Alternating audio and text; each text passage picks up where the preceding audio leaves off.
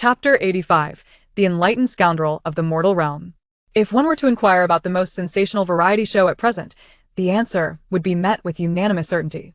It is none other than the daily lives of actors. It is said that a variety show devoid of scandal is not worthy of the title. Thus, this program, which unravels a new scandal with each episode, has utterly captivated the audience. Countless spectators are even more invested in whether this program will return than the fans themselves, prompting daily appeals beneath the official social media posts. Finally, 5 days after the incident involving the Xing family, the previously silent production team issued a statement announcing that they would resume live broadcasts at 8 o'clock in the morning on the second day. Although formal recording commences on the second, Qu Tiaotiao and her companions arrived at the recording site on the first, as morning preparations require ample time for makeup and styling. Thus, arriving a day early is the most comfortable arrangement. Qu Tiaotiao encountered Jian Mengtao once more. In comparison to their previous meeting, Jian appeared significantly more gaunt, yet the lifeless depths of her eyes now ignited with unwavering resolve. It was akin to decayed wood being rejuvenated. When Wenxi gently took her hand and murmured, "I truly did not expect that all the negative rumors about Jian Mengtao were mere fabrications. The true instigator remains Xing Yuan." Qu Tiaotiao replied, "One should not believe in all rumors." When Wenxi nodded, then, as if struck by a thought, turned to Qing Yiheng and asked, "Now that you are aware of the truth, do you feel any shame regarding your previous remarks? You had disdainfully claimed that she obtained this opportunity through her bed." Qing Yiheng's expression shifted slightly, tinged with a blush of embarrassment. "I acknowledge my error. You need not constantly berate me." When Wenxi remarked, "I am merely reminding you that some things ought to be said, while others ought not." Upon seeing Qing Yiheng too embarrassed to meet their gaze, when Wenxi relented, he then turned to Qu Tiaotiao and added, "However, with the departure of the Xing brothers, I wonder how the production team will salvage the situation." Although the Xing brothers were merely guest stars, they had participated for several days and even contributed to the script. The production team would need to exert considerable effort to remedy this. Nevertheless, we are not the directors, so let us not concern ourselves with their burdens. After parting ways with Wenxi, Qu Tiaotiao placed her luggage in her room and opened a window for ventilation. However, while doing so, she noticed Lu Qingxing and Qi making their way to the back garden. "Huh. What are those two up to?" She detected the scent of a scandal. Qu Tiaotiao immediately set off to follow them and uncover the truth. She hurried down the stairs and stumbled upon Director Wu, who was adjusting equipment. Qu Tiaotiao greeted him and intended to continue on her way. "Having delayed for so long, I wonder if they have gone far. No, I must witness the unfolding drama firsthand. I must catch up with them." Wu Yongqiao had initially planned to return to his tasks after their exchange, but he was taken aback by her words. How could he allow Qu Tiaotiao to leave? How could one enjoy a scandal alone? He quickly devised an excuse. "Wait. Qu Tiaotiao, it is already quite late outside. Where do you think you are going?" "Oh, I was just planning to take a stroll nearby." Qu Tiaotiao had not anticipated his sudden call and could only offer a vague excuse. Wu Yongqiao firmly blocked her path. "No, it is too dark outside now. It would not be safe for you to go out. I assure you, I trust in our country's public safety." What is this Director Wu thinking? Why is he preventing me from leaving? If I don't hurry, I truly won't know where those two have gone. Wu Yongqiao seized upon an idea. "Actually, it is not solely about the dangers outside. Our production team has matters to discuss with you." Qu Tiaotiao realized she was truly unable to leave. What matters? Oh dear, it seems I cannot indulge in the live spectacle after all. Why did they not seek me out sooner or later, but rather at this moment? Wu Yongqiao merely sought an excuse. There was no pressing matter to discuss with Qu Tiaotiao. He could only ask her to sit down and then resorted to a delaying tactic. "This matter is under the purview of the assistant director. Please wait here while I summon him." Qu Tiaotiao could only sit down helplessly. "Although I cannot witness the live drama, I must still obtain the freshest scoop." With this thought in mind, Qu Tiaotiao did not mind waiting, eagerly opening her web browser. "Here it comes. I knew those two would head to the back garden for a reason." "Wait, what? Oh my goodness. Qi has embraced Lu Qingxing. Ah. He is leaning down to kiss him. Wow. Lu Qingxing has suddenly pushed him away and declared a breakup." "Wait, a breakup? What?" Lu Qingxing, "My darling son is actually quarreling with Qi over a breakup?" Qu Tiaotiao was utterly astonished upon reading this line. It is well known that Lu Qingxing is deeply enamored with Qi. In fact, the very reason he agreed to participate in this program was because of Qi. Yet now they are embroiled in a breakup. Meanwhile, Wu Yongchao was experiencing this scandal for the first time. His mind was reeling. What on earth? An unwanted kiss? A breakup? Lu Qingxing and Qu Qi are a couple. How many hidden secrets does this small production team harbor?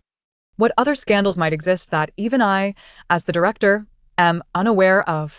Other staff members quietly gathered closer to Qu Tiaotiao, as if doing so would allow them to better hear her thoughts.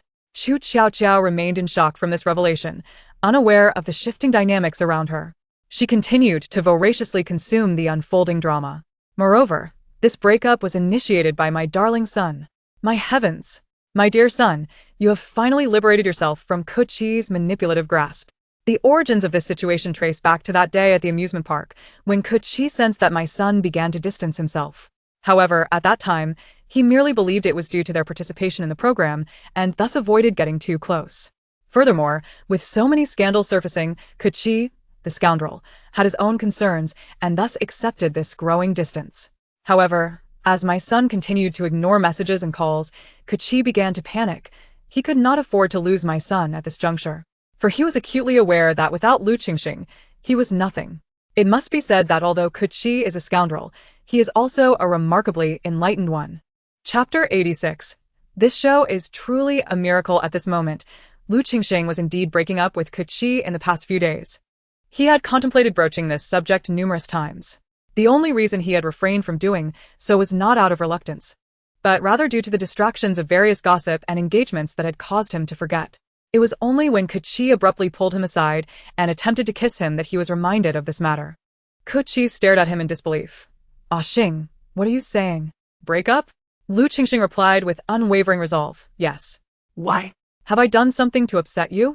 Qu Qi naturally did not wish to part ways. He had yet to obtain what he desired from Lu Qingxing. "I know I may have seemed distant lately, but that was not my intention. We are currently recording a show, and I was afraid of getting too close to you, as it might involve you later on. Are you angry because of this?" Lu Qingxing turned his head away, refusing to meet his gaze. "It's not because of that." "Then what is it? You suddenly mentioned breaking up without giving me a reason?" Lu Qingxing pressed his lips together. "You can find a better one. If there's nothing else, I'll take my leave." With that, he turned to walk away. But Qu Qi quickly grabbed him. "Wait. Ah Xing, I truly don't know what I did wrong. Just tell me and I'll change.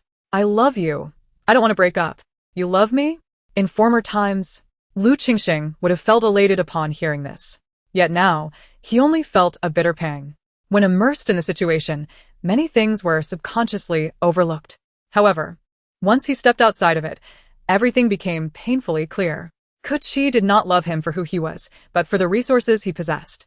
Even his closeness was laden with ulterior motives. "Qu Qi, I just want to live peacefully with you. I don't wish to say things too plainly." Lu Qingxing broke free from his grasp. "Whether you love me or not, your heart knows best." Qu Qi sensed something amiss. "Ah Xing, what do you mean?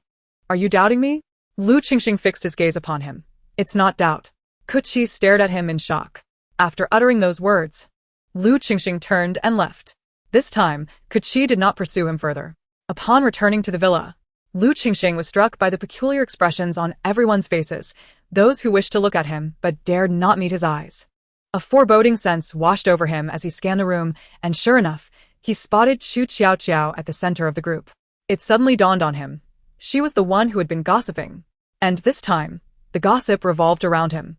In other words, the entire production team had learned that he was gay and had previously been in a relationship with Qu Qi. Qu Tiaotiao also sensed that the atmosphere was off. She blinked silently. Why does it feel so strange and awkward? It's as if everyone knows about Lu Luer and the scoundrel Qu Qi at some point. Ying Chun had sat down across from Qu Tiaotiao and silently added to her thoughts. Perhaps it's not just a feeling. Qu Tiaotiao shook her head and looked at Wu Yongchao. "Director Wu, it has been quite some time. What is it that you need to discuss with me?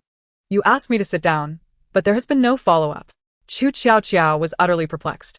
Wu Yongchao felt Lu Qingxing's gaze piercing into him, causing him to stiffly swallow. I asked the staff to find the assistant director. Why hasn't he come yet? Tell someone to get him here. How about this? You can go back for now, and I'll have the assistant director reach out to you later." Qu Tiaotiao felt even more confused. However, upon reflection, it seemed there was nothing particularly wrong with that plan. She could only nod. "Then I shall take my leave." Once she ascended the stairs, Lu Qingxing looked at Wu Yongqiao, saying, "It appears Director Wu is also fond of gossip." Wu Yongqiao could only awkwardly laugh, internally lamenting. How can he be blamed for this? It's Qu Tiaotiao's voice that everyone hears. Countless netizens. Upon learning that the program would resume live broadcasting at 10 o'clock the next morning, eagerly rose early to wait. Consequently, as the program's live stream room opened, it was immediately flooded with 40 million viewers. This staggering number filled Wu Yongqiao with a mix of love and hate.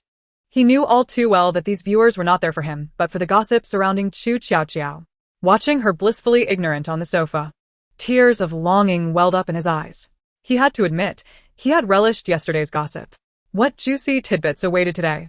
He was eager to find out. The assistant director nudged him, snapping him back to reality. "Director Wu, you should explain the situation to the audience."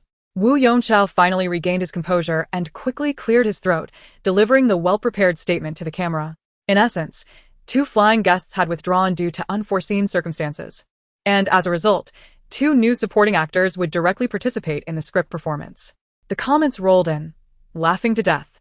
Are you sure it was merely an unforeseen circumstance? They've already been incarcerated. How could there still be flying guests? We understand. Honestly, I feel like the show is undergoing a trial. How many scandals has it had since airing? The fact that this show can continue broadcasting feels like another miracle. Haha. Indeed, considering how many bombs have gone off. The mentors have changed twice already. After outlining the situation, Wu Yongqiao invited everyone to welcome the new mentors. Finally, let us warmly welcome our new mentor, Jiang Yanlu. It must be said, the production team had executed their confidentiality measures exceptionally well. It was only when Jiang Yanlu appeared that everyone realized who the new mentor was. The comments exploded in shock.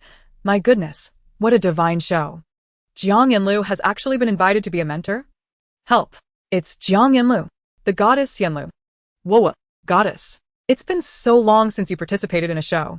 Exactly. Ever since Goddess left, she hasn't been active at all. Ugh. I almost thought I'd never see her on screen again. I never expected she would finally take on a gig again. Chapter 87. Please, princess, no more gossip. Jiang Yanlu was now in her 30s, her raven hair and striking red lips exuding an alluring charm. She smiled as she introduced herself. Hello everyone, I am Jiang Yanlu. And I look forward to your guidance. Most of the audience displayed expressions of delight upon seeing Jiang Yanlu, erupting into enthusiastic applause. Qu Tiaotiao could tell from their reactions that Jiang Yanlu was quite popular. She found herself observing her for a bit longer. Little did she know. While she was scrutinizing Jiang Yanlu, Wu Yongqiao's heart raced, nearly prompting him to exclaim, Princess, please spare us. Do not indulge in gossip. Although the higher-ups welcomed the free publicity and trending topics, they did not desire excessive commotion. They genuinely wished to avoid further mishaps. Thus, in selecting a mentor, they racked their brains and finally settled on Jiang Yanlu, an actress who had risen to fame in her youth, astonishing the entire entertainment industry, and had never been embroiled in any scandals. Her impeccable reputation within the entertainment industry is widely acknowledged. The higher-ups are firmly convinced that she would not stir up any scandal that might disrupt the recording of the program. Had it not been for her marriage and her departure with her sister, she would not have remained in seclusion for such an extended period. This time, the leadership has offered numerous enticing conditions to coax her back into the limelight. To prevent any unforeseen disturbances from Qu Tiaotiao, Wu Yongqiao hastily announced the official commencement of the program. The live broadcast today will focus on the 4th performance of the 4 groups and the final round of eliminations. Qu Tiaotiao took a moment to observe the 2 guest performers selected by the production team, who were undeniably transparent in their presence. After their performance, they departed almost immediately, with scarcely any camera time dedicated to them, as if the words filler were emblazoned across their faces. In contrast to the previous elimination, where viewers cast their votes, the production team has introduced a novel twist this time. They will randomly select 500 viewers from the live chat to grant them scoring privileges. The average of these 500 votes will then be combined with the mentor scores, with the lowest average resulting in immediate elimination. This arrangement grants both the audience and the mentors a say in the elimination process. Given the lengthy scoring procedure, Qu Tiaotiao took the opportunity to slip away to the restroom. Upon her return, the mentors had only just concluded their scoring. Qu Tiaotiao noticed the apprehension radiating from Wenwuxi. Wenwuxi, there's no need to be nervous. With your capabilities, you're certain to pass through this round smoothly. It's not that I'm nervous, Wenwuxi replied. Then what is it that troubles you? when Wuxi ensured their microphones were off before confessing. But that Zhang Yanluo we're talking about. How can you not feel nervous in her presence? Why should I be intimidated by her? She is a legend in the entertainment world. You do realize that, right? Aside from teacher Ying Chen, she is the most legendary female star. When Wuxi excitedly began to enlighten Qu Tiaotiao on the extraordinary prowess of Zhang Yanluo and how fortunate they were to have her as a mentor, Qu Tiaotiao stroked her chin, pondering, is Zhang Yanluo truly that remarkable? How intriguing. Wu Yongqiao, initially relaxed as he watched the staff compile the scores, immediately straightened up upon hearing Qu Tiaotiao's comment. Quickly, distract Qu Tiaotiao with something else. We cannot afford for her to dwell on Zhang Yanluo. Despite assurances from above that Zhang Yanluo posed no issues, he remained apprehensive. As the entire production team had already joined Qu Tiaotiao's fan group, Wu Yongqiao did not hold back. A staff member promptly approached Qu Tiaotiao. Teacher Chu, Teacher Wen, we need to prepare to continue recording. Please turn your microphones back on. The two ceased their whispered conversation, reactivating their microphones and straightening their posture. With Qu Tiaotiao no longer preoccupied with thoughts of Zhang Yanluo, Wu Yongqiao felt a measure of relief. At this moment, all the scores had indeed been tallied. Acting as the host, Director Wu held 4 sealed envelopes in his hands. The list of elimination candidates from the 4 groups is now in my possession. Each of the 4 mentors may come forward to draw one. Note that the envelopes bear no indication of which group they belong to, meaning you may very well be drawing from your own group or another. The audience's comments flooded in. The director is quite the strategist. What a clever method to keep us on our toes. The suspense is thrilling. No one knows who will be drawn. Now, the 4 mentors may freely discuss who will be the first to draw. Lu Qingxing was the first to speak up. Ladies first, let Zhang Yanluo go first. Zhang Yanluo shook her head. That's too cruel. I don't want to be the one to announce the first elimination. Ying Chen interjected, if you all don't mind, I can go first. The 3 others nodded in agreement. Ying Chen stepped up to randomly select an envelope. The envelopes bore no markings, making it impossible to discern which group's elimination list was inside. Upon tearing open the envelope, he extracted the card within. When Wuxi grasped Qu Tiaotiao's hand, whispering, Qiaoqiao, which group do you think this elimination list belongs to? Qu Tiaotiao instinctively glanced, and upon seeing the answer, she was taken aback. What? The eliminated contestant is actually Qi? How could it be him? Qu Tiaotiao's astonishment was warranted. While Qi's skills were indeed lacking, he had garnered a significant following due to the earlier hype surrounding his pairing with Lu Qingxing, which should have secured him a position in the top 2. Yet, he faced elimination. However, Qu Tiaotiao soon recalled the events of the previous day. Lu's son has already broken up with that scoundrel Qu, and she has recognized his manipulative behavior. Given Qu's acting skills, his elimination is indeed plausible. After all, his continued presence was largely due to Lu's support. Qiaoqiao? When Wuxi's voice broke her reverie. I believe, Qu Tiaotiao had just begun to speak when Ying Chen interjected, I have drawn the elimination list for Lu Qingxing's group. Qu Tiaotiao thought to herself, well, it seems I needn't speculate any further. Ying Chen, foregoing any suspense, directly announced the name on the list. The eliminated contestant is Qi. The audience erupted in comments. Oh my goodness. You can't imagine how thrilled I was to hear that name. Yes. That scoundrel is finally gone. What a relief. Isn't it wonderful that they've already split?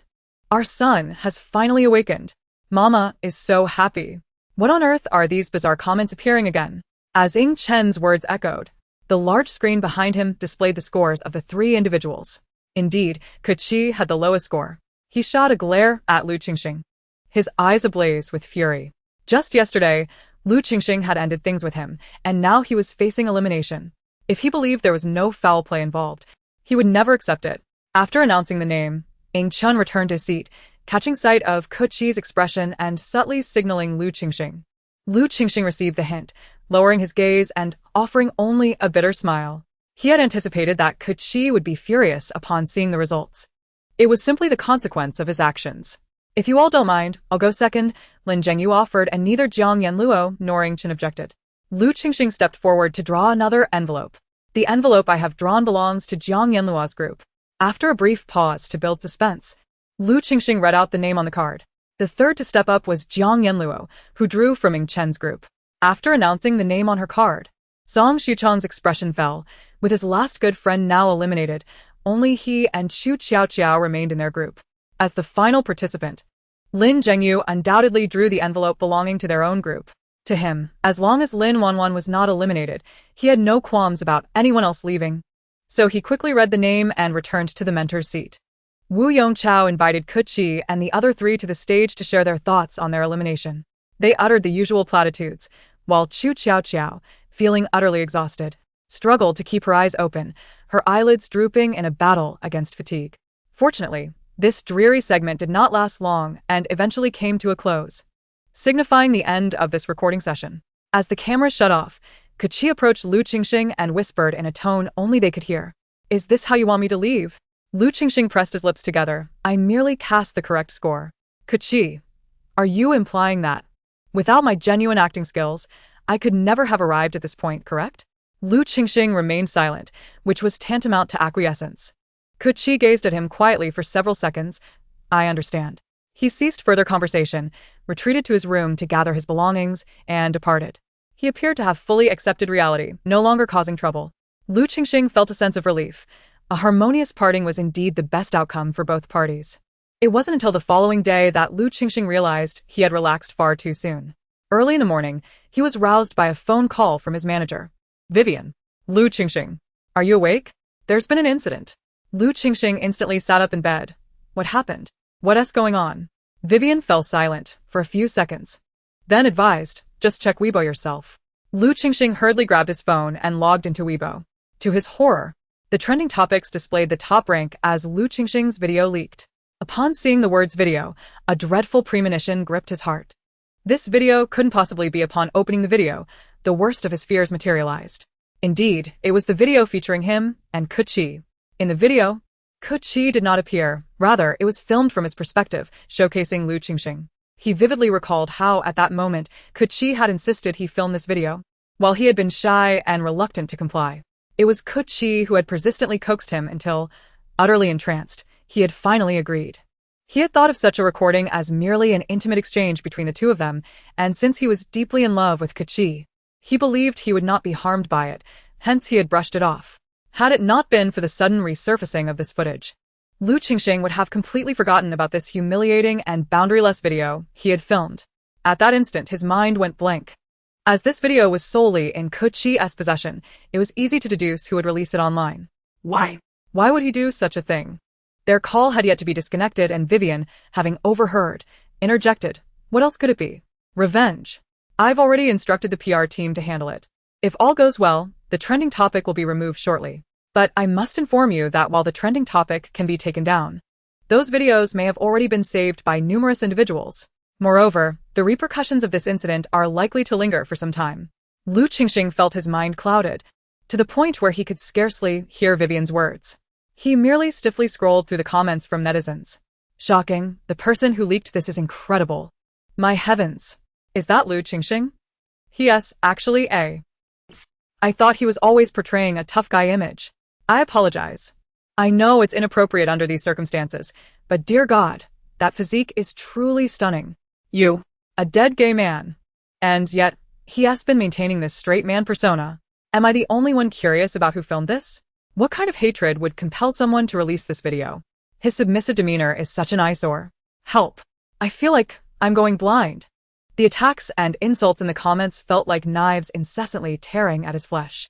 In a daze, Lu Qingxing was transported back to the year he had been kidnapped, the grotesque man, moving and hurling insults at him. Qingxing? Lu Qingxing? Lu Qingxing. Are you alright? Why aren't you speaking? Vivian's anxious voice pulled him from that painful memory. Lu Qingxing hoarsely replied, I'm fine. Vivian urged. Don't look at it anymore. The PR team just informed me that the trending topic has been removed. The related terms and videos are no longer searchable. Lu Qingxing refreshed Weibo once more. Indeed, as Vivian had said, those videos and terms had vanished. Vivian reassured him, don't concern yourself with this incident. Maintain a positive mindset and refrain from posting any responses online. We'll resolve this. That wretched Qu Qi. Even in leaving, he had to pull the stunt. Just wait until I get my hands on him. Upon hearing that name, Lu Qingxing suddenly realized that something had been amiss from the very beginning. Vivian, how did you know it was Qu Qi? I don't recall ever mentioning it to you. He abruptly paused, contemplating a possibility. Is it Qiaoqiao? Vivian then realized she had let slip too much. However, considering the increasingly vast audience eager for gossip, she quickly regained her composure. Otherwise, why do you think you suddenly heard Qiaoqiao's heartfelt thoughts? Lu Qingxing? It seemed he had stumbled upon something of great significance. Chapter 89. The 100,000 video Qiaoqiao 2. Learned about the trending topic while having breakfast, thanks to Wenwenxi's mention. Qiaoqiao sometimes truly admired how Wenwenxi was always ahead of the curve. However, more pressing than that was the concern of whether the trending topic was still active. It's no longer there. I just refreshed, and the related videos and terms have all been blocked. Wenwenxi marveled at how swiftly Lu Qingxing's PR team acted, whispering, I feel like this production team might be cursed. Since its inception, there's been a scandal every episode, and each one is more explosive than the last. Qiaoqiao replied, this has nothing to do with me, you know. I'm completely in the dark. Nevertheless, she had no doubt that this incident was orchestrated by that despicable Qu Qi. He hadn't yet exhausted all the benefits he could gain from Lu Qingxing. How could he possibly be satisfied?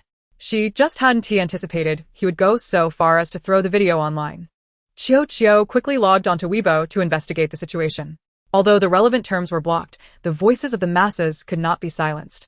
Qiaoqiao was still able to find netizens' comments. Unsurprisingly, negative remarks dominated. Furthermore, she discovered what the video was about, exactly the one she had been unable to purchase for 100,000, which had left her unable to view the subsequent footage. Suddenly, everything made sense. At that moment, Qiaoqiao realized that her so-called golden finger, no matter how miraculous, could not independently record and save videos. It turned out that the video had been filmed by one of the parties involved, which subsequently made its way into the data archives. Who would have imagined that this originally 100,000 video would be seen in this manner? Just then, Qiaoqiao noticed that Lu Qingxing's manager had reached out to her. She opened the private message. The sender identified herself as Lu Qingxing's manager and inquired whether Qiaoqiao possessed any damaging information about Qu Qi that could be leaked. Information that would ensure Qu Qi's downfall. If so, she hoped to purchase it from Qiaoqiao. In a haze, Qiaoqiao felt as if she had inadvertently become an information broker. Everyone seemed eager to buy news from her. However, Lu Qingxing's manager was indeed quite impressive.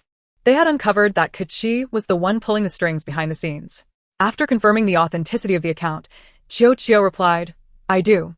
The other party appeared to be waiting intently in front of her computer screen. Upon receiving her response, they quickly sent another message. Name your price. I'll buy it. Vivian was certainly a straightforward person. However, Qiaoqiao had no intention of accepting payment. After all, he was her dear son. How could a mother accept money from her child? No need. I can't stand that scoundrel either. I'll help you for free. After some contemplation, Qu Tiaotiao sent another message. Once she finished replying to this private message, she exited the chat. Rolling up her sleeves, she appeared determined to embark on a significant endeavor. Skipping breakfast entirely. With a book propped in front of her as a facade, she immediately immersed herself in the pursuit of information. That wretched scoundrel. Wasn't it enough for him to drain Lu's resources in the beginning? Even after the breakup, he still seeks to drag him down. Absolutely intolerable. Coincidentally passing by, Wu Yongqiao paused, finding a comfortable corner to sit down, and obediently perked up his ears. Qu Tiaotiao's initial focus was on uncovering Qu Qi's dark secrets. Previously, she had been so shocked by his attempt to targeting Qian that she had refrained from delving deeper. However, Qu Tiaotiao was now resolute in her mission to unearth every incriminating detail about Qu Qi. I truly found it. Qu Tiaotiao sneered at the information before her. There's no need to investigate further. This single piece of evidence, once released, will ensure that Qu Qi can never again be a public figure. Wu Yongqiao's curiosity was piqued. Which piece could it be? Why not continue elaborating? However, now is not the right time to expose this information. I must first shift the public perception of this incident. Qu Tiaotiao first examined how Lu Qingxing's public relations team intended to respond to this crisis. After confirming their approach, she quickly devised a supplementary strategy. Qu Tiaotiao posted a Weibo update.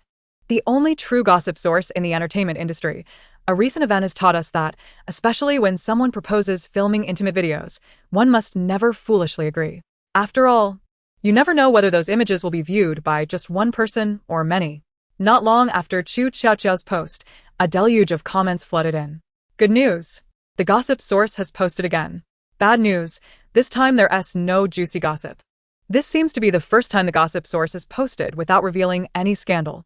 Did the gossip source notice that the trending topic vanished in an instant? And from the tone of the gossip source, it seems they might know the inside story. It sounds like the gossip source is implying that the two are in a romantic relationship. So this further confirms that LCX is indeed involved. From the gossip source's remarks, it appears they are defending Lu, suggesting there might be more to this story than we know. Hurry over to the next post. Lu Qingxing Studio has released a statement. Seeing this comment, Qu Tiaotiao promptly switched over to Lu Qingxing Studio account. Lu Qingxing Studio. We appreciate everyone's continued concern and attention towards Lu Qingxing. I would like to clarify the situation regarding the recent incident. The studio released a lengthy statement with images. The crux of the information was that Lu Qingxing was in a relationship with the other party at the time of filming the video, and that he had been deceived into participating. It was not a voluntary act on his part. Finally, the studio retweeted Qu Tiaotiao's earlier Weibo post. Lu Qingxing Studio. Don't let love blind your eyes. Everyone should remain vigilant. The only true gossip source in the entertainment industry, a recent event has taught us that in future romantic endeavors, one must exercise caution. With Qu Tiaotiao's post coupled with Lu Qingxing's adept public relations team, they managed to resurrect a previous Weibo post and elaborated on how Lu Qingxing could emerge from this shadow. It was already a daunting task, but they had not anticipated encountering such a situation. In a short span, public opinion on the internet shifted once more, this time overwhelmingly in favor of Lu Qingxing. Chapter 90. Reluctant to leave the show, little did anyone know which insider leaked Qu Qi's secrets. The revelation sparked another wave of heated discussions online. So, it was Qu Qi who released the video? Why would he do such a thing? Could it be out of spite for being eliminated? The person above has uncovered the truth. Moreover, I have insider information. During their relationship, Qu Qi was continuously manipulating Lu, and it was only when Lu realized he was being manipulated that he proposed the breakup. Where did you get this insider information? Is it credible? Let me tell you, there's even more. Qu Qi was using Lu from the very beginning, attempting to climb the social ladder on his coattails. This video makes it abundantly clear. His face is never shown, only Lu Qingxing's is captured. Goodness, if what you say is true, that person is truly despicable. Lu is genuinely blinded by love. This video does not necessarily indicate a flaw in his character. Qu Qi had been closely monitoring the developments online. As he observed the unanimous condemnation directed at Lu Qingxing, a wave of satisfaction surged within him. He had seen comments speculating why he had released the video, noting that it seemed to benefit him in no way. Qu Qi was fully aware of this. While it appeared he had nothing to gain, he reveled in the idea of bringing someone down. If he could not rise, neither would Lu Qingxing. However, to his astonishment, public opinion dramatically reversed within just 2 days. This was unacceptable. Naturally, he felt resentful. Just then, he refreshed his feed to find a new post from the only true gossip source in the entertainment industry. The only true gossip source in the entertainment industry. What kind of good person would demean our nation's martyrs, hypocritically profess empathy for women, and yet worship at public restrooms? It's truly shocking what I've uncovered about Qu Qi. The current state of our entertainment stars is alarming. P.S. Accounts can change, but IDs cannot. Images attached. Upon reading this post, Qu Qi gasped and felt a chill sweep over him.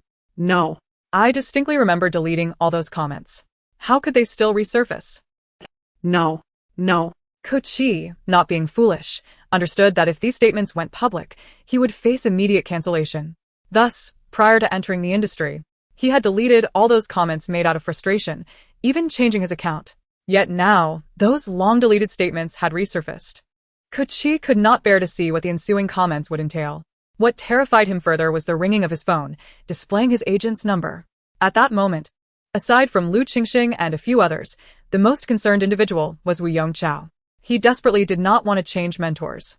He feared that if it came to that, no one would be willing to step in. Due to this incident, his planned group recording had been postponed, worried that any misstep could lead to an unforeseen disaster. As the situation gradually unraveled, Wu Yongqiao felt a mixture of happiness and silence. The good news was that Lu Qingxing was in the clear, and he no longer needed to consider changing mentors. The bad news was that Qu Qi had been exposed for his disgraceful behavior. This could lead to a complete ban, with all related videos being removed from the internet. All the footage he had recorded earlier would be rendered useless.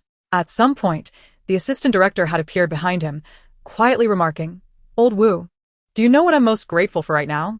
What? That we chose to broadcast live before editing. The assistant director patted his shoulder. Just imagine how much we would have lost otherwise. Wu Yongqiao, I dare not even contemplate it. Qi was truly finished. The extent of his downfall rivaled that of a rocket. There was no need to wait until the following day. Qu Tiaotiao could no longer find any trace of his existence online. Be it his name, photographs, videos, the dramas he had acted in, or the variety shows he had recorded, everything had vanished. Qu Tiaotiao could only think of 2 words to send to Qi: "You deserved it." Had he not acted in such a manner first, he would not now be facing a complete online ban. After this upheaval, Director Wu finally prepared, with great caution, to commence the live recording of the group variety show. However, what Qu Tiaotiao failed to comprehend was that the day before the recording, Director Wu had deliberately sought her out. Qu Tiaotiao was taken aback. "Director Wu, do you need something from me?" Wu Yongqiao nodded. Yes. "I have something very important I wish to discuss with you." Curious, Qu Tiaotiao inquired, "What is it?" Wu Yongqiao hesitated, ultimately broaching the subject in a rather indirect manner. "Qiaoqiao, you should keep a low profile these days." In reality, the entanglements in the entertainment industry were quite common, and there was nothing particularly shocking about them. Thus, there was no need for her to run off every day to indulge in gossip, despite his own eagerness to hear it. Upon hearing these words, Qu Tiaotiao felt even more confused. What is Director Wu trying to imply? Why can't I comprehend it? Could it be that the recent scandals involving the production team have caused him to become apprehensive? Is he cautioning me to behave, to avoid causing any trouble that might jeopardize the show? The more she pondered, the more convinced she became of her assumptions. Therefore, Qu Tiaotiao nodded. "Director, you needn't worry. I am very well behaved." Wu Yongqiao replied, "That's not the kind of behavior I meant." Taking a deep breath, he decided to approach from another angle. "Hey, Qiaoqiao, do you enjoy playing video games? You could spend some time playing games to unwind. Don't be so tense all the time, haha. Playing games would leave you with no energy for gossip." Qiaoqiao blinked in surprise. My goodness. Director Wu is so considerate. With so many matters piling up, he still took the time to remind me to relax. Excitedly, she responded, "Director, I'm actually quite relaxed. I'm not nervous at all. I truly feel guilty that you're so busy, yet still take the time to concern yourself with me. How could I possibly be nervous? With so much gossip to indulge in, I find it increasingly hard to part with this show, and I hope it doesn't come to an end." Nevertheless, I would never share these thoughts with Director Wu. Wu Yongqiao chuckled, "I genuinely appreciate your sentiments. In this recording session, there was no imperative to win or to determine the order of script selection. However, for the sake of fun and competition, the production team established a ranking system based on wins and losses, which would dictate the specifications of their dinner. To illustrate the stark contrast in dinner specifications, they posted images of the meals on a small blackboard. "This is the dinner set for you this time. The kind of package you receive depends on your performance." Qu Tiaotiao glanced at the blackboard, astonished by the disparity. The first place was an extravagant feast of 7 meat dishes, 1 vegetable, and a soup, while the last place was merely 3 bowls of plain noodles. "Let me see," Song Shuchong exclaimed, his pupils dilating. Second place is not too shabby either, with 3 meat dishes, 1 vegetable, and a soup. But third place only has 1 meat and 1 vegetable. The other teams chimed in, "This is outrageous. The difference is staggering. I must have meat. I cannot do without meat for dinner." Qu Tiaotiao's resolve suddenly solidified.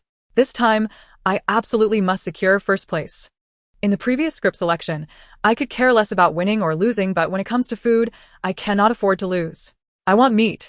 Awakening the spirit of a determined foodie, she energetically asked, "Director, what will we be competing in for the first round?" Wu Yongqiao produced a rope, declaring, "This will be your first challenge. However, before I announce the specifics of what this rope entails, your 4 teams must first discuss amongst yourselves which 2 will step forward to accept this challenge." Qiaoqiao frowned, puzzled. "A rope? How does one even play with that?" Song Shuchong proposed. "Could it be a game like 3-legged race?" Qu Tiaotiao blinked. "If that is the case, how about you, Teacher Ing and Brother Song pair up? You both have similar builds, and it would work perfectly for a 3-legged race." "I don't think it's a 3-legged race," Ing Chun interjected. "The rope represents flexibility. It could also pertain to a game of agility." "Flexibility?" Song Shuchong scratched his head. "If it involves agility, I'm definitely out. I'm rather clumsy." "So, "Why don't you and Teacher Ing give it a try, Qiaoqiao?" Huh. Qiaoqiao was baffled as to how this boomerang of logic had returned to her. Yet, I don't think the rope solely represents agility. It could also symbolize strength. What if it's about breaking free? If that is the case, I'm doomed. Chen countered, breaking free also requires flexibility and skill. After all, the greater the force applied, the tighter the knot becomes. Qiaoqiao felt lost. Is that so? Is this the case? It feels like something is amiss, yet it seems valid. The comment section erupted. Ha! Qiaoqiao is utterly bewildered.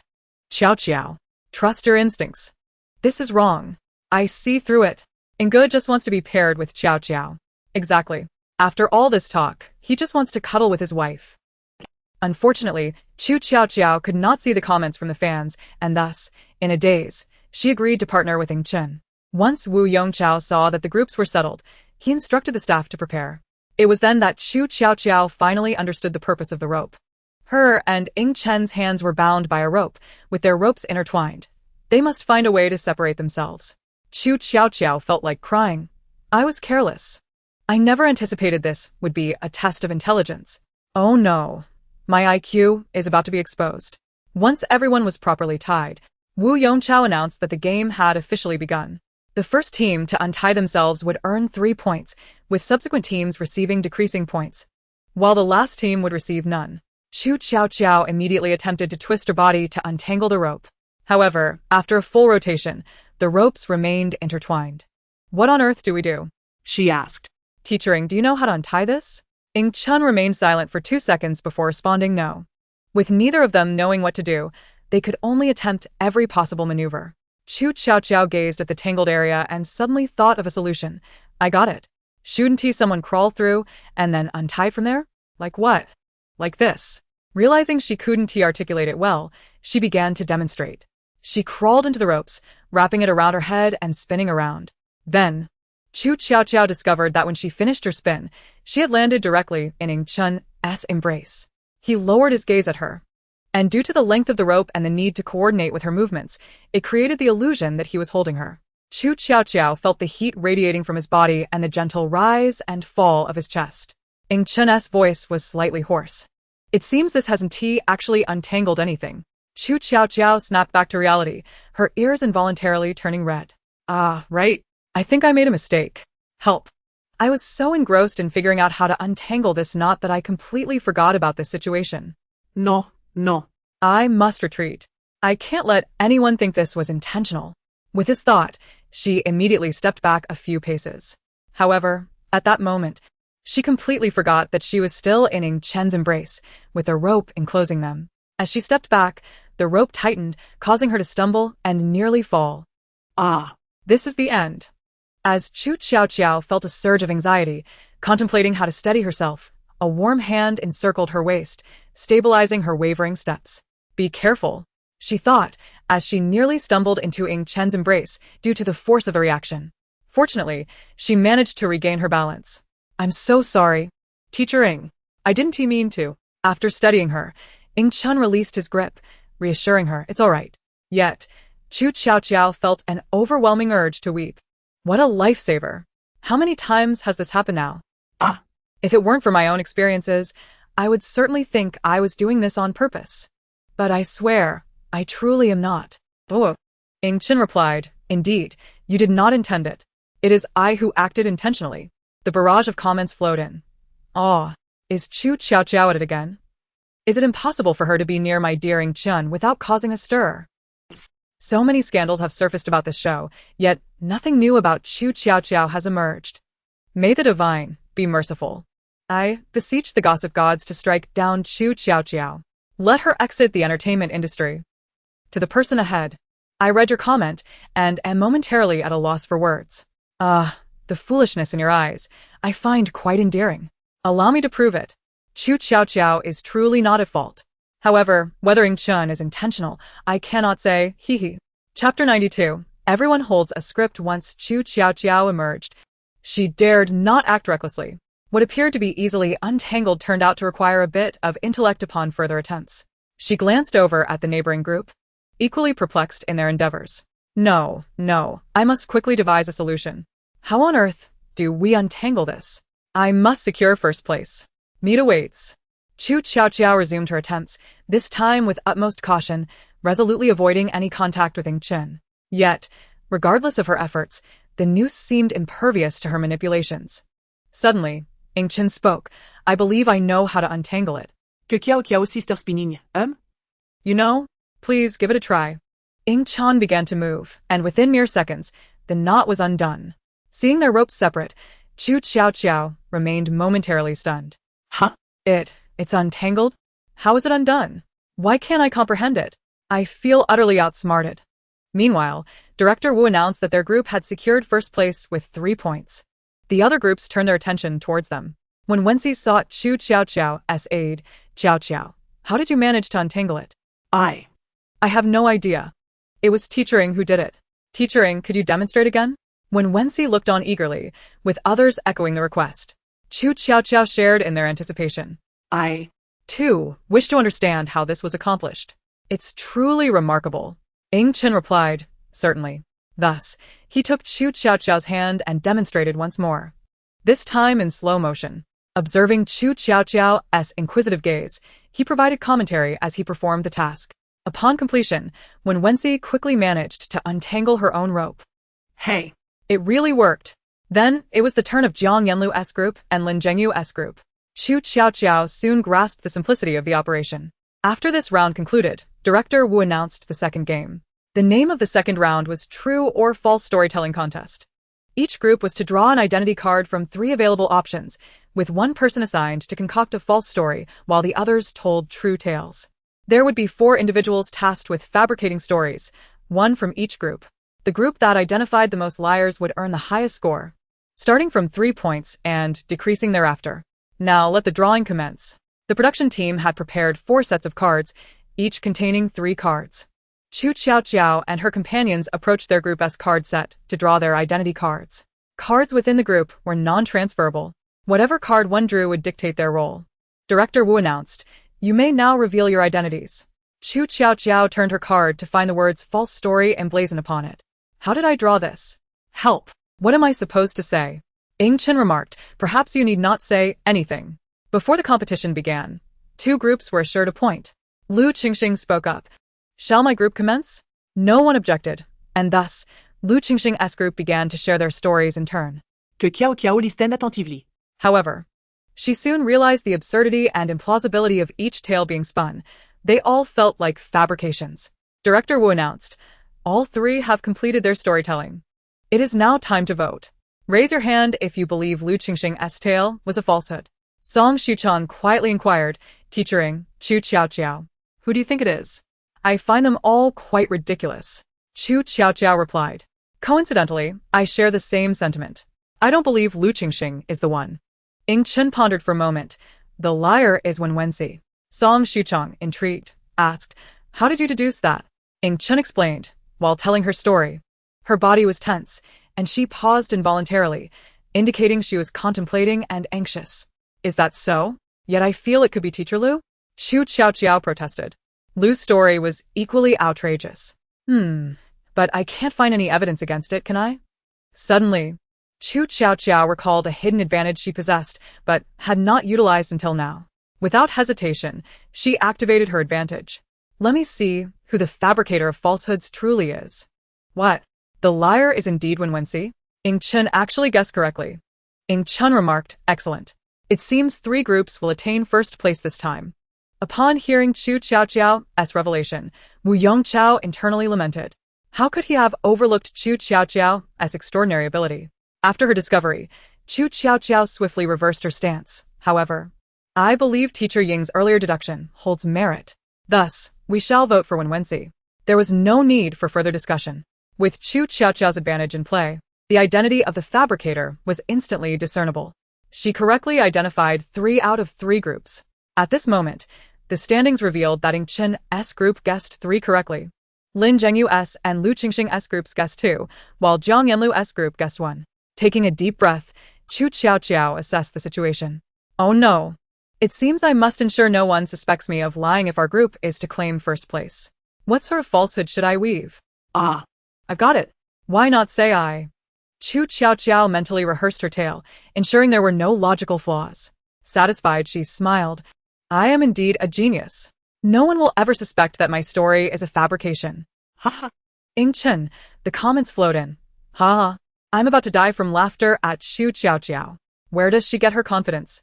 Indeed, Qu Tiaotiao's logic is remarkably coherent. If it weren't for the possibility, no one might notice. This segment feels like it's targeting the goddess Jiang Yanlu, doesn't it? Ha ha ha. Right. This is hilarious. Ha ha ha. Only Jiang's group has no one from our camp. Here it comes. Qu Tiaotiao is about to tell her story.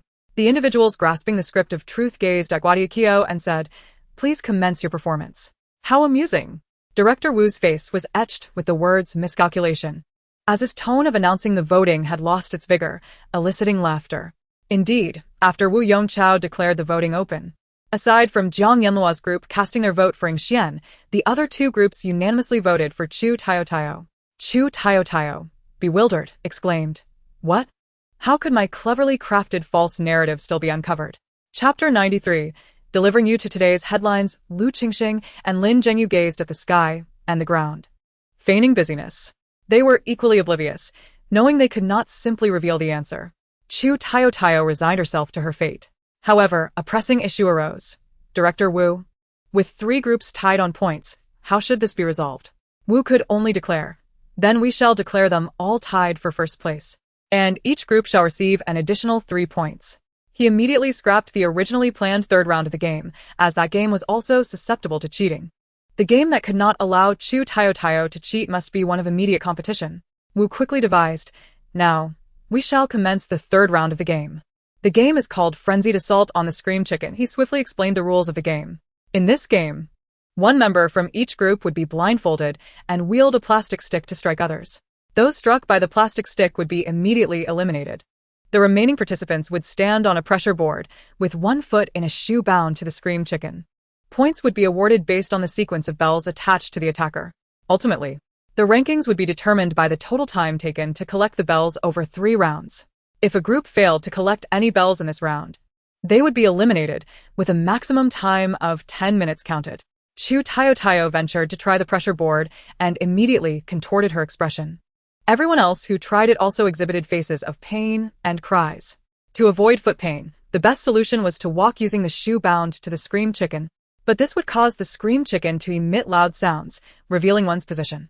Wu Yongchao allowed Lin Zhengyu's group to go first. They unanimously decided that Lin Zhengyu would be the attacker. Once blindfolded and positioned in the center, Qu Tiaotiao and others donned half of the shoes and stood on the pressure board. The game commenced. Qu Tiaotiao prend les down. She decided to leave the bell collection to her teammates. Simply surviving and not being eliminated was already quite an achievement.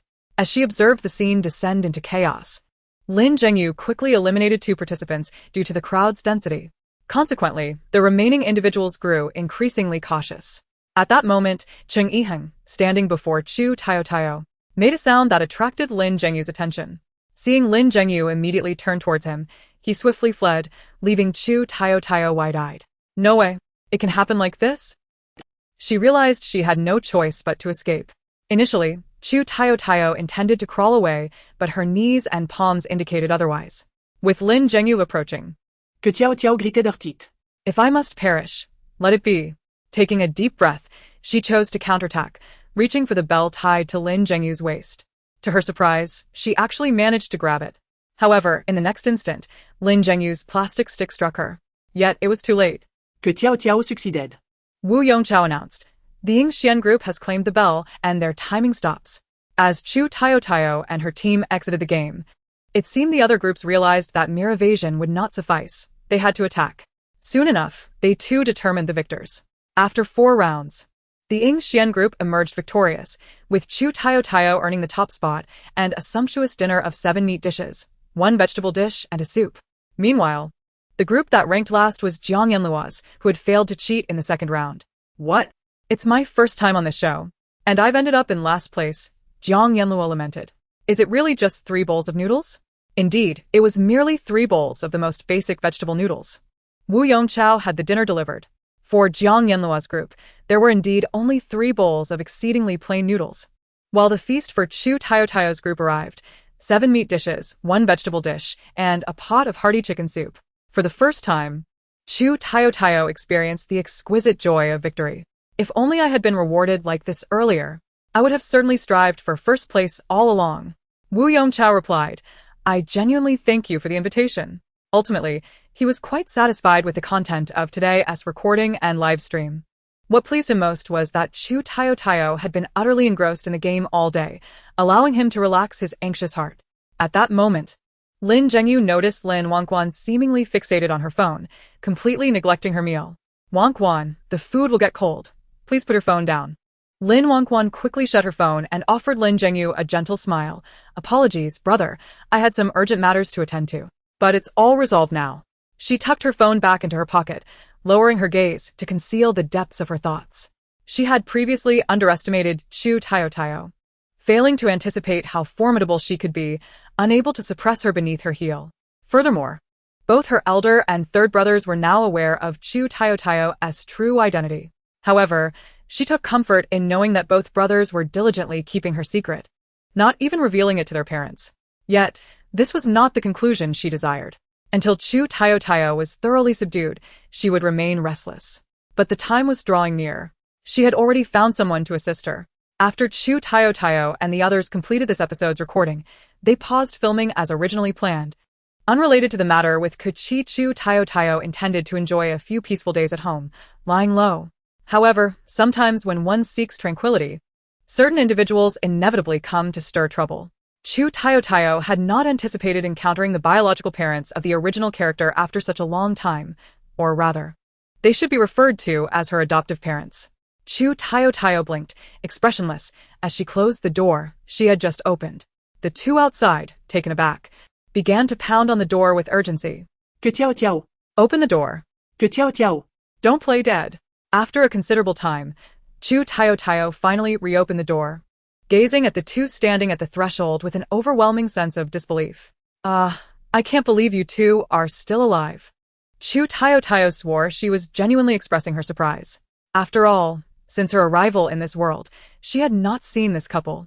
In her mind, they seemed no different than deceased. To her astonishment, they had appeared at this moment. Qu Yang, in a fit of rage, reached out to slap Qu Tiaotiao. You ungrateful daughter. How dare you curse us to death?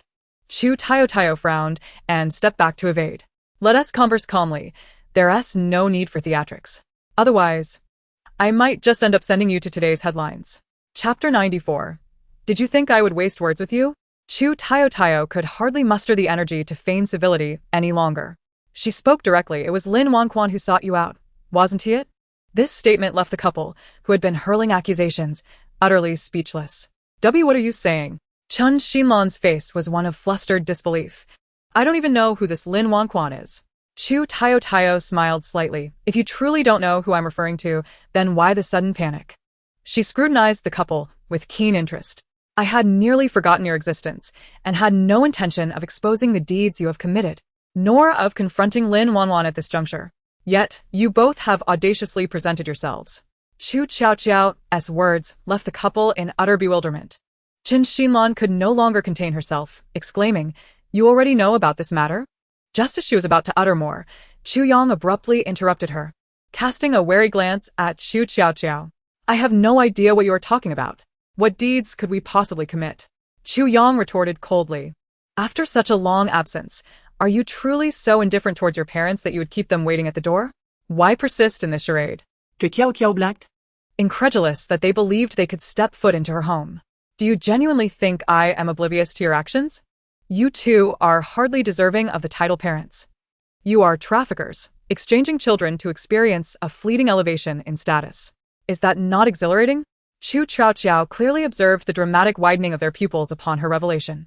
Chen Xinlan's face was a canvas of disbelief, her voice trembling. You truly know. Qu Tiaotiao raised an eyebrow, leisurely continuing, I am aware of precisely why you are here. Do you believe it? Before they could respond, she continued, After you sold me to pay off your gambling debts, you feared retribution from the casino, prompting you to seek out Lin Wanjun, correct? After confiding everything to her and conducting a DNA test, you convinced her that you are her biological parents. Subsequently, you received a sum of money from her and, following her instructions, fled abroad to evade your debts. It is precisely because you have been overseas that you remain ignorant of the happenings back home, such as my rescue. which serendipitously led me into the entertainment industry. As Qu Tiaotiao unfolded her narrative, the couple's expressions morphed dramatically, as though they had encountered a specter. How could she possibly know these things? It was inconceivable.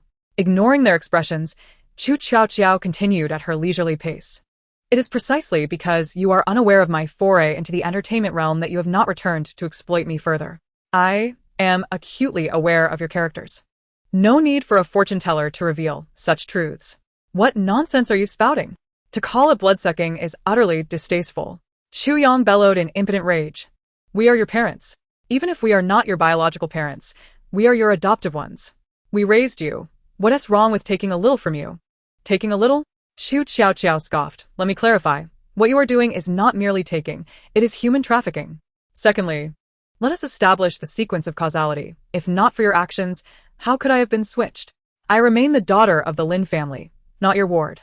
Thirdly, the debts you incurred are yours alone. Why do you not face your responsibilities yourselves?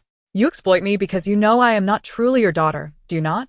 Chen Xinlan was rendered speechless, her shock leaving her momentarily mute. Their silence, however, did not deter Qu Tiaotiao from continuing her discourse. Now, let us discuss why you have returned. Lin Wanjun has discovered that she cannot utilize me as a mere pawn to crush beneath her heel. Before I could be recognized by the Lin family, she has already sullied my name with various scandals, ensuring that simply hearing the name Qu Tiaotiao evokes disdain. Thus, she remembered you living freely abroad. She contacted you with a clear agenda, to obstruct me, to become an obstacle. You intend to lure me out, intoxicate me, and cast me onto a man's bed. Then, with journalists already in collusion, they will burst into the room, capturing incriminating photos, which will then be disseminated online as scandalous gossip. Upon concluding her account, Qu Tiaotiao noted the complete distortion of the couple's faces. Yet, she remained unfazed, even sighing as though commenting on a distant affair. To be frank, this approach is quite low and exceedingly cliched. Such tactics have not been in vogue for centuries. Even novels have ceased to employ them. Chu Yang's visage darkened with malice. Since you know everything, do not expect us to be merciful. We will not allow you to obstruct our daughter. Chen Xinlan urged. What are you waiting for? Act quickly. Qu Tiaotiao laughed derisively. Act? Would you care to guess why I have been spouting so much seemingly trivial information since the moment I saw you? Suddenly, they grasped the incongruity of the situation. Just then, the elevator doors opened, revealing uniformed police officers. Upon seeing them, Qu Tiaotiao smiled warmly, leisurely retrieving her phone, and completed her earlier statement. That's because I called the police. She waved at the officers. Officers, I am the one who reported this. Then pointed at the couple, declaring they are traffickers. The officers rushed forward, swiftly apprehending them. The couple, in a state of panic, protested. What nonsense are you spouting? Officers, we are not traffickers. We are her parents. Yes, indeed. We are not traffickers. Qu Tiaotiao interjected lightly. Whether or not you are traffickers can surely be determined by a DNA test. Chapter 95. Am I a chatterbox and a fool? Qu Tiaotiao, upon opening the door and seeing them, immediately sought to ascertain their intentions. Upon discovering their ulterior motives, she wasted no time in alerting the authorities. Finally, she leisurely opened the door, engaging them in a plethora of idle chatter, strategically delaying for the police to arrive. Was she truly so loquacious and foolish as to ramble at the door? As she settled into the police vehicle, her heart brimmed with resentment. After a grueling stint filming a variety show, she had hoped for a serene period of rest. She intended to deliver her final parting gift to Lin Wanjun during the last recording, revealing that she was not the true heiress of the Lin family. Yet before she could initiate her plan, Lin Wanjun had already approached her, employing tactics that were utterly absurd. Qu Tiaotiao had no desire to engage in such outdated games. Thus, she decisively called the police. Upon arriving at the police station, Qu Tiaotiao sensed someone's gaze fixed upon her. When she looked over, she quickly averted her eyes. Blinking, she pondered. Could it be that I've been recognized? However, given the popularity of this variety show, being recognized seems only natural. Just as she contemplated this, the policewoman who had been staring at her since her entry, for reasons unbeknownst to her, seemed to shimmer with excitement. Qu Tiaotiao thought that had the circumstances been different, she might have rushed over to shake her hand. This policewoman, Zhao Lizhen, was inwardly ecstatic. She could hardly believe that she had encountered Qu Tiaotiao in this setting, and to hear her thoughts up close. Ah! She simply had to share this with her friends in the group chat. However, how could Qu Tiaotiao suddenly appear at the police station? This question was soon answered when Qu Tiaotiao began to recount the reasons for her report. I am not the daughter of this couple. I was abducted by them. After accruing substantial gambling debts, they intended to use me as collateral. Chen Xinlan's expression changed dramatically as she anxiously interjected, "That's not how it is, officer. Please, let us explain." The old policeman interrupted her, asking, "Is she your biological daughter?" Chen Xinlan replied, "Even if she isn't my biological daughter, that." The old policeman cut her off again, inquiring, "Did you incur gambling debts and then flee?" Chen Xinlan protested, "That doesn't imply anything." The old policeman regarded the couple coldly, stating, "Isn't it already quite evident? What this young lady has said is indeed the truth." Chu Yang blocked Chen Xinlan, who was about to continue her defense, exclaiming, "You foolish woman! What nonsense are you spouting? Officer, everything must be substantiated with evidence. Even if we did run away from debts, that does not prove we sold her." Chen Xinlan nodded vigorously, "Yes, yes. You must provide evidence. Rest assured, we, the police, will surely investigate thoroughly and ensure that no innocent person is wronged, nor any guilty party escapes justice." At this moment, Qu Tiaotiao suddenly recalled something. "Officer, there's another matter I forgot to mention. This couple came to find me intending to get me drunk." She revealed the details of her findings. The old policeman, intrigued by the specificity of her account, asked, "How do you know this?" Qu Tiaotiao innocently blinked. "Of course, they told me themselves. If it weren't for them, how could I possibly know? Should I claim that I discovered this information myself?" Chu Yang sensed the precariousness of the situation and quickly interjected, "Officer, please don't listen to her nonsense. If we truly intended to do such a thing, why would we disclose it to her? Are we fools?" Chen Xinlan hastily nodded in agreement. "Exactly. We are not foolish. How could we possibly divulge everything? This little girl is merely trying to deceive you." The old policeman recognized the inconsistency. If a crime were truly intended, why would they disclose the entire plan to the victim?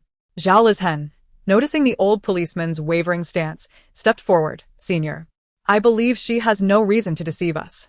After all, if we wished to expose her, we could do so immediately.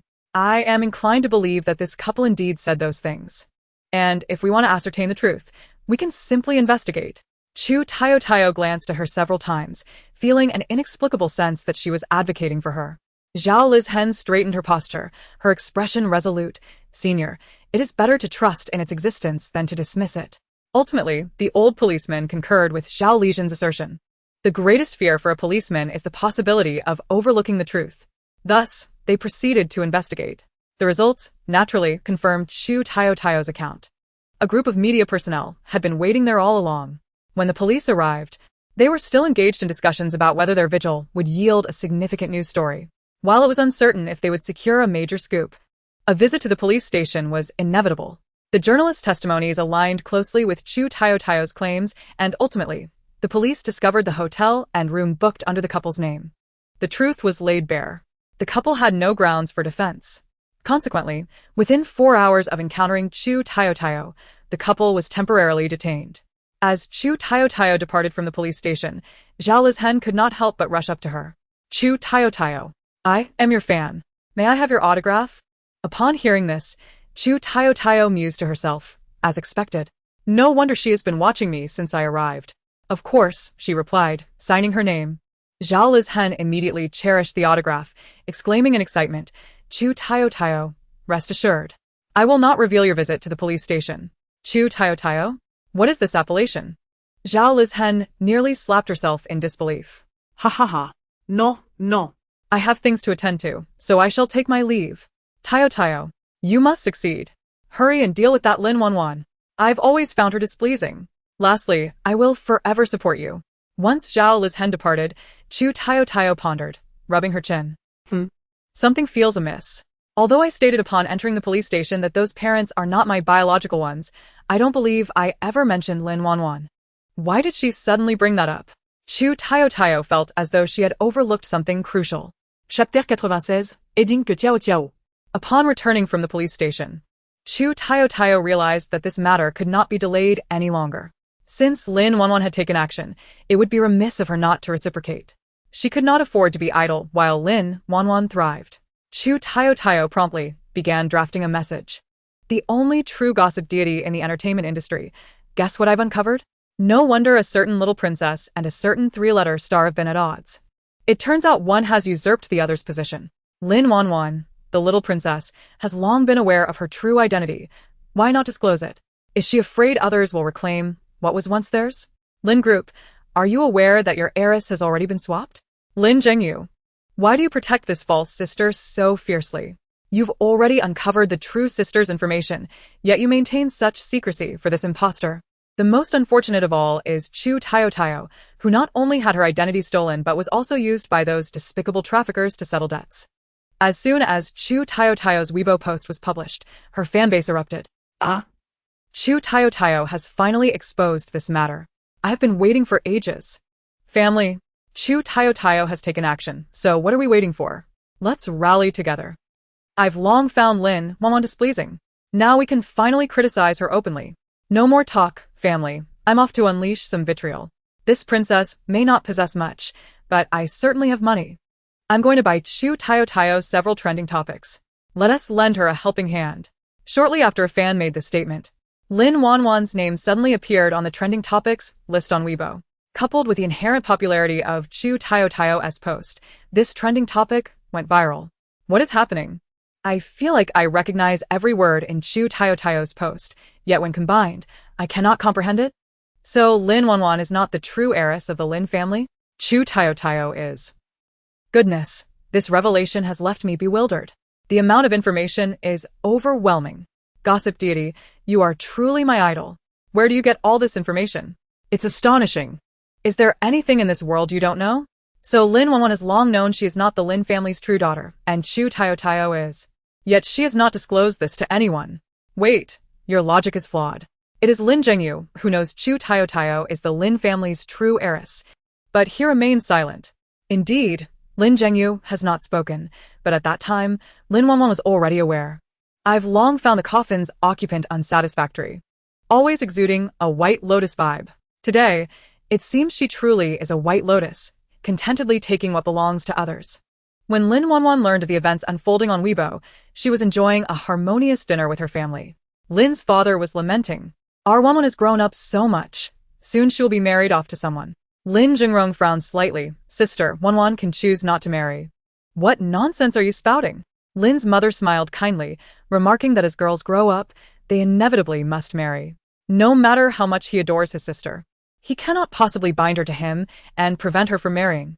Lin Jingrong fell silent, yet the furrow in his brow deepened. When Lin Zhengyu noticed this expression, her heart skipped a beat. For reasons unknown, perhaps it was merely her own misperception, ever since her elder brother discovered that Lin Wanjun was not their biological sister. His demeanor had taken on a disconcerting edge. Yes, disconcerting. Lin Zhengyu dared not dwell on it and hastily interjected, elder brother is simply overly indulgent towards our sister.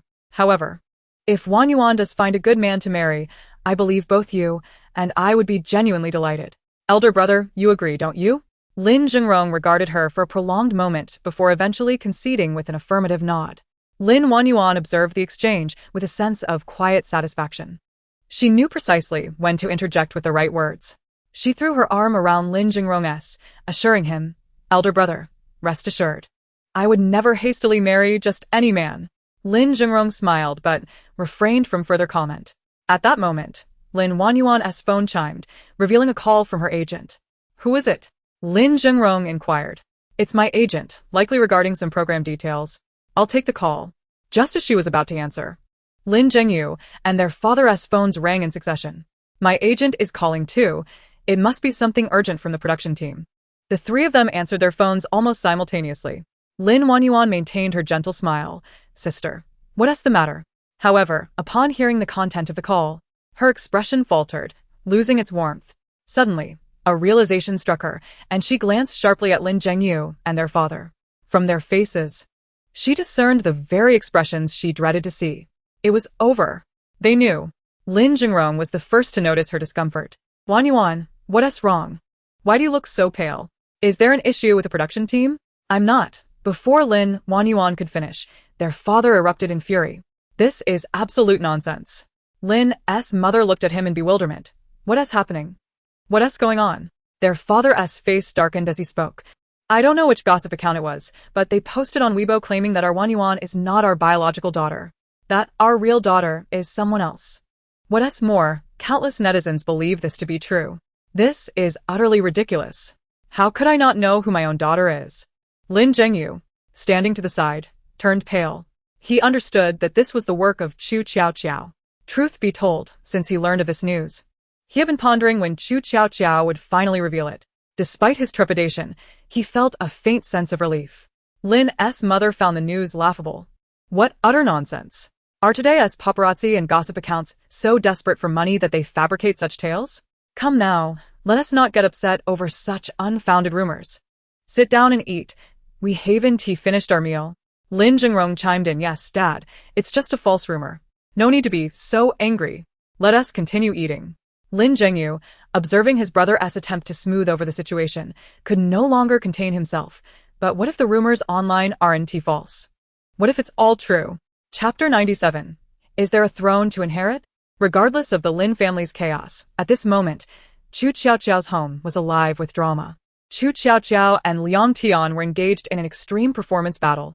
Liang Tian feigned ignorance about Qu Tiaotiao being the Lin family's heiress. Her tone laced with exaggerated shock. What on earth is your connection to the Lin family? How did you become their true heiress all of a sudden? Are you even aware of this? Qu Tiaotiao pretended to be hearing this for the first time, widening her innocent eyes. I had no idea. If it weren't for the gossip god's revelation, I wouldn't have known my identity was so convoluted. I'm actually the Lin family's eldest daughter, the genuine heiress. Honestly, I was shocked when I found out. Liang Tian silently scoffed, knowing full well that Qu Tiaotiao was the one who leaked the information. Yet she maintained an overly surprised expression. Oh, how could this be? It's quite strange. Who is this gossip god that knows such things?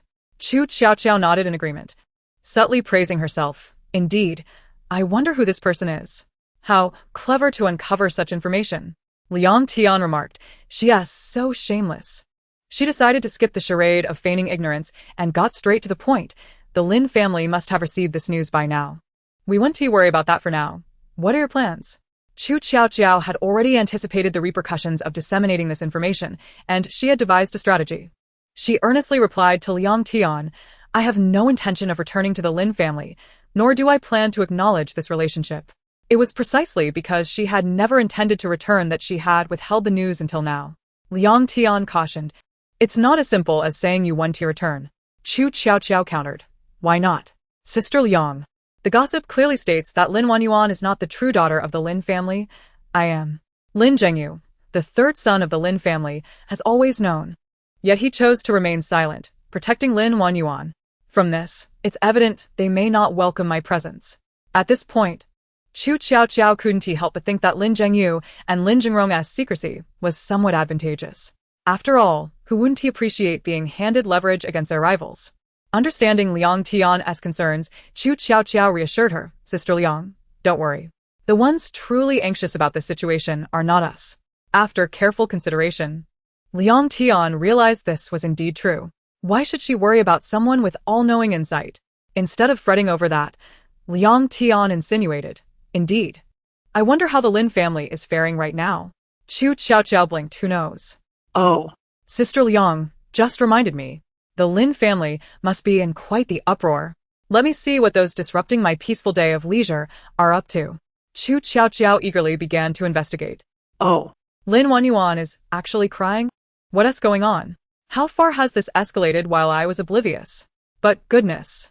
Look at Lin Wanjun's little face. So pitiful and endearing. One can't help but feel compassion.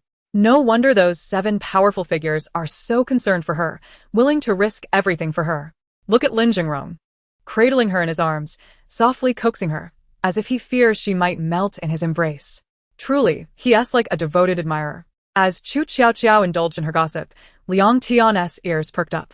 Quietly, she pulled out the sunflower seeds she had prepared in advance. She knew her suggestion would be effective. The two enjoyed a delightful time, munching on seeds while listening to the unfolding drama. It was utterly delightful. Qu Tiaotiao reveled in the gossip for a while before suddenly feeling that something was amiss. Wait a minute. Though Qu Tiaotiao could not physically witness the live performance, she instinctively rubbed her eyes and focused intently on the information before her. Lin Jingrong is holding Lin Wanjun, allowing her to sit upon his lap? Is this behavior typical of siblings? While it was true that this character had always doted on Lin Wanjun in the original narrative, their interactions remained within the bounds of sibling affection, lacking any particularly intimate physical contact, such as embraces. Yet, for reasons unbeknownst to her, Qu Tiaotiao felt an unsettling dissonance in the situation. Without hesitation, she delved deeper into her research. Upon encountering the details laid out in the documents, Qiaoqiao gasped in shock. goodness, are they truly engaging in such outrageous antics? How perverse. Is this the real-life equivalent of, if he can, why can't I? While such plots may seem thrilling within novels or television dramas, their manifestation in reality evokes nothing but horror and a sense of moral disarray. Is reality truly this absurd? Liang Tian was caught off guard by this shocking revelation, nearly choking on her sunflower seeds. Coughing, she exclaimed, "What an astonishing scandal. Is it as I imagined? After all, if he can, why can't I?" This trope is far too pointed. A wave of nausea surged from deep within Liang Tian. Her violent coughing drew Qu Tiaotiao's attention. At that moment, Qu Tiaotiao realized that her manager was munching on sunflower seeds. How could she indulge in such a snack alone at a time like this? Liang Tian promptly offered half of her seeds to Qu Tiaotiao. "Here, let's share this together." Thus, Qu Tiaotiao felt satisfied. As they snacked, she continued to peruse the astonishing revelations. Lin Jingrong's change of heart stems from the moment he learned that Lin Wanjun was not his biological sister. From that point onward, his mindset shifted. Initially, he was able to maintain his composure, but as time passed, his mentality gradually transformed. Yuck. How revolting. Can I report this? Even more disturbing is the fact that Lin Wanjun has already sensed Lin Jingrong's change in attitude, yet she neither alerted him nor maintained a distance. Instead, she exacerbated the situation. This is because Lin Wanjun fears that her current leverage is insufficient, prompting her to seek ways to increase her power to ensure my complete expulsion from the Lin family. Qiaoqiao found herself genuinely intrigued. Did the Lin family possess a throne to inherit, warranting such behavior? Chapter 98. Who cares about you, you scoundrel? Liang Tian was equally baffled. This shattered her understanding of familial norms. Qu Tiaotiao continued her reading. No wonder Lin Wanjun cried so profusely. She believed she had been betrayed by Lin Zhengyu. The Lin family is truly extraordinary.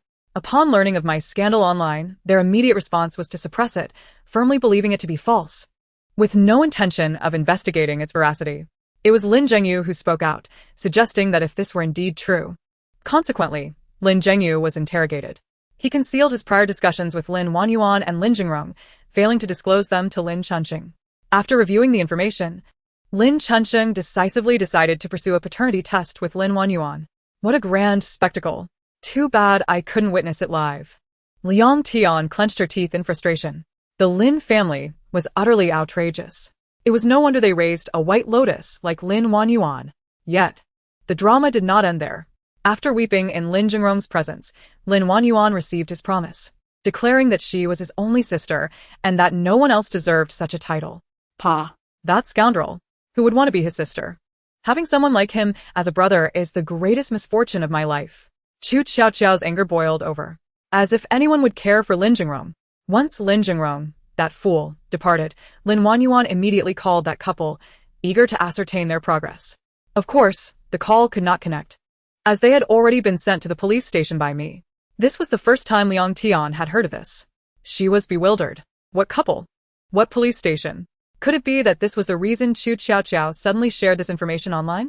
Qu Tiaotiao continued to scroll through the posts. She gleaned the Lin family's thoughts and recognized that Lin Wanjun was indeed in a precarious situation, overwhelmed by the task of managing the public uproar online. Satisfied with her findings, she closed the webpage. Her current sentiment was one of delight in knowing her adversaries were struggling. Lin Wanjun was indeed frantically dealing with the fallout online. While she could postpone addressing her identity as the Lin family's daughter, she was compelled to respond to Qu Tiaotiao's claim that the little princess had already been aware of her true identity. Lin Wanjun meticulously pieced together every clue, ensuring that she had left no stone unturned. The paparazzo known as Guaxian could not possibly possess any incriminating evidence. Moreover, she identified a glaring oversight. Guaxin's revelation lacked any photographs or proof, rendering it a baseless accusation. Previously, Guaxin had always provided evidence. This time, the absence of proof suggested he might, in fact, possess none. Lin Wanjun felt she had unraveled the truth. She promptly took to Weibo to distance herself from the matter. Lin Wanjun v. Regarding the recent uproar about my identity, I wish to clarify my stance. She penned an extensive explanation, conveying that she only learned of the so-called assertion that she was not the Lin family's daughter after Guaxin's post went viral. Thus, there was no truth to the allegation that she had knowingly concealed her true identity and sought to malign Qu Tiaotiao. Ultimately, she stated that she would provide a clarification regarding her identity once the investigation reached a conclusion. In closing, Lin Wanjun specifically remarked that individuals like Guaxin, who could spread unfounded rumors without any evidence, should face consequences for their actions. She must be commended. Her post showcased a commendable level of eloquence. Many of the comments Qu Tiaotiao encountered were in support of Lin Wanjun. Lin Wanjun makes a valid point. Guaxin has provided no evidence. On what basis can such claims be made? Our Wanjun has always been gentle and kind. How could she possibly commit such acts? Has Guaxin been bribed? Exactly. If you're so certain, provide evidence. Whoever asserts must substantiate their claims. The one true Guaxin in the entertainment industry. Yes. I support the demand for evidence. The one true Guaxin in the entertainment industry should present proof. One cannot simply spread rumors with mere words. Qu Tiaotiao casually browsed through the comments, most of which demanded evidence.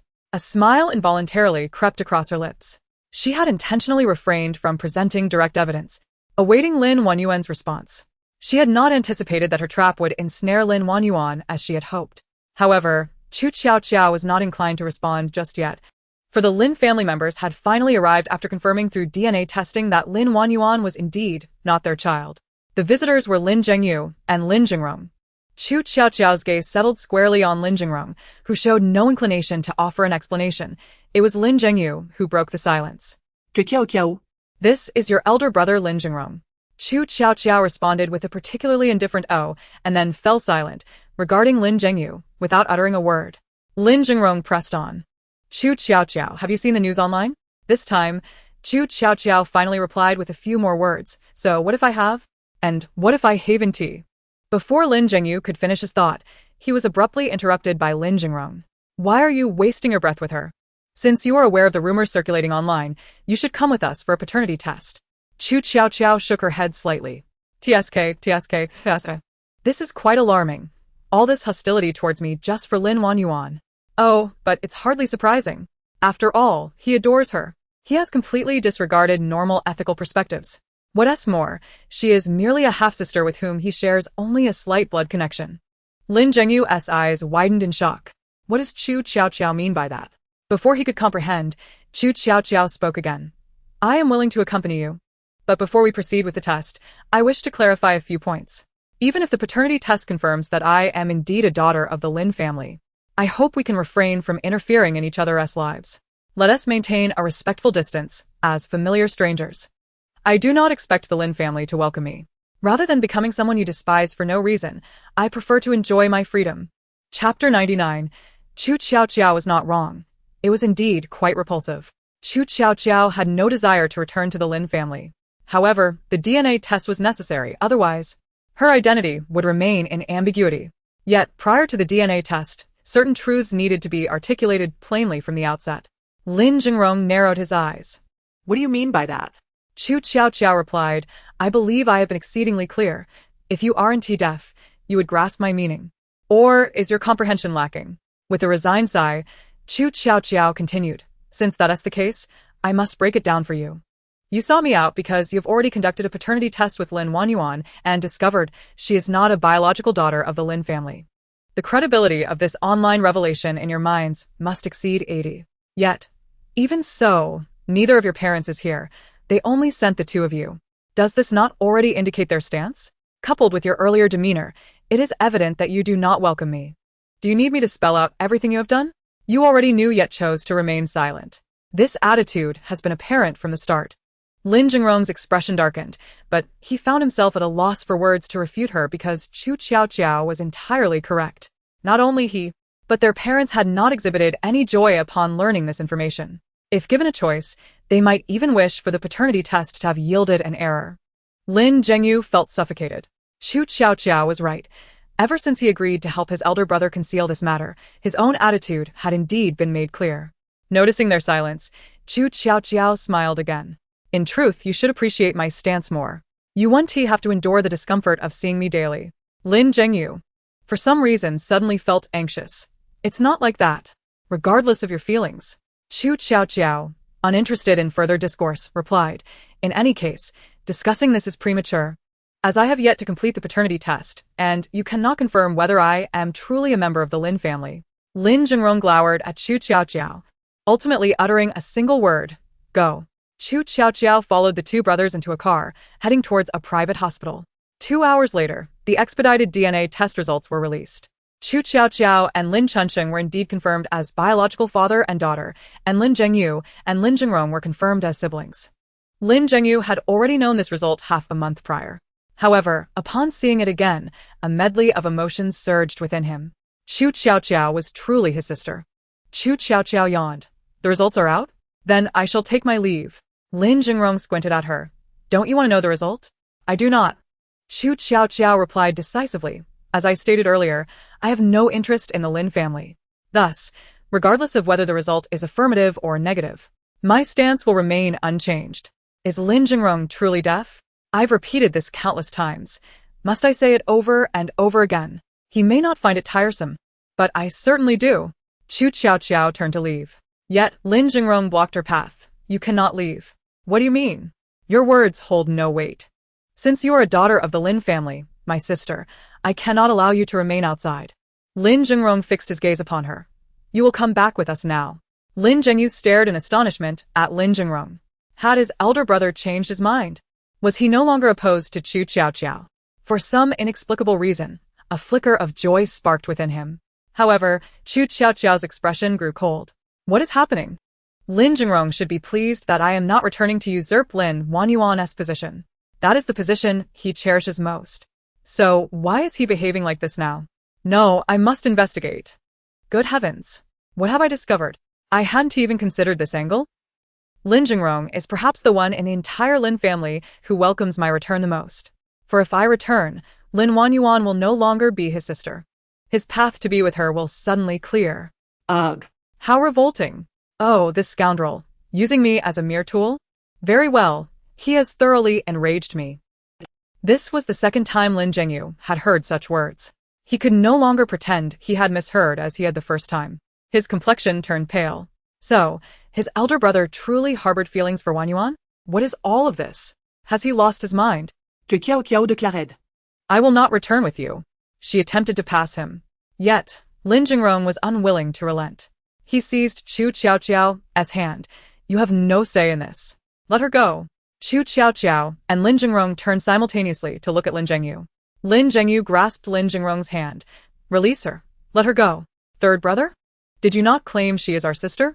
If that is the case, she is not our enemy. Such tactics should not be employed against our sister. Lin Jingrong released his grip. Although Qu Tiaotiao was puzzled as to why Lin Zhengyu would suddenly intervene on her behalf, upon reflection, it seemed he was not doing it for her benefit. After all, he was not keen on her returning, making this gesture quite reasonable. Qu Tiaotiao chose to disregard it and hurriedly left. Lin Jingrong glared at Lin Zhengyu, his expression grim. Third brother, you are acting quite strangely today. Lin Zhengyu took a deep breath, ultimately unable to restrain himself. Am I the one acting strangely? Or is it you, elder brother? What do you truly feel for Wanjun? Lin Jingrong's breath hitched for a moment. What do you wish to convey? You harbor different sentiments towards her, do you not? Lin Zhengyu clenched his fists. Elder brother, you cannot be so reckless. Even if Wanjun is not our biological sister, we have regarded her as one for 20 years. How can you— Silence. Lin Jingrong interrupted Lin Zhengyu. Why can't I? She shares no blood ties with me. Why can't I? Lin Zhengyu. Lin Jingrong even ceased to call him third brother. I do not know how you discern this, but I must tell you, do not meddle. I would prefer that my parents remain unaware for now. After delivering his warning, Lin Jingrong departed, leaving Lin Zhengyu standing in place, engulfed in a whirlwind of emotions. Lin Zhengyu managed a bitter smile. How did it come to this? Qu Tiaotiao was right. It is truly disgusting. Chapter 100. Am I inherently incapable of smiling? Since Qu Tiaotiao's departure, she had not kept up with subsequent developments, as Liang Tian informed her that the first season of The Daily Lives of Actors was set to officially air. Que Qiaoqiao pondait. What's the big deal about it airing? I want to prevent its broadcast. It's quite impressive that this show can actually air. Liang Tian remarked, the production team wants you to record a reaction. Reaction? Qu Tiaotiao understood. This was an additional engagement? Yes. And it comes with extra compensation. Qu Tiaotiao burst into laughter. Had I known this sooner, I would have never hesitated to participate. Thus, on the following day, at the moment of the program's airing, Qu Tiaotiao arrived at the designated location set by the production team. Shortly after her arrival, two more individuals entered, Ying Chun and Lu Qingxing. Qu Tiaotiao then realized that this reaction segment was to be recorded by the three of them together. And it was also a live broadcast. As the live stream commenced, fans flooded in. It's a fresh live stream. Ah, A reaction live stream featuring my three favorite individuals. I am overjoyed. Director Wu certainly understands the importance of viewership. He unleashed three aces all at once, haha. Wherever there is drama, there I shall be. The host cheerfully remarked. As far as I know, it seems this is your first time recording a reaction? Qu Tiaotiao nodded, tentatively inquiring. Indeed, it is my first experience. I am uncertain about the process involved. The hostess' voice was reassuring. Fear not. There will be no pitfalls. You simply need to express your genuine impressions. Qu Tiaotiao responded. Oh, is that so? Then I shall feel at ease. Ease, indeed. If I encounter something distasteful, I'll have to manage my facial expressions. After a brief silence, the host suddenly added, Actually, I'm a fan of yours, Qiaoqiao. So whatever you may be thinking, I can hear it. Ying Chun maintained a stoic expression, while Lu Qingxing struggled to suppress a smile. Qu Tiaotiao was utterly bewildered, then exclaimed, Really? Thank you. A fan of mine? Could it be a hater? After all, who doesn't know I hold the title of having the most haters in the entertainment industry? The host quipped, You seem rather proud of that. He then turned to Ying Chun. Teaching, is this your first time as well? Yes, indeed, replied Ying Chun. I have never participated in a reality show before. The host continued. Indeed. This marks Teacher Ying's first foray into reality television. How does it feel? Do you foresee yourself wanting to record a second or third time? Perhaps. Ying Chun paused for a few seconds, his gaze seemingly drifting towards Qu Tiaotiao. After all, I encountered some delightful surprises during this filming process. The host seized the opportunity. Could you share what the surprise was? Ying Chun shook his head. If I divulge it, it would no longer be a surprise. The host expressed his disappointment, but then turned to Lu Qingxing. What about you, Teacher Lu? How do you feel about this recording? Lu Qingxing reflected on the events since the recording began. For me, it's perhaps a matter of fortune. The host replied, Oh? That's a rather rare description. Lu Qingxing smiled radiantly, because I genuinely feel fortunate. I'm not afraid to admit that some occurrences during the recording have truly helped me emerge from my gloom. I'm grateful I decided to participate in this program. The host noted, It seems all three teachers have different perspectives. Now, let us watch the first episode and observe everyone's performances. The large screen before them began to play a montage of the daily lives of actors. As Qu Tiaotiao reached for a cup of water, she spotted a familiar door on the screen. Hey, that door looks quite similar to mine. Just as she thought this, the door swung open. A stunning woman, dressed in flip-flops and shorts, her hair tousled, appeared on the screen. Her expression one of confusion and shock, clearly unprepared to confront the production team. Accompanying her image were the production team's character frames and text. Qu Tiaotiao, actress. Only someone as striking as she could pull off such an ensemble of flip-flops and shorts without appearing unkempt, instead exuding an air of casualness and laziness. It is advisable that the average person refrain from attempting to replicate this look. Cough, cough. What kind of introduction is this? The production team is quite the jokester. Even Ying Chun couldn't help but curve his lips at this sight, not out of amusement at the production's framing, but because he found this side of Qu Tiaotiao endearing. At this moment, she seemed to embody her true self. The barrage of comments mirrored Lu Qingxing's sentiments, all in fits of laughter. Haha, I can't stop laughing. Although I've seen it during the live stream, watching it again is still hilarious. Help. The post-production team is so clever. Is this introduction serious? I'm dying of laughter. Flip-flops and shorts. Ha ha ha. Am I the only one who feels stabbed in the back? Whoa whoa. This just proves that without Qiaoqiao's beauty, no one could achieve such an effect.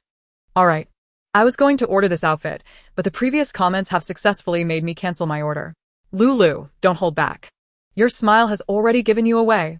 Qu Tiaotiao quickly grabbed a tissue to wipe her face, genuinely astonished that the production team aired this. What a shocking revelation. Qu Tiaotiao hastily managed her image. I usually don't look like this at home. I had just woken up not long ago. Help. My image is ruined. Quite adorable. Que Qiaoqiao froze. Who just spoke? Wait. Ying-chun. Ying-chun. Did Ying-chun just say I'm cute? She gazed at Ying-chun, her disbelief evident, almost written on her face. Ying-chun realized he had inadvertently voiced his thoughts and, with no recourse, had to accept it. This is all too genuine. Ying-chun's ears turned slightly red. Home is a place for relaxation. Lu Qingxing nodded in agreement. Right. If you still have to be cautious at home, then it ceases to be a home. However, I did not expect you, Qu Tiaotiao. To think you'd be eliminated so early. Qu Tiaotiao glanced at the screen. Ah. Now it's time for the production team to pose some rather ridiculous questions to her. Qu Tiaotiao stated, I simply have a clear understanding of my own abilities. How can hidden talent not be considered talent? Hehe. I bet Lulu is unaware that my motivation for joining this show was to witness him and Ke Zhan's live performance. Ah, how ironic. I never imagined things would evolve into what they are now. Lu Qingxing remarked. You see, my lack of laughter is not due to an inherent inability to smile. Is it? Chapter 101. What is the scoop on Ying-chun? Qu Tiaotiao's segment lasted nearly 2 minutes before quickly shifting to footage of other artists. Once other artists appeared, Qu Tiaotiao realized her 2 minutes had already been quite generous, as the others received only seconds, culminating in a grid of 9.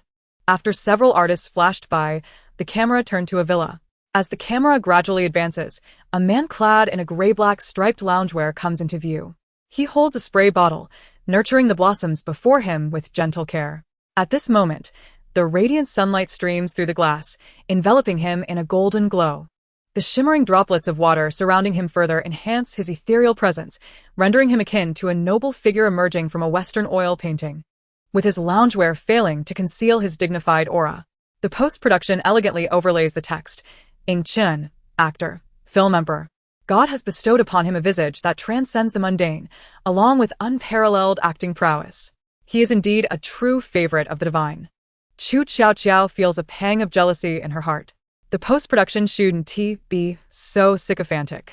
Why is my introduction so juvenile and absurd, while Ying-chun's is so grand? Yet, damn it, I actually find their portrayal of him quite accurate.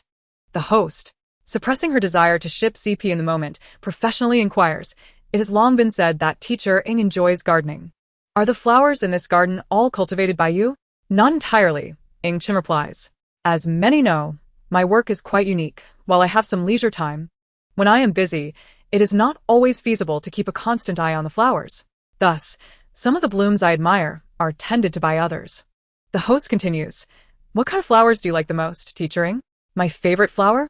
A particular figure flashes through Ying-chun's mind, and he answers, perhaps dandelions. Huh. Dandelions? The host expresses her bewilderment. Why do you favor dandelions? The barrage of comments mirrors her confusion. Didn't my brother Chen always say he liked plum blossoms? Why has it suddenly changed to dandelions? Indeed. I recall in previous interviews, whenever asked about his favorite flower, he would always respond with plum blossoms. Why the sudden shift? What could possibly have triggered this change in my brother? Ying-chun slowly articulates, perhaps it is because they appear fragile, easily carried away by the wind, yet once they seize an opportunity to settle, they strive to flourish. Qu Tiaotiao gazes at him with renewed interest. Wow. This explanation is quite poetic. The scene then transitions directly to their first performance. Initially, Qu Tiaotiao finds it amusing and visually appealing, but as time passes, her interest wanes. How dull. I'd rather indulge in some gossip. The moment this thought crosses her mind, the 3 individuals beside her instantly straighten their postures. Even the production team adopts a vigilant stance. On. What are you about to do? Don't come over here. Qu Tiaotiao remains oblivious to their unspoken concerns. She maintains a facade of earnest concentration, while her thoughts drift into gossip mode. Hehehe. Speaking of which, it has been quite a while since I proactively searched for any juicy tidbits about Ying-chun. I wonder what kind of person lies beneath his seemingly aloof exterior. Hehehe. Let me dig a little deeper. Ying-chun's heart races in response to this realization. despite his assurance that he harbors no unsavory habits. What? Is it actually about Chen? Quick look. Let us expose his secrets and watch him suffer in social embarrassment. The exhilarated Lu Qingxing grabs an orange nearby, planning to munch on the fruit while indulging in gossip. Even the production crew and Qu Tiaotiao's fans in the comments begin to feel a mix of excitement and anxiety. Qiaoqiao is about to see Chen's secrets. Help. I don't know why, but my heart is racing. I'm so scared. I understand, sisters. I want to indulge in the gossip too, but I really don't want my brother Chen to be disgraced. No. Brother Chen is my ultimate bias. If he falls, I can't even imagine. At this moment, I suddenly don't want to hear the gossip anymore. Unaware of the brewing tension, Qu Tiaotiao has already opened the search bar and inputting Chen's information. Let me take a good look. Huh? What is this? Ah. After emitting a perplexed sound, Qu Tiaotiao falls silent. The host exclaims, "Why is there no sound? Is the information too shocking?" What is it? I'm dying to know. Lu Qingxing grows anxious. Why has Qu Tiaotiao stopped talking? Don't go silent. Hurry, hurry. I'm in a state of emergency. His excitement escalates to the point where he forgets he is still holding an orange. In a fit of fervor, he crushes the fruit. Ow. What is this? Qu Tiaotiao suddenly feels a liquid enter her eye.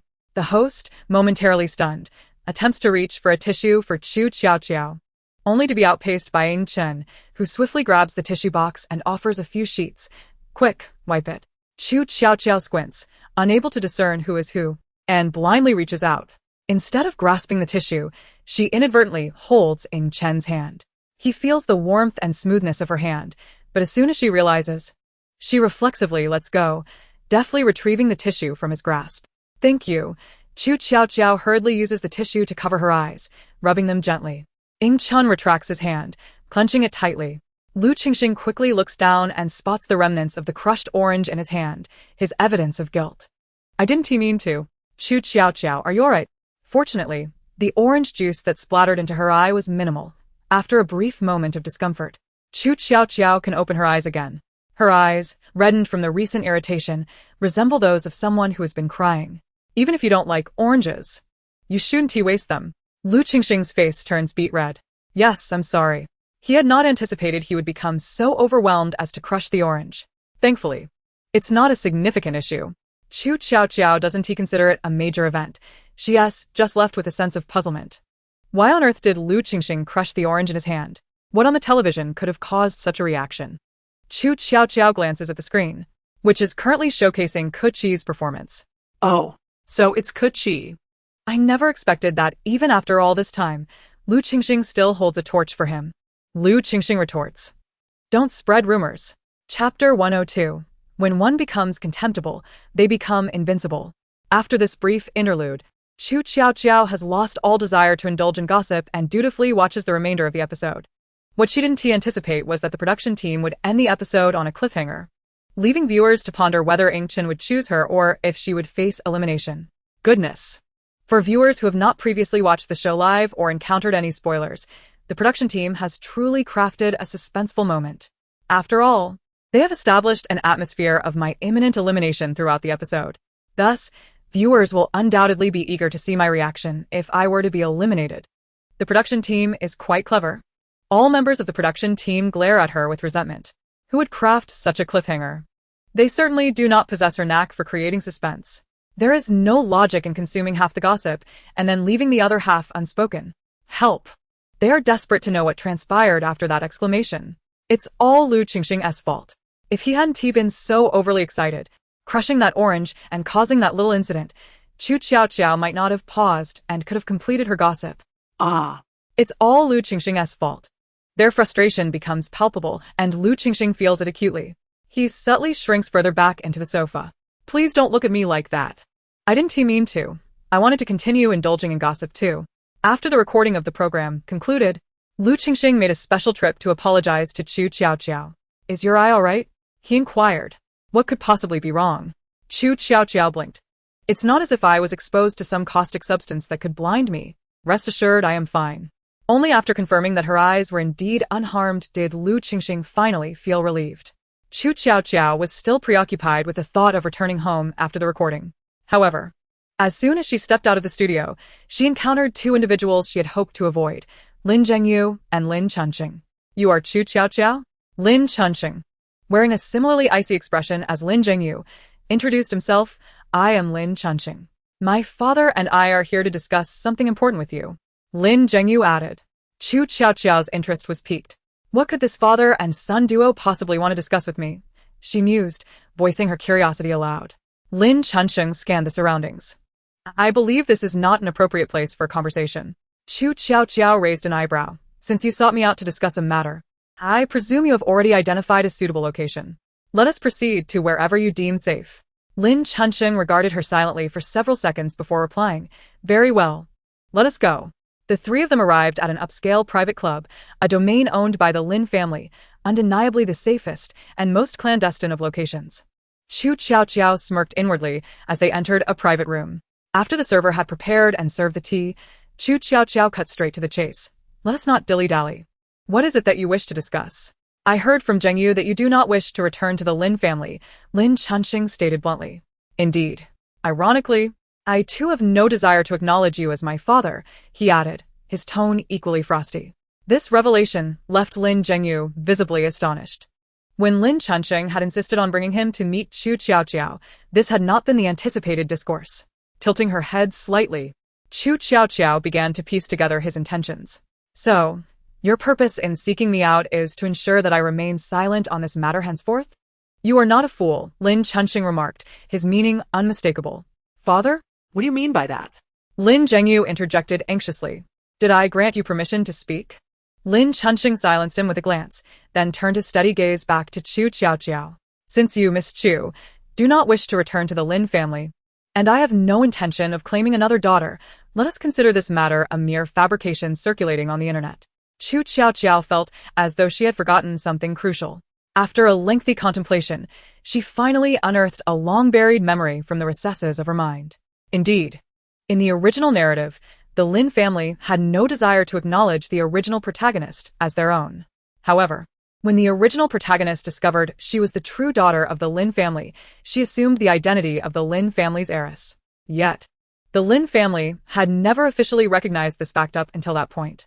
At that time, Lin Wanjun, unlike her present self, had successfully ascended to fame by contrasting herself with the original protagonist, cultivating an image of a gentle and kind princess. Therefore, she accepted the original protagonist as the Lin family's biological daughter, believing that acknowledging this fact would not hinder her career, but rather garner goodwill. Since the original protagonist was notorious and marred by scandal, it was only then that the Lin family publicly acknowledged the original protagonist as their true heiress. Thus, had she inadvertently unearthed a hidden subplot from the original storyline?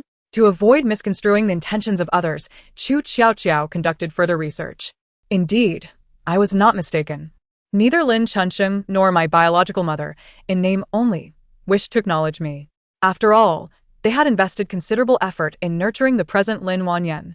And now, someone has the audacity to claim that their precious gem is not their biological daughter, but that their true daughter is a well-known figure in the entertainment industry. Regarded as a mere pretty face, this is an intolerable stain for them. Of course, these are merely ancillary factors. The crux of the matter lies in their ingrained preference for sons. Having already sired 3, a daughter is merely a tool for marital alliances. Once married, she is akin to spilled water, irretrievable and inconsequential. They only care about maintaining their dignity. Moreover, they have already secured an advantageous marriage alliance for Lin Wanjun. This is the Lin family's ladder to social ascendance. In such a critical moment, they cannot afford any missteps. Upon digesting this information, Qu Tiaotiao could not help but exclaim internally, no wonder Lin Wanjun has turned out this way. With such a flawed foundation, how could the structure not be askew? Lin Zhengyu, listening to this unfolding drama, found it utterly absurd. However, even more absurd was Qu Tiaotiao's next internal reflection. Wow. I truly am a little genius. I have not misjudged Lin Chunqing's intentions. His approach in seeking me out is solely to ensure my silence on this matter. If I acquiesce to his request, he will immediately instruct the Public Relations Department to declare that the rumors circulating online regarding Lin Wanjun not being a biological daughter of the Lin family are false and slanderous. Thus, regardless of the truth, only his version will prevail. Chapter 103. Do you still wish to sue me for defamation? Observing Lin Chuanqing's unwavering silence, Qu Tiaotiao could not help but feel a sense of triumph. Is your continued silence a refusal, or are you suggesting that your previous assertions were mere fabrications? A tactic of feigned restraint? Lin Chuanqing's mention of feigned restraint sent shivers down her spine. At his age, Lin Chuanqing is still spouting lines reminiscent of a domineering CEO. How unsettling. Of course not, Qu Tiaotiao chuckled. I was merely contemplating what benefits could arise from my compliance. You still seek benefits? Lin Chuanqing narrowed his eyes. Qu Tiaotiao feigned astonishment. Am I not entitled to seek some form of compensation? You are being unreasonable, Qu Tiaotiao exclaimed, hands on her hips. You wish for the horse to run without feeding it. What logic is that? You are more unscrupulous than a heartless capitalist. As Lin Chuanqing's expression darkened, Qiaoqiao swiftly shifted her tone. Moreover, if I were to forego any form of compensation, would you genuinely trust me? Lin Chuanqing scrutinized her intently, a forced smile stretching across his face. Indeed, I do not trust you. And there lies the crux. Qu Tiaotiao clapped her hands together. Rest assured, as long as you provide me with sufficient remuneration, regardless of how you subsequently attempt to portray me online as a purveyor of falsehoods, I, Qu Tiaotiao, will vow to remain silent on this matter henceforth, or at the very least, vehemently deny it. What do you say? Who could have anticipated such a windfall in this world? Is this not a divine opportunity for me to effortlessly acquire wealth? Thank you, Buddha. Thank you, Bodhisattva. I shall seize this opportunity with utmost diligence and not betray your expectations. It must be said, Lin Chuanqing was intrigued, for this was precisely what he desired. You are quite perceptive. Very well, let us proceed as you suggest. Lin Chuanqing quoted a figure. I will offer you this amount, and from this moment forth, you shall not mention this matter again. Should others inquire, simply maintain silence or deny it. Qiaoqiao pondait fort un moment. Though the sum was somewhat less than she had hoped for, it was nonetheless acceptable. After all, it was free money. How could she refuse? Deal, Qiaoqiao exclaimed. While Lin Zhengyu found himself grappling with an inexplicable sense of unease regarding this outcome, the influx of information over the past few days has been sufficient to upend his previously held beliefs. It turns out that his elder brother harbors such thoughts, and that their parents do not, in fact, dote on Lin Wanjun as much as she appears to be. At this moment, Lin Chuanqing has readily handed a completed check to Qu Tiaotiao, expressing his hope that she will honor her word. A hint of menace laces Lin Chuanqing's tone as he states, I detest those who lack integrity. When I encounter such individuals, my inclination is to wish them a fate worse than death. You would not want to witness my methods. Coincidentally, Qu Tiaotiao solemnly replies, I, Qu Tiaotiao, am known for my unwavering fidelity. I have never betrayed a promise made to others. Lin Chuanqing departs with Lin Zhengyu. Qu Tiaotiao, staring at the check in her hand, immediately calls for reinforcements. Sister Liang, I'm treating tonight. On the other end of the line, Liang Tian's voice is filled with bewilderment. Huh? What is happening? Why are you so happy? Did money fall from the sky? Qu Tiaotiao chuckles. Don't ask so many questions, just come out for dinner.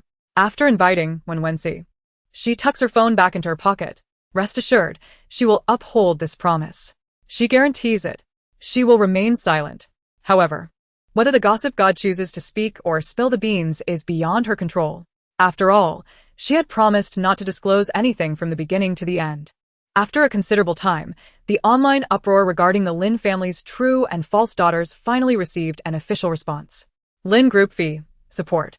Chaoyang Law Firm v. The internet is not a lawless realm. Everyone should be accountable for their statements.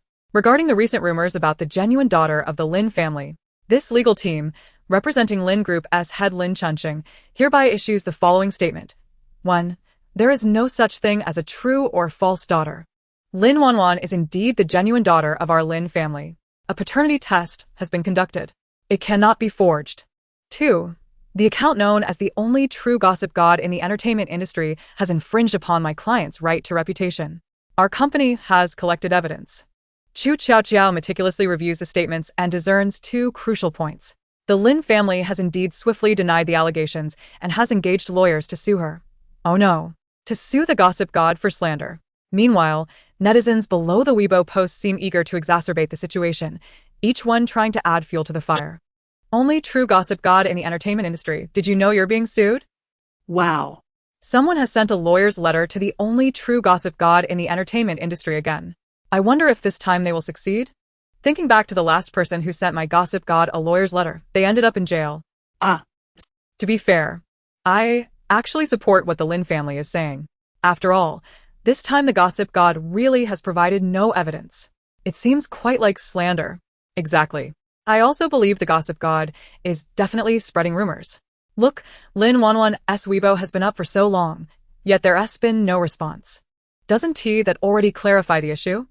Regardless of the truth, the drama just keeps getting more exciting. I can't wait for the next piece of gossip. Only true gossip god in the entertainment industry. What are your thoughts? What could Qu Tiaotiao possibly think? She could only look up and down, left and right. At any rate, she wouldn't be merely observing without commenting. With the online fervor escalating to such heights, if she refrained from responding, wouldn't that imply a lack of backbone on her part? Only true gossip god in the entertainment industry. Why is everyone so eager for me to slap their faces? I'll accept this lawyer's letter from a distance for now. But whether you can win against me is not up to you to decide. As for your claims of having conducted a paternity test with Lin Wanjun, well, I won't discuss that just yet. I will first respond to Lin Wanjun's inquiry. Next time you meet your biological parents, remember to wear several layers of masks and hats. And by the way, did you inform the Lin family about your paternity test? Looking at that pompous statement you made on Weibo, you even want to send me a lawyer's letter for this. I can't help but feel embarrassed for you. As if I were giving away a villa. Lastly, a preview with long images. Here is the evidence you requested. The DNA test results for Chu Yang and Lin Wanjun JPG, and Lin Wanjun meeting the couple JPG. Oh. After viewing these images, do you still wish to sue me for slander? Qu Tiaotiao delivers a decisive blow. Chapter 104. One last favor this time. Weibo didn't just buzz with excitement. It outright crashed. By the time the platform was restored, netizens were left astonished. Incredible. Weibo has completely collapsed. Is Lin Wanjun's popularity truly this high? Could it be that this is the result of Qu Tiaotiao's traffic surge? Exactly. How dare Guangguan steal the spotlight? From the timestamp of this paternity test, it's quite evident. Lin Wanjun had known her identity long before and has kept it under wraps. Wow. This is truly disgusting. A reincarnation of the contemporary White Lotus and green tea bitch. How revolting. I just want to ask Lin Wanjun, if you revisit that Weibo post you made earlier, do you think you've just slapped your own face? Stunning news for my entire family. Gossip god, truly. When you strike, it's fatal. The Lin family has denied the gossip god's claims and even presented evidence of a paternity test with Lin Wanjun. And in the next moment, the gossip god also presents a paternity test. So, who is telling the truth? Who cares who is real or fake? Let the battle commence. I love to see the drama unfold. I suggest the Lin group directly live stream the entire paternity test process. Let us hit the gossip god hard. After all, this is true. At this moment, Lin Chunqing is scrolling through the comments made by the onlookers. The more he reads, the darker his expression becomes. Upon reaching the final comment, he hurls his phone across the room, right in front of Lin Wanjun. Well, well. How clever you are. Lin Chunqing glares at Lin Wanjun, his face clouded with anger. Lin Wanjun kneels on the ground, her face pale, trembling uncontrollably. How could this happen? How could it come to this? She distinctly remembers being fully prepared at that time. Why was she still recognized? Who on earth is this gossip god? But now is not the time to ponder such matters. More importantly, how to deal with Lin Chunqing. Dad. You need to listen to my explanation. Things are not as you think. Whoa. Lin Wanjun's eyes brim with tears, her entire demeanor exuding fragility, evoking an instinctual protective urge from the man. She sobs, finding it hard to articulate, managing only to utter a single word of affirmation. Then, as if casually, she glances at Lin Jingrong, her eyes red and pleading, resembling a small rabbit in need of rescue. Lin Jingyu, having learned her true identity, observes her current act and instantly perceives her feigned vulnerability as an appeal for sympathy. Her stammering reveals her inability to provide an explanation. Yet, her demeanor still manages to convince Lin Jingrong. He feels his heart ache as he suddenly kneels forward. Dad. This matter is actually my responsibility. Lin Chunqing turns to him. Lin Jingrong takes the blame entirely upon himself. After Wanjun learned the news, she came straight to me. She confided in me. I was the one who told her not to reveal this matter to you. That's why she kept it a secret. This is not Wanjun's fault, Dad. If anyone should be blamed, it's me. Upon hearing Lin Jingrong take all the blame, Lin Wanjun finally breathes a sigh of relief. Her efforts to intensify her charm when she sensed his discomfort were not in vain. Although she feels a surge of joy, she cannot let it show on her face. Thus, she hastily shakes her head, feigning a desire to refute but unable to articulate it, merely maintaining her pitiful expression as she gazes at Lin Jingrong. Lin Zhengyu stood by, observing everything with a cold gaze, his heart filled with nothing but the thought of absurdity. Nevertheless, it mattered little. He was resolutely determined not to involve himself in this matter. However, his unwillingness did not prevent Lin Jingrong from dragging him into the fray. Dad, if you don't believe me, you can ask our third brother. He knows about this too. Lin Chunqing turned his gaze towards Lin Zhengyu, questioning, is that true? To his dismay, Lin Zhengyu found himself ensnared despite his earlier resolve. He glanced at Lin Jingrong and then at Lin Wanjun, whose eyes shimmered with longing and a delicate vulnerability that evoked sympathy. After a prolonged silence, Lin Zhengyu finally smiled and spoke. Eldest brother is indeed correct. I am aware of this matter. Lin Wanjun, consider this my final act of assistance to you. A gesture stemming from over 2 decades of sibling affection. Henceforth, I shall no longer concern myself with your affairs. Qiaoqiao observed Yang Tian, who stood at the doorway clutching a myriad of snacks, and mused that she seemed to frequent her home more than her own lately. There must be some underlying issue. This thought prompted her to inquire. Liang Tian experienced a moment of awkwardness, but quickly straightened up, responding with utmost sincerity. What do you mean? I have important business to discuss with you. A variety show has sent me an invitation, wishing to have you as a flying guest on their program. I came specifically to gauge your interest in accepting this offer. Moreover, even without this variety show, you are my sole artist. I must express my concern for you, as I have no other artist to tend to. Qu Tiaotiao's intuition insisted that something was amiss. After all, discussing whether to accept an invitation could have easily been done over the phone. Yet, despite her contemplation, she found herself at a loss to pinpoint the issue. For it was inconceivable that one's innermost thoughts could be overheard. Thus, she curiously inquired, what variety show is it? Liang Tian promptly provided an answer. It's a reality dating show, and they wish to invite you as a flying guest. A reality dating show? Qu Tiaotiao's interest was piqued.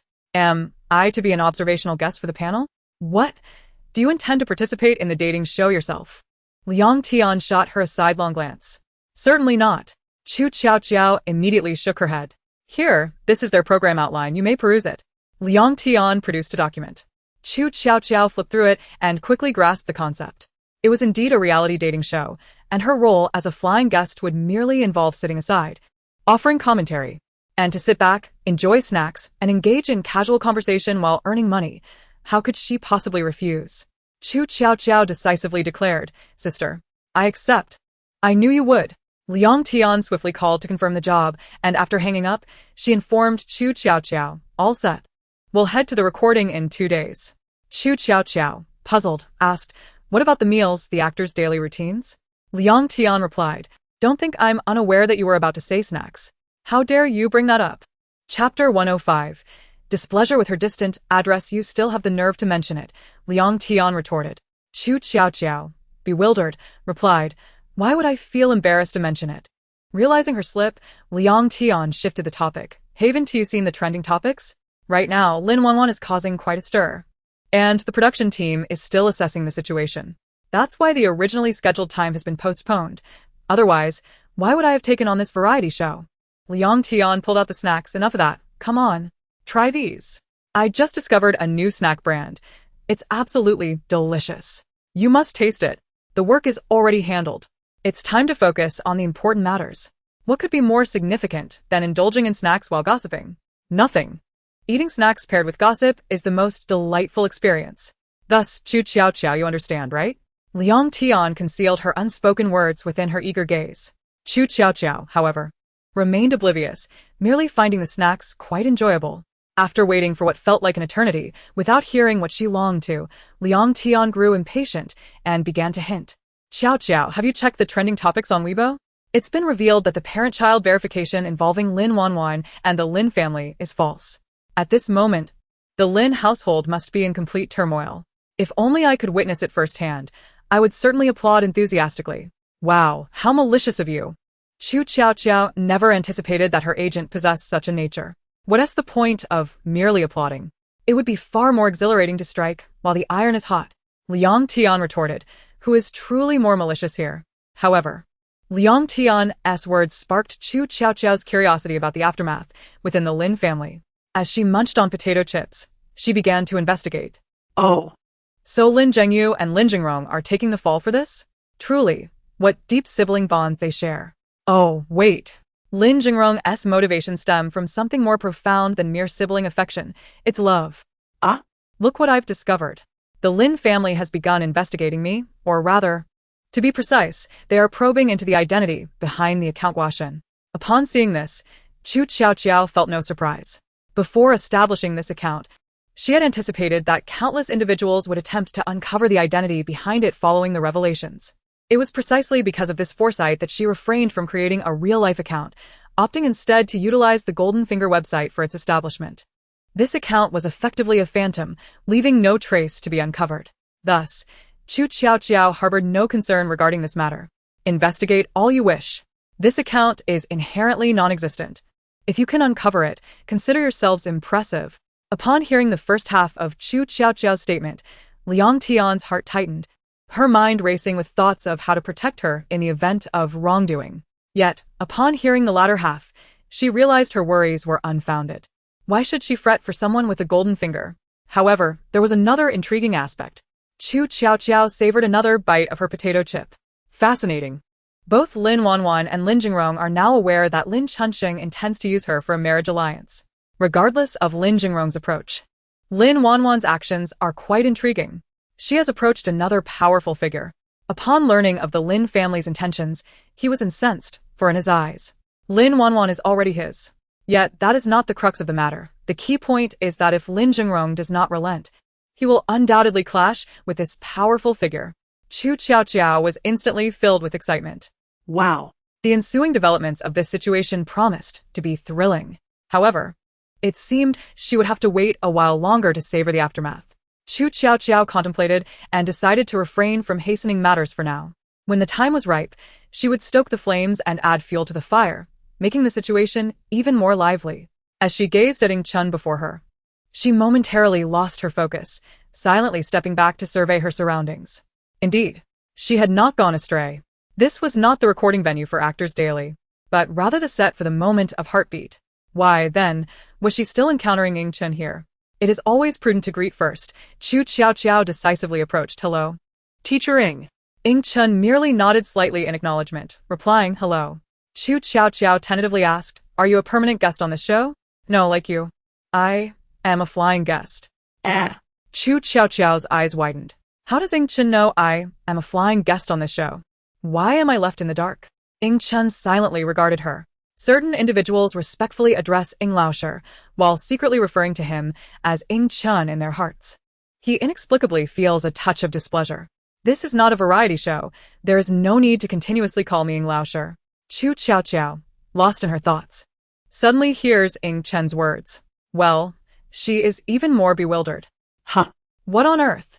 What does Ing Chun want? If he doesn't want me to call him teacher, does he expect me to refer to him as Brother Ing or Chun Bao? Last time on that dating show, he was just a flying guest, and now he has KPIs for shipping CPs, right? Upon hearing the terms Brother Ing and Chun Bao, Ing Chun feels his heart skip a beat, though the warmth has yet to spread.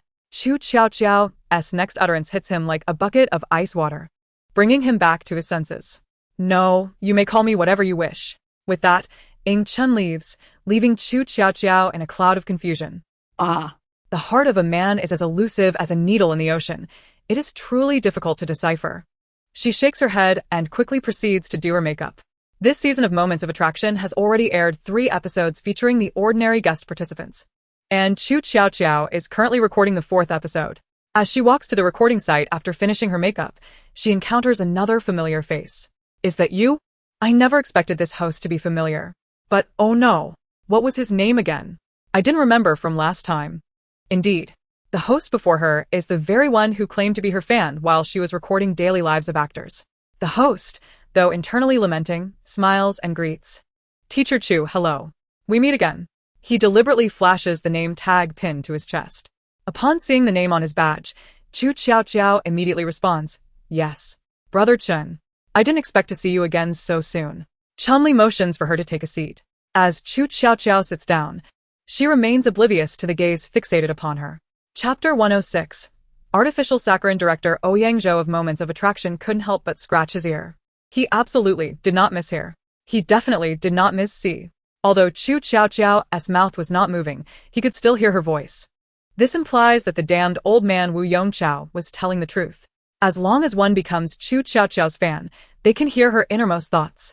Does this not also validate Wu Yongqiao's claim that Qu Tiaotiao possesses a golden finger, able to uncover the secrets of others?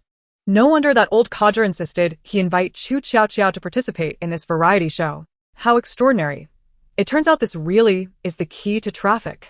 He recalls Wu Yongqiao emphasizing the necessity of live streaming. Yes. Live streaming. Ouyang Zhou's eyes gleam with excitement. His determination to confront controversy and stand against upper management was indeed not misguided. He, Ouyang Zhou, would finally get a taste of what it means to be at the center of a viral sensation. Meanwhile, Qu Tiaotiao remains blissfully unaware of the schemes unfolding around her. She is still curious. Is this episode going to be live-streamed as well? After receiving confirmation from Chunli, Qu Tiaotiao finds it quite fascinating. What is up with the recent variety shows? They all seem to be favoring live streaming. However, if I recall correctly, this show was previously recorded. So, why has it suddenly switched to live streaming for the 4th episode? And it sounds like only this episode will be live-streamed. It is best not to dwell on the unexplainable. Moreover, this is not something Qu Tiaotiao feels compelled to investigate, so she quickly sets it aside. Anticipating the formal recording and live broadcast of the show, Moments of Attraction has already garnered a bit of a reputation and a steady audience due to the previous 3 episodes. When the audience learns that the 4th episode will feature a live reaction format, they are taken aback. However, upon the release of the list of flying guests, half of them come to a realization. Thus, as the live stream commences, a flurry of Qu Tiaotiao's fans and curious onlookers rush into the chat. Here I come. I'm here to watch Qiaobao's live stream. I'm dying of laughter. Director Ouyang is also a family member? He really understands what we want. Ha ha ha. Does Director Ouyang also want to stir things up? Everyone take note. This show is about to explode with wealth. No way. My dear friends. I'm so scared. There's a CPI ship in this show. I'm dying of laughter. With Qiaobao here, do you still want to ship CPs? This CP might just be gone. Help. In my lifetime, I actually get to see God Chen on a dating show. Although he is just a guest. This counts as fulfilling half of my wish. What? God Chen looks so handsome today with this makeup. I'm swooning. As the comments flood in, Chunli notices Director Ouyang giving the OK sign, signaling that the live stream has begun. He immediately launches into the flow. Welcome, everyone, to Moments of Attraction. After the opening remarks, he starts to introducing Chen and Qu Tiaotiao. Now, let us welcome our 2 flying guests for this episode. Teacher Ing Chen and his apprentice from another show, Qu Tiaotiao. Que Qiaoqiao clapalon, s'il en lit complaining. No wonder they invited me and Ing Chen. It turns out there's this connection to introduce us. Chunli pretends not to hear and dives into the main topic. Qiaoqiao, have you followed our show before? Qu Tiaotiao, of course, is aware. Before the formal recording, the production team had provided her with a script outlining the previous episodes and the current popular CP. Thus, without having watched a single episode, Qu Tiaotiao confidently states, yes. I actually enjoy watching our show and have been keeping up with it. My favorite is the Firefly Forest CP. I haven't watched a single episode. I don't even know who those 2 are. What do I like about them? Chunli, if you don't voice your complaints, I might actually believe you. Ouyang Zhou, will this line be broadcasted live too? Help. He vaguely regrets it. Chunli quickly shifts the topic to Ing Chen. Teacher Ing, are you familiar with our show? Ing Chen's eyes glimmer. I just heard that the Firefly Forest CP seems to be quite popular. Does that count as being familiar? Chunli, this conversation is going nowhere. Teacher Ing truly enjoys joking. He abandons the small talk and prepares to get straight to the point. However, this CP is indeed the hottest one in our show right now. Once we finish watching the VCR, I believe you will understand. This CP is incredibly sweet. Chunli gestures. Now, let us play the VCR. Given that this is a live reaction format, the director has arranged 2 live streams. One displays the footage of the ordinary guests, while the other shows the 6 guests in the studio. Qu Tiaotiao puts on her headphones and begins to immerse herself in the viewing experience. The production team has selected 8 ordinary guests, all of whom are high-achieving elites with striking appearances, most of whom have returned from overseas studies. It must be said, they truly are a feast for the eyes. Qu Tiaotiao also notices the Firefly Forest CP highlighted in the production team's script. It is no surprise that this CP has become the most popular on the show. Qu Tiaotiao observes how the male lead continuously surprises the female lead with unexpected little gestures. Coupled with their high appearances and impressive credentials, it undoubtedly leaves the audience outside the screen utterly enamored. Yet, she thinks, why do I always feel like this guy is pretending? Qu Tiaotiao stroked her chin, feeling an overwhelming sense of incongruity about the man before her. I realize why I feel he is pretending. It is because he always presents himself as someone of high cultural standing, constantly engrossed in a book upon returning to the cabin. While at first glance, this might seem innocuous, a closer inspection reveals that he consistently maintains an air of pretentiousness. Ing Chun inquired, please elaborate. Which university did this male contestant graduate from? I seem to have forgotten. Let me check. No way. I merely commented on how pretentious he appears. I certainly meant no harm. Yet it turns out he truly is a fraud. His credentials are fabricated, and this esteemed university has no record of him as a student. Ouyang Zhou exclaimed in disbelief. Is the review department incompetent? How could they have overlooked this? Little did he know, this was merely the first revelation. Qu Tiaotiao, her voice tinged with astonishment, continued, in reality, this Zhang Senran is nothing more than a graduate of a vocational school. No, in fact, he didn't even complete that. Chapter 107. What you desire, I will strive to provide. Ouyang Zhou was taken aback. What? The review department truly is inept. Suddenly struck by a thought, he swiftly grabbed his phone to peruse the barrage of comments in the live stream. Wow. I knew Qiaoqiao would never disappoint. My ship. It hasn't even been long before it capsized. I wonder if the production team even verifies identities? They just take people's word for it? Why are there so many bizarre comments popping up? It's probably just Qiaoqiao's fans. They always tend to spout nonsensical things. Just ignore them. Ouyang Zhou remained silent for a moment. So far, the comments seemed tolerable. Unbeknownst to Qu Tiaotiao, who was engrossed in the unfolding drama, she continued to relish the juicy tidbits. Wow. No wonder he is such a skilled deceiver. This Zhang Sunran is actually a professional con artist. Moreover, he has even served time. And there's more. His real name isn't even Zhang Sunran, it's Zhang Yuan. He thrived on deceiving lonely elderly individuals for their insurance policies, living quite the charmed life. He was imprisoned not because of his skills, but because he failed to investigate one elderly man's background, mistakenly believing him to be alone, only to discover he had a child.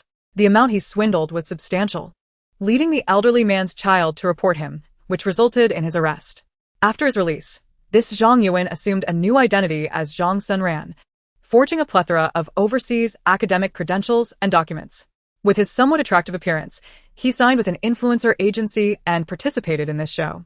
As Qu Tiaotiao absorbed this information, she couldn't help but applaud Zhang Yuan's audacity. This person was simply remarkable, wasn't he? Truly a master of deception. After prison, he didn't fall from grace. Rather, he soared to new heights. He could be hailed as the quintessential example of reemployment after incarceration. While Qu Tiaotiao delighted in the unfolding drama, others were equally captivated. Chunli had completely forgotten he was meant to host the show. The VCR had concluded. Yet he remained lost in contemplation regarding Qiaoqiao's revelations. It was only when Ing Chen reminded him that he snapped back to reality. The VCR had concluded, but it seemed everyone was still engrossed in the previous segment, savoring the narrative. Chunli quickly regained his composure. Yes, indeed. This storyline truly tugged at my heartstrings. I wished I could have been there to assist them in their choices. Fortunately, he hadn't forgotten the scripted flow. The next segment was a blind selection date, and the 4 female guests were unaware of the male contestants' artwork. We have brought the paintings for you to peruse. After viewing, please share which one you would choose if you were present. The theme of these paintings depicted the ideal date location, featuring 2 sunset landscapes, 1 beach scene, and 1 filled with musical notes. Qu Tiaotiao examined the paintings and silently scoffed. Must I select one from these? None of these paintings depict a place I wish to visit. She had no interest in the sunset or beach scenes. Just as she finished her internal monologue, her name was called. Which one will you choose, Qiaoqiao? Oh, me? Qu Tiaotiao blinked, caught between her conscience and the decorum of adulthood, ultimately opting for the latter. What if none of these resonate with me? Ing Chen interjected, interrupting her line of thought.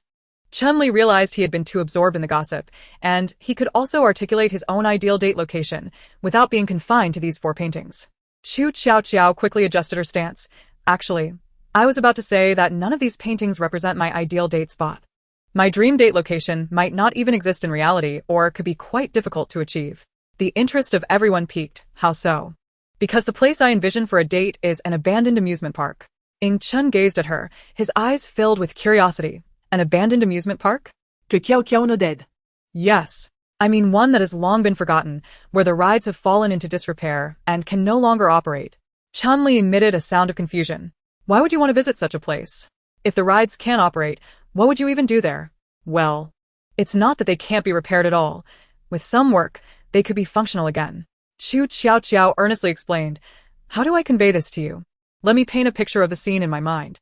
I hope the person I adore would take me to this abandoned amusement park. And when I feel despondent upon seeing the decay, he would restore the Ferris wheel and say, "Now, this is your personal amusement park," and we would ride it under a sky filled with fireworks, slowly ascending to the top. As Qu Tiaotiao finished, her cheeks involuntarily flushed with embarrassment. Ahem, I suppose I am rather fanciful. Hence, I believe this date scenario may be quite hard to realize, and it might not even exist. A female artist questioned curiously, but why must it be an abandoned amusement park? If your desire is simply to be in a place where it's just you and the person you like, renting out a venue could achieve that. Qu Tiaotiao was well aware of this. However, she sought not to delve deeper into the explanation, merely chuckling lightly, as if this realization had just dawned on her. Oh, you make a valid point. Indeed, renting a venue is also an option. She wished to divert the topic away from herself. I've shared my thoughts. Now, what about you all? Yet, at that moment, Ing Chen suddenly spoke. I understand your sentiment. He regarded her quietly, his gaze reflecting the brilliance of her delicate features. What you truly find romantic is not the fireworks or the Ferris wheel. It is his effort in restoring the rides for you. Isn't it? Qu Tiaotiao's heart raced at that instant. He had hit the nail on the head. Indeed. The Ferris wheel and fireworks were merely elements of romance, but not the crux of it. What mattered most was precisely what Ing Chen articulated. Everything you desire, I will strive to provide for you. Chapter 108. In my ideal date scenario, just having her is enough at that moment. The comments section erupted in excitement. Just a moment ago, I was indulging in some juicy gossip, and in the next instant, I was choked by a deluge of dog food. While gossiping fails to elicit my excitement, shipping a couple certainly does. Ah, who could possibly be shipping me without my knowledge? What a profound connection. He understands her so well. Suddenly grasping the meaning of distant, I realized that what she desires is precisely what I yearn for. It has always been you bestowing this upon me. So sweet. So sweet. Ing Han Qiaoqiao is the sweetest in the world. Initially, I thought, why not just reserve the venue? Yet, I never anticipated that the crux of the matter was not this at all. I must mark this moment. Perhaps one day, I will witness Brother Qian fulfilling Qiaoqiao's wish. Hehe. I implore the shippers not to be too outrageous. It's impossible even in dreams. How can my brother Qian possibly like a cricket?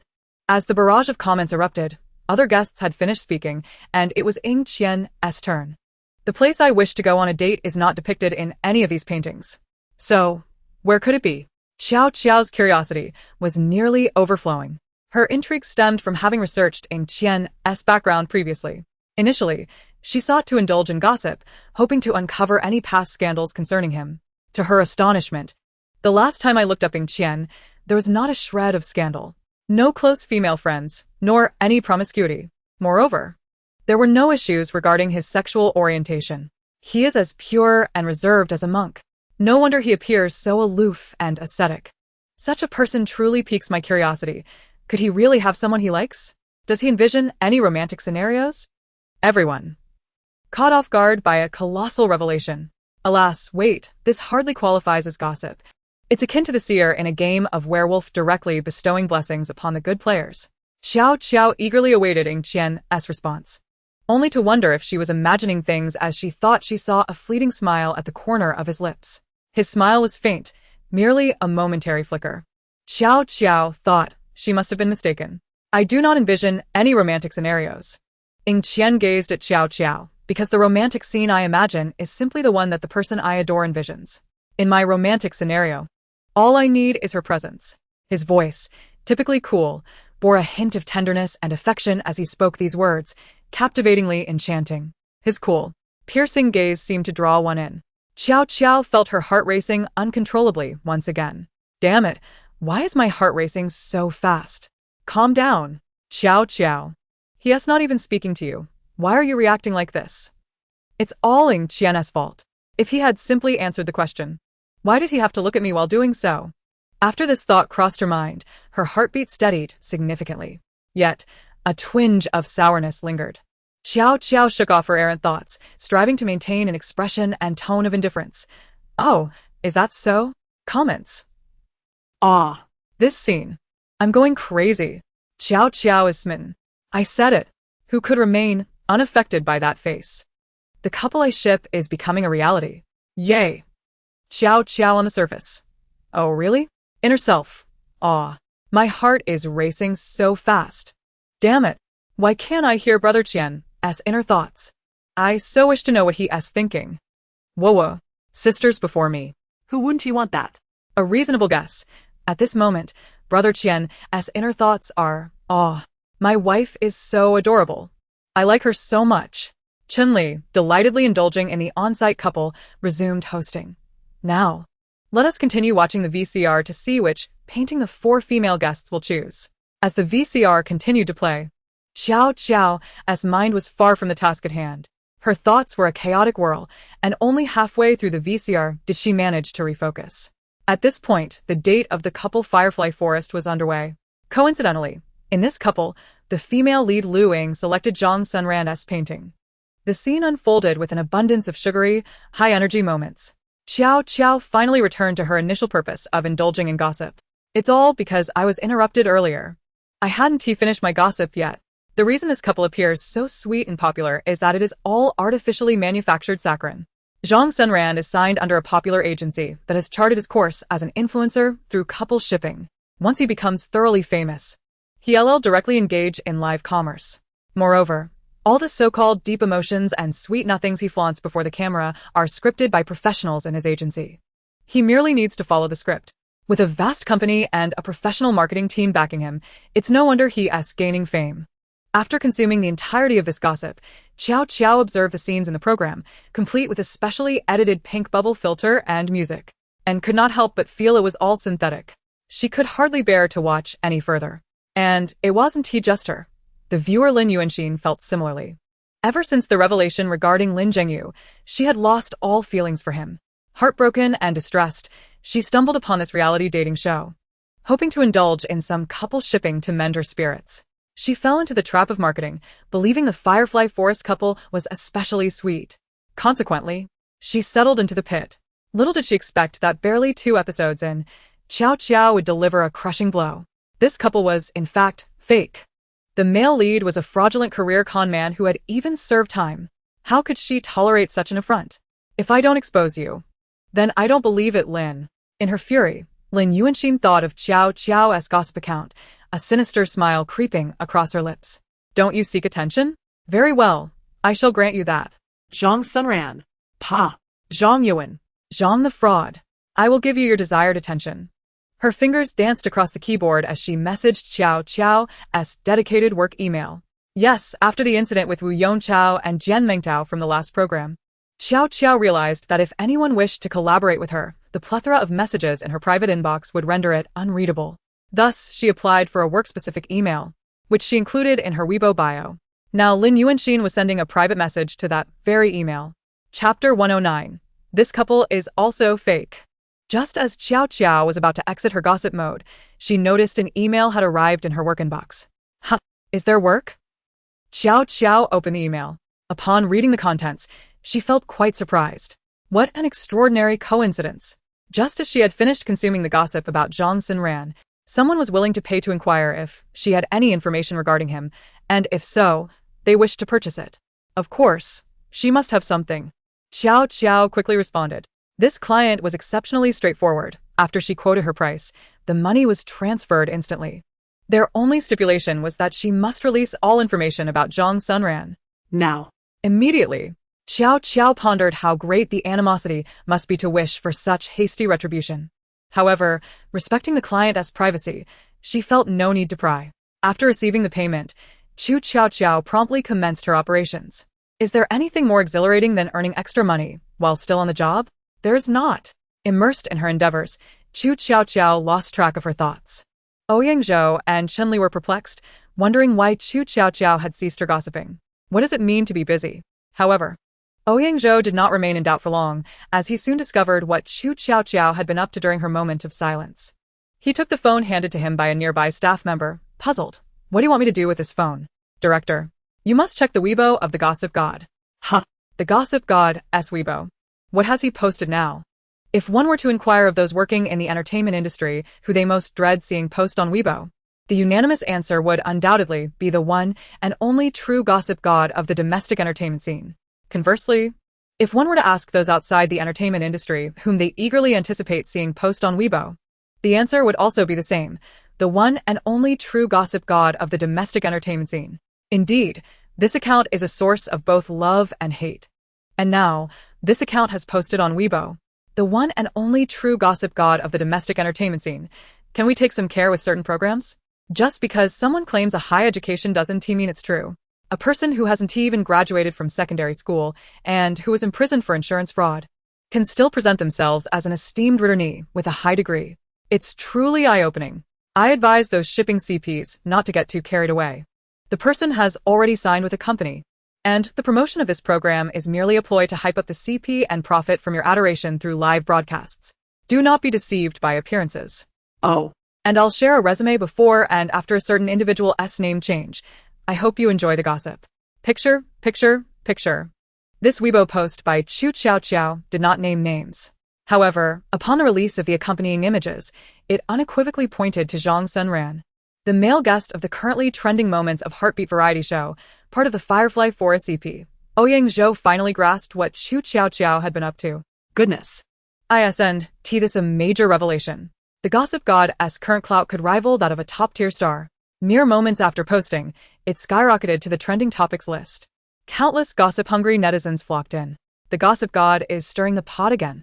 But I never expected this time the revelation would involve an ordinary person. I had been shipping the CP for a while, and it turns out it's all fake. Help. I used to think Zhang Sunran was handsome and smart. I really liked him. To find out he's a fraud. What? I want to ask the production team. Don't you check backgrounds for those with criminal records? How could they be on the show? No wonder I always thought Zhang Sunran looked familiar. I felt like I knew him, but the name and background didn't match. I thought I was mistaken, but it turns out I really do know him. The comment section has a character limit, so I'll continue. Zhang Yuan is a notorious thug from our village. He specializes in conning the elderly. Even people from our village despise him. Here's a photo.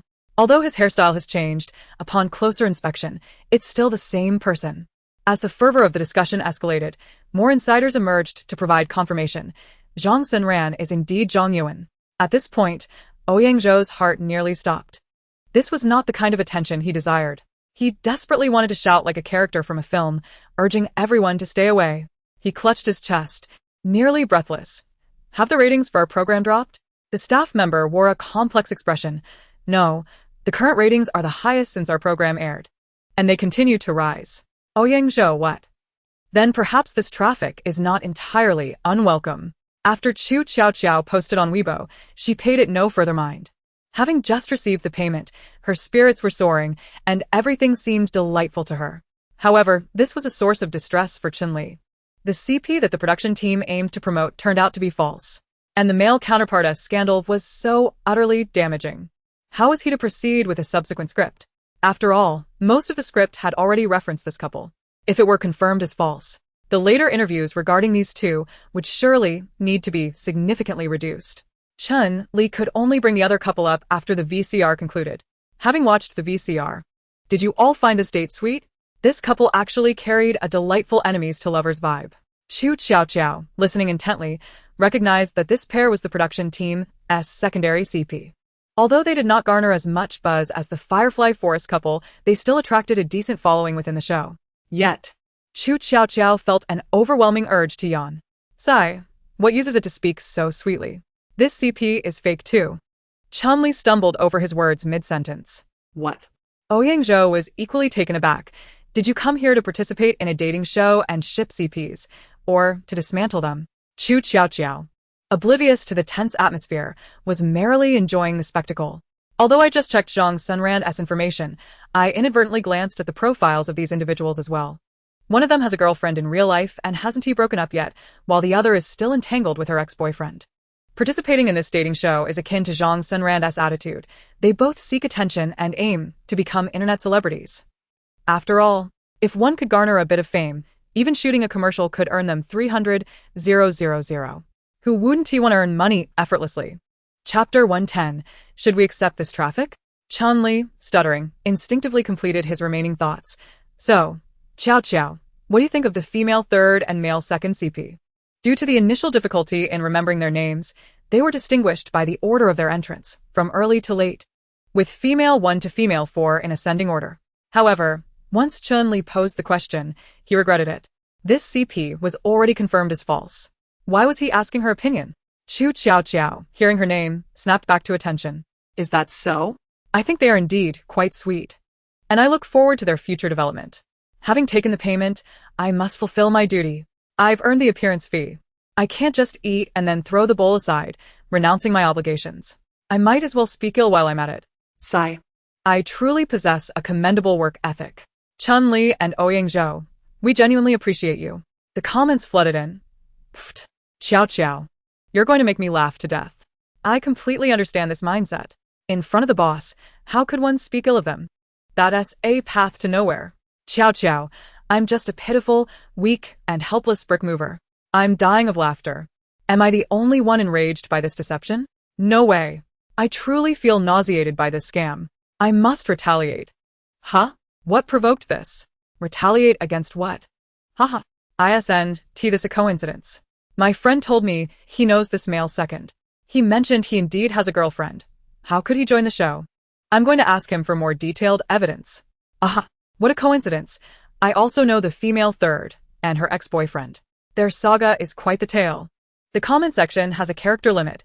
Wait for me to post on Weibo to elaborate. Wow. Is this a national gossip session? How thrilling. Absolutely thrilling. I'm all in. At this moment, Qu Tiaotiao remained unaware that she had ignited a nationwide frenzy of gossip and revelations. The lives of celebrities seem to exist in a realm far removed from that of ordinary individuals, entwined in a web of various capitalistic interests, rendering their scandals notoriously difficult to unveil, and seldom do they surface, without significant effort. In stark contrast, the lives of common folk unfold differently. Those who engage in wrongdoing are destined to face the consequences.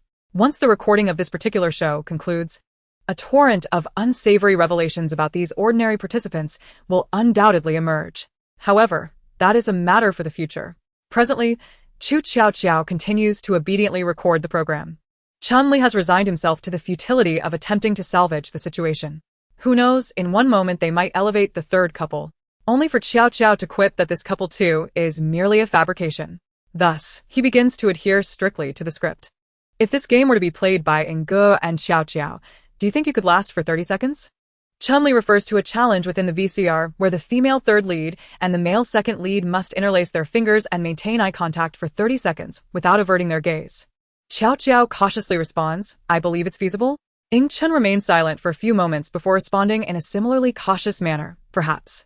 Chun-Li then gets to the crux of the matter. Would you both like to give it a try? Upon first hearing this question, Qiaoqiao sensed an underlying trap. Now. Hearing those very words, she is convinced her suspicions were correct. Yet, what choice does she have but to acquiesce? However, Chun, the cool and aloof figure, might just refuse. After all, this involves interlacing fingers and maintaining eye contact for 30 seconds. Given Chun's disposition, he would surely decline. Ha. I won't even have to be the one to offend anyone. Hee hee hee. Qiaoqiao entertained such pleasant thoughts. Chun, catching her in his peripheral vision, then speaks. Sure. Qiaoqiao is taken aback. What is happening? Shouldn't he have refused? Why is he agreeing? I don't comprehend. The astonishment in her eyes is unmistakable, and the camera captures her expression perfectly. Ha ha ha. This is hilarious. Qiaoqiao is so naive. How could Nge possibly decline such an opportunity to be close to his wife? Woo-woo. Who is in desperate need of insulin. Oh, that's me. This CP is not real? If you tell me that Ing Han and Qiaoqiao aren't genuine, then what is? Inside the recording studio, despite Qiaoqiao's shock, she finds herself unable to escape the situation. With no other option, she silently prays. I hope Ing Chen's fans 1T harbor too much animosity towards me. This is truly a matter of business, woo-woo. Ing Chen's hand is already raised. Qiaoqiao takes a deep breath and places her hand against his alabaster one. Then, their fingers intertwine. Ing Chen's hand is large, radiating a warm, dry heat. Qiaoqiao can even feel the pulse of the veins beneath. Up until this moment, Qiaoqiao manages to remain composed. However, once she meets his gaze, her heart begins to race uncontrollably. He simply gazes at her, yet it gives the impression of an intense, affectionate scrutiny. His pupils seem to transform into a vortex, drawing her in with an irresistible allure. And she willingly succumbs to this enchantment. Qiaoqiao finds herself unable to endure any longer. Just before her face turns entirely crimson, she diverts her gaze, retracting her hand. I concede. Damn. Why does such a handsome man exist? Is he not deliberately enticing me? Calm down. Stay composed, Qiaoqiao. Focus, and the sword will naturally be drawn. Qiaoqiao takes several deep breaths, finally managing to quell the tumultuous emotions within her. Chun-Li, perceptive as ever, comments, "It seems this game is indeed quite challenging." After engaging in conversation for a while, they return to the VCR. What sort of date will they experience next? Let us continue to observe. Following this interlaced fingers and eye contact challenge, Qiaoqiao becomes increasingly obedient, forsaking her previous antics, and quietly completes the recording of the entire episode. When the live broadcast concludes, another female guest nervously speaks up. Phew, this is my first time live broadcasting a program, and I'm terrified of saying something wrong. I wonder if my performance was satisfactory? Ouyang Zhou grimaces at this question. The female guest grows increasingly anxious. Could it be that I performed poorly? No. Ouyang Zhou silently glances in Qiaoqiao's direction. The viewership numbers for this episode are the highest since the show's inception, even leading by a significant margin. However, the reputation has begun to plummet. The production team has already received numerous messages expressing disdain, questioning their ancestors and household registrations. Qiaoqiao's revelation has certainly caught everyone off guard. Yet, the traffic it has generated is undeniably enticing woo-woo. Chapter 111. Why not ask the enigmatic scandal god? As soon as Qiaoqiao removes her microphone, she feels a gaze laden with resentment directed at her. What is going on? Why are they looking at me like that? Do they expect me to offer my congratulations? It stands to reason, after all, the director just mentioned that this data is the highest since the show began. So, it's natural for someone to want to extend congratulations. Qiaoqiao feels a moment of clarity. She immediately brightens her smile and addresses Ouyang Zhou. Congratulations, Director Ouyang. I believe the viewership will continue to rise after this episode. Ouyang Zhou responds with a forced smile. Thank you. Qiaoqiao smiles back. You're welcome. Yet, internally she muses. Why do I feel like he is being sarcastic? Is that just my imagination? Ouyang Zhou, you're not mistaken. I am indeed being sarcastic. Qiaoqiao departs alongside Liang Tian. Perhaps it's due to Ouyang Zhou's overly intense gaze or something else, but Qiaoqiao now feels as though her manager, Liang Tian, is also casting her a look filled with complex emotions. Liang Tian, unable to contain herself, quietly remarks, "Your destructive power is truly remarkable." Qiaoqiao, not quite catching that, asks, "What did you just say?" Liang Tian adopts a righteous expression. Nothing. I merely meant that there seems to be a lot going on with the show. Qiaoqiao. Huh? What is going on? Liang Tian presents her phone. See for yourself. Weibo is in an uproar. Only then does Qiaoqiao realize the commotion she has caused. Wow. The trending topics are almost entirely dominated by this program. Is it really that intense? Indeed. The topics range from Zhang Senran in jail to Zhang Senran's CP scandal. Female third leads ex-boyfriend, male second leads girlfriend, and Zhang Senran responds. Qiaoqiao can vaguely guess how the first few terms made it onto the trending list, as she is the one who revealed those scandals. However, the latter entries truly astonish her. Goodness. As expected, the audience is not to be underestimated. I can't believe the information I didn't reveal has been unearthed and posted online. No wonder Weibo is so lively. I thought I was the only one privy to these secrets. Liang Tian. Isn't it dominating the conversation? The main parties have all come forward to respond. It certainly should have been known only to you, had you not been voicing your thoughts internally. All three principal figures involved in this matter have indeed stepped forward to address it. Zhang Sanran has penned a lengthy post expressing heartfelt remorse for his past mistakes, asserting that he has turned over a new leaf and that his name change was not intended to deceive the audience. As for his educational background and persona, he claims ignorance, attributing it all to his company's management. His words suggest that he is merely a naive soul in his 30s. One must admit, his strategy is utterly foolish. He believed that this attempt would restore the public's favor.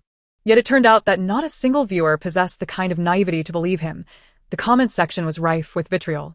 Even the public relations team from the company he had signed with took to the field, casting all blame back upon him, asserting that they were entirely unaware of Zhang Sanran's identity change and his fraudulent credentials, as all this information had been self-reported in his resume. Regardless of the circumstances, it was evident that Zhang Sanran's prospects were utterly bleak.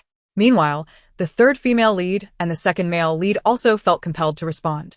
One claimed to have already separated from his girlfriend before joining the program, while the other denied any lingering ties with her ex-boyfriend.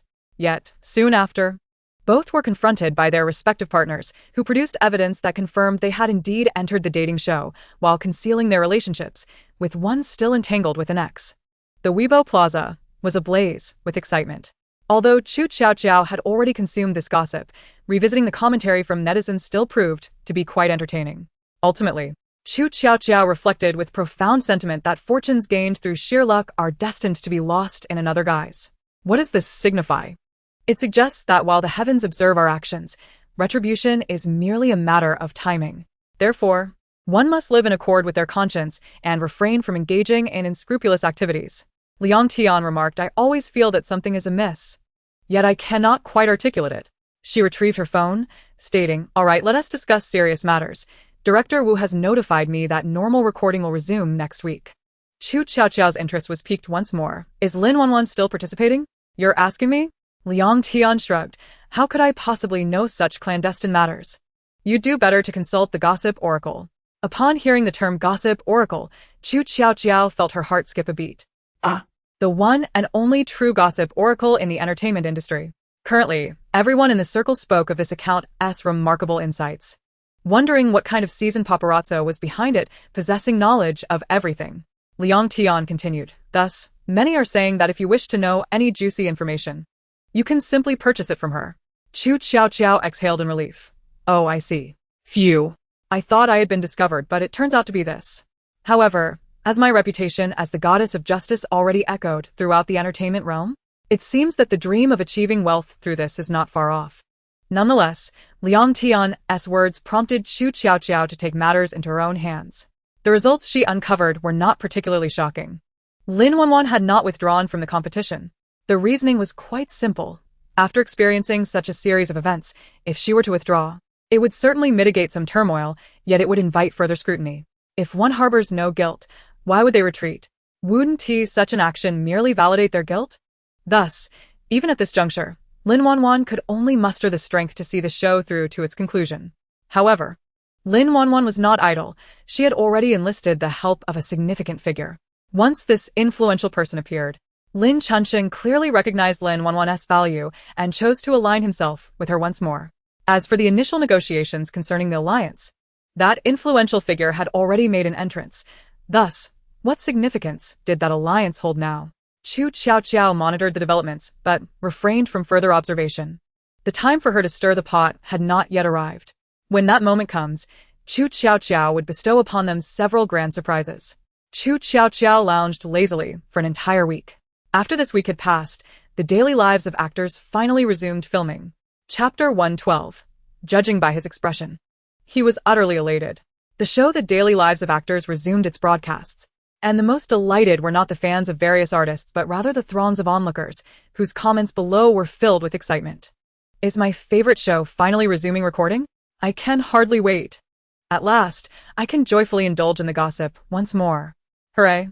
Sitting down and rubbing my hands in anticipation, I wonder what kind of scandal will emerge this time. I am truly going to laugh myself to death at these comments. Director Wu must be feeling quite disheartened upon seeing them, huh? After all, he intended to create an acting variety show, yet it has transformed into a gossip spectacle. What's wrong with a gossip show? Look at the viewership. Look at the trending topics. As long as each live broadcast dominates the hot search rankings, perhaps he is watching right now, secretly reveling in it.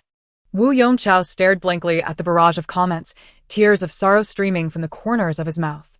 But truly, given his expression, how could he not be elated? He was overjoyed. When Qu Tiaotiao entered, she was startled by Wu Yongqiao's expression, resembling that of a lifeless smile.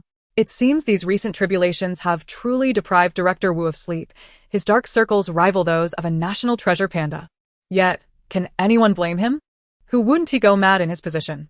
Although there is buzz and heat, the post-production editing must be overwhelming. But oh my. This recording of a scandal per episode could surely make it into the Guinness World Records. Deep within, Wu Yongqiao was howling in anguish. Who is responsible for this? Tell me, who is to blame?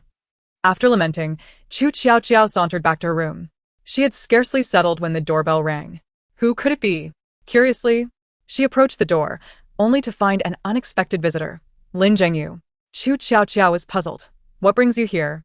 Lin Zhengyu's expression was a tumultuous mix of emotions. Yet he finally spoke. I came to give you something. What? The shock in Qu Tiaotiao's eyes was unmistakable. She was genuinely astonished. What has possessed Lin Zhengyu to suddenly want to bring me something? Lin Zhengyu disregarded her unspoken thoughts. This motion sickness medication is effective. Qu Tiaotiao examined the pill in his palm, but did not take it. Noticing her hesitation, Lin Zhengyu felt a twinge of fear and anxiety. He had yet to finish his sentence when Qu Tiaotiao interjected. If I recall correctly, you were present when Lin Chunxing discussed the terms with me. Qu Tiaotiao did not state it explicitly, but it was enough for Lin Zhengyu to comprehend. She sought no entanglement with the Lin family, neither before nor after receiving any benefits. Moreover, he had been present at the time. If he truly desired a sister like Qu Tiaotiao, he would not have remained passive while she signed the agreement. Thus, now adopting this facade of concern, what was his true intention? Lin Zhengyu's face turned pale. I apologize, I was rude. He turned and stumbled away. Que Qiaoqiao remède un phased. Once a heart harbors cracks, no amount of time can mend them. Furthermore, Qu Tiaotiao was aware that in the original storyline, the protagonist had been harmed by them. Just based on this knowledge, Qu Tiaotiao had no intention of fostering a friendly rapport with this group from the outset. After all, no one would dare to turn their back on someone inherently cold and selfish. Just before closing the door, Qu Tiaotiao noticed Lin Wanjun ascending the stairs at that moment. Their gazes met briefly, only to be quickly averted. There were still many good days ahead. On the first day of the official live broadcast of the daily lives of actors, the data soared to new heights once again. The artist most frequently mentioned in the live chat was none other than Qu Tiaotiao. This scene caused Qu Tiaotiao's detractors to lose their composure. Passers-by. Has Qu Tiaotiao really hired so many fake accounts? How disgusting. Qu Tiaotiao may lack other talents, but her ability to purchase fake accounts is top-notch. So annoying. I genuinely do not wish to watch Qu Tiaotiao. Since the show's inception, I find myself perplexed as to why Chu has yet to be eliminated. What hidden machinations lie beneath this? The disparaging comments from certain detractors were swiftly obliterated by the fervent supporters of Qu Tiaotiao. If you find it distasteful, feel free to exit via the upper right corner. Your disdain while continuing to watch only reveals your masochism.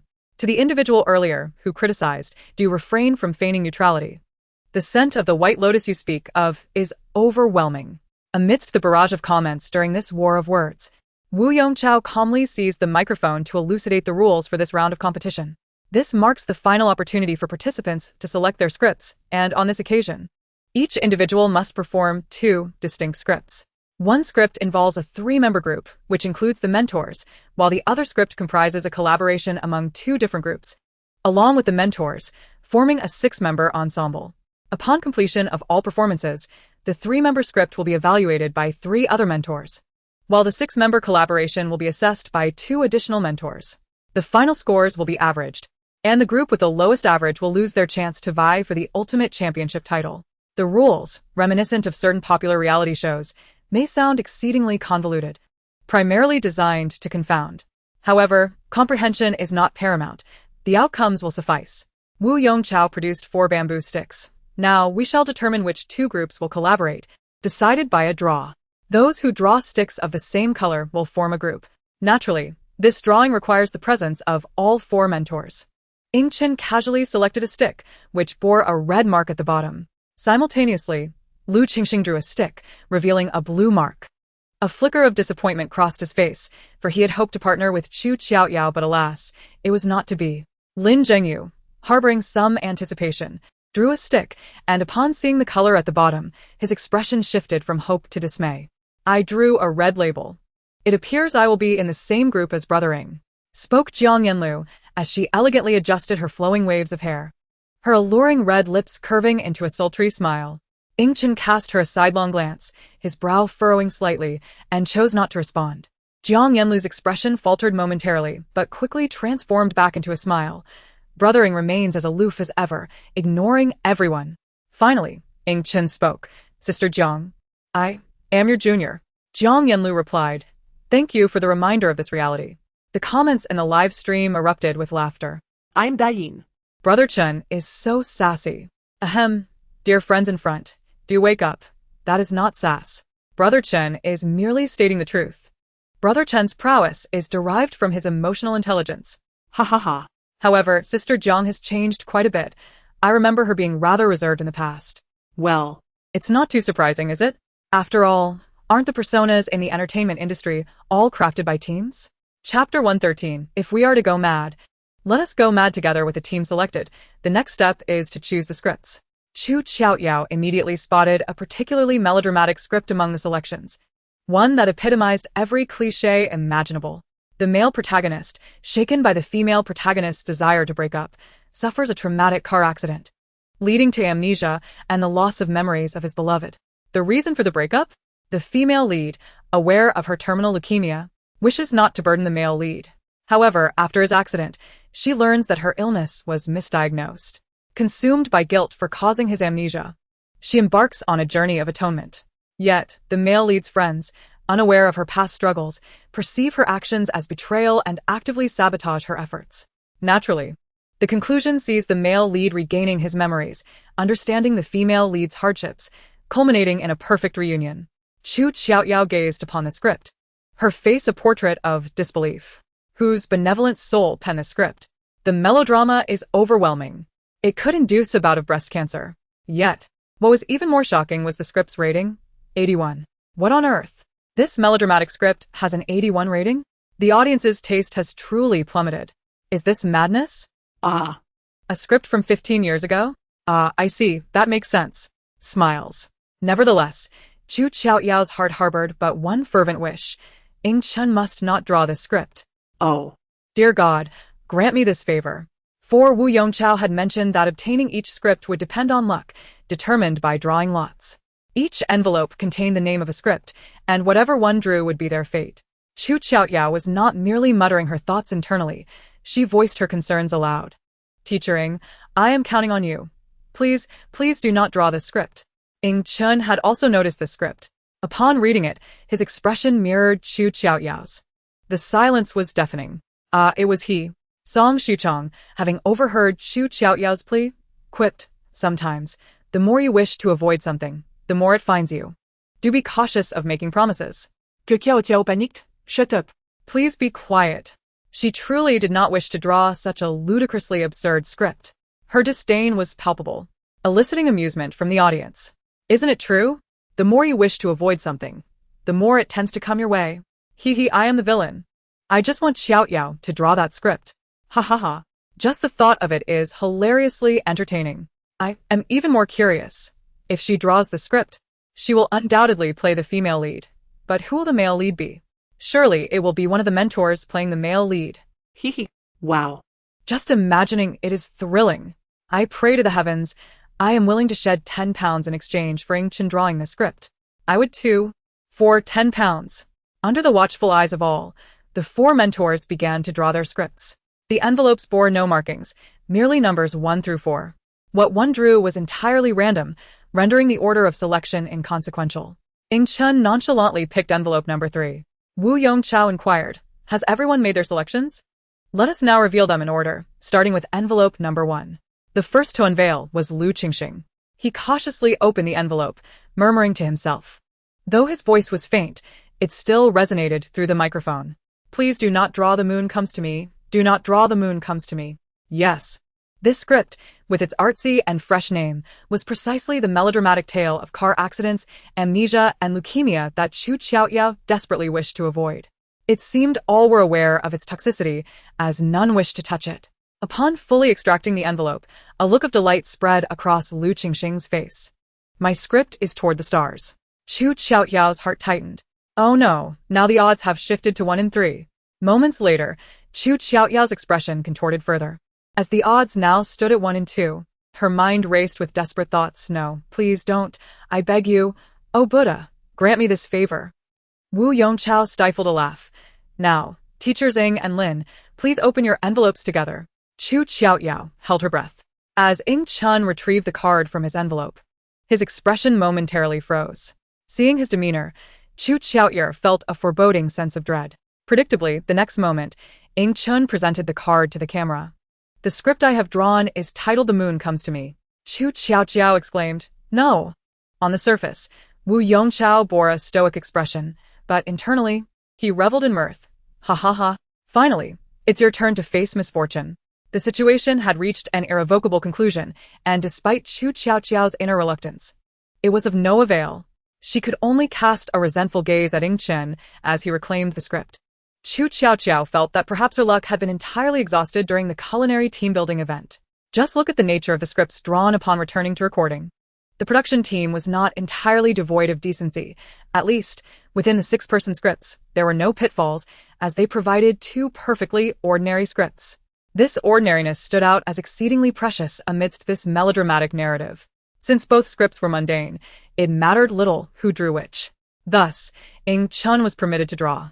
After the selections were made, Qu Tiaotiao flipped through the script, glanced at the general storyline, and felt a strong urge to slap her past self. What a blunder! She never anticipated that while the plot synopsis appeared quite standard, the script itself contained such absurdities. Merely flipping through a single page, she encountered no fewer than 3 instances of characters delivering slaps. Could this possibly be the recently infamous slap drama? The entire impression of the play is that the female lead slaps the male lead slaps the female lead, and even the male lead's mother slaps the female lead. As for what the story is about, who knows? It's just a series of slaps. I truly cannot comprehend. Is the production team out of their minds? Why would they choose such a script? Qu Tiaotiao fell silent for a few seconds, then muttered to herself, Oh, the production team is indeed mad. After all, the previous episode was a complete disaster. Adding more insanity to the script seems hardly problematic. Wu Yongchao, with an innocent expression, chimed in, Well then, the script selections are complete. Everyone may commence rehearsals. Indeed, these scripts were deliberately chosen by him. If they were to go mad, they might as well go mad together. Chapter 114. I am not receiving a consolation fee. Jiang Yanluo approached. Shall we divide the roles first? Absolutely. Song Shucheng eagerly answered, only to realize his blunder. How could he speak before the instructor, Ying Chen, had the chance? Ying Chen felt no discontent, merely suggesting, to ensure fairness, let us draw lots to determine the roles. Given the similar ages of the characters in the script, Ying Chen proposed such a suggestion. No one raised any objections. Qu Tiaotiao quickly prepared the lots, separating the female roles from the male ones. She shuffled the 3 female roles. The lots are written by me. You may draw first. And I will take the remaining one. Naturally, Jiang Mengtao dared not draw first. Thus, it was only after Jiang Yanluo drew that it was Qu Tiaotiao's turn to take the last one. Upon seeing the character's name, she fell silent. Her luck could not have been better. She had directly drawn the female lead of this play, the one who would endure the most slaps. Whoever wanted this female lead could take her. Jiang Yanluo smirked slightly. I drew the character Lu Ning. Qiaoqiao remained silent. Excellent. The character, who would be slapping herself, appeared. Once the male roles were also drawn, everyone received their scripts.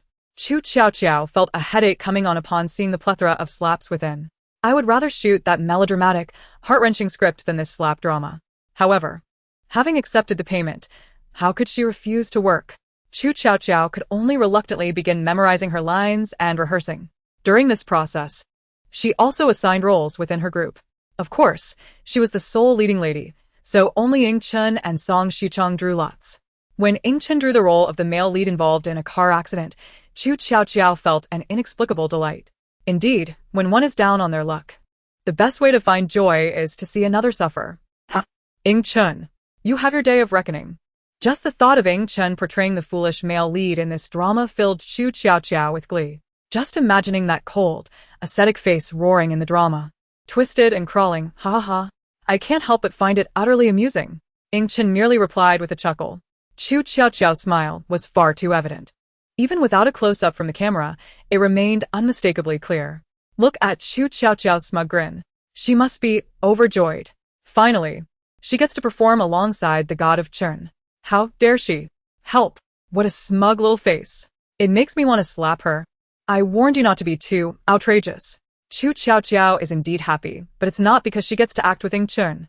Qu Tiaotiao is clearly reveling in schadenfreude. Ha ha ha. In truth, my thoughts align with Qu Tiaotiao's.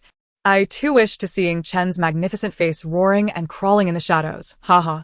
However, whether Ing Chun would actually roar and crawl in the shadows remained to be seen.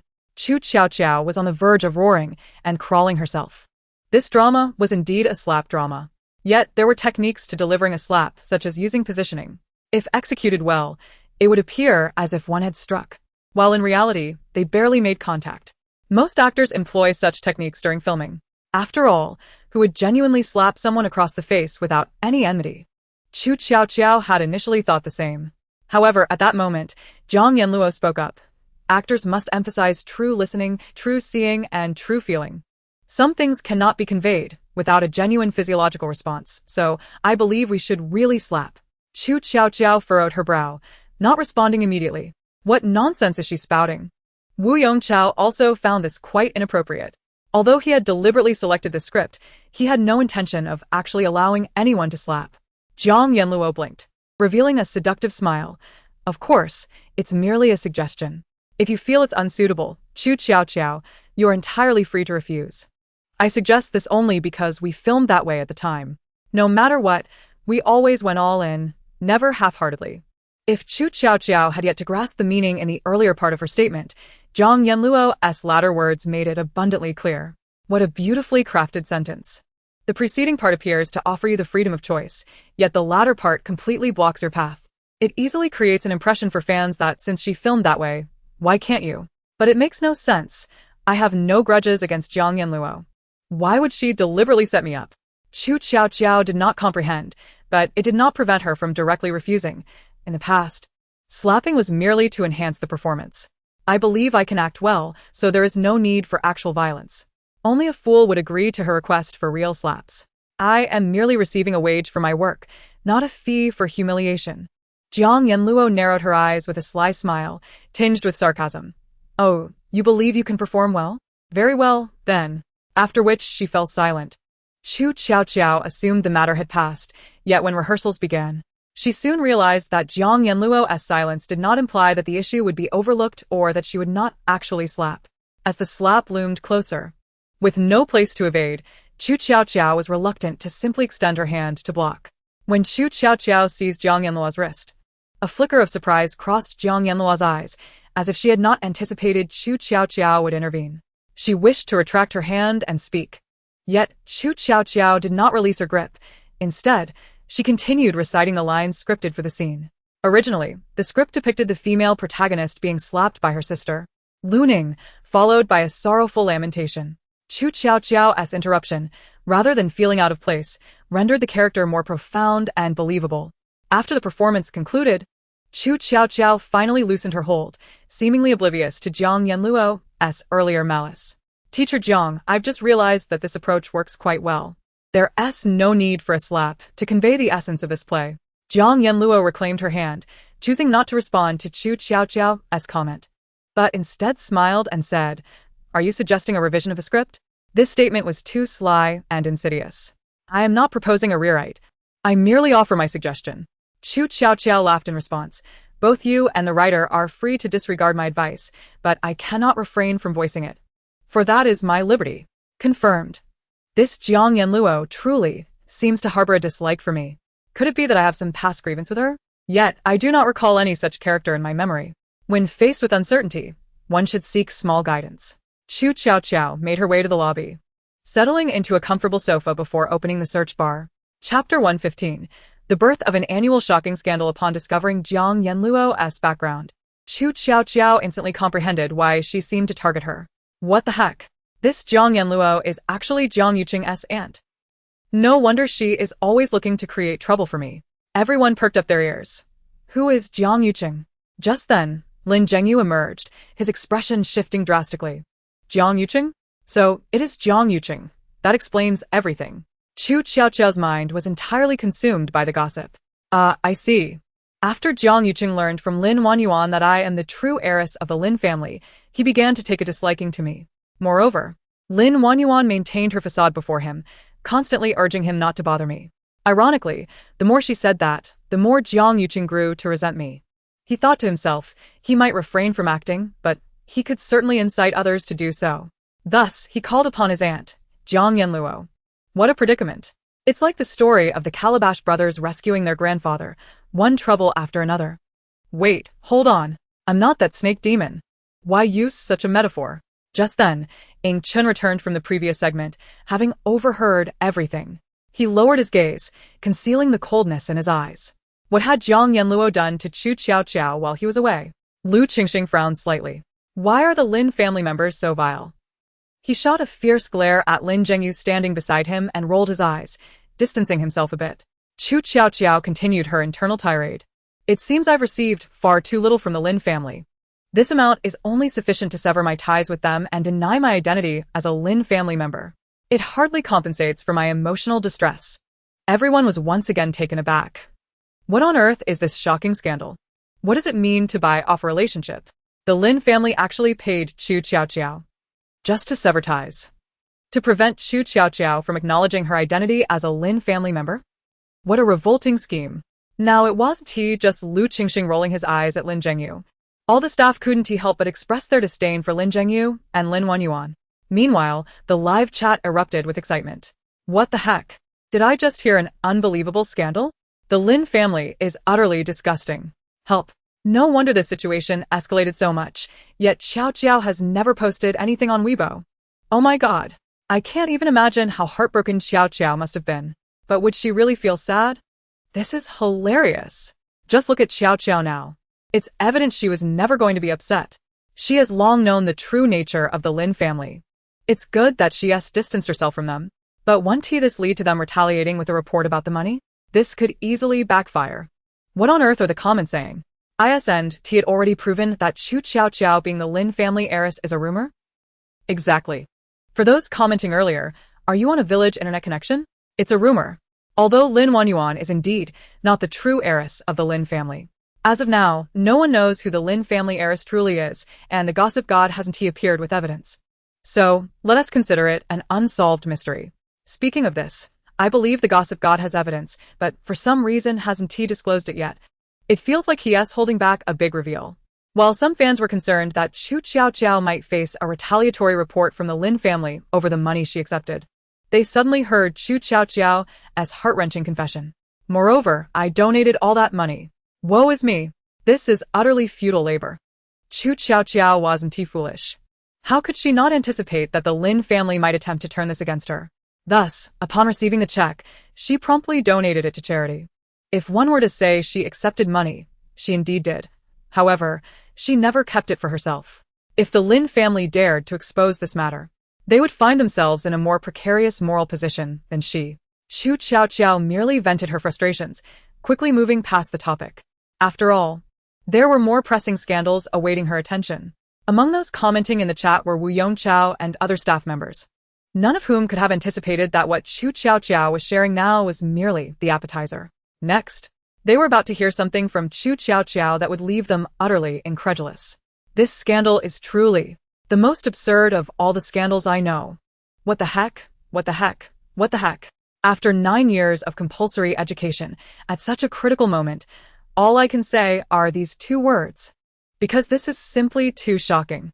What is this? What am I witnessing? Que Qiaoqiao is Sweden. Even she couldn't guarantee the authenticity of the information upon reading it. She rubbed her eyes vigorously, then rubbed them again, even pinching herself. Ouch. That hurts. So, I'm not dreaming. This is real. Ing Chen, what on earth did Qu Tiaotiao see? Why such a reaction? All the others were equally bewildered and anxious. What is it? What did you see? Hurry up and tell us. Don't keep us in suspense. As everyone awaited with bated breath, Qu Tiaotiao's voice finally resonated once more. Zhang Yanluo is not Zhang Yanluo at all. Everyone, what does that mean? Why can't they comprehend? Qu Tiaotiao found this revelation too staggering. She needed a moment to collect herself with a glass of water. As she lifted her head from the heap of gossip, she intended to pour herself a drink. However, to her surprise, upon looking up, she found dozens of eyes fixed upon her. Those green, gleaming gazes were like wolves eyeing their prey.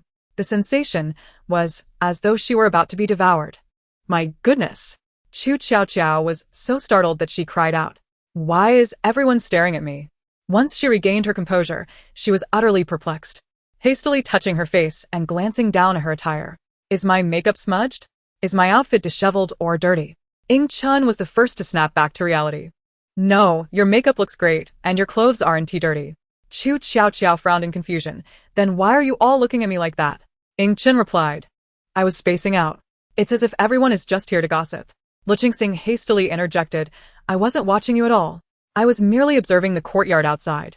Wu Yongchao swiftly devised an impeccable excuse. We are filming you, so it is only natural that we must gaze upon you. Chapter 116. A chilling revelation. My family, Qu Tiaotiao pondered.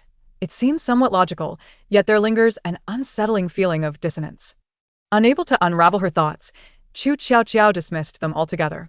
Rising, she poured herself a glass of water and downed it in one go, seeking solace before redirecting her gaze to the omniscient screen. Oh my! Even upon seeing it a second time, I find it utterly astonishing. Zhang Yanluo. That vile woman. She actually murdered her own twin sister. Her intent was to usurp her sister's life, to seize all that was rightfully hers. Hian Jianluo, no. The current Zhang Yanluo is not Zhang Yanluo at all. She is Zhang Yanluo's twin sister, Zhang Yanga, the very Zhang Yanga whom everyone believed to be deceased. After absorbing this shocking revelation, Qu Tiaotiao couldn't help but drink another glass of water to calm her nerves. Meanwhile, Wu Yongchao and the others were left in stunned silence. What on earth? Zhang Yanluo is Zhang Yanga? Concurrently, the comments flooded in with frenzied inquiries. Huh? Who is Zhang Yanga? I haven't been following the entertainment industry closely. Zhang Yanga has only appeared in a few dramas. Thus, she is not as renowned as her sister. It is quite normal not to know her. She is indeed Zhang Yanluo's twin sister. Exactly. The reason Zhang Goddess suddenly withdrew from the spotlight and stopped accepting roles was due to her sister's death, which left her in a state of despair. Wow. Is that really the case? My friends, this is deeply unsettling. Oh my goodness. If this is true, it makes sense why Qiaoqiao is so shocked. At this moment, Qu Tiaotiao continued to delve deeper into the narrative. Indeed, Zhang Yanga harbored jealousy towards her sister Zhang Yanluo for possessing everything. Although they are twins, identical in appearance and both actors, Zhang Yanga was always overshadowed by Zhang Yanluo in terms of fame and status. This was merely the final straw that broke the camel's back. The roots of their profound animosity and jealousy had been nurtured since their childhood. Despite their identical looks, logic would suggest they received equal affection. However, Zhang Yanluo was simply too brilliant. She consistently achieved top scores in every examination, while Zhang Yanga, despite sharing her sister's beauty, lacked the same intellect. She struggled to grasp her studies, earning the notorious title of the class's lowest performer. As a result of her consistently poor grades, many envious of Zhang Yanluo's achievements mocked her in secret. From that point onward, Zhang Yanga's attitude towards Zhang Yanluo began to shift. Ying Chen recalled that Zhang Yanluo indeed had a twin sister, Zhang Yanga, who was also an actress. Yet her performances were so lackluster that she was often overshadowed by Zhang Yanluo's brilliance. With a perfect actress like Zhang Yanluo already in the limelight, no production team would dare cast a flawed counterpart. Thus, over time, Zhang Yanga faded from the public eye, and most had forgotten that Zhang Yanluo had a twin sister. Others gradually began to remember that there had indeed been such a figure in the entertainment industry. Yet Zhang Yanluo's radiance was so blinding that it naturally caused the less luminous Zhang Yanga to be overlooked. Qu Tiaotiao stroked her chin, astonished. The jealousy that accumulated from childhood rendered Zhang Yanga incapable of tolerating Zhang Yanluo's presence. Thus, she conceived a dark notion. Since I cannot replace her, I shall become her. I will seize all her glory and assume her identity. Qu Tiaotiao was at a loss for words. Jealousy can truly drive one to the abyss. Once Jiang Yanga entertained that thought, she began to prepare her plan. If she wished to become Jiang Yanluo, she naturally had to familiarize herself with those around her. The convenience of Jiang Yanga's identity permitted her to execute her plan flawlessly. She became well acquainted with all of Jiang Yanluo's preferences and friends, and thus, she began to plot against Jiang Yanluo. She invited Jiang Yanluo to go sailing. And when her sister was caught off guard, she pushed her into the sea, ensuring that her body would never be retrieved. In her stead, she assumed her identity, living under her name. Although everyone found Jiang Yanluo's death suspicious, no one ever suspected that Jiang Yanga could be so cold-hearted as to murder her own sister. After all, they bore no grudges against each other. In fact, one could say that Jiang Yanluo had always taken care of Jiang Yanga. Under such circumstances, how could Jiang Yanga possibly harbor hatred towards her sister to the extent of wanting to kill her? After witnessing the entire sequence of Jiang Yanga's actions, Qiaoqiao felt a profound unease. When a person is determined to achieve their goals through devious means, it is indeed terrifying. They are akin to venomous snakes lurking in the shadows, ready to strike when one is most vulnerable. Jiang Yanluo perished due to her misplaced trust in Jiang Yanga. Upon hearing Qu Tiaotiao's thoughts, the collective atmosphere turned chilling. My goodness, such a criminal lurked among them. Just then, Jiang Yanluo, no, Jiang Yanga, emerged from the rehearsal hall. Clad in a resplendent red dress, she exuded allure and charm. Oh, why are there so many of you gathered here? Jiang Yanga blinked, bewildered by the crowd in the hall. And no reason. Luo Jinga was the first to respond, stammering, I just came out to get some water. He found himself at a loss for words. The mere thought that Jiang Yanga could kill her own sister filled him with dread. Fancy that. I came out for water as well, Jiang Yanga said with a slight smirk. Where is the water dispenser? Right here, Qu Tiaotiao stepped aside. Ms. Jiang. The dispenser is over here. It was blocked by you. No wonder I didn't see it earlier, Jiang Yanga remarked as she approached Qu Tiaotiao. Just as they stood within 3 meters of each other, Qu Tiaotiao suddenly declared, Ms. Jiang, I am actually a fan of your deceased sister. Her words were rather convoluted, at first glance appearing to lack coherence. However, Qu Tiaotiao had intended it that way, for she refused to acknowledge that the person before her was Jiang Yanluo, and insisted that Jiang Yanga was the one who had perished. The moment her statement reached the ears of the others, their hearts tightened in an instant. What was Qu Tiaotiao doing? Was she daring to confront her? Such audacity. Jiang Yanga paused for a second, then lifted her gaze in confusion. You are a fan of my sister Yanga? Chapter 117. Qu Tiaotiao's bold confrontation. Qu Tiaotiao couldn't help but click her tongue in disbelief. One must admit, she is quite meticulous, constantly reminding others of her identity as Jiang Yanluo. Qu Tiaotiao did not refute her. Instead, she nodded, yes. If my sister could hear you say that, she would be exceedingly delighted. Jiang Yanga did not hesitate for even a second, responding with a hint of sadness in her smile. Qu Tiaotiao's heart raced. Why was she saying that? Jiang Yanga then looked earnestly at Qu Tiaotiao. Because my sister once told me that whenever a fan likes her, it brings her immense joy. She began to question, are you very close with my sister? I don't believe I've ever seen you before. You mentioned that you are her fan, but if the relationship between a fan and an idol is such, how could you have possibly met me? I see. Jiang Yanga smiled as she finished filling her cup with water, preparing to turn away. As the haunting melodies of the past lingered in the air, Qu Tiaotiao interjected with a disconcerting remark. I have heard that since her demise, you have been engulfed in sorrow. Nearly 3 years have passed, and only now have you emerged from your grief. This assertion bore the weight of truth. Jiang Yanga fixed her gaze upon her for a few moments, and then a sorrowful expression graced her features. She was my most cherished sister. Her death plunged me into profound despair, to the point where I contemplated withdrawing from the world entirely. However, my husband has consistently encouraged me to rise above this tragedy. It is through his steadfast support that I have finally begun to escape the shadow of my sister's passing. I apologize, but I am not inclined to discuss my sister further. Jiang Yanga forced a bitter smile, her hand pressed against her heart, as if she were experiencing palpable discomfort. Tears threatened to spill from her eyes. Every time I speak of her, it feels as though I am on the brink of death myself. Qu Tiaotiao observed her performance with an impassive expression. Indeed, it is as such. After having taken her sister's life, she displays this very countenance whenever confronted by police inquiries or journalists' interviews. No one perceives any issue within this, as it is entirely reasonable for one to avoid discussing the demise of their closest kin. Thus, although suspicions have arisen in the past, They ultimately dissipated due to a lack of evidence, leading many to believe they had overthought the matter. She has successfully deceived numerous individuals with this tactic. Though Qu Tiaotiao had seen through the facade, it did not imply she would immediately expose it. She was no fool. Consequently, she too adopted a guise. One that was even more heartfelt and sorrowful. I am truly sorry. I did not intend to bring up this painful topic. The comments poured in. Qiaoqiao is incredibly brave. This moment is an absolute display of audacity. What on earth? Is Qu Tiaotiao out of her mind? Why suddenly mention Goddess Zhang's sister? Is she unaware that mentioning her sister causes Zhang to become profoundly distressed? Of course. If she were any less affected, she might as well be treading on a sewing machine. What does that comment mean? Clarify, who is treading on a sewing machine? I can't stop laughing.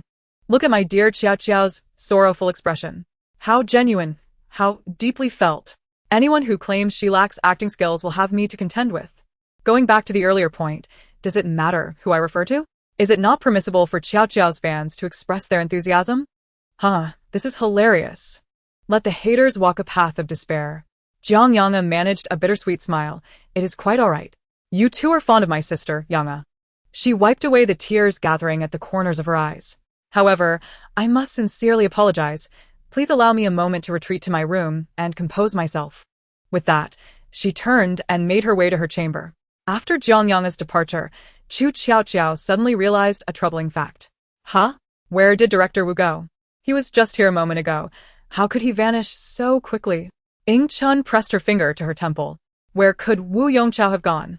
Upon learning of Jiang Yanlu's situation, he had immediately contacted the higher-ups to report. Jiang Yanga was undoubtedly facing a ban. He needed to prepare accordingly. Although he was not responsible for the program's operations, merely contemplating Wu Yongqiao's workload and the issues he would face made even him inhale sharply. This coveted status was not easily attained. Qu Tiaotiao sighed. Alas, with Director Wu absent, I cannot witness his reaction upon discovering the news. Lu Qingxing exclaimed, so this was your intention. Poor Director Wu. Qu Tiaotiao disregarded Wu Yongqiao, recognizing that such matters must be swiftly brought to light. She promptly began to compile evidence. Jiang Yanga had executed her plans with extreme caution, leaving no room for error, but she had encountered Qu Tiaotiao, a formidable adversary. Qu Tiaotiao meticulously organized the documentation and evidence, dispatching it all at once. The one true gossip oracle of the entertainment industry, Zhang Yanlu, or rather, should I refer to you as Jiang Yanga? Your sister Jiang Yanlu treated you with such kindness. How could you bear to harm her? When you lie awake at night, do you not feel an ounce of guilt? How do you manage to sleep? Jiang Yanga, do you believe that by casting your sister into the sea, making her body unrecoverable, we would be unable to uncover the truth? The heavens are vast, and nothing escapes their grasp. All that you have done will leave traces. This time, I present a complete chain of evidence. I welcome all esteemed figures to investigate.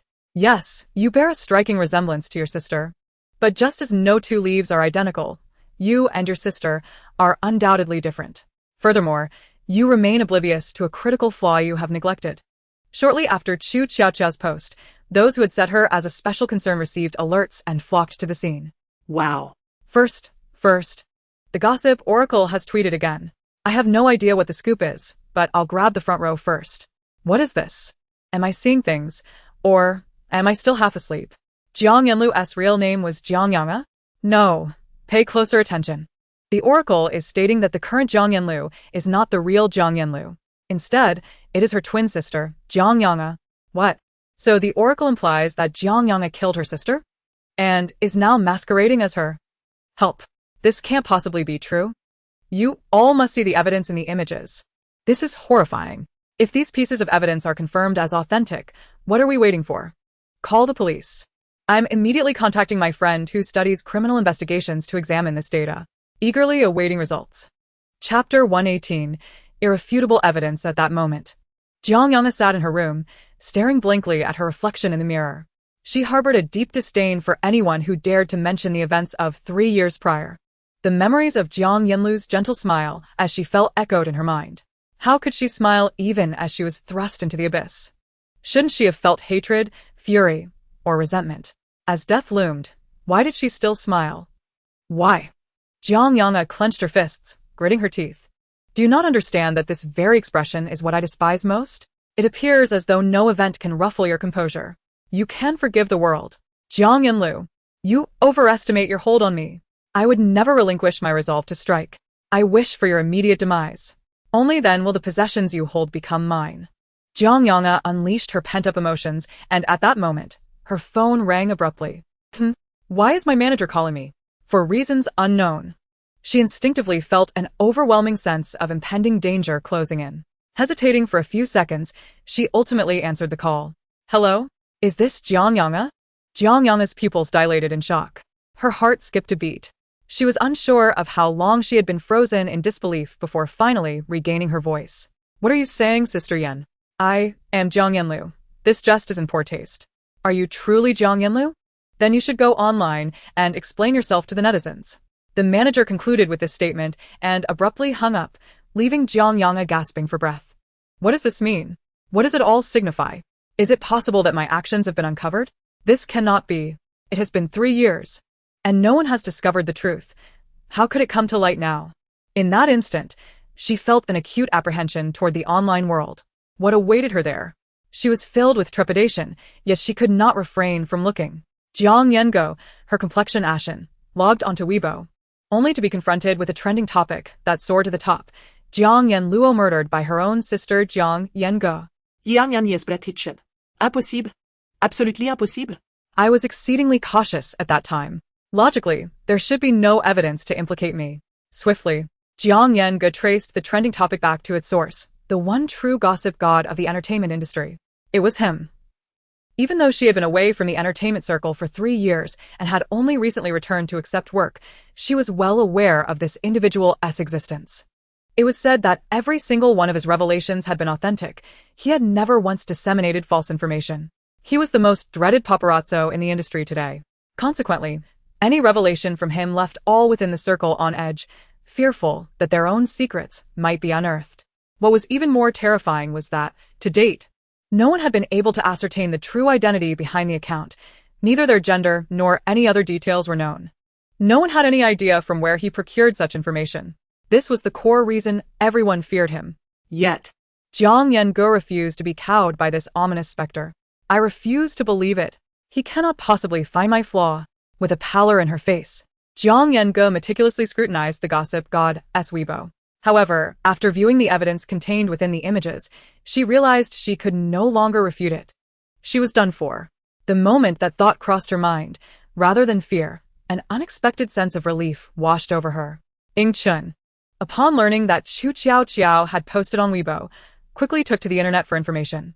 Within Qu Tiaotiao's heartfelt words, there was no mention of Jiang Yanji's flaws. Yet after he perused the evidence in that Weibo post, Chun comprehended why Qu Tiaotiao had stated that Jiang Yango had overlooked a fatal flaw.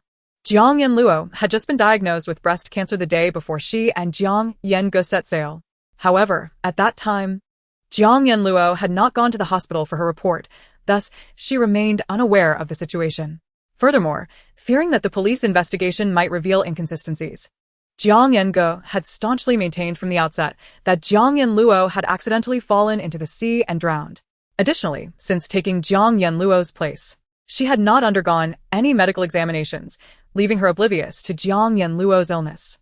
This was the fatal flaw in Jiang Yanji's impersonation of Jiang Yanluo. Previously, he had sensed and questioned why Jiang Yanluo's demeanor appeared altered from before. At that time, he had not given it much thought, assuming, like other netizens, that her sister's passing had caused her to become somewhat changed due to grief. He never imagined that the truth would be this profound. Chun retweeted the Weibo post. Chun v. The body never lies. We await the official announcement. The one true gossip god of the entertainment industry, Jiang Yanluo v. Or should we call you Jiang Yange? After Chun's retweet, his fans were left astounded. If memory serves me right, this the second time Chun has retweeted this gossip god's Weibo? No, I just want to know. Has Chun ever retweeted any gossip blogger's post before? Now is not the time for gossip. Chunge is right. The gossip god claims that Jiang Yanluo has breast cancer. If we want to ascertain whether this Jiang Yanluo is indeed an impersonator, why not simply have her undergo a medical examination? What about that netizen who said they would show the information to their criminal investigation friend? What was the outcome? Did they figure anything out? You're asking across Weibo. How could anyone respond here? Regardless of the truth, I've already reported it to the police. Chaoyang Police. A commendable act of reporting online. I took it a step further. Upon seeing this news, I called the police directly. Wow. You're quite brave. But I have another question. Do you remember during the live stream when Qu Tiaotiao suddenly asked about Jiang and Luo, her sister? The timeline was before the gossip god's revelation. Do you think Qu Tiaotiao might know some insider information? How did Qu Tiaotiao get involved? We don't even know if this news is true or not, so let us not speculate. Indeed. Let us deal with the pressing matter first. Other discussions can wait. So, how is this whole situation going to be handled? The production team has yet to make a statement. Let us wait for further developments. What further developments could the production team provide? They would undoubtedly report it to the police directly. Even if they chose not to, the fervent netizens had already taken the initiative to alert the authorities. An hour later, the police arrived. Qu Tiaotiao spotted a familiar face among them, Zhao Lizhen, the officer she had encountered when sending that couple to the station. Suddenly, Qu Tiaotiao recalled that she had completely forgotten about that couple. Chapter 119. Your sister is cooperating with you mainly. That couple was so inconspicuous that if they hadn't caused a ruckus in front of her, Qu Tiaotiao might not have remembered that she had even sent them to the station. However, this was not the time to focus on them. Qu Tiaotiao looked at Zhao Lizhen and asked, "Hello, we are from the Chaoyang Police. Where is Jiang Yanluo? We have important matters to discuss with her." Just as the staff exchanged glances, rendered speechless, a voice called from upstairs, "Are you looking for me?" Qu Tiaotiao turned toward the source of the voice. It was Jiang Yange, descending the stairs clad in a vibrant red dress. Her lips adorned with a striking red lipstick, she exuded an enchanting allure. She reached the top of the stairs, surveying the group of police officers before her, displaying not a hint of surprise. On the contrary, her smile deepened, becoming more enigmatic. Zhao Lizhen presented her identification, stating, "We are here to inquire about your sister's death 3 years ago." Jiang Yange chuckled lightly, "No need to inquire. I confess." What? Jiang Yange's admission left Zhao Lizhen and the others utterly bewildered. Even Qu Tiaotiao could hardly fathom that Jiang Yange did not attempt to refute but instead readily confessed. This is intriguing. The comments in the live stream echoed a similar sentiment of confusion. Wait, Jiang Yanluo? No, Jiang Yange just admitted it like that? She didn't even try to refute? It feels surreal. So the gossip goddess revelation is indeed true. I am flabbergasted. He really has a treasure trove of information. Now I understand why he dares to call himself the one true gossip god of the entertainment industry. But am I the only one curious as to why Jiang Yange is so forthcoming with her confession? She never acknowledged it for 3 years.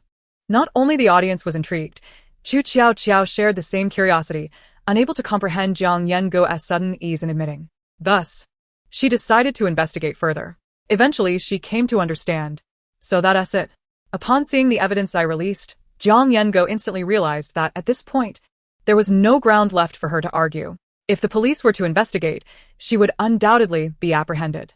Since the matter has reached this juncture, rather than deny and panic like a madwoman in front of the cameras, she might as well adopt this demeanor, portraying a composed and alluring beauty, even when exposed. In this way, whenever netizens mention her in the future, the first impression they form will not be of her madness, but rather her beauty. This reflects her professionalism as an actress. From a different perspective, one could argue that she is quite dedicated. Qu Tiaotiao pondered long before settling on such a term to describe her. After a prolonged silence, Zhao Lizhen finally spoke. Now, please accompany us back to the police station to provide your statement. Jiang Yange initially intended to follow Zhao Lizhen without hesitation, but just as she took a step, a sudden realization struck her as she turned to look at Qu Tiaotiao. A glimmer of light sparkled in her eyes. "Are you truly my fan?" Qu Tiaotiao responded without a trace of hesitation. "I am a fan of your deceased sister." Jiang Yange pondered this statement 3 times before she smiled. "I understand now." She was not the genuine Jiang Yanlu. Hence, there was no deceased sister. Jiang Yange approached Zhao Lizhen, saying, "Let us go." At that moment, Qu Tiaotiao muted her microphone and interjected, "Wait. I have something to tell you." She stepped beside Jiang Yange and whispered in a tone only they could hear. When she was pushed off, her smile was not one of disdain for you, but rather an attempt to spare you the horrific visage that would haunt your dreams whenever you recalled the act of killing her. She feared you would suffer from nightmares. Jiang Yange was taken aback, her gaze fixating on Qu Tiaotiao. "What did you just say?" What did I just hear? Qu Tiaotiao maintained her hushed voice, gazing at her intently. Otherwise, why would you think she would agree to go out to sea with only you, and why would you effortlessly replace her after her death?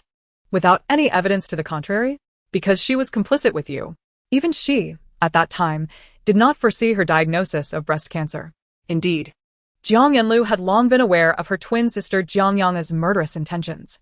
They had been the closest of companions since before birth, growing and living together for 30 years. She knew Jiang Yang as well as she knew herself.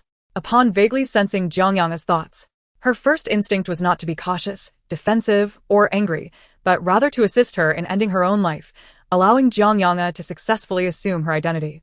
To this end, she allowed Jiang Yang to uncover all her secrets, become familiar with everyone around her, and even began to emulate Jiang Yang's personality. Consequently, during that period, they grew increasingly alike, to the point where, had they not spoken of it themselves, no one could distinguish between them. Jiang Yanlu had been waiting for her demise. When Jiang Yang proposed to go out to sea together, just the two of them, she had already surmised that her sister would turn on her at that moment. Thus, she had been in the process of erasing any traces Jiang Yang had left behind. But a single oversight led to Qu Tiaotiao uncovering the truth. However, Jiang Yanlu had not genuinely intended to wait for Jiang Yang to act. Her initial thought was to take her own life, as she did not wish for her sister to bear the burden of her death. Yet, Jiang Yang was too impatient. She acted before Jiang Yanlu could leap into the sea herself. Even in her final moments, Jiang Yanlu was reluctant to allow Jiang Yang to remember this scene with nightmares. Hence, she smiled at her. Little did Jiang Yanlu anticipate that she would be diagnosed with breast cancer the day before their departure, which ultimately became the most damning evidence. This encapsulates the entire chain of events. Jiang Yang was utterly shattered. She could no longer maintain her composure or her smile. What are you saying? You must be joking? It cannot be true. Impossible. This is absolutely inconceivable. Qu Tiaotiao took a few steps back, her expression one of shock. You scared me. I merely suggested that you should be imprisoned for killing your sister, and you call that nonsense? Did you not just admit it yourself? No. No. Jiang Yang was in a frenzy, grasping Qu Tiaotiao's shoulders. Clarify this for me. Repeat what you just said. Ms. Jiang, please remain calm. Zhao Lizhen interjected, stepping in to separate them. No. No. You must clarify your words. Why did my sister do this? Why? Chapter 120. Qu Tiaotiao's fans are quite strange. Qu Tiaotiao stood in a position unseen by the cameras, speaking silently. You know the answer in your heart. Indeed. Why? What could compel a person to choose death willingly, without regret? It can only be love. Jiang Yang was completely devastated. No. No. Sister, I'm so sorry. Overwhelmed by the truth, she collapsed to the ground, unable to contain her anguish. Wu Yongqiao, having appeared beside Qu Tiaotiao, queried, What did you say to her? Why is she reacting this way? Not just he, but everyone was eager to know. Qu Tiaotiao, astonished, replied, What could I possibly say? I am merely an outsider in this matter. Aside from vehemently condemning her, what else can I do? Wu Yongqiao retorted, I don't believe you. Jiang Yang was taken away. Perhaps once she regained her composure, the police would question her about what Qu Tiaotiao had said and then seek Qu Tiaotiao for clarification. However, Qu Tiaotiao was unconcerned, for even if she were to reveal the truth, no one would believe her. After all, from any angle of investigation, Qu Tiaotiao and Jiang Yanlu had no connection. Two individuals with no intersection claiming to know the thoughts of the other before death. Who would believe that? Thus, Qu Tiaotiao remained remarkably calm, while Wu Yongqiao was likely the most unsettled. All four mentors had encountered issues. Aside from Ming Qian, who had been sabotaged, the other three faced their respective problems. Two could argue that negative public sentiment would not affect future endeavors, but the last one was nearing despair. It was not just his despair. The higher-ups were losing their minds as well. After this incident, those aspiring to join the show began to feel anxious. Yes, they sought fame, but not the kind that came from a scandalous downfall. Artists with murky pasts hesitated to appear on the program, as the revelations from Guaxin's social media had primarily targeted the stars of the show. They began to suspect that Guaxin had set his sights on this program, methodically exposing one after another. Moreover, once this matter settled, the online spectators resurrected previously posed questions, even opening a forum thread for discussion. Original poster. Has anyone found Qu Tiaotiao quite peculiar? I genuinely think it's strange. Logically, Guaxian had not yet made any revelations. Yet Qu Tiaotiao suddenly mentioned Jiang Yanga before he did. How did she know about this? 1L. Qu Tiaotiao probably didn't know anything. She merely mentioned it casually. 2L. That is still odd. Why would she bring up Jiang Yanga at that moment? Unless she was aware of the situation and deliberately mentioned it. 3L. Now that you mention it, I also find it strange. When Jiang Yanga was taken away, Qu Tiaotiao clearly said something to her that caused her to break down. 4L. Yes. And have you noticed? Qu Tiaotiao's fans seem particularly strange. Every time I see their comments, it feels like they know something more. 8L. Now that you mention it, I remember. I used to think that this group was just Qu Tiaotiao as bot followers. But now it seems they speak in a nonsensical manner, saying things that don't relate. I even took screenshots to complain to my friends. But guess what? When I revisited those screenshots, I found their comments aligned perfectly with Guaxian's revelations. 19 litres? Are you serious, 8L? Don't scare me. If that is true, it's quite terrifying, friends. I am the original 8L, and I did not lie. I have organized my previous screenshots. Now I will open a new thread. If you are interested, feel free to click on my avatar to take a look. Countless onlookers, upon reading this comment, were filled with curiosity and clicked through. Do the fans of Qu Tiaotiao know some hidden truths? The original poster, as the title suggests. Since Qu Tiaotiao began participating in this variety show, every time she appears, a group of fans emerges, posting comments that are incomprehensible to others. Initially, everyone assumed that Qu Tiaotiao had hired these commentators, including myself. I even took screenshots of these comments to vent to my friends. And now, guess what I discovered? I want to keep you in suspense. I'll present the evidence directly, and I have highlighted the timeline and comparisons in red. Look! When Lin Wanjun first appeared, Qu Tiaotiao's fans were spamming derogatory comments like "this woman is shameless." Now that Lin Wanjun has been revealed not to be the true daughter of the Lin family, don't you feel a chill creeping up your spine? But that's not all. There's also the incident of Xin Qian being exposed for having hidden cameras installed by a staff member. At that time, before Zhao Xiuyu was caught and exposed, Qu Tiaotiao's fans also began flooding the comments with remarks like "this woman is disgusting." Do you feel a sense of eerie familiarity? Are you unsettled yet? Let us keep analyzing. Then there was the matter of Qu Qi and Lu Qingxing. Many casual fans appeared, expressing their desire to ship the couple. And there were no reports at that time about Qu Qi being a scoundrel. But guess what? Before that, Qu Tiaotiao's fans had already come out, claiming that this couple should not be supported. They also criticized Lu Qingxing's fans for their inaction, saying their main star was being shipped while they remained silent. Do you feel a familiar sense of dread? Upon reviewing all the comments made by Qu Tiaotiao's fans, it is evident that they were made before any revelations from the gossip god. It's chilling. I feel as if I have unearthed a terrifying truth. 1 litre? Wow. I read every single word carefully. This analysis by the original poster truly sends shivers down my spine. 9L. Wow. With what the original poster said, I also remembered. It really was like this. Many people were saying in the comments that Qu Tiaotiao's fans were out of their minds. 34 litres? Ah. Help. After reading this post, I broke into a cold sweat under the bright sunlight. 112L. So, is the truth the original poster guessed the same as mine? 233L. What do you think the truth is? I suspect that the gossip god is actually Qu Tiaotiao. Chapter 121. Is the gossip god Qu Tiaotiao? 342L. I am the original poster, and I never expected this thread to blow up. This is the first time I've had 99 notifications. Back to the main topic. In response to 233L, I think it's unlikely that the gossip god is Qu Tiaotiao because I had the same suspicion before but later dismissed it. If you look closely, during many of the gossip god's revelations on Weibo, Qu Tiaotiao was recording a show or live streaming. She hadn't touched her phone at all. So it's clear that she cannot be the gossip god.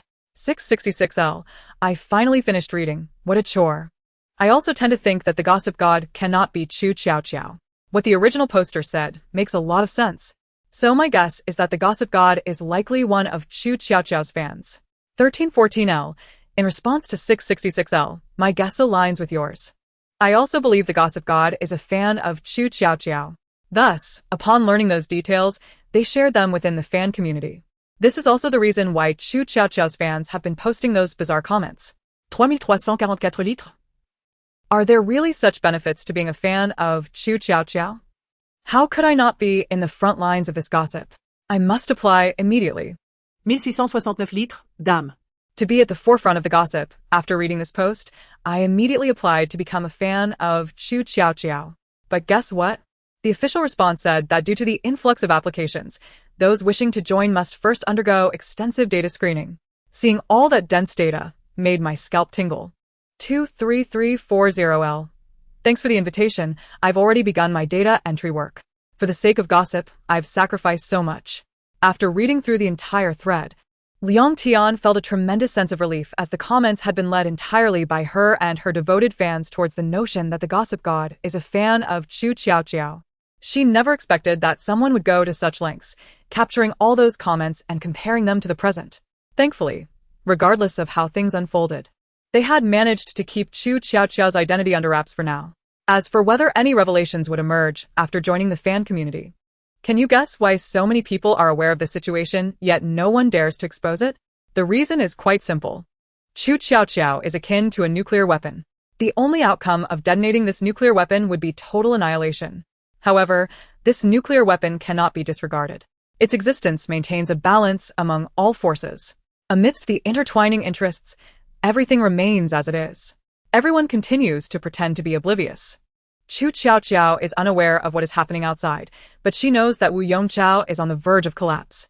Poor director Wu, due to these recent events, he is unable to find mentors willing to appear on the show. Everyone fears their own scandals being exposed. Alas, how pitiable. The incident involving Jiang Yanga is simply too monumental. So monumental that the live stream was abruptly shut down, leaving everyone uncertain of when it might resume. Additionally, another question arises. Who will take on the mentor position? Wu Yongqiao. Well, at least I can still manage this. But who is to blame for this situation? Yet.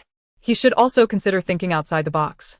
For instance, he could inquire with the gossip god about which celebrities have no scandals that could be invited. Wu Yongqiao, is that even possible? How did I not think of that before?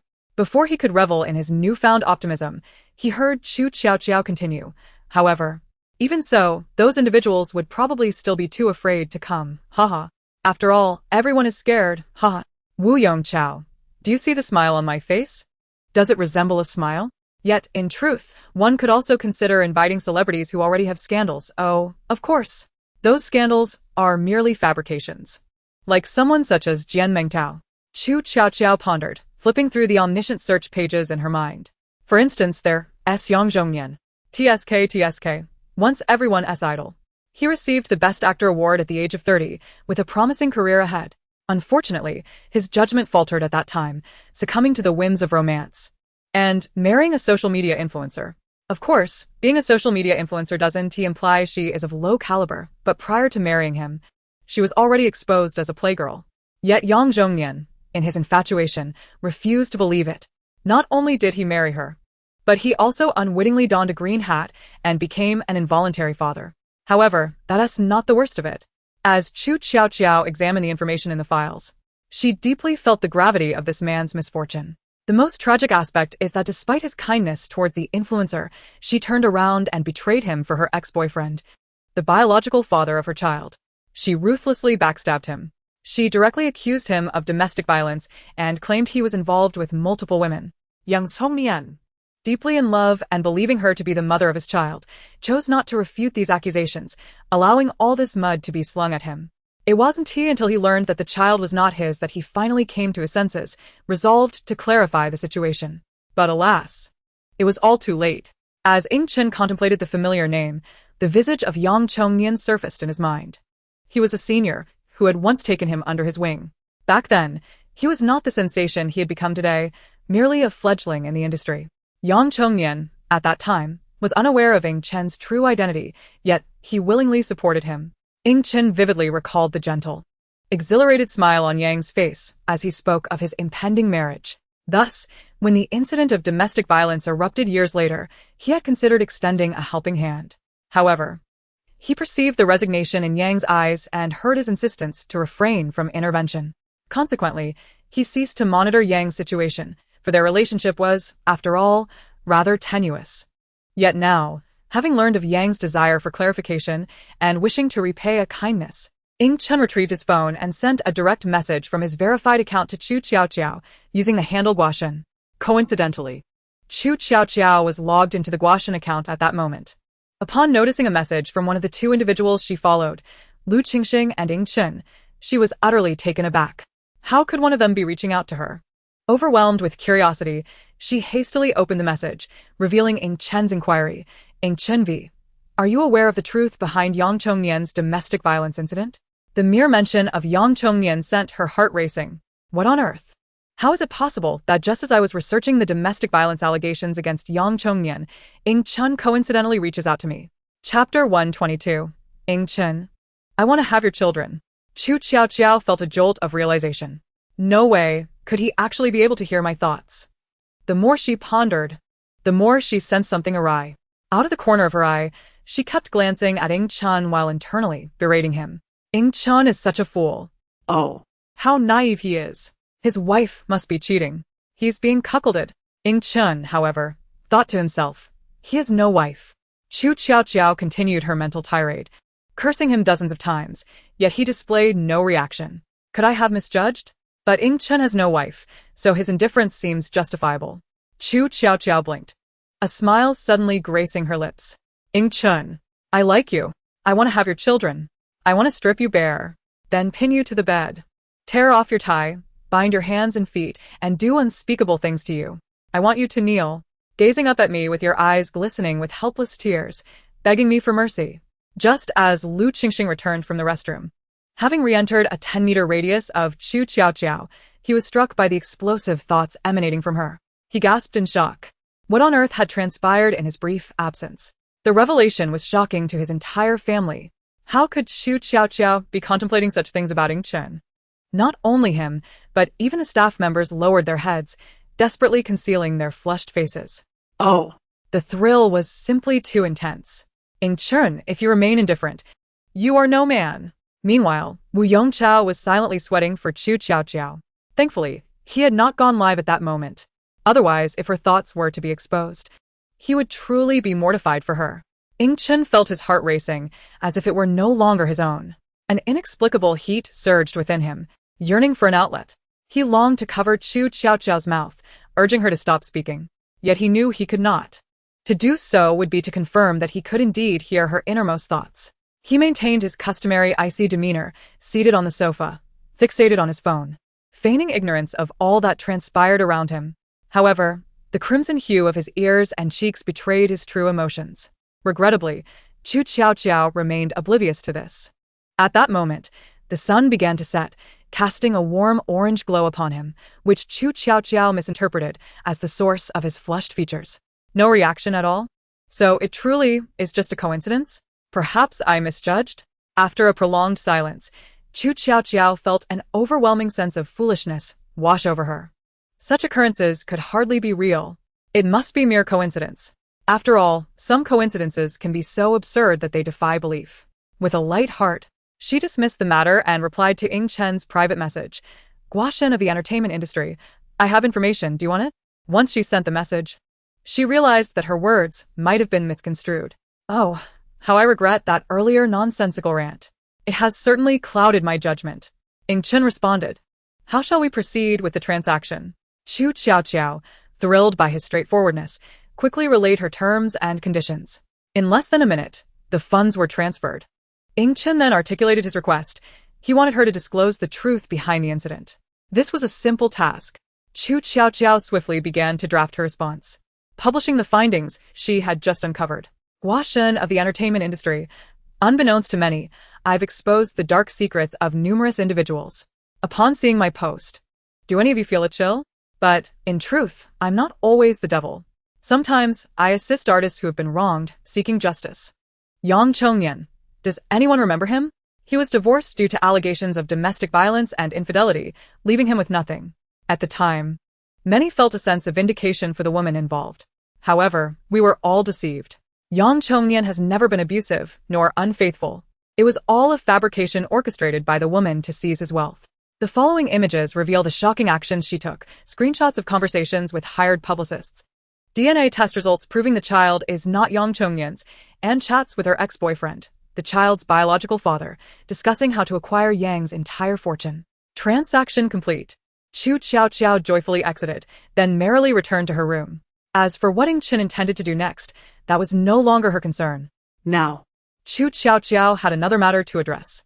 While it was true that she had sent Jiang Yanga to prison, the root of the issue did not lie with her but rather with Lin Wanjun and the enigmatic Jiang Yuqing behind her. As a person of impeccable moral integrity, Qu Tiaotiao firmly believed in reciprocity. Jiang Yuqing had bestowed upon her an extravagant gift. How could she not return the favor? However, as Ing Chen's information had just been released, she refrained from exposing Jiang Yuqing's secrets for fear of overshadowing this revelation. With that thought, Qu Tiaotiao nestled in her bed, opened her phone, and scrolled through the latest developments. Upon seeing Yang Chongnian accused of domestic violence trending, she smiled with satisfaction. She clicked to read the comments.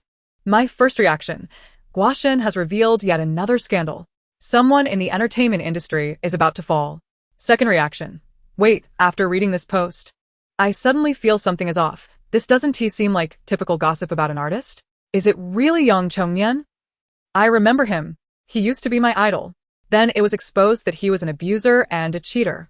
I was furious and unfollowed him, spewing insults. Now. Guoshen claims it was all a setup by his wife. Upon perusing the chat screenshots between the woman and her former boyfriend, my worldview was utterly shattered. This woman is truly despicable. I could never have anticipated that there were such hidden truths behind this incident. My goodness. If that's the case, how has Yang Chongnian endured these years of false accusations? Moreover, I vividly recall that when he divorced, he left with nothing and suffered considerable financial losses due to damage to his reputation. I am at a loss for words. I was once a fan of Yang Chongnian, and when he announced his intention to marry that internet celebrity, all of us dedicated fans opposed it vehemently because she had amassed a plethora of negative press. Yet, Yang Chongnian was infatuated. We were powerless to change his mind, and it turns out that this online sensation was indeed not a good person. Chapter 123. The god of gossip, shall share the blessings, Chongnian? Yang Chongnian. A man rushed through the door, clutching a mobile phone. Chongnian, your phone has been ringing incessantly. You should check to see who is so eager to reach you. Surrounded by a throng of children, Yang Chongnian lifted his head. Huh? Someone's calling for me? This phone had become nearly ornamental, as it had been ages since anyone had bothered to call him. He glanced at the unfamiliar number and, with a mix of curiosity and trepidation, answered. Hello? Is this Yang Chongnian? Indeed. I am Wu Yongqiao, the director of the variety show The Daily Lives of Actors. I am calling to extend an invitation for you to join our show. Even after hanging up, Yang Chongnian's mind remained in a state of bewilderment. The man beside him inquired, Chongnian, what expression is that? Who was on the line? Yang Chongnian, still dazed, realized that Wu Yongqiao was indeed the director of The Daily Lives of Actors. The man's eyes lit up with excitement. What? Is this for real? Chongnian. He actually invited you to be on that show? It's the latest sensation, with countless stars vying for a spot but unable to secure one. The trending topics are dominated by it. Although not all the trends are positive, as long as there is discussion and buzz, it suffices. Chongnian, this is the opportunity you have been waiting for. Even if you merely appear as a supporting actor, you will undoubtedly receive substantial camera time and attention. Not as a supporting actor, Yang Chongnian replied, still in a haze. Huh? Not as a supporting actor? Could it be that he invited you for a cameo? The man cautiously suggested. That would still be wonderful. Cameos also get screen time. Neither as a cameo, they want me to be a mentor. Once Yang Chongnian uttered that sentence, the reality of the situation suddenly sank in. Wow, what? The man's eyes sparkled with delight. That's fantastic. Chongnian, if you perform well on this show, you might just make a comeback. News of Yang Chongnian being appointed as the fourth substitute mentor swiftly spread through the program's official Weibo account, igniting fervent discussions among netizens. No one had anticipated that the production team would invite Yang Chongnian, especially since he had faded into obscurity following the domestic violence allegations against him. Meanwhile, when Wenxi sat cross-legged in Qu Tiaotiao's room, cracking walnuts while gossiping, Qiaoqiao, why do you think the production team suddenly thought to invite him? Could it be because of that post from the god of gossip? When Wenxi waited quite some time for a response from Qu Tiaotiao, but upon glancing up, she found her lost in thought, oblivious to her surroundings. Qiaoqiao? Qiaoqiao. I'm asking you a question. Huh? Qu Tiaotiao snapped back to reality. What did you just ask me? I said. Do you think the production team invited Yang Chongnian because of that post from the god of gossip? I'm not sure. Qu Tiaotiao could only think that everything was exceedingly bizarre. The coincidence was uncanny. She had just been pondering that they could invite Yang Chongyan, and then the production team proceeded to do just that. It felt surreal. No, no. I must get to the bottom of this. Qu Tiaotiao quickly began investigating Yang Chongyan's past. She discovered that he had once lent his support to Ying Chen and learned that Ying Chen had attempted to assist him during the domestic violence scandal. So, was Ying Chen always looking to repay Yang Chongyan? Perhaps she thought of him and thus bought this information, leaking it to clarify matters before leveraging her connections to get him on the show, especially since many stars were hesitant to participate. The logic was sound. However, who exactly is this god of gossip? How does he possess such an abundance of information? When Wenxi suddenly whispered, "Oh, Qiaoqiao. let me tell you a secret. I've heard a rumor that this god of gossip is very likely one of your fans." What? Why would anyone think that? Qu Tiaotiao was utterly dumbfounded. It's because of the Jiangyanga incident. The moment you mentioned it, the god of gossip leaked that information. Moreover, when Jiangyanga was apprehended, you even muted your mic to share some words with her that no one else knew, causing her to break down emotionally. It seems that everything the god of gossip has exposed thus far has been from your shows, leading everyone to speculate whether he is your fan who leaked information to you ahead of time. When Wenxi continued, her tone dripping with mystery, "So, Qiaoqiao, do you know this god of gossip? Did he really leak information to you?" Without a moment's hesitation, Qu Tiaotiao denied it. How could I? How could I possibly know such a powerful fan? I was merely asking casually, and I never imagined it would lead to such an uproar. Such a thing was impossible to admit. When Wenxi scrutinized Qu Tiaotiao for a long moment before suddenly pulling her into a side embrace, "Ah, I think they're just talking nonsense." When Wenxi swiftly moved on from the topic, happily continuing to crack walnuts. Yet at that moment, Qu Tiaotiao realized that the recent revelations she had made were indeed all linked to this variety show and the dating show she had appeared on. It certainly lent itself to wild speculation. Indeed, one cannot simply fleece a single sheep without considering the flock. Qu Tiaotiao promptly pulled out her phone, beginning to search for the latest dramas. She, the sole true god of gossip in the entertainment industry, was ready to share the blessings with all. Qu Tiaotiao randomly selected a fortunate viewer and glanced at their profile. Wow. She was taken aback. Indeed, it seemed that out of the 2.08 million, hardly anyone was devoid of gossip. This male star appeared to have recently gained some fame from a particular drama, as he was everywhere in the trending topics. Qu Tiaotiao decided he would be her target. Onward, Pikachu, the only true gossip god in the entertainment industry. It seems I've been relentlessly fleecing a single sheep lately. To avoid being accused of favoritism, I shall now share the wealth. Recently, I trust everyone has watched a certain popular drama where the male lead punishes the male second lead by exposing him naked in winter. The scene lasted a mere second, but it took 3 hours to film. The second lead endured 3 hours of freezing. This could be deemed workplace bullying. I shall refrain from naming the drama and the male lead, but I believe someone will inevitably guess it. The only true gossip god in the entertainment industry. Oh, by the way, to prevent anyone from using my previous post to whitewash the male second lead or to torment fans, I must clarify, this second lead is also not a good person. Before debuting, he was a notorious misogynist, the loudest voice in numerous forums. So, team seeking to exploit this for fan torment, you might as well take a break. Chapter 124. This is not just the days you're seeing. PFF. I'm dying of laughter. This tweet from the god of gossip perfectly exemplifies what it means to share the wealth. Ha ha ha. To be honest, when I saw the previous tweet, I truly thought the god of gossip was siding with the male second lead. I felt a deep sense of sympathy for him. Unexpectedly, within less than a minute, the situation took a complete turn. I can't stop laughing. The gossip god has offended both sides. I'm utterly bewildered. The male lead is not a good person, but the second male lead is even worse. Degrading women is truly more nauseating than workplace drama. Honestly, I would rather stand with the male lead than be entangled with the second male lead. Does the person above really have to pick a piece of dung from 2 piles to sniff? Ha ha ha. The person upstairs is so amusing. I'm giving it a thumbs up. Oh, dear. Am I the only one who thinks that all the entertainers in the current entertainment industry need to keep a low profile? The gossip god has stated that he will no longer shear the sheep for their wool. Oh yes, oh yes. Blind spot, you finally discovered it, Watson. The entertainment industry is about to become even more thrilling. Is the gossip god going to stir up the entire entertainment scene again? I'm rubbing my hands in anticipation. After Qu Tiaotiao suddenly reached out to stars from other shows, all celebrities began to panic. especially those who were already aware of their own secrets. They hurriedly instructed their teams to negotiate with the gossip god. As long as their secrets remained undisclosed, they were open to anything. Consequently, for a considerable period afterward, many celebrities dared not act out, diligently focusing on filming and accepting offers. The entertainment industry enjoyed a brief period of clarity, devoid of the sensational scandals of the past.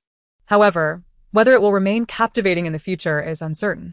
In any case, the show that currently captivates everyone the most, celebrity variety show, has finally resumed live broadcasting. The audience's attention quickly converged on this delightful and entertaining variety show. As soon as the live stream began, tens of millions of viewers flooded in. With the news of Yang Chongnian's inclusion in the program already announced, the director, Wu, wasted no time in introducing him as soon as the camera opened. Yang Chongnian hesitated for a moment and said, "Hello everyone, I am Yang Chongnian." Ing Chen extended his hand, pleasure to collaborate. Upon seeing him, Yang Chongnian instinctively guessed the reason for his participation in this variety show, smiling as he shook his hand. Yes. Pleasure to collaborate.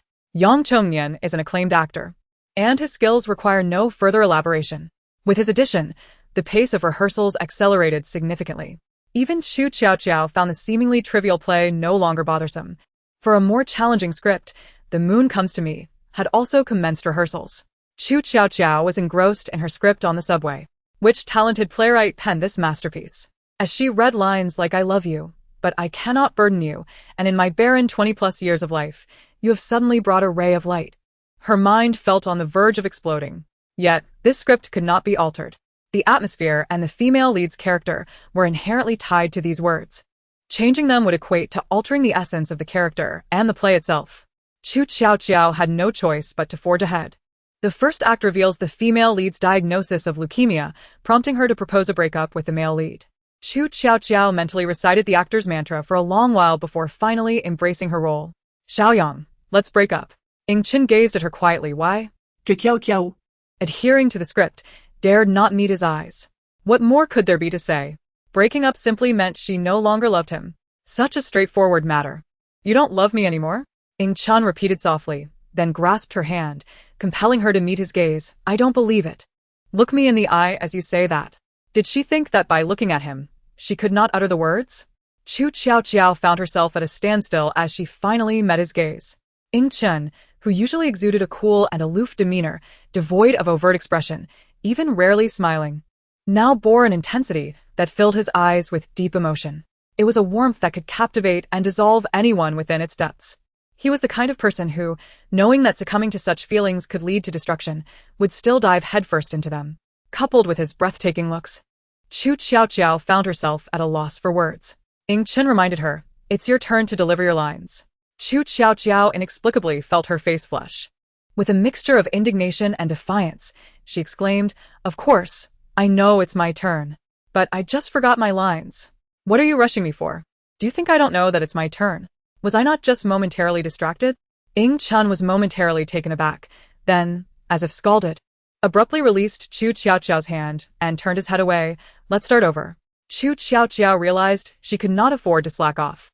Taking a deep breath, she committed herself to the role, finishing the previously stalled lines. "Do you think that just because I'm looking at you, I can't say the words break up? Xiaoyang, I no longer love you, and I want to break up with you." Initially, Song Shuchong had been watching from the side, often breaking character due to the script's melodrama and the line's embarrassment. However, as he continued to observe, he suddenly found himself immersed in the performance, completely oblivious to the fact that this was merely a rehearsal. The two appeared as a genuinely loving couple embroiled in a breakup, evoking concern from onlookers for their relationship. One could hardly resist the urge to intervene, telling the female lead that she, in fact, did not have leukemia and that it was merely a misdiagnosis. Watching the two part ways due to this misunderstanding was truly heart-wrenching. Even Song Shuchong felt this way, let alone the audience. Who understands my current feelings? I initially thought this drama would be utterly cliché and absurd, yet here I am, unexpectedly moved to tears. Me too. I can't help but wonder why such a cliché plot makes me feel so heartbroken. This is just a rehearsal, yet I found myself in tears. Help. Damn it. Female lead, you don't have leukemia. Don't break up with Xiaoyang. I'm truly anxious. On a side note, I must say, my Qiaobao's acting is phenomenal. Such a melodramatic script, yet she portrays it so beautifully. After watching the scene between Ning Chen and Qu Tiaotiao, I now understand that sometimes it's not the script that's at fault. If there's blame to be placed, it should be on the actor's lack of skill. Chapter 125. To make you understand what immediate retribution means, having finally completed the rehearsal, Qu Tiaotiao felt utterly exhausted. She had merely wished to coast along, yet somehow found herself taking it seriously. She sank into the sofa in the break area, sipping water to regain her strength, when she noticed Song Xichang wearing a look of eager curiosity. Qu Tiaotiao, intrigued, asked, "What are you looking at?" Just as Song Xichang was about to respond, he realized something and pointed to the microphone on Qu Tiaotiao. Understanding, she quickly pretended to be unaware and turned it off. Excitedly, she inquired, "What's the mystery?" "Gossip time." Song Xichang presented his phone screen for her to see. "What's this?" Tui Chao's post hints that certain marketing accounts should refrain from spreading rumors. Qu Tiaotiao read the trending topic aloud, puzzled.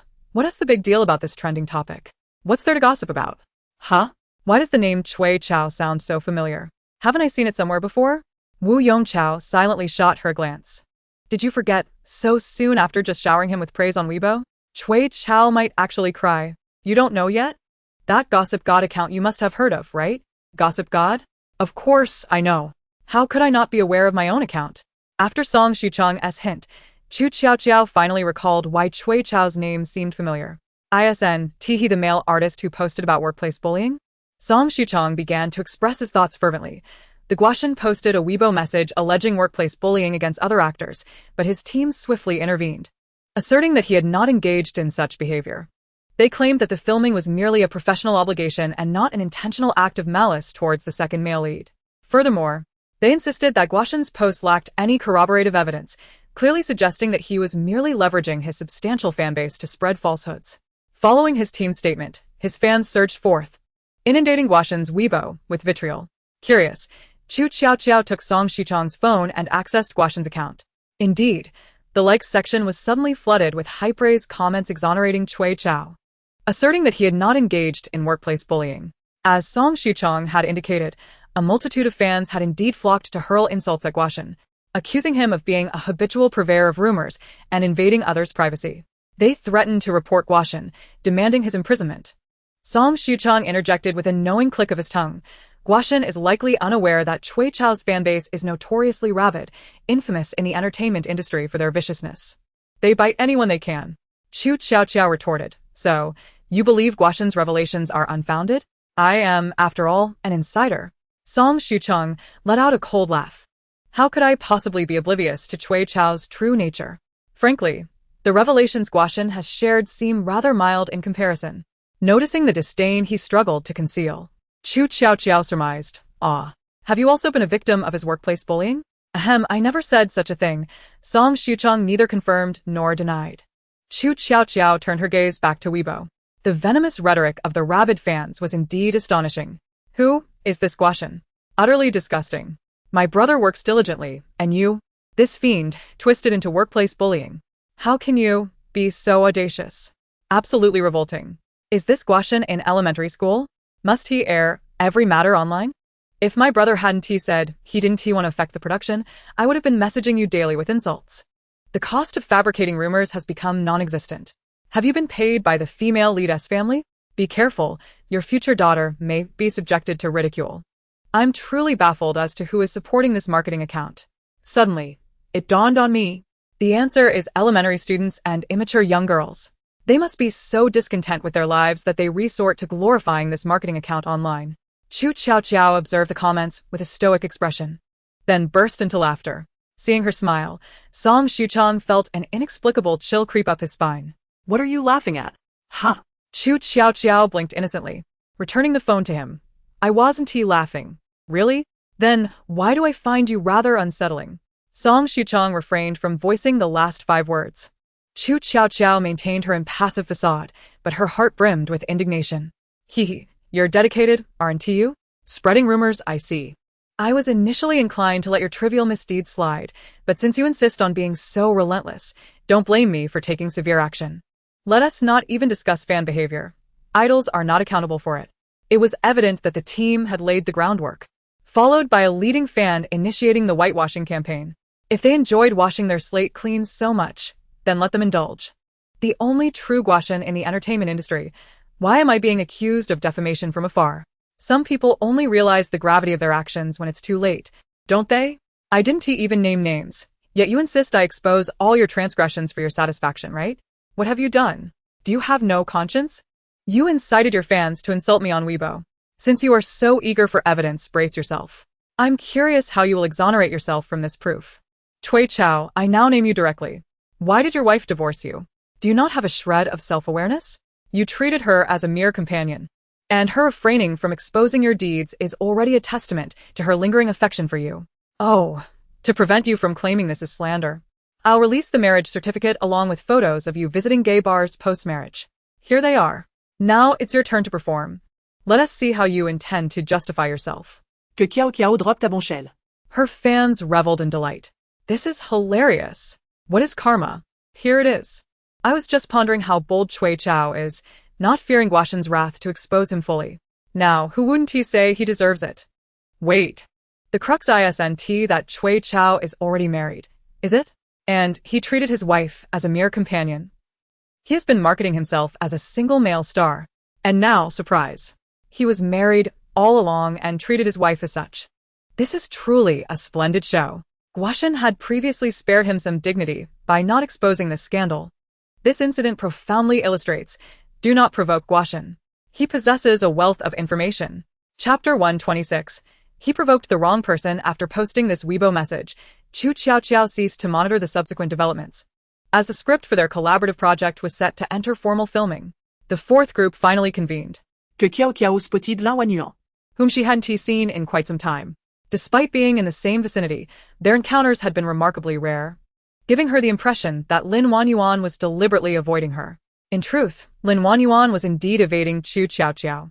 The incident involving Qiyang being taken away by the police and the ensuing events had instilled in Lin Wanjun a sense of malevolence towards Qu Tiaotiao, prompting her to temporarily refrain from provoking her directly. However, avoidance did not equate to indifference. When their eyes met, Qu Tiaotiao instantly sensed the malice radiating from Lin Wanjun. Qu Tiaotiao caught the glimmer of resentment in Lin Wanjun's eyes. Upon being noticed, Lin Wanjun quickly averted her gaze. Yet the clenched fists at her sides betrayed her inner turmoil. Nevertheless, she soon succumbed to a smirk. Perhaps soon, she wouldn't need to concern herself with Qu Tiaotiao at all. What are you staring at?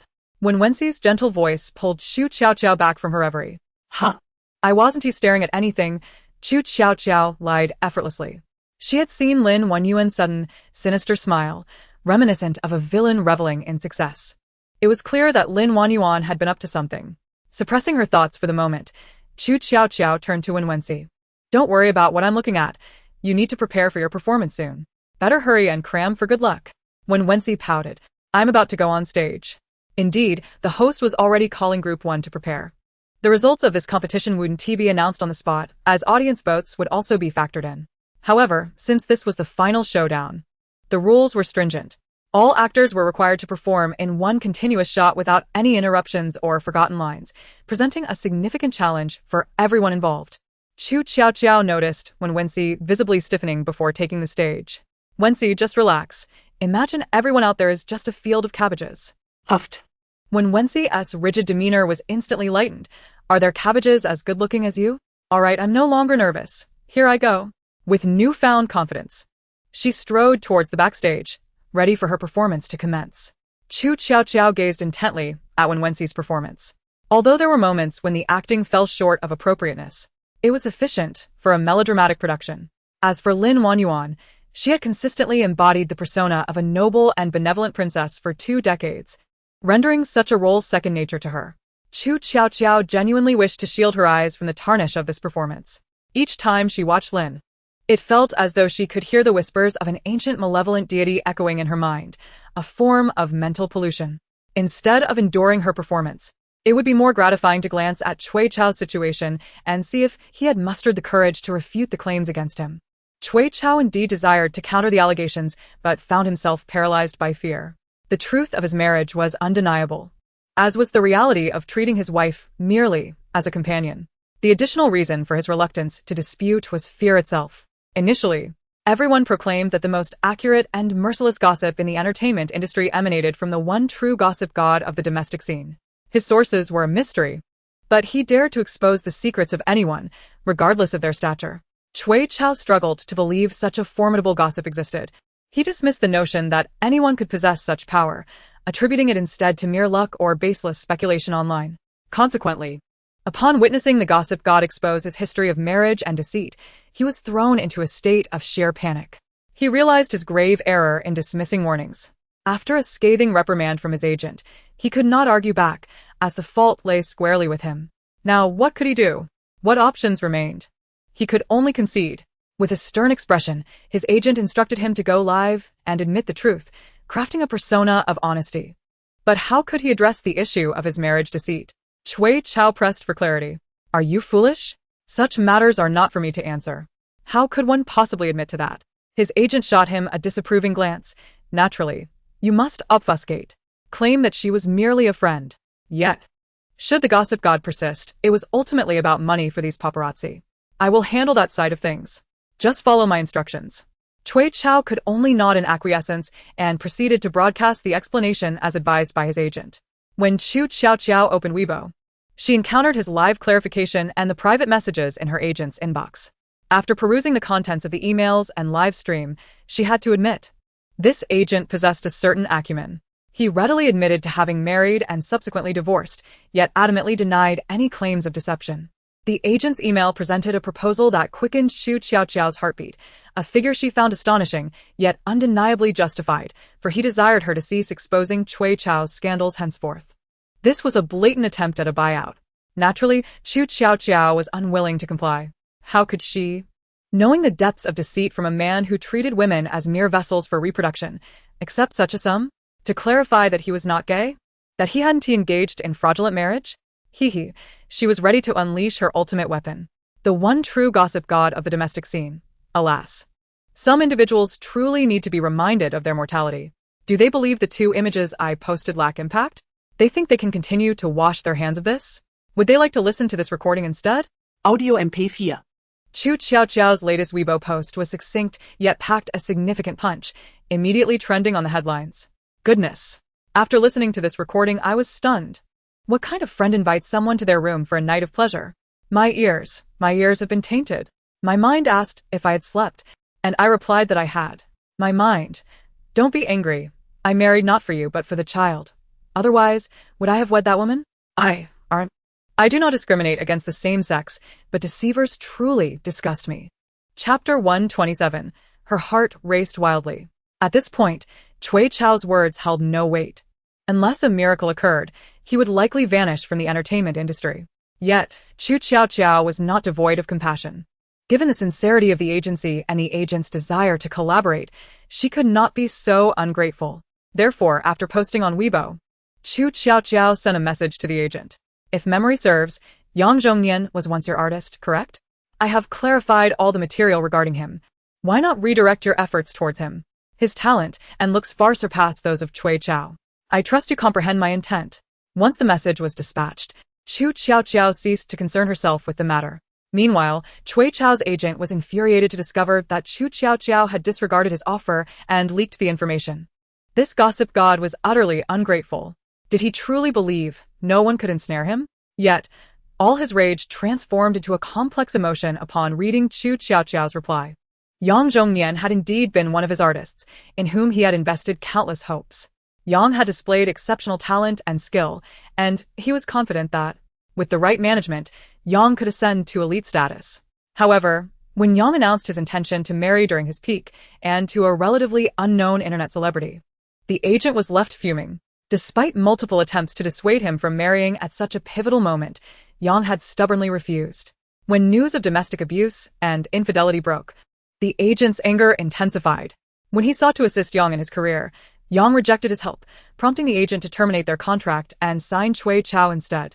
Since then, he had not followed Yang's journey closely and remained oblivious to recent developments. With this realization, the agent rushed online and grasped Qu Tiaotiao's intent. Rather than salvage a rotting tree, it would be wiser to seek out a fine timber. After Qu Tiaotiao resolved her online affairs, it was time for her group to perform. She quickly set aside her previous distractions and embraced the performance mindset. They were also set to execute a collaborative piece. And as the actual performance commenced, Qu Tiaotiao reflected on how Yang Zhongnian had indeed been overlooked. His acting was so seamless that it appeared entirely natural. Ying Chun, too, was wholly devoted to the performance. Initially intending to merely go through the motions, Qu Tiaotiao found herself unexpectedly engrossed. The original piece was merely a superficial drama, gaining recognition due to its early broadcast and uniqueness at the time. However, judged by contemporary standards, it was far from exceptional. Yet, under their interpretation, this flawed work surprisingly evoked a sense of classicism. In the comments, viewers who had previously considered the drama trivial began to express doubt. I once thought this drama was quite silly, merely slapping faces, yet now I find it surprisingly enjoyable and engaging. Yang Zhongnian truly deserves the title of Best Actor from back in the day. Even now, he remains as formidable as ever. Oh. How his performance moved me to tears. Yet, even more astonishing is the fact that I discerned a semblance of acting prowess in Qu Tiaotiao. Wow. I too felt the same. As an ardent critic of Qu Tiaotiao, I find myself inexplicably enraged upon witnessing her being criticized. Wu Yongchao monitored the live stream's comments in real time, seeing the flood of praise for Yang Zhongnian and the absence of any doubts regarding him. He let out a silent sigh of relief. It is worth noting that Yang Zhongnian has not taken on any roles for several years following a certain incident, to the extent that one could say he had withdrawn from the industry. Inviting such an individual to serve as a mentor carries immense pressure. Had it not been for Qu Tiaotiao's prior clarification of the situation, bolstered by Ying Chen's endorsement, he would have truly hesitated to extend the invitation. However, it now seems that all of this was indeed worthwhile. As Ying Chen delivered the final line of dialogue, the play reached its conclusion. Qu Tiaotiao and her peers took less than 5 minutes to transition seamlessly into performing their own script, the melodramatic The Moon Comes to Me. Upon hearing the announcement, the comments section erupted with excitement. Here it comes. I've been eagerly awaiting the performance of Qiaoqiao and Brother Chen. It's finally happening. The shippers have their insulin ready.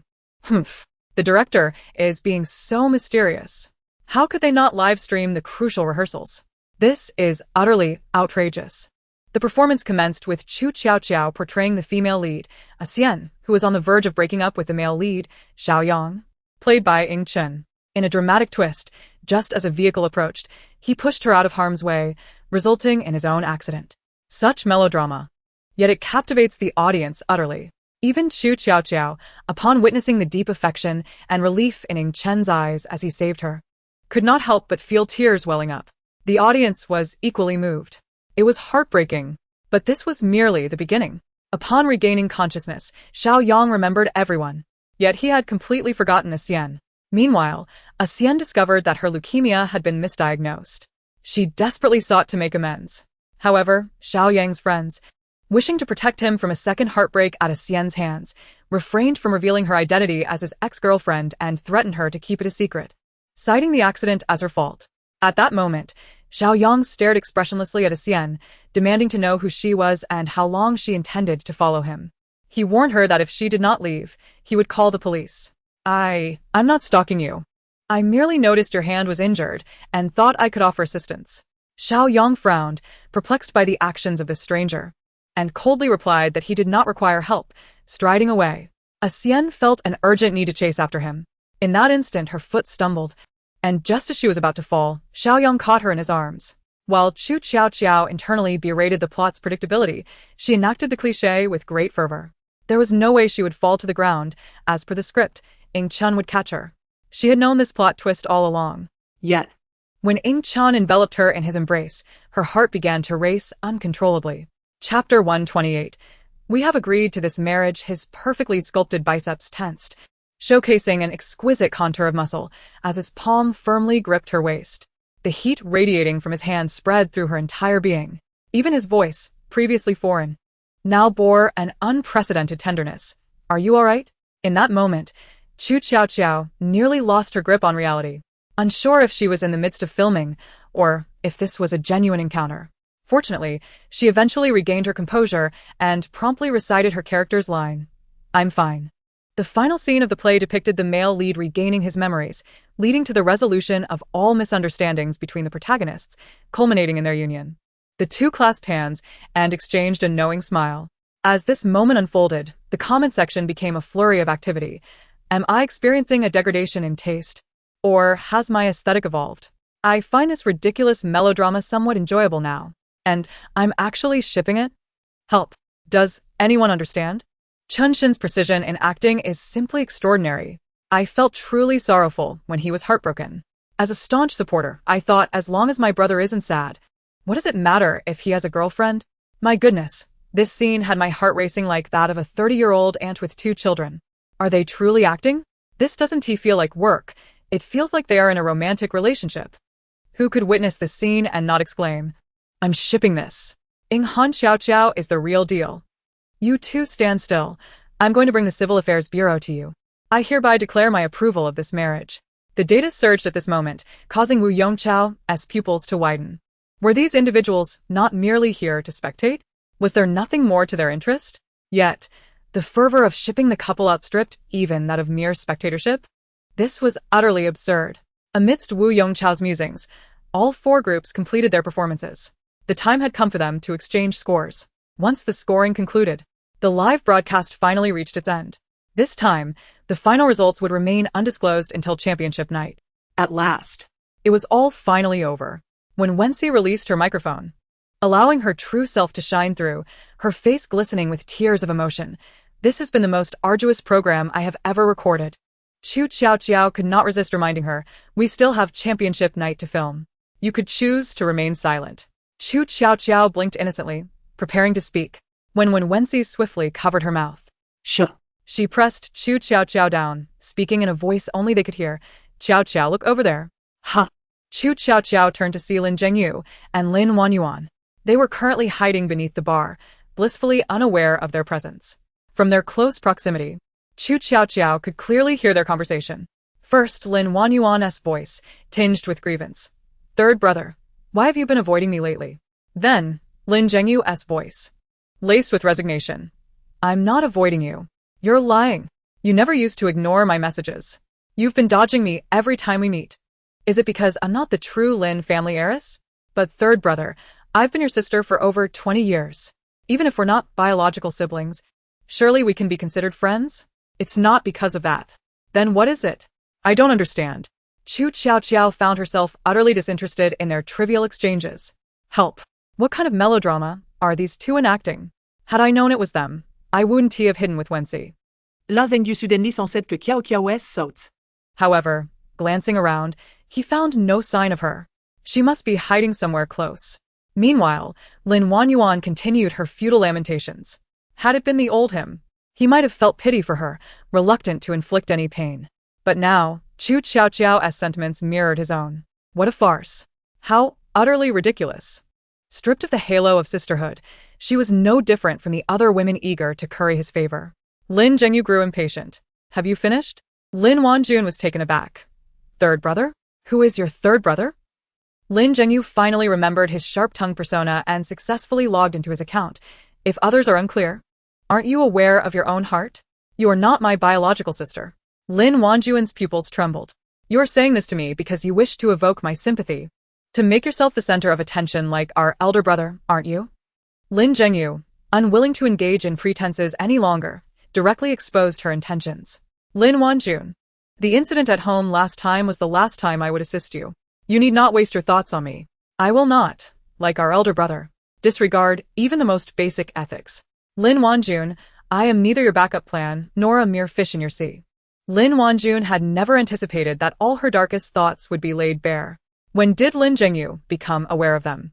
How could he possibly know? Just then, when Wenxi, upon hearing Lin Zhengyu's commanding response, could not help but exclaim. Lin Wanjun heard this. Who is over there? Come out. As she spoke, she approached. Qu Tiaotiao pondered for a moment, deciding not to continue hiding and boldly pulled Wenxi up from behind the bar. She took the initiative, declaring, It is not us who were eavesdropping. We have been here all along. You are the ones who chose an inappropriate place for your whispers. You cannot blame us for overhearing. Wenxi immediately caught on and nodded. Exactly. There should be a sense of order in everything. We were here first. It was not intentional. Lin Wanjun, as was her habit, instinctively sought Lin Zhengyu for support. However, when she turned, She found that Lin Zhengyu's gaze was solely fixed on Qu Tiaotiao. She realized that if she remained, it would only result in her own humiliation. Biting her lip fiercely, she turned and left, leaving only the three of them behind.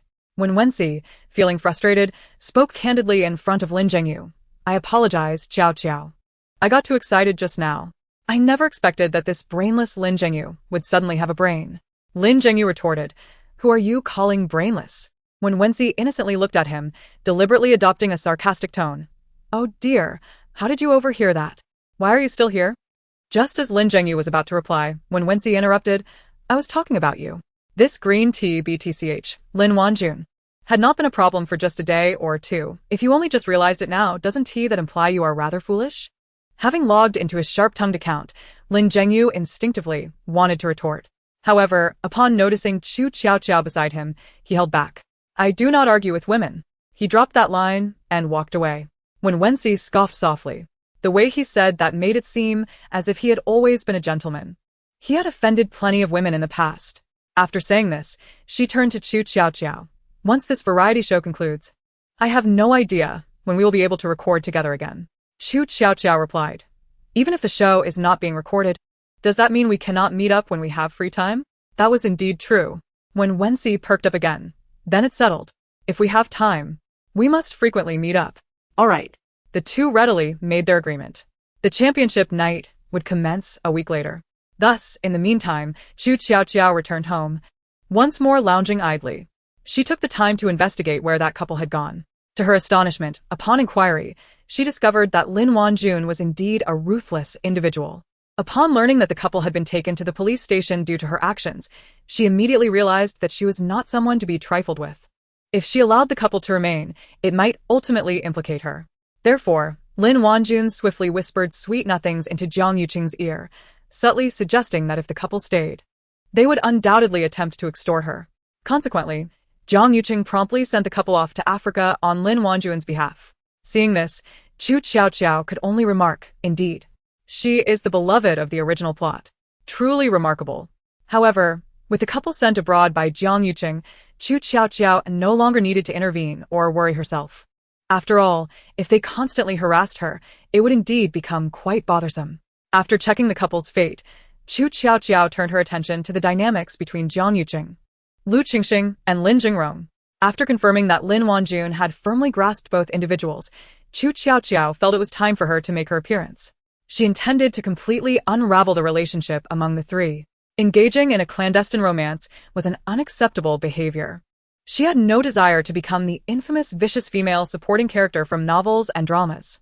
She merely wished to contribute to the romantic entanglements of the protagonists, creating trials and tribulations that would bring them closer together. She was genuinely too kind to them. As Qu Tiaotiao contemplated this, she edited her Weibo post. After confirming that the content was error-free, she promptly published it. "The only true gossip god of the entertainment industry.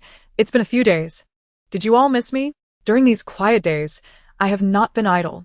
Come and guess what explosive news I have unearthed in the past few days. I want to keep you in suspense. Let me just say it outright. Lin Wanjun V, I already warned you last time not to straddle multiple boats. It's easy to capsize. Why do you still refuse to listen? Not only do you ignore my warning, but you also extend your reach to the eldest son of the Lin family, Lin Jingrong V. Jiang Yuqing V, look here. As a man, aren't you a bit of a failure? Your girlfriend isn't even devoted to you alone. The following is a Wi-Fi warning with multiple images. Image. As expected, Qu Tiaotiao's Weibo post went viral once again. The onlookers were left utterly astonished. How's the gossip god have more gossip again? The gossip goddess news is like wholesale, in large quantities. Wait. Why is everyone focused on the gossip god's latest scoop? Shouldn't the emphasis be on Lin Jingrong's feelings for Lin Wanjun? Exactly, upon reaching this point, my worldview feels like it's about to shatter. Watching dramas or reading novels with such themes always feels thrilling. But when this truly occurs in reality, my first reaction is to want to vomit. Your focus is still misplaced. Jiang Yuqing is actually with Lin Wanjun? My heavens. What about Jiang Yuqing? Who is he? Is he famous? If you don't know who Jiang Yuqing is, go find out. He is involved in finance, a renowned young master of the Beijing circle. His background is immense. How could Lin Wanjun manage to hook up with him? Shocking my entire family. Meanwhile, at the Lin residence, Lin Chunqing stared expressionlessly at the images Qu Tiaotiao had posted. The images contained the chat records between Lin Wanjun and Lin Jingrong. The more he looked, the darker his expression became. Unable to contain his fury any longer, he hurled his phone forcefully at Lin Jingrong's face. You ungrateful wretch. Look at what you've done. Are you trying to kill me with anger? The phone struck Lin Jingrong's face squarely, causing a gash on his forehead that bled immediately. Yet he remained rooted in place, his expression unchanged. I have done nothing wrong. Upon hearing this, Lin Chunqing's breath quickened. What did you say? You still believe you have done nothing wrong? I truly have done nothing wrong. Lin Jingrong coldly regarded Lin Chunqing. What wrong have I committed? As this statement left his lips, not only Lin Chunqing, but even Lin's mother began to experience spasms of the heart. Jingrong, cease your nonsensical chatter. How could you possibly harbor feelings for her? Lin Jingrong's lips curled into a cold, humorless smile, devoid of any warmth. She is not one of us. A member of the Lin family. Lin's mother gasped in disbelief, clutching her chest as if she might faint at any moment. Chapter 130. I await your regret indeed. They cherished Lin Wanjun, and it was true they contemplated forsaking their biological daughter for her sake. However, that did not grant them the right to accept Lin Wanjun as their daughter-in-law. Such a notion was utterly disgraceful. Thus, it was no surprise that upon learning of this matter, they were driven to madness. Seeing this, Lin Zhengyu hurriedly stepped forward to support her mother. Yet Lin's mother was oblivious to him, repeatedly muttering, madness, pure madness. Everything is mad. Suddenly, she turned her gaze toward Lin Wanjun, who had remained silent throughout, her expression spiraling into a frenzy. It is you. You little wretch are to blame. If not for you, how could my son defy us so? She broke free from Lin Zhengyu's grasp, rising from the ground, and charged at Lin Wanjun. It is you. All you're doing. Without a moment's hesitation, she raised her hand to strike Lin Wanjun across the face. Lin Wanjun's pupils dilated in shock, instinctively wanting to evade the blow, but in a fleeting moment, she realized that accepting the slap would serve her interests far better. Consequently, she remained still and braced herself for the impact. Smack. Wanjun. Lin Jingrong's eyes instantly filled with concern. Are you all right? I am fine, Lin Wanjun replied, covering her face, her eyes slightly reddened, her voice barely above a whisper. This is what I deserve. You ungrateful wretch. Lin Chunqing, witnessing the scene, was once again incensed, lifting his foot to kick Lin Jingrong. This time, Lin Jingrong deftly sidestepped. His expression darkened. The first time I did not evade was because I felt that I had not informed you adequately, which indeed was my fault. But that does not mean I will endure your second onslaught. You. Lin Chunqing pointed an accusing finger at him, fuming. Very well. You have truly lost your mind. But, Lin Jingrong, do you genuinely believe Lin Wanjun has any feelings for you? Look at her chat history with Jiang Yuqing. It is far more flirtatious than anything you could provide. Lin Wanjun's pupils trembled. Lin Jingrong's face shifted slightly, yet he still declared, I love Wanjun, and she shares no such relationship with him. Besides, those are merely chat records. They prove nothing. They're insignificant. You. Lin Chunqing was at a loss for words. Meanwhile, Lin's mother once again clutched her chest, on the verge of fainting from the rage. Wretch. Wretch. She muttered to herself, spiraling into madness, once more, struggling to lunge at Lin Wanjun again. This time, Lin Wanjun was not inclined to receive the blow. Thus, as Lin Jingrong extended his arm to shield her, she decisively stepped behind him. Mother, enough. Lin Jingrong firmly restrained Lin's mother. This is not Wanjun's fault. If you wish to strike someone, it should not be her. Enough. I understand you are struggling to accept this, so I will take Wanjun away. We shall return once you have regained your senses. After releasing Lin's mother, he turned to grasp Lin Wanjun's hand. Wanjun, let us depart. Lin Wanjun's eyelashes fluttered. In truth, she harbored no desire to leave with Lin Jingrong. How would she explain this to Jiang Yuqing? However, if she remained here, given the Lin family's current attitude, they would surely tear her apart. After much deliberation, she chose to accompany Lin Jingrong for the time being. As for Jiang Yuqing, she had her own narrative prepared. Seeing the two prepare to leave, Lin Chunqing's expression darkened further. Lin Jingrong, if you dare to take her away now, you shall no longer be my son. You shall not touch anything belonging to the Lin family. Lin Jingrong hesitated, his steps faltering. Lin Chunqing pressed on. Lin Jingrong, think carefully. Lin Wanjun noticed his hesitation, her gaze flashing. Initially reluctant to leave with Lin Jingrong, she now realized that if he stopped because of this, it would be her humiliation. Thus, Lin Wanjun tugged at Lin Jingrong's sleeve, tilting her head slightly upward, revealing her delicate features and the redness at the corners of her eyes. Elder brother. Lin Zhengyu turned and caught sight of this, unable to suppress a shiver. Did Lin Wanjun realize how she appeared? Yet she feigned the demeanor of a delicate flower. Just seeing that face would give him nightmares. However, Lin Jingrong, blinded by affection, harbored none of Lin Zhengyu's sentiments and only felt deep pity for Lin Wanjun. He immediately resolved, is inheriting the Lin family truly important? It is not. What matters is being together with Wanjun.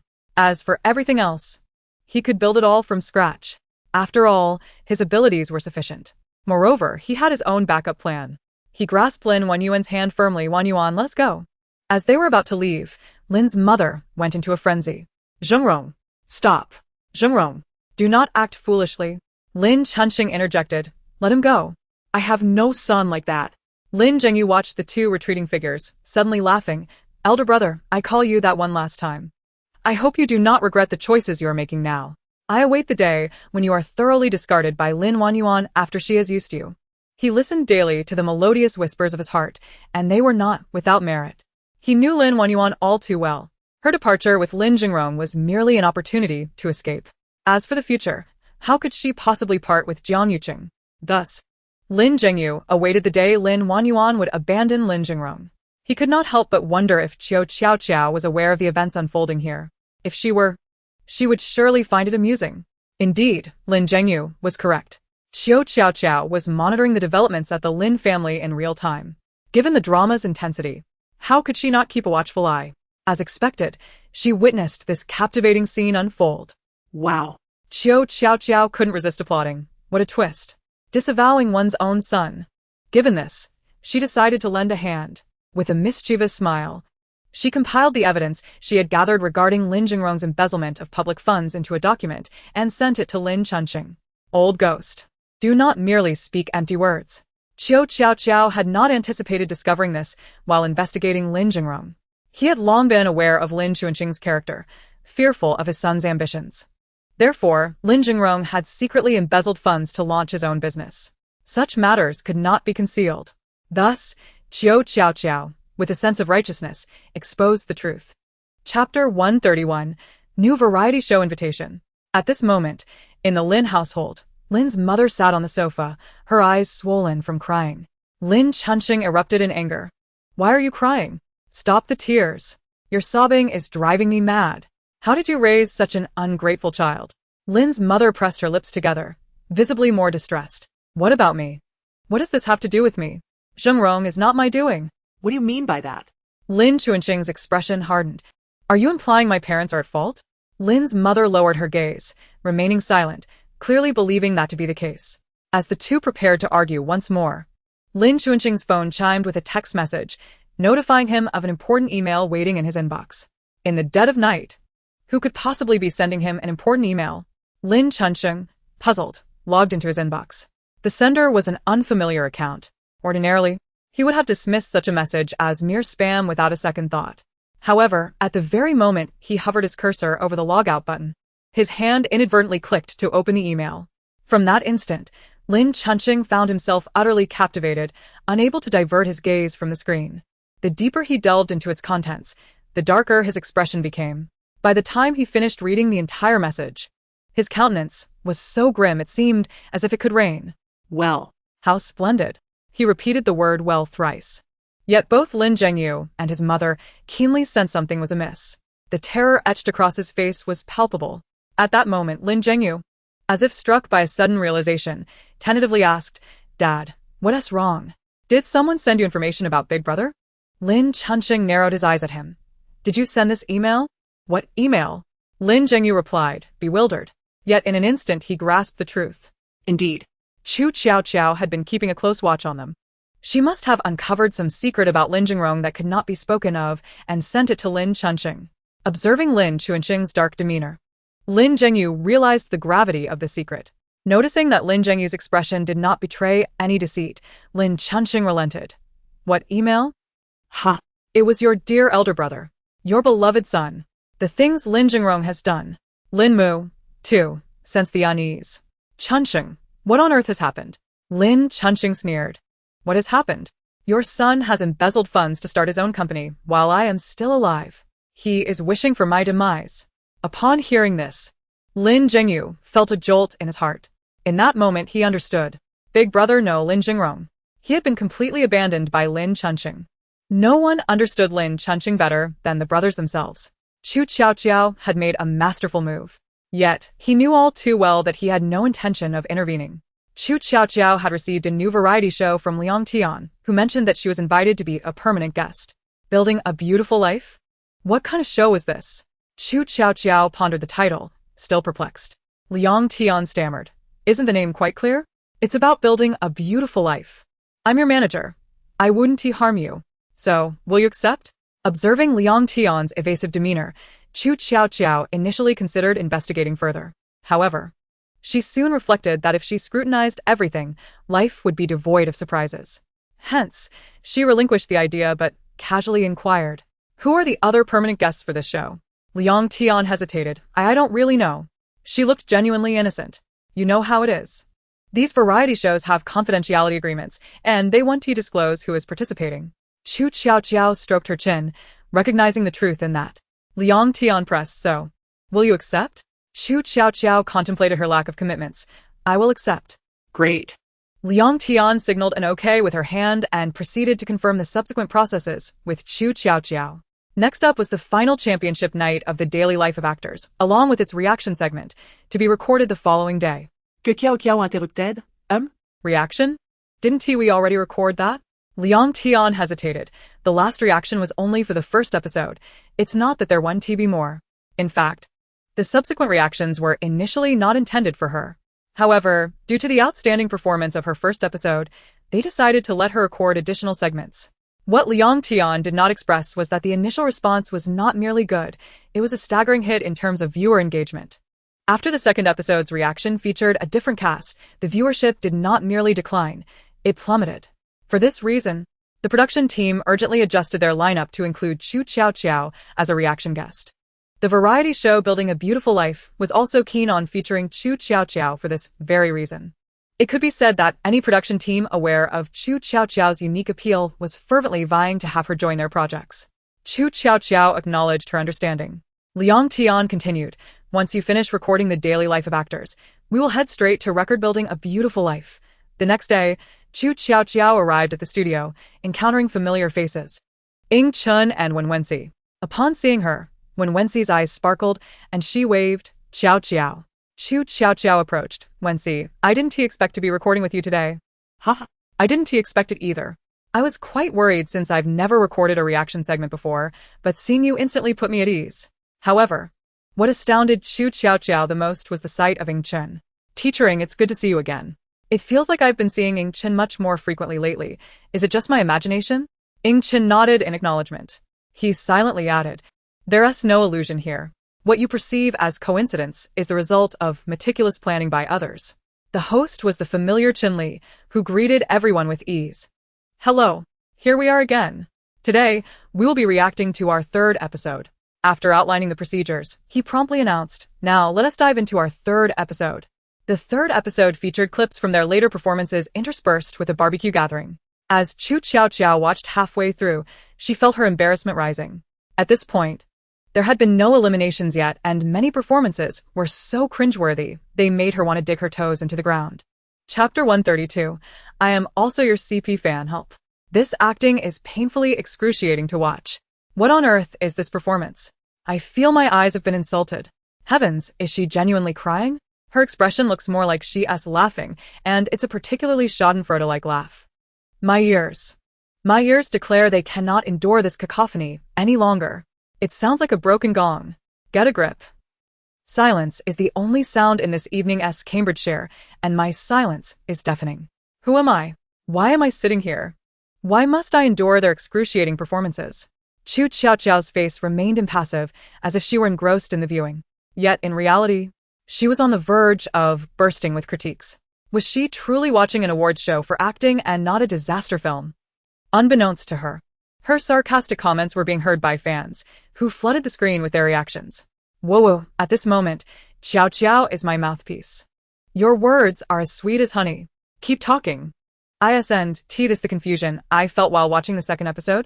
Whoa. I certainly didn't feel this much pain while watching the live stream. To clarify for the sisters earlier, you were probably too focused on the drama with us during the live stream. You've pointed out a blind spot, Watson. So, it ISNT that the show is interesting. It's Qiaoqiao who's interesting. Ha ha ha. The production team was continuously monitoring the comments. Upon witnessing a flood of such remarks, they fell silent, particularly Wu Yongqiao. After all, he was among those who could directly observe the data. Thus, he could clearly see the viewership for the second episode and the reaction segment plummeting dramatically. How could he still be oblivious to the reason? It was precisely for this that he contemplated bringing Qu Tiaotiao back for recording. The ever-increasing data revealed to him that Qu Tiaotiao was indeed the true key to traffic. At that moment, the camera shifted to Chen selecting Qu Tiaotiao. After the footage concluded, Chun-Li inquired, "Did Qiaoqiao ever think that teachering would choose you?" Qu Tiaotiao candidly replied, "No. At that time, I thought I might be eliminated, so I had already prepared my elimination speech." Then why did teacher Ing choose Qiaoqiao? Chen remarked, "Haven't I already provided my reason? It remains unchanged. Qu Tiaotiao deserves this position." Chun-Li, a devoted fan of the couple, felt an exhilarating rush and, in his excitement, posed a question not scripted in the script. "Do you both know that you have fans as a couple? They call you Ing Han Qiaoqiao." Huh? Qu Tiaotiao was momentarily dumbfounded. What is going on? Why is there such a question? After asking, Chun-Li inwardly cursed his impulsiveness for being overly excited and letting slip such a couple-related question. While inquiries about couples were not uncommon, many shows featured hosts encouraging such interactions. And some even cultivated couple dynamics. The current predicament was peculiar, since one half of this couple was Ing Chen. Who didn't he know that Ing Chen detested being associated with couple hype? He rarely participated in pure romance-themed idol dramas. Thus, he never engaged in discussions about couple topics. Chun-Li immediately sought an escape route for himself. Truth be told, he was aware. Both he and Ing Chen spoke simultaneously. Chun-Li paused for a second. Teachering knows? Yes. Ing Chen nodded. I also know the reason behind this couple name comes from the Song Dynasty poet Qin Guan's poem Bridge of Magpies, which includes the lines, "Delicate clouds playfully weave, flying stars convey love, the silver river flows far and dark. When the golden wind meets the jade dew." It surpasses countless moments in the human realm. Qu Tiaotiao widened her eyes in astonishment. He knows all of this. He is not just a casual surfer on the internet, but rather deeply knowledgeable. So this couple name indeed derives from that poem? No wonder it felt so peculiar. Chun-Li, however, was unconcerned with Qu Tiaotiao's inner musings. Like all couple fans, he was particularly intrigued by how Ing Chen was so well informed. If he hadn't done thorough research, how could he possibly know so much? Moreover, Ing Chen's attitude clearly indicated he was not averse to the topic. Chun-Li felt a rush of excitement. So, what does teacher Ing think of this couple? Ing Chen pondered for a few seconds, responding with a hint of playfulness. From every angle? Qu Tiaotiao couldn't hold back her laughter. Pfft. Is Ing Chen trying to tease me? I'm still looking from side to side. Ha ha ha. Ing Chen. Chun-Li promptly redirected the conversation back to her. So, Qiaoqiao, what do you think?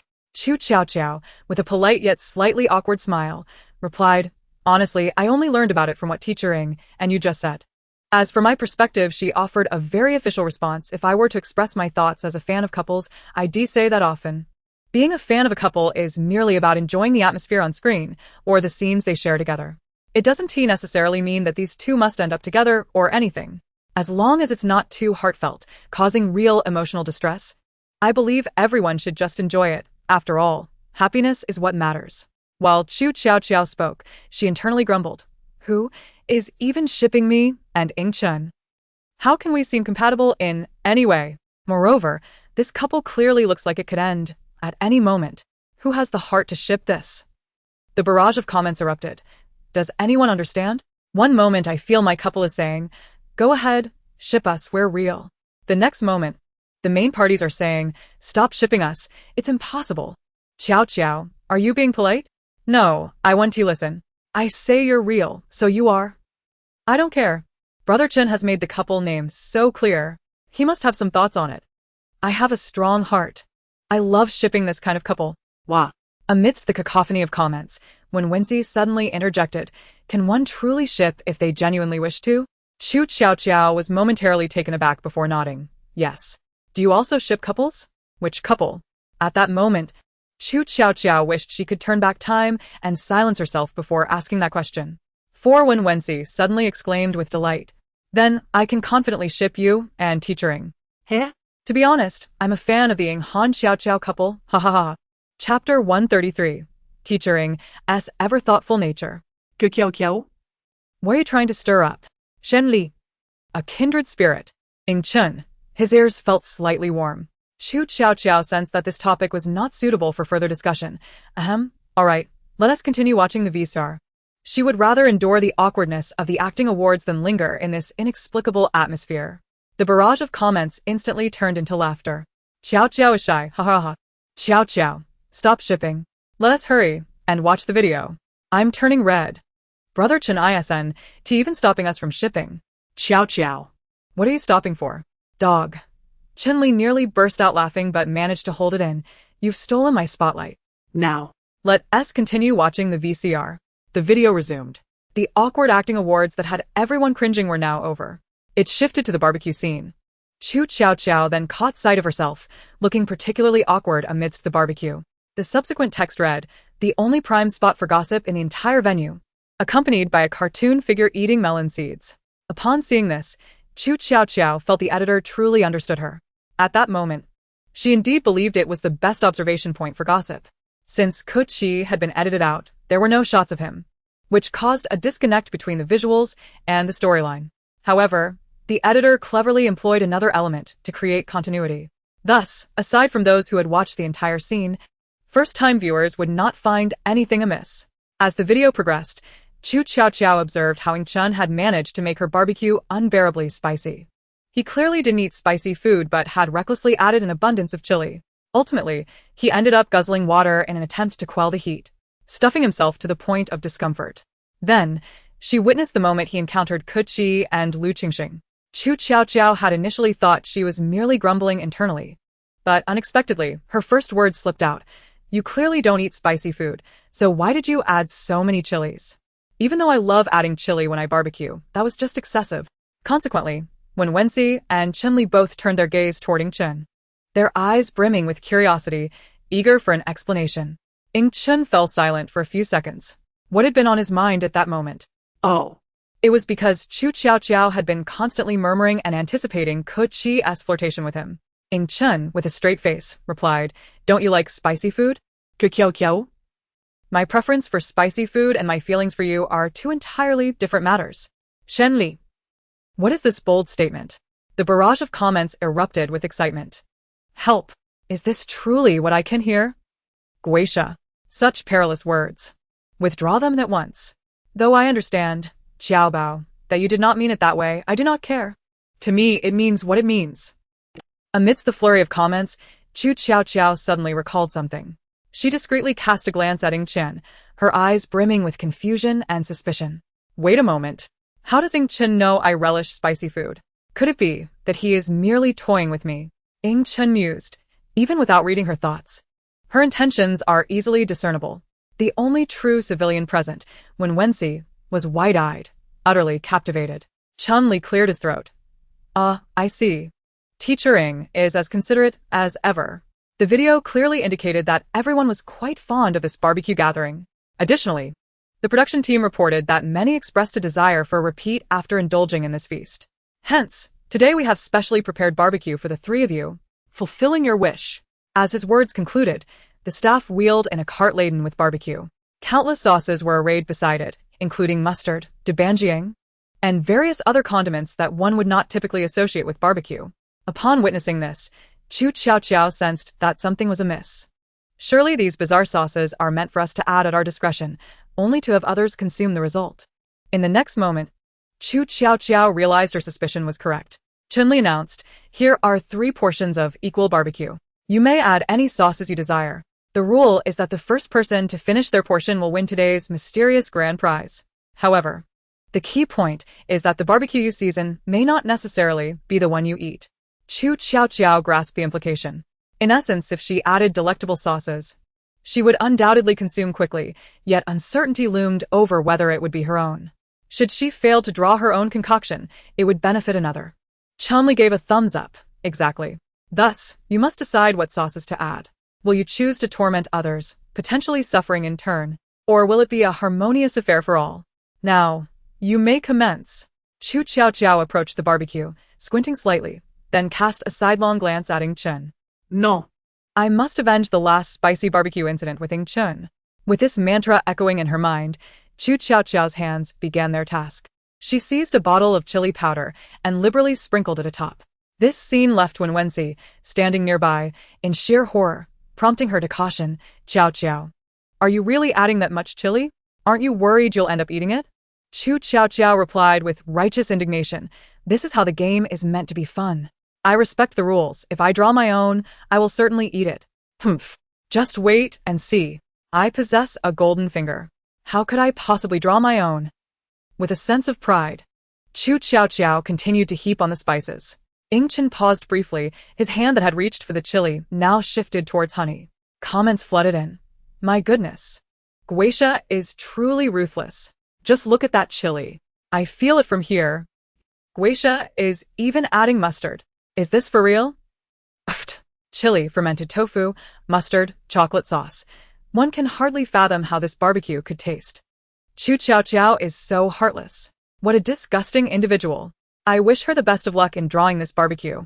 In contrast, my Chun-ji's ingredients are delectable. Honey and cumin. What a delightful combination. SOS. Am I the only one relishing this? Chun-ga clearly heard Qiaoqiao's words and changed his ingredients.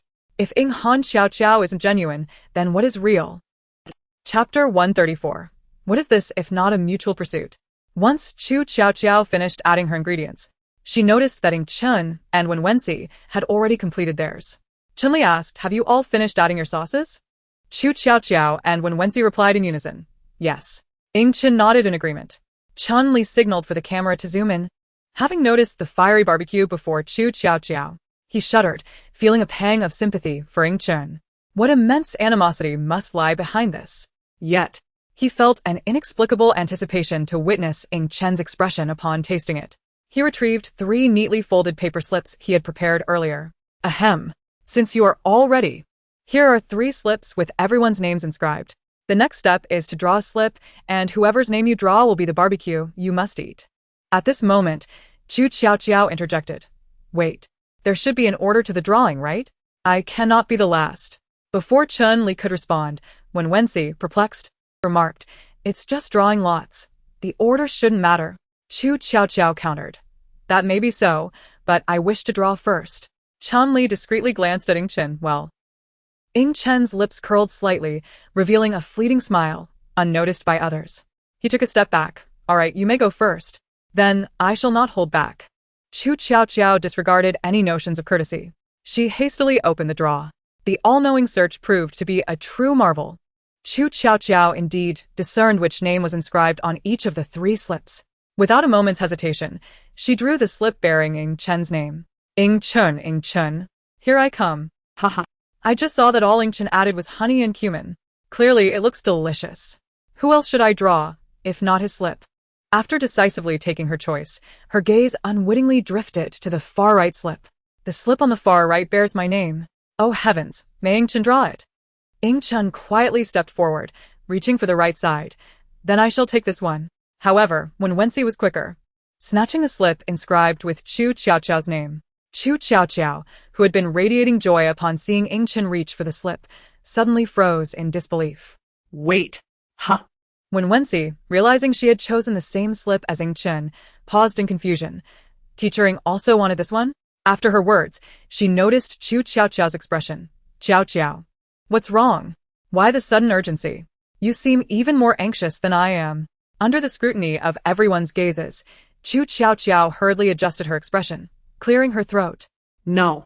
I merely thought that perhaps the left slip would suit you better, Wensi. Why? When Wensi inquired innocently. Because because Qu Tiaotiao found herself utterly devoid of reasoning or excuses. Oh no, oh no, oh no. How do I tell Wenxi that the slip bears my name? How could I let her eat my dark culinary creation? Yet. When Wenxi appeared to have completely grasped the situation, casting a glance between her and Ingchen. Then, realization dawned upon her. She understood. Qu Tiaotiao indeed harbored feelings for Teacher Ing. Upon hearing Teacher Ing express a desire for this slip, she immediately wished to present it to him, truly prioritizing romance over friendship. However, she was accommodating. When Wenxi promptly set down the slip she held and reached for the left one instead. I suddenly feel that I actually prefer this slip more, so I shall draw this. After picking up the left slip, she shot Qu Tiaotiao a knowing wink, as if to say, I know what you're thinking. I'm enabling you, are you pleased? Qiaoqiao. Why is Wenxi winking at me? Has she lost her mind? Forget it. It doesn't matter what happened to her, as long as she hasn't gotten hold of my note. When Wenxi drew her own specially seasoned barbecue, Qu Tiaotiao had already seen it. When Wenxi was equally gentle and had not added any unpalatable sauces. Thus, among the 3 barbecues, the least appetizing one was undoubtedly Qu Tiaotiao's culinary disaster. Ingchen ultimately took the note bearing Qu Tiaotiao's name. Chunli remarked, since everyone has received their notes, let us unveil them together. Qu Tiaotiao was the first to open hers. The note clearly read, mine is from Teacher Ing. When Wenxi opened her note as well, which bore her name, I drew my own. Ingchen seemed to chuckle lightly. It appears I belong to Qu Tiaotiao. As he spoke, he unfolded the note, revealing the unmistakable characters of Qu Tiaotiao's name. Yin. What nonsense are you spouting? Yes. You belong to Qu Tiaotiao. No one is disputing that. Is this not mutual pursuit? How can you not see it? You don't understand love. Qiaoqiao has made it so obvious. Yet. My Chunga still quietly took her note. What else could this be but love? Rounding up, this is a heartfelt meal specially prepared by Qiaoqiao for Inge. I'm shipping it. Ing Han and Qiaoqiao are too sweet. Thanks for the invitation. Am I the only one anticipating Qinji's pained expression as he eats this love-infused dish? Sorry, but picturing that scene has me laughing. Upon hearing Ing Chen's words, Qu Tiaotiao's heart skipped a beat. She discreetly pinched herself. Calm down. Ing Chen's statement merely means he drew your note. It carries no other implication. Why is my heart racing? Having reminded herself, she cast a resentful glare at Ing Chen. And this person, why must he smile so charmingly while speaking? To divert her attention, Qu Tiaotiao urged, so when do we begin? Chunli, snapped out of his shipper mood, cleared his throat. Ahem. Are you all ready? We can start once you are. Qu Tiaotiao quickly affirmed, ready? Not just ready, she was positively eager, even if she didn't win. She wanted to witness Ing Chen consume her culinary disaster. Chunli announced, on the count of 3, get ready. 3, 2, 1. Start. Qu Tiaotiao took a bite of the honey and cumin chicken wings prepared by Ing Chen and was immediately awestruck. Help! This is too delicious. Honey chicken wings are truly the best. Although momentarily captivated by the delectable dish, Qu Tiaotiao was acutely aware of what she truly desired, to see Ing Chen eat her culinary disaster. Ing Chen had already picked up the skewered barbecue with the most chili and mustard. Before even taking a bite, he was assailed by the pungent aroma of mustard. It was evident that it would be quite unpalatable. Even Qu Tiaotiao shivered at the sight, feeling perhaps she had been a tad too harsh. Actually, the chili Ing Chen used that day wasn't too extreme. Am I being overly vengeful? After some contemplation, she intended to offer Ing Chen a way out. But he preempted her with his actions. He took a bite. His expression shifted dramatically. Qu Tiaotiao was more anxious than he was. After grabbing a tissue and water, she hurriedly handed them to him. You should spit it out. I added too much mustard. However, Ing Chen refused the tissue, swallowing it whole instead.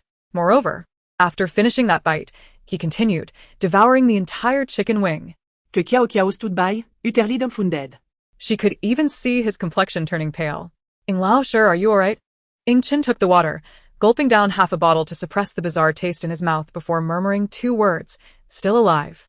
Perhaps the combination of chili and mustard was overwhelmingly pungent. Despite Ing Chen's utmost effort to endure, he couldn't stave off a physiological reaction. His nose was irritated. His eyes slightly reddened, tears pooling. Additionally, The spiciness prompted him to occasionally nibble at his tongue, attempting to alleviate the heat through this, and by gasping for air. This action, while seemingly innocuous, inadvertently made him appear rather suggestive, as though he were trying to entice someone. It stirred feelings in others, making them wish to pin him down, to explore him in every conceivable way. Qu Tiaotiao's mind began to involuntarily conjure images reminiscent of certain romantic films, and the scenes grew increasingly risque. Feeling a flush of heat and embarrassment, she quickly pinched herself, striving to erase those unhealthy thoughts from her mind. No, no, no. I can't think like this. Help. If I continue, something truly disastrous will happen. Chun-Li interjected.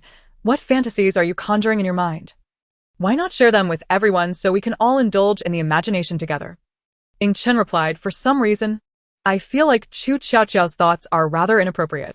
I've finished. When Wenxi suddenly broke the strangely awkward atmosphere. Only after speaking did she realize the mood was off. She stared blankly at the two. Why are you all looking at me like that? She noticed that neither Qu Tiaotiao nor Ying Chen had touched their barbecues. More confused, she asked, why aren't you eating? The viewers in the live stream were in stitches. Pfft, I'm dying of laughter. I never knew Wenxi was such a comedic character. Haha. XQL is in the spotlight. She was just too busy showcasing her eating.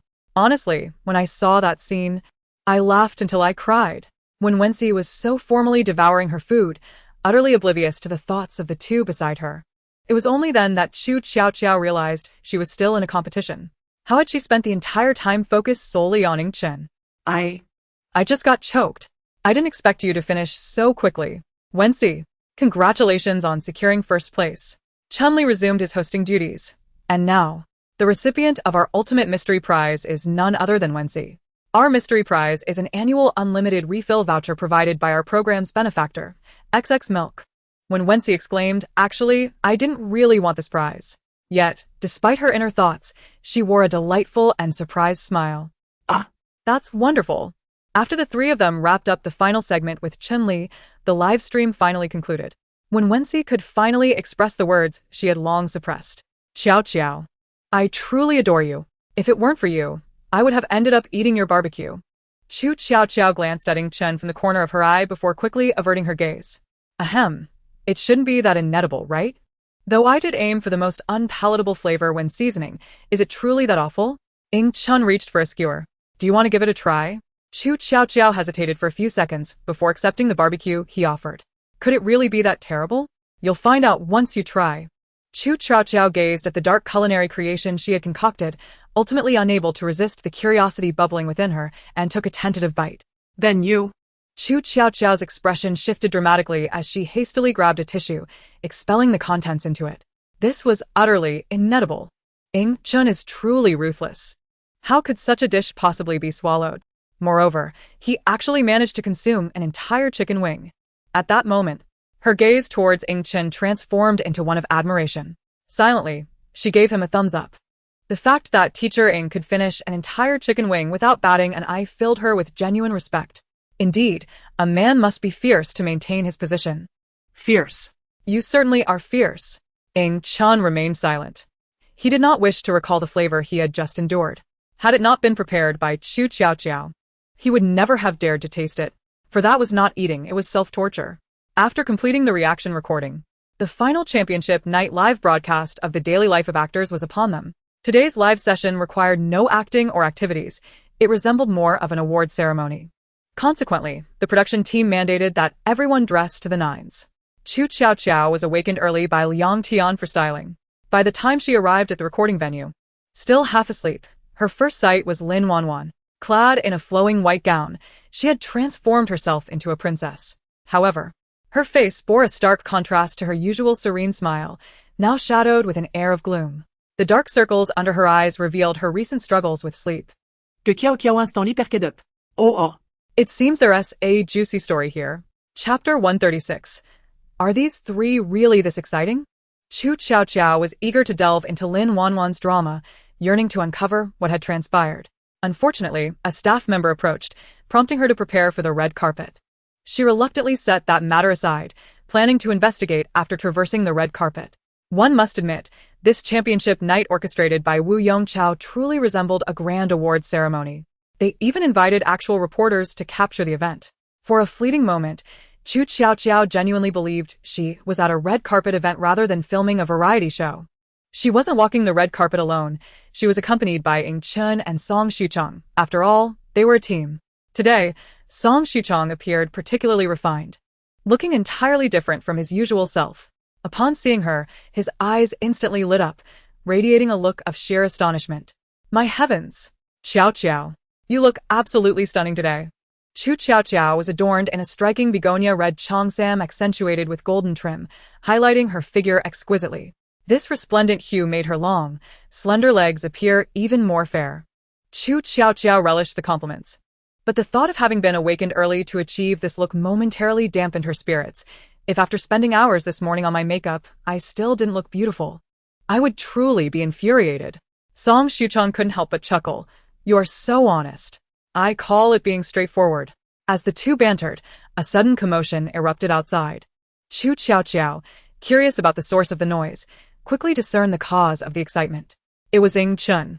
Adorned in a pure white shirt with 2 black arm cuffs and a serpent-shaped brooch, the silver snake's eyes set with rubies lent him an aura of austere danger, making one irresistibly drawn to him. To top it off, he wore a pair of gold-rimmed glasses, the silver chain dangling down, accentuating his sharp jawline, further enhancing his regal and aloof demeanor. Wow. Thank heavens, Ying Chen's ensemble is absolutely stunning. Which stylist did this? Truly remarkable. Qu Tiaotiao could not help but internally rave. This outfit was simply extraordinary. Ying Chen's steps faltered slightly upon hearing Qu Tiaotiao's thoughts, his face instinctively tilting, allowing his tousled hair to obscure the flush on his ears. Oh my, especially that brooch. Everything else is just perfect. Oh. How I wish I could attach it somewhere else and take a bite. Ying Chen, Qu Tiaotiao. Hey. I'm here. Qu Tiaotiao responded almost instantly. Ying Chen regarded her exquisitely earnest little face, and had it not been for her audible thoughts, one would never guess the chaotic musings swirling within her innocent heart. Qu Tiaotiao blinked, puzzled as to why Ying Chen had called her, but fell silent afterward. Teacher Ying, is there something you wanted to say? Ying Chen paused for a few seconds, a barely perceptible sigh escaping him. I merely wish to inquire if you all are ready to walk the red carpet. We are ready. Qiaoqiao nodded vigorously. Song Xichang followed suit with a nod. We are nearly prepared. Let us proceed. Ying Chen took the lead onto the red carpet. Qu Tiaotiao and Song Xichang hastily followed in his wake. Instantly, countless cameras were aimed at them, capturing the moment. The live stream erupted with cheers and comments. Ah. Help. Qiaoqiao's look today is absolutely breathtaking. My Qiaoqiao, is this beautiful? Oh no. I've been consuming gossip without realizing I was already a fan of her looks. Wow. God, Chen's outfit. I can't handle it. Tears of excitement are streaming from the corners of my mouth. Sigh. Who is this? Oh. It's my husband. Oh, husband, kiss me. You in front. Don't be too outrageous. Do you realize that because of your words, God Chen is now frantically pampering me in bed? You all are so shameless. Your underpants are falling on my face. Huh? It seems something has sprouted down there? No more talking. Tonight I'm going to find my husband Chen to try it out. As the barrage of comments grew progressively risque and unsuitable for broadcast, Wu Yongchao swiftly dispatched personnel to manage the live comments, adding filter words. Meanwhile, Qu Tiaotiao and Ying Chen had completed their signings and were now engaged in a QA process. Chun-Li, holding a Q card, announced, First, let us welcome our teacher Ying, Qiaoqiao, and Xichang. As you stand here, what emotions are you feeling? Qu Tiaotiao seized the microphone first, delivering an exceedingly formal response. As for feelings, I would say it's a mix of nervousness and anticipation, especially since today is championship night. After her statement, she hastily passed the microphone, this hot potato, to Song Xichang. With a serious expression, Song Xichang replied, Qiaoqiao, and I share the same sentiment. He then promptly handed the microphone to Ying Chen. Amusingly, they all seemed to avoid being interviewed. Ying Chen took the microphone composedly, responding in an even more formal tone. I believe our efforts will yield the results we deserve. Chun-Li silently reclaimed the microphone. I believe you will achieve a result that satisfies you. Now, please proceed to the inner venue. Qu Tiaotiao promptly made her exit. As long as she wasn't being interviewed, she was willing to do anything. They were the last to enter the inner venue. and their seating marked the official commencement of the Championship Night's award ceremony. The host remained Qinli. The opening was exceedingly lengthy and dull. Qu Tiaotiao could barely focus, and having risen early that morning, she felt drowsy. I can't do this. I'm about to fall asleep. I need to do something to wake myself up. Hey, isn't this the perfect time to indulge in some gossip? What could be more invigorating than consuming gossip? Nothing. With thoughts swirling in her mind, Qu Tiaotiao immediately clicked on Lin Wanjun's gossip. She had a premonition that this particular tidbit was undoubtedly linked to her previous maneuvers. Now, she was eager to see how this story had unfolded. Upon catching the first glimpse of the gossip, Qu Tiaotiao was instantly taken aback. Wow, how thrilling is this? From family drama to scandalous literature in a heartbeat. These three know how to have fun, don't they? At that moment, Qinli, who was diligently hosting the program, perked up his ears. What is happening? Chapter 137. Just hearing it is exhilarating. Lin Zhengyu also grasped the implications of the statement. From family drama to scandalous literature, could it truly be as he suspected? Lin Jingrong. What on earth is he up to? The most agitated were undoubtedly Qu Tiaotiao's fans. What family drama? What scandalous literature? Help! How much gossip has Qiaoqiao hidden from us during this downtime? So, what exactly happened? Hurry up and tell us. Whether it's family or scandal, both terms sound so exhilarating. Fingers are trembling with anticipation. To the sister in front, I see your excitement. You've even mistyped. Under the eager gazes of all Qu Tiaotiao's fans, she finally continued. Lin Jingrong's elopement with Lin Wanjun was discovered by Jiang Yuqing. A man's intuition should never be underestimated. He had long sensed something amiss between Lin Wanjun and Lin Jingrong, but he initially thought they were simply siblings and nothing more. However, after my earlier Weibo post, he realized that his suspicions were indeed correct. After Lin Jingrong took Lin Wanjun away, he immediately inquired about her whereabouts and went to retrieve her. Naturally, Lin Jingrong was unwilling to let her go. This was when their first confrontation occurred. Lin Wanjun understood that at this stage, she could not afford to lose either man. She believed that introducing a rival would evoke a sense of competition and urgency in the man. Thus, she began to navigate both relationships carefully, ensuring she did not offend either, and sought to please them both. Qu Tiaotiao nodded knowingly, her chin resting on her hand. It became clear to her why Lin Wanjun's dark circles were so pronounced. Juggling two relationships could hardly be effortless. It was undoubtedly draining. Of course, the blend of family drama and scandalous literature would not be so simple. Lin Wanjun has already agreed to be Jiang Yuqing's girlfriend. Yet, in order to placate Lin Jingrong, she presents herself as if she genuinely favors him, claiming he is her choice. However, due to their past identities, she feels unable to act on it. Yet, she struggles to suppress her longing and desire for him, frequently finding excuses to seek him out. What an enticing tale of scandal. After hearing this segment, Lin Zhengyu felt a wave of nausea wash over him. How could there be such a despicable person? What did she truly consider others to be? Did she ever regard them as family? Or had she always seen them merely as tools for her ascent? Thankfully, he had awakened to the truth. Bullet comments. Wow. How shameless. How can someone like this exist? When will she get what she deserves? Disgusting. Reading novels or watching dramas makes such plots seem thrilling, but in reality, it feels so morally corrupt. Gag-worthy. Dramas aren't this vile. At least the characters in dramas stumble into such situations unintentionally. Hers is deliberate. The nature is entirely different. No. This is too much for me. All I want to know now is how she will meet her end. Chunli was equally stirred and abruptly opened his mic.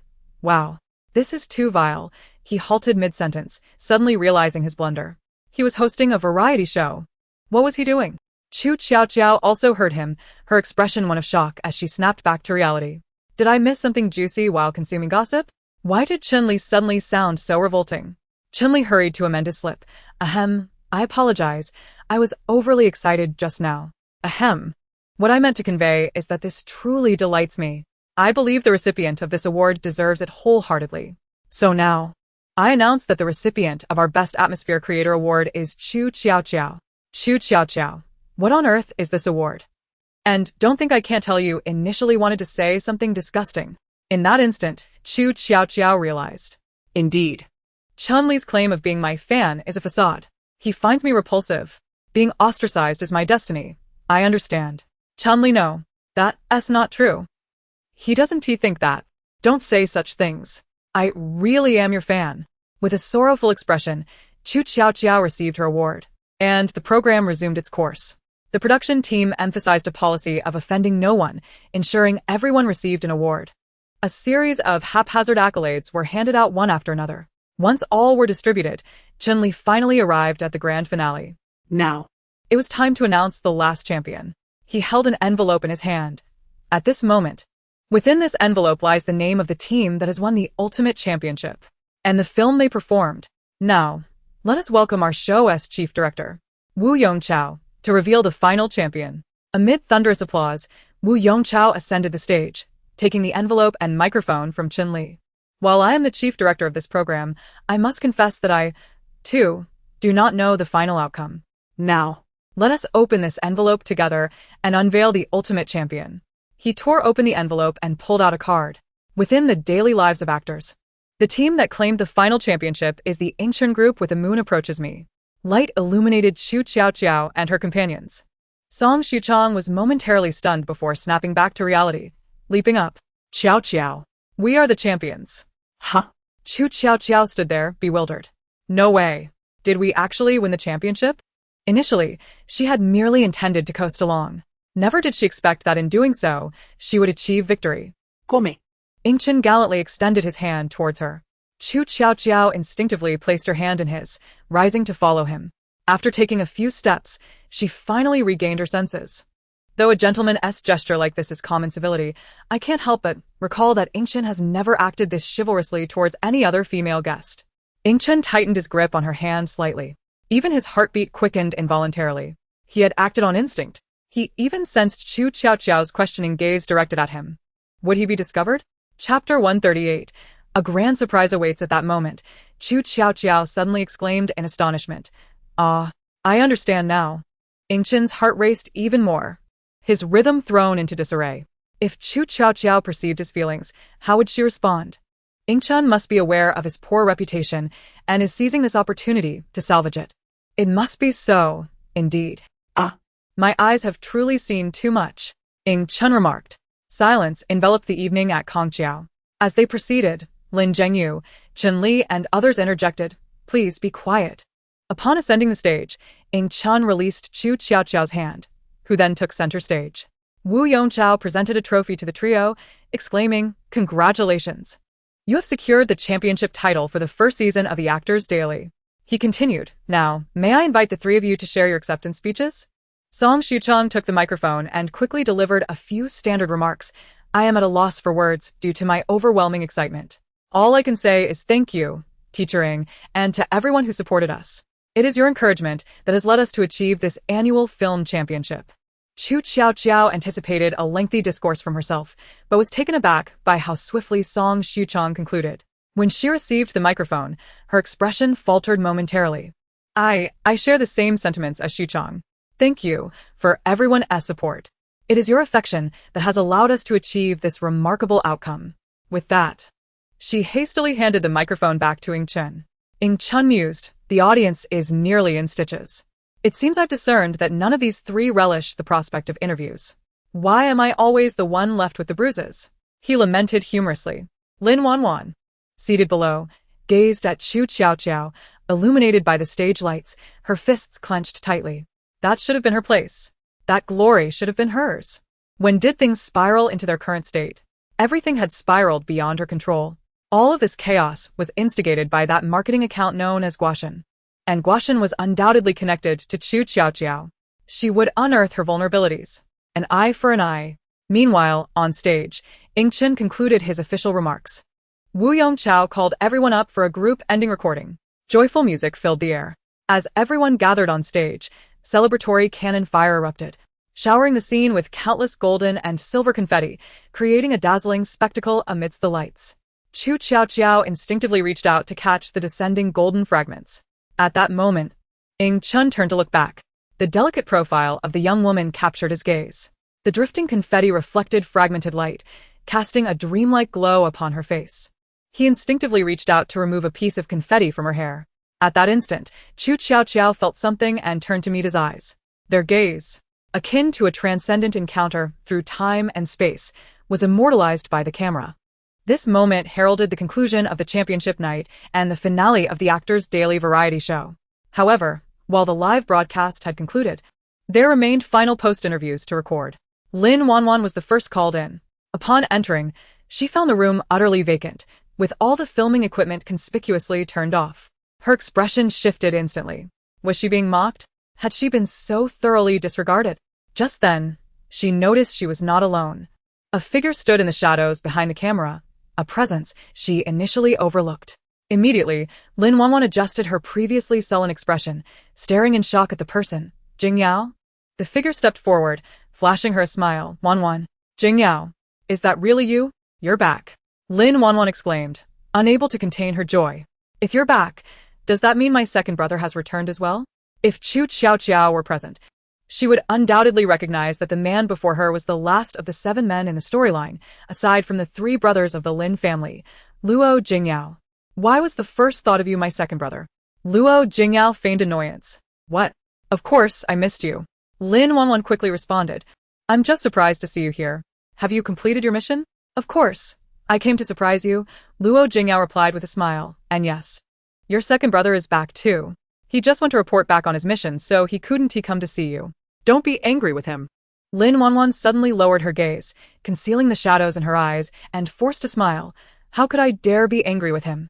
How could I forget that he is no longer my second brother? Luo Jinga frowned. Wanjun, what do you mean by that? Qu Tiaotiao felt an inexplicable chill run through her. An ominous premonition stirred within her, as if something sinister was about to unfold. Upon entering the post-interview room, she understood the reason behind her earlier sensation. Luo Jingyao. She had encountered him here. He's supposed to be in Africa with the second son of the Lin family as a volunteer? Why is he back now? All the staff, previously drowsy and ready to sleep, instantly perked up. What? This man, suddenly brought here by the boss, has some juicy gossip? At that moment, Qu Tiaotiao began her investigation. Indeed, their work over there must have concluded, which is why they returned together. Lin Jingjia, the second son of the Lin family, went to report back, while Luo Jingyao, upon learning Lin Wanjun was here filming, leveraged his connections to have the boss bring him here, utilizing his authority to send everyone away under the guise of a post-interview. To meet with Lin Wanjun privately, he intended to surprise her, but unexpectedly, Lin Wanjun turned the tables and surprised him. Since their location was remote and often a no-signal zone, they were completely unaware of everything happening domestically. It was only when Lin Wanjun informed him that he realized she was no longer the Lin family's cherished daughter. Chapter 139. The eyes of the public are sharp. The staff sensed something was amiss. Lin Wanjun's sudden kindness of merely stating she was no longer the Lin family's daughter felt too simplistic. There had to be a catch. Coincidentally, Qu Tiaotiao shared the same suspicion. Thus, she delved deeper. Upon seeing the details in the documents, Qu Tiaotiao's expression revealed her understanding. I knew things could not be this straightforward. Lin Wanjun, that little vixen, is indeed subtly undermining me in front of Luo Jingyao. In his eyes, I am the despicable villain seeking to seize everything, unwilling to relinquish what I already possess. Upon reading this, Qu Tiaotiao couldn't help but scoff. When did I possess everything? What do I have? She felt an overwhelming urge to pry open Lin Wanjun's skull and see what lay within. Well, now it makes sense why he is here. He has specifically come to seek revenge for Lin Wanjun. Having clarified the intentions and attributes of the man before her, Qu Tiaotiao calmly took a seat. What is destined to be will be. Let her observe how this man plans to enact his revenge. I have a few questions for you. Luo Jingyao's expression turned icy. The first inquiry, one that every netizen is eager to know, is whether you believe you deserve to reach the final round and ultimately claim the championship. All the staff members widened their eyes in astonishment. Goodness. This man is indeed aiming for the unexpected. This question is rather loaded.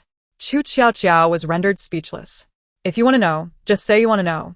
Don't drag the netizens into this. They have nothing to do with it. Qu Tiaotiao deftly returned the ball. Do you think my victory is due to some hidden agenda from the production team? She reciprocated others' attitudes with equal measure. Luo Jingyao narrowed his eyes. You are evading my question. How am I evading?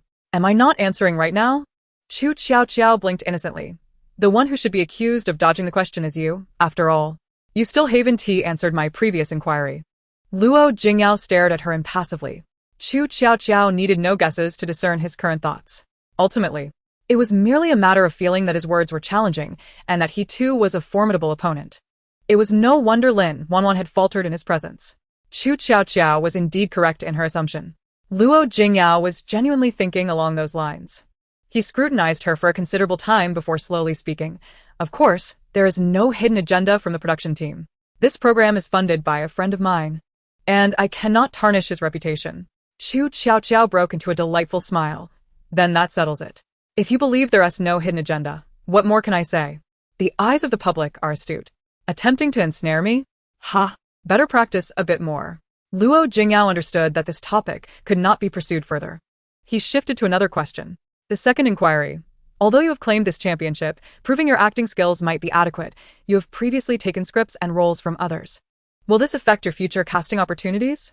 The staff members gasped in disbelief. Goodness. This question is incredibly audacious. They were immensely relieved that this was not being broadcast live.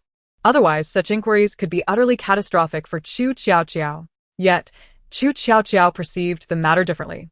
You ask if my prior actions of taking scripts and roles from others will affect my future casting? Qu Tiaotiao found it incredibly amusing. Why not let this esteemed reporter or director elucidate who exactly I have taken roles and scripts from? What is this? You've forgotten your own past actions? Luo Jinga remained expressionless. It's not that I've forgotten. Qu Tiaotiao smiled. Rather, in my recollection, it was my roles and scripts that were usurped. Thus, your inquiry should be directed at the one who stole my roles and scripts, asking her if she fears it will affect her future casting opportunities. Luo Jingao's expression turned icy. What do you mean? Are you slandering Wanjun? Ah? Wanjun? Qu Tiaotiao feigned surprise at hearing that name from his lips. Are you referring to Lin Wanjun? Do you know her? Do you think I took her roles and scripts? So, your purpose in interviewing me and posing these sharp questions is indeed because of her? Certainly not. This is a personal matter of mine. Luo Jinga squinted. Don't attempt to cast aspersions on her. I actually have no interest in whether you know her or not, nor do I care about that. Qu Tiaotiao blinked. After all, I am not the one being deceived. I relish the role of an observer in this spectacle. What do you mean? My implication is quite clear. Qu Tiaotiao turned to the staff. If this is what your production team deems as a follow-up interview, then I see no need to participate further. Since morning, I have consumed not a morsel. My stomach has been growling for ages. I am entirely impatient with this tedious individual over these trivial questions. At some point, Wu Yongqiao approached. Do not be upset, please.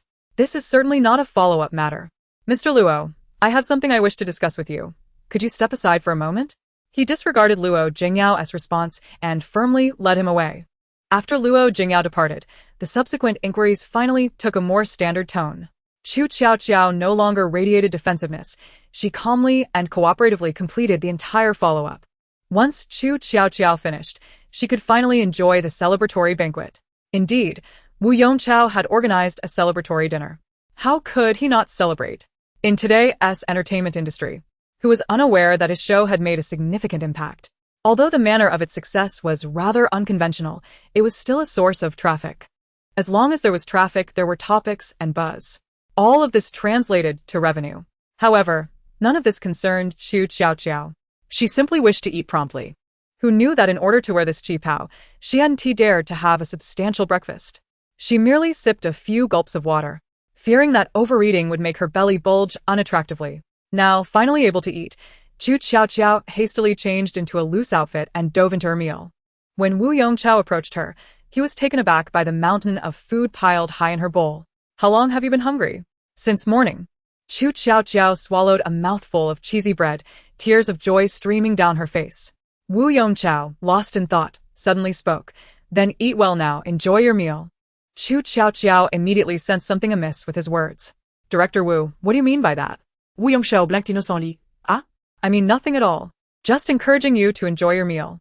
He wouldn't dare to reveal that her next show, Building a Beautiful Life, was once again directed by him. Moreover, this particular show would focus on food, cough cough. Everything was left unsaid. Chapter 140, Awaiting your drama cough cough. I actually came primarily to apologize. Wu Yongqiao finally got to the point. It is Mr. Luo, how rude of me. He had also recognized his error, since he acknowledged his mistake. Why didn't he come to apologize himself? Qu Tiaotiao exchanged a knowing glance with him. No need for further words. I understand why he is here. It's good that both have returned. Since these two individuals have come back, it's best not to provoke her.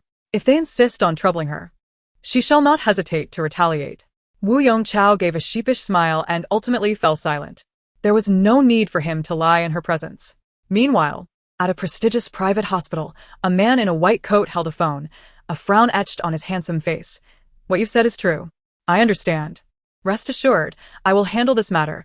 I shall not allow Wanwan to suffer injustice. The man in the white coat ended the call, his handsome features now shadowed by gloom. He anticipated that merely spending a year in Africa as a volunteer would lead to such turmoil at home. Qiaoqiao? Very well. Regardless of who you are or what your identity entails, if you dare harm my sister, you shall pay the price. 3 hours later, after finishing the recording, Lin Zhengyu returned home. Upon noticing someone seated on his sofa, he froze. How could someone be in his home? However, when he recognized who was sitting on his sofa, he was instantly filled with excitement. Second brother? The young man on the sofa turned at the sound. Ayu.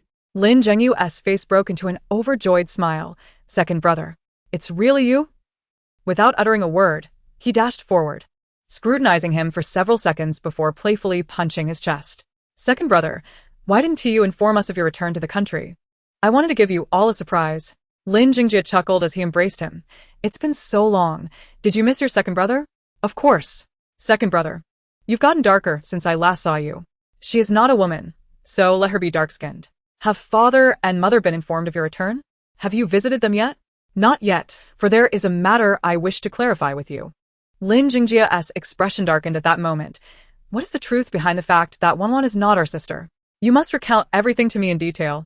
Half an hour later, Lin Jingjia stood up, his face grim. Enough, Ayu. Silence. Are you jesting with me? How could the hypocritical and vile person you speak of possibly be our sister Wanwan? Ayu, whom have you allowed to deceive you? Second brother? Lin Zhengyu also stood up in protest. I have not been deceived by anyone. Second brother. Everything I have said is the unvarnished truth. Lin Wanwan is not as innocent and virtuous as we once believed. Second brother. Do not let her fool you. Lin Zhengyu, agitated, gasped for breath. You have no idea. Right now, eldest brother is doing everything for Lin Wanwan. That's enough. You need not say more. Lin Jingjia's gaze was cold and fierce. Wanwan is our sister. She grew up under our very noses. We have spent over 20 years together. Do you think I am unaware of her character? Yet you now choose to believe someone whom you have known for less than 3 months, attacking your own sister for her sake. You dare to hurl unfounded accusations and slander against her. Lin Zhengyu, how is it that you call yourself her third brother? Lin Zhengyu was utterly bewildered. He gazed at Lin Jingjia, and in a moment of disorientation, he perceived the shadow of Lin Jingrong upon his face. All the words he had intended to say suddenly felt unnecessary. He took a step back and returned to the sofa. So, second brother, what do you intend to do? Will you seek revenge against Qu Tiaotiao? He and they are brothers. Does he not know their temperaments? It was evident from Lin Jingjia's demeanor that he sought vengeance for Lin Wanwan. As for this matter, you need not inquire. I have my own plans. Lin Jingjia stated this tersely and offered no further explanation. Lin Zhengyu chuckled. I did not expect second brother to be so wary of me. Lin Jingjia remained silent. Since second brother is unwilling to speak, so be it. I am not compelled to listen. Lin Zhengyu shrugged nonchalantly, a cold smirk gracing his lips. I would gladly play the outsider. Being a mere spectator is quite delightful. And he truly believed that by withholding information, he would remain uninformed. If his intelligence was accurate, Qu Tiaotiao would soon seamlessly join another variety show, building a better life. Given Wu Yongqiao's nature and the buzz surrounding Qu Tiaotiao's livestream, he certainly would not abandon this avenue. At that point, all he needed to do was follow the livestream to uncover what would transpire. With this thought, Lin Zhengyu found himself inexplicably filled with anticipation. There is nothing more pleasurable than witnessing someone's downfall and savoring their misfortunes, even if that person is his second brother. Unbeknownst to Qiaoqiao, who was blissfully lounging at home after finishing the promotional photos for building a better life. She decided to investigate what this new variety show entailed and who her co-stars might be. Upon discovering the details, she shot up in alarm. What on earth? Why is Wu Yongqiao the chief director again? No wonder he had spoken so cryptically during dinner. Wait. Does this not imply that the recording of this show will be anything but pleasant? as Qu Tiaotiao spiraled into despair. Wu Yongchao hurriedly edited her promotional photos and posted them on Weibo, tagging Qu Tiaotiao with building a better life. He even spent money to secure a trending topic, catapulting it to the forefront of social media. It must be said that Wu Yongchao had truly mastered the art of garnering attention. The trending topic gained traction almost immediately, transforming into genuine trending data. Seeing my Qu Tiaotiao's name, I rushed right in. What new variety show does Qu Tiaotiao have? Building a better life? What a peculiar program. No matter. As long as Qu Tiaotiao is in it, I must follow. I just want to know if this variety show will be live-streamed. If it's not live, I will miss out on a lot of fun. Chapter 141. You are not one of them. Wu Yongchao diligently monitored the data in real time. Upon seeing these comments, he immediately instructed the PR team to release the already prepared content. Building a better life fee. Xiaomei notes that many friends are inquiring about the content of our program. So, let Xiaomei clarify. We are the country's first large-scale documentary-style variety show exploring the beauty of communal living. We have invited 15 outstanding individuals from various fields to participate in our filming. As for the specifics of the program, Xiaomei won't spoil it too much. You'll find out when you watch. Additionally, concerning the format of the show, Xiaomei won't keep you in suspense. We will be broadcasting live with post-editing. Our focus is on authenticity and unscripted reality. As for the premiere date, please keep an eye on our official Weibo. Xiaomei will inform you as soon as it is confirmed. Shortly after posting this tweet, building a better life transitioned from obscurity to a topic of discussion. Wu Yongchao, understanding the intricacies of promotion, released bits of information daily about the 15 individuals participating in the variety show. It was then that Qu Tiaotiao saw photos of Lin Jinga and Luo Jinga. In truth, just a few days prior, while indulging in gossip, she had already caught wind of this news. However, upon seeing their photos again, she still felt a wave of nausea. After all, their positions had been acquired through underhanded means. This variety show had been in the works for months, with the participants already determined. Among the 15, Lin Jinga and Luo Jinga were clearly not included. Yet upon learning they would be part of the program, they swiftly leveraged their connections to replace 2 of the original participants. It seems this variety recording will not be dull after all. The gossip god had been silent for too long, and Qu Tiaotiao, gazing at their promotional photos, smiled slyly. Gentlemen, let me see how much material you will provide for the gossip god. Qu Tiaotiao was in no hurry to divulge all the details.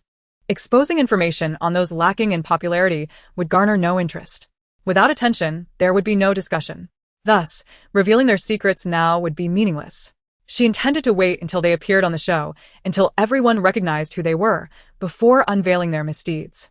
However, Qu Tiaotiao stared expressionlessly at her latest Weibo feed. She had previously pondered whether her encounters with this person had increased significantly of late. Now, upon reflection, it was indeed so. Building a better life fee. Ding ding ding. We are pleased to announce the final guest's identity. He is none other than the actor we all adore, who has consistently topped the list of desired collaborators. Ing Chen. Here as a high-definition 9-square grid image. Ing Xian's official announcement has undoubtedly escalated the anticipation and fervor surrounding the variety show Building a Beautiful Life to its zenith. Is there something amiss with the way I awaken in the morning? My brother Xian is participating in another variety show? I, who have never been fond of variety shows, wonder if the divining has been possessed. Or has he become addicted to these shows? While I genuinely desire to see Brother Xian daily, why does this all seem rather off to me? I, Qiaoqiao, am also partaking in this show. It appears I've stumbled upon something. KSWL.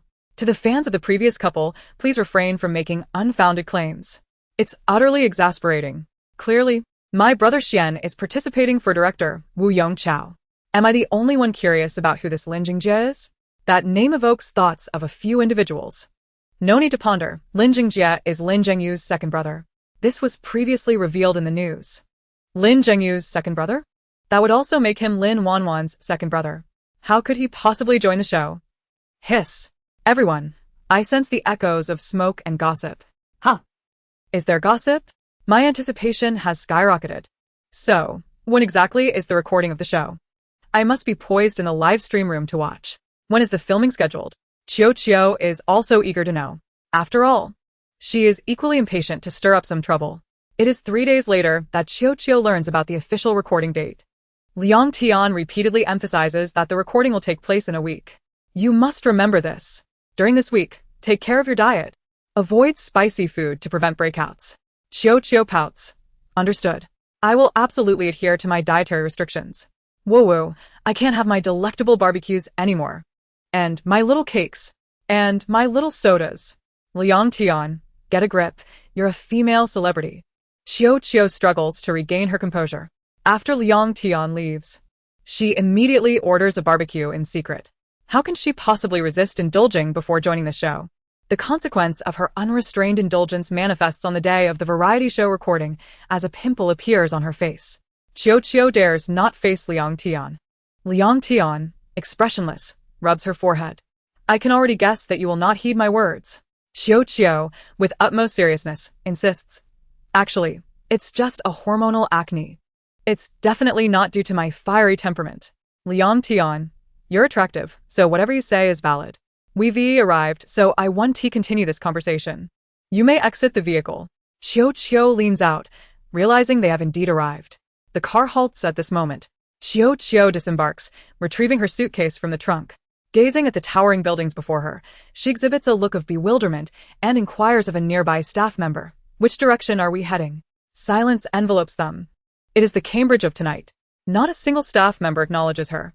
They are but a spectral group laden with filming equipment. Qiaoqiao. Understood. This implies self-reliance is required. With a sigh, Qiaoqiao pulls her suitcase forward. Just then, a black vehicle approaches from a distance, eventually halting not far behind her. Who could this be? Uncertain of the route, Qiaoqiao decides to wait. The car door opens, revealing a long leg clad in black trousers and polished shoes. As Qiaoqiao recognizes the person, she realizes it is none other than Xian himself. Just as she intends to greet him, another figure emerges from the vehicle. This newcomer, adorned with an abundance of long hair and a skin-tight denim ensemble that accentuates her figure, draws attention. Xian retrieves luggage from the trunk and hands her a pink item. The girl beams brightly. Thank you, Brother Xian. Qiaoqiao's outstretched hand suddenly freezes midair. How could a woman emerge from Xian's car? Moreover, their relationship appears rather intimate. Upon hearing her unspoken thoughts, Xian looks up and finally notices her. Qiaoqiao? The girl turns, her exquisitely delicate face coming into Qiaoqiao's view. In the live stream room, viewers who had previously found the initial segments somewhat dull suddenly awaken with vigor. A battlefield. This must be a battlefield. Is it this thrilling? The opening is already a battlefield? Who is this girl? She seems oddly familiar, as if I've seen her before. But upon careful reflection, I can't quite place her. Earlier, the official account released promotional photos. Her name is Su Shuyue, a model. A model? No wonder her figure is so splendid. But why is she in the same vehicle as my brother Xian? Regardless of who she is, I simply want to witness a confrontation. Qiaoqiao, charge in. At this moment, Qiaoqiao feels a perplexing mix of emotions. A sensation akin to sour lemons and swelling arises from her heart. However, this fleeting feeling is swiftly suppressed, transforming into the same mindset as the audience, who are now engrossed in the spectacle. She cheerfully waves, teachering. Then she turns to the girl beside her, waving. Hello, my name is Qiaoqiao. The girl's eyes light up as she drops her suitcase and rushes towards Qiaoqiao, fervently grasping her hand. Qiao, my Qiao, I've finally met you. Upon uttering this, she envelopes Qiaoqiao in a tight embrace. Now, it is Qiaoqiao who is left bewildered. What is happening? Who is she? Why does she appear so familiar with me? She casts a helpless glance at Xian. Xian, with a stern expression, states, Su Shuyue. The girl, addressed as Su Shuyue, immediately releases Qiaoqiao, gazing at her with innocent eyes. Ahem, Qiaoqiao, I apologize. I was simply too excited to meet you. You probably don't even know my name, do you? Em Su Shuyu. Su Sui Ani Met Di In Jiao He Say. Hello. Qiaoqiao feels somewhat at a loss. At this moment, she remembers who she is. A model who has developed her career abroad, she has virtually no presence in the domestic market, rendering her a completely unfamiliar name to the locals. Yet internationally, she is quite renowned. Xian suddenly interjects. She's my cousin and has always been a fan of yours. Cousin? Qiaoqiao's heart skips a beat as the previously suppressed sourness dissipates quietly. So, it's merely a cousin after all. Su Shuyue glances between her and Xian, a knowing expression gracing her face. This is the first time she has seen her cousin so eager to introduce their relationship. Does this imply that the ship she has been rooting for might become a reality? Qiaoqiao may potentially become her sister-in-law. Just the thought of this sends Su Xiaoyue into further excitement. Grasping Qiaoqiao's hand tightly, she declares, "Let us go in together." Okay, Qiaoqiao replies, somewhat dazed. As she is pulled along, the barrage of comments reads, "Huh? Just a cousin? What a letdown." Speaking of which, Brother Xian does indeed have a cousin who is a model, but he rarely mentions her, causing us fans to forget. His manager is his cousin Su Xiaowen, right? This Su Xiaoyue seems to be Su Xiaowen's sister. Fans in the live stream chat unveil Su Xiaoyue's identity, and at the same time, Qiaoqiao uncovers the same information. Moreover, she discovers that Su Xiaoyue's enthusiasm upon seeing her stems from being a loyal fan. Once Qiaoqiao enters with her, she notices that several individuals have already arrived. Moreover, several familiar faces grace the gathering. Among them were Yang Chongnian, Luo Jinga, and Lin Wanjun. The trio, upon catching sight of her, exchanged glances with Qu Tiaotiao. In that fleeting moment of eye contact, Qu Tiaotiao discerned the malice lurking in the eyes of Luo Jinga and Lin Wanjun. She averted her gaze, disinterested in engaging in a game of staring contests, and shifted her attention to a nearby young lady. A profound sense of fate washed over her, for this girl was none other than Zhao Lizhen, whom she had encountered at the police station. Truth be told, Qu Tiaotiao had been quite astonished upon first perusing her profile. The production team had indeed invited individuals from various professions, including public servants. However, upon discovering Zhao Lizhen's side gig, Qu Tiaotiao realized that the production team had not extended their invitations haphazardly. Zhao Lizhen was a content creator with 1 million followers on a certain platform. Qiaoqiao. "We meet again," Zhao Lizhen exclaimed, her joy palpable as she approached and grasped Qu Tiaotiao's hand, nearly moved to tears. Oh. "How wonderful it is to be close to my idol once more." As Qu Tiaotiao reminisced with her, the remaining participants gradually arrived. It was at this moment that the production team announced their first task, to freely discuss the allocation of living arrangements and the individual tasks each participant would undertake. The team had provided 3 houses, indicating that each would accommodate 5 individuals. This is something everyone can accept, right? The eldest among them, Su Bu, who had the most experience in the entertainment industry, naturally assumed the role of organizer. This seemed a fair distribution, and no one voiced any objections. The sole contention arose regarding who would share accommodations with whom. After Qu Tiaotiao posed this critical question, a heavy silence enveloped the room. It was a perilous inquiry. To openly declare a preference for a particular roommate would seem exclusionary, yet remaining silent could lead to being paired with someone undesirable. How about drawing lots? Yang Chongnian suggested. Breaking the tension. That seems the fairest option. But what if one draws a name they don't wish to share a room with? Luo Jinga interjected, his gaze fixed pointedly on Qu Tiaotiao. Chapter 143. Qu Tiaotiao riled up anyone who met his gaze would understand that he was referring to Qu Tiaotiao. She, in turn, was equally aware of his scrutiny. What a ridiculous statement. As if I would willingly share a room with him. Who looks down on whom here? Qu Tiaotiao shot back. Since individual preferences are so clearly defined, why not simply voice them? If you wish to room with someone, just say so. It would save us from the cryptic insinuations and claims of unfairness regarding the drawing. Luo Jinga narrowed his eyes at her. Qiaoqiao, what do you mean by that? Are you targeting me? Am I targeting you? I'm merely stating the truth, Qu Tiaotiao replied innocently. Your earlier words implied you have someone in mind to room with, and someone you detest. If that's the case, then just be forthright. We're all adults here and you, a grown man, shouldn't be engaging in petty drama. Upon hearing Qu Tiaotiao's retort, all eyes in the room widened in astonishment. Su Xiaoyue's mouth fell open in shock. Is my Qiaoqiao really this bold today? Not only Su Xiaoyue, but even Yingchen noted that Qu Tiaotiao seemed more spirited than ever. The live chat exploded with comments. Wow, I'm astonished. Did Qu Tiaotiao just come out swinging?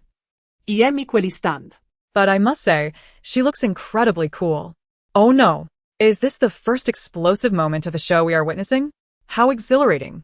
I'm on fire with excitement. Luo Jinga looks furious, almost as if he might strike her. He wouldn't actually hit Qiaoqiao, would he? Qu Tiaotiao's fiery demeanor had its roots in her knowledge of Luo Jingao's past.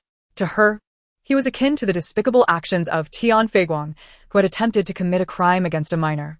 Her anger was even more pronounced because, in the narrative of this unfolding drama, Tian Feiguang was merely a secondary character with a few lines. while Luo Jinga was the protagonist, a protagonist who had committed numerous shameful acts in his past. How could such a person still be considered a lead? Gaining affection and adoration as the beloved of Lin Wanjun? How did he deserve such adulation? Having heard Qu Tiaotiao's words, Luo Jinga momentarily forgot about the live broadcast. He stood up, declaring, "Don't think I wouldn't dare to hit a woman."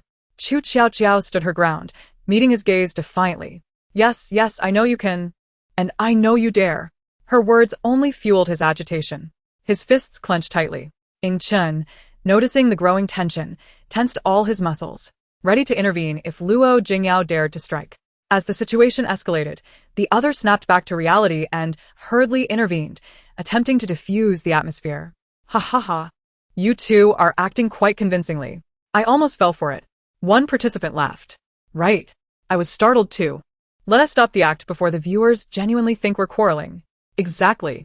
It's just about room assignments, after all. Just room with whoever you want." Oh boo.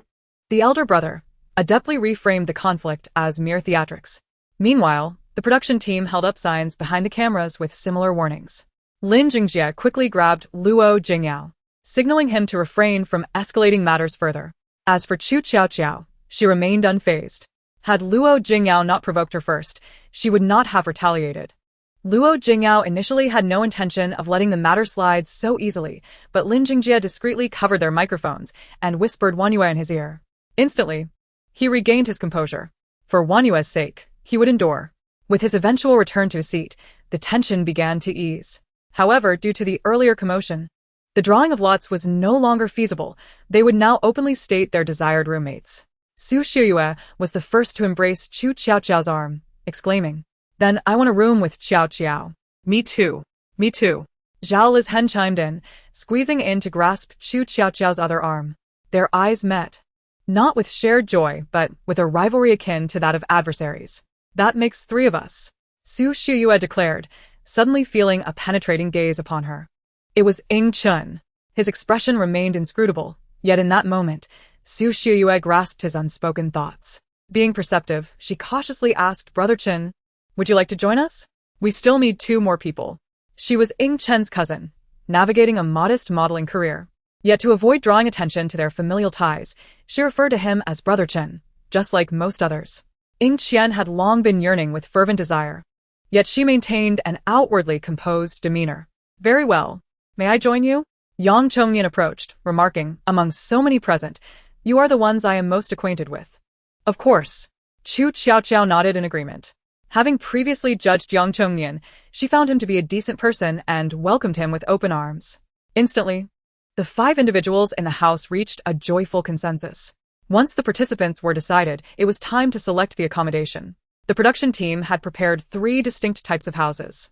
There was one facing the sea, basking in the warmth of spring, and another secluded, perched high upon a mountain. Qu Tiaotiao immediately set her sights on the seaside abode. After all, they were to reside there for over 20 days. It was only fitting to choose a delightful dwelling. Eagerly, Qu Tiaotiao inquired, "How shall we select the house?" "Let us draw lots," Su Bu suggested. Qiaoqiao blanked. "Yes, drawing lo sounds splendid." Engaging in a lottery? She was a player blessed with foresight. How could she refuse? With her unique gift, Qu Tiaotiao naturally drew the house she desired, overlooking the sea. Chapter 144, Cousin. I can only assist you this far. With the housing dilemma resolved, the next concern was to determine the activities each individual would pursue during the program. The production team remained entirely hands-off, allowing them to propose, organize, and execute their own plans. Everyone exchanged glances, utterly uncertain of what to do. In previous programs, such arrangements had been meticulously orchestrated by the production team, leaving the artists to merely follow instructions. However, this time, they were expected to devise their own plans.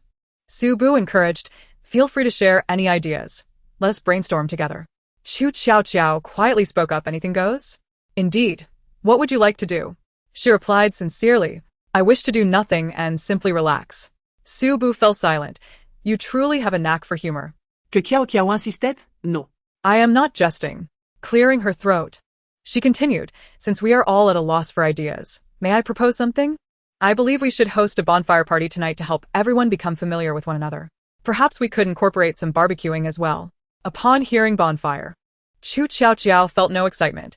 It sounded like an event necessitating singing and dancing. However, the mention of barbecuing ignited her enthusiasm. Regardless of the need for merriment, she was the first to eagerly agree. I think that sounds fantastic. I am in. I concur. Su Shiyue immediately raised her hand in support upon seeing Qu Tiaotiao's enthusiasm. Zhao Lizhen, unwilling to be outdone, quickly followed suit. Count me in. Others soon chimed in. As they recognized Su Bu as the elder brother and the most seasoned in the entertainment industry, none dared to oppose his suggestions. Thus, the bonfire party and barbecue were joyfully confirmed. After this delightful decision, they began to discuss the division of labor. In the end, Qu Tiaotiao once again took on the task of washing and skewering the vegetables. This feels oddly familiar, she mused, recalling her previous experience in the barbecue segment of the daily lives of actors. However, a more pressing reality struck her. The ingredients would need to be purchased. Does anyone have any money? They had been enjoying their conversation and had even divided their responsibilities, but the question of how to fund the ingredients loomed large. With Qu Tiaotiao's inquiry, silence enveloped the room once more. Indeed, the production team was not so benevolent as to provide everything for them. They had established a supermarket nearby, stocked with all manner of daily necessities and food. However, everything required payment, not with soft currency, but with a currency referred to as construction coins in the program. The palpable silence indicated an obvious truth. No one had any money. All eyes turned toward the director. Without resources, they could not create anything of substance. Wu Yongchao was not a heartless tyrant. He finally spoke. Our production team can sponsor you. However, our sponsorship is not without strings attached. You must first complete a task. Soon, the production team elucidated their task. Qu Tiaotiao examined the details closely. The mirror dance challenge involved an electronic screen displaying a duet dance sequence. The two individuals outside the screen were required to mimic the dance moves precisely. If their movements matched those on the screen, they would be deemed successful. Notably, participants could not repeat moves, meaning that among the 15 of them, only 14 would need to dance, totaling 7 performances. Wu Yongchao emphasized, if you can complete the 7 dances within 20 minutes, we will cover all expenses for tonight. Que Qiaoqiao aussi l'en liscoft. I knew the production team wouldn't make it easy for them. However, it was clear that if the production team were to facilitate everything effortlessly, what would viewers have to watch? Just a dull spectacle? Yet a new dilemma arose. With 15 participants, only 14 were needed. Su Shiyue asked, who will not dance? Yang Chongnian proposed, shall we settle it with rock, paper, scissors? The last one standing won't have to dance. After some deliberation, they agreed that drawing lots or playing games was the fairest method. Lacking tools for drawing lots, they all consented to the game of chance. Yang Chongnian suggested refining the process. Since we are so many, we might not reach a quick resolution. So let us split into 2 teams and have each team determine a winner to face off in the final duel. How does that sound? This indeed seemed a prudent plan, and everyone agreed. Qu Tiaotiao realized there was no way to cheat in rock, paper, scissors and could only rely on fate. Please, let me be the fortunate soul exempt from dancing. However, fate has a penchant for playing tricks. Qu Tiaotiao lost in the first round. The sole victor exempt from dancing turned out to be Yang Chongnian. Envy was etched across Qu Tiaotiao's face. At that moment, Su Shiyue's eyes sparkled as a sudden thought struck her. She seized Zhao Lizhen's hand, declaring, Lizhen, Come. I will dance with you. Huh? What? Zhao Lizhen was taken aback as Su Shiyue dragged her to the electronic screen. As Su Shiyue grasped her hand, she shot Ying Qian a conspiratorial glance. Cousin, I can only assist you this far. How you managed to dance with my future cousin-in-law is up to you. The viewers in the live stream erupted with excitement. Shiyue, you truly understand. I had a hunch that the cousin had a high probability of being one of us, but I lacked evidence until now. It's confirmed that she is indeed one of us. Cousin, I'm in tears. For the happiness of her cousin, she truly exerted herself. The cousin must share the grand temple. The wedding banquet must include the cousin. With the cousin already being such an evident ally, Chengge, what are you waiting for? Go for it. Chapter 145. The Civil Affairs Bureau has already relocated. It was only when Su Shiyue pulled Zhao Lizhen away that Qu Tiaotiao realized what was happening. Wait a moment. If that's the case, does that mean I will have to dance with Ying Qian? Qu Tiaotiao's mind went completely blank. No. This group is not set in stone. I don't have to team up with Ying Qian. I could easily choose someone else. This line of thought seemed entirely reasonable and quite feasible. However, The mistake lay in the fact that this was after the rooms had been assigned. There exists a peculiar collective psychology among humans. Once a clear division into small groups occurs, individuals instinctively seek assistance from within their newly formed circles. This was precisely the case now. By the time Qu Tiaotiao grasped the situation, everyone had already formed their teams according to their rooms. The remaining two individuals automatically paired up as well. Thus, it was only Qu Tiaotiao and Ying Chun who were yet to form a team. Qu Tiaotiao. Silence is the Cambridge of tonight. My silence is deafening. But what could she do? There was no possibility of not dancing. Embarrassed, Qu Tiaotiao approached Ying Chen's side, teaching, "What a coincidence. We are in the same group again." Ying Chen glanced at her without saying a word, quickly turning away. Was it really a dance? Since it was a dance, their bodies would inevitably make contact. Perhaps even Ying Chen's ears involuntarily flushed with color. In an effort to mask his own unease, he hastily turned his head.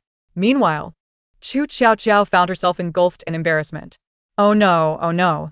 It seems Ying Chen isn't particularly welcoming towards me. He probably thinks this is too coincidental.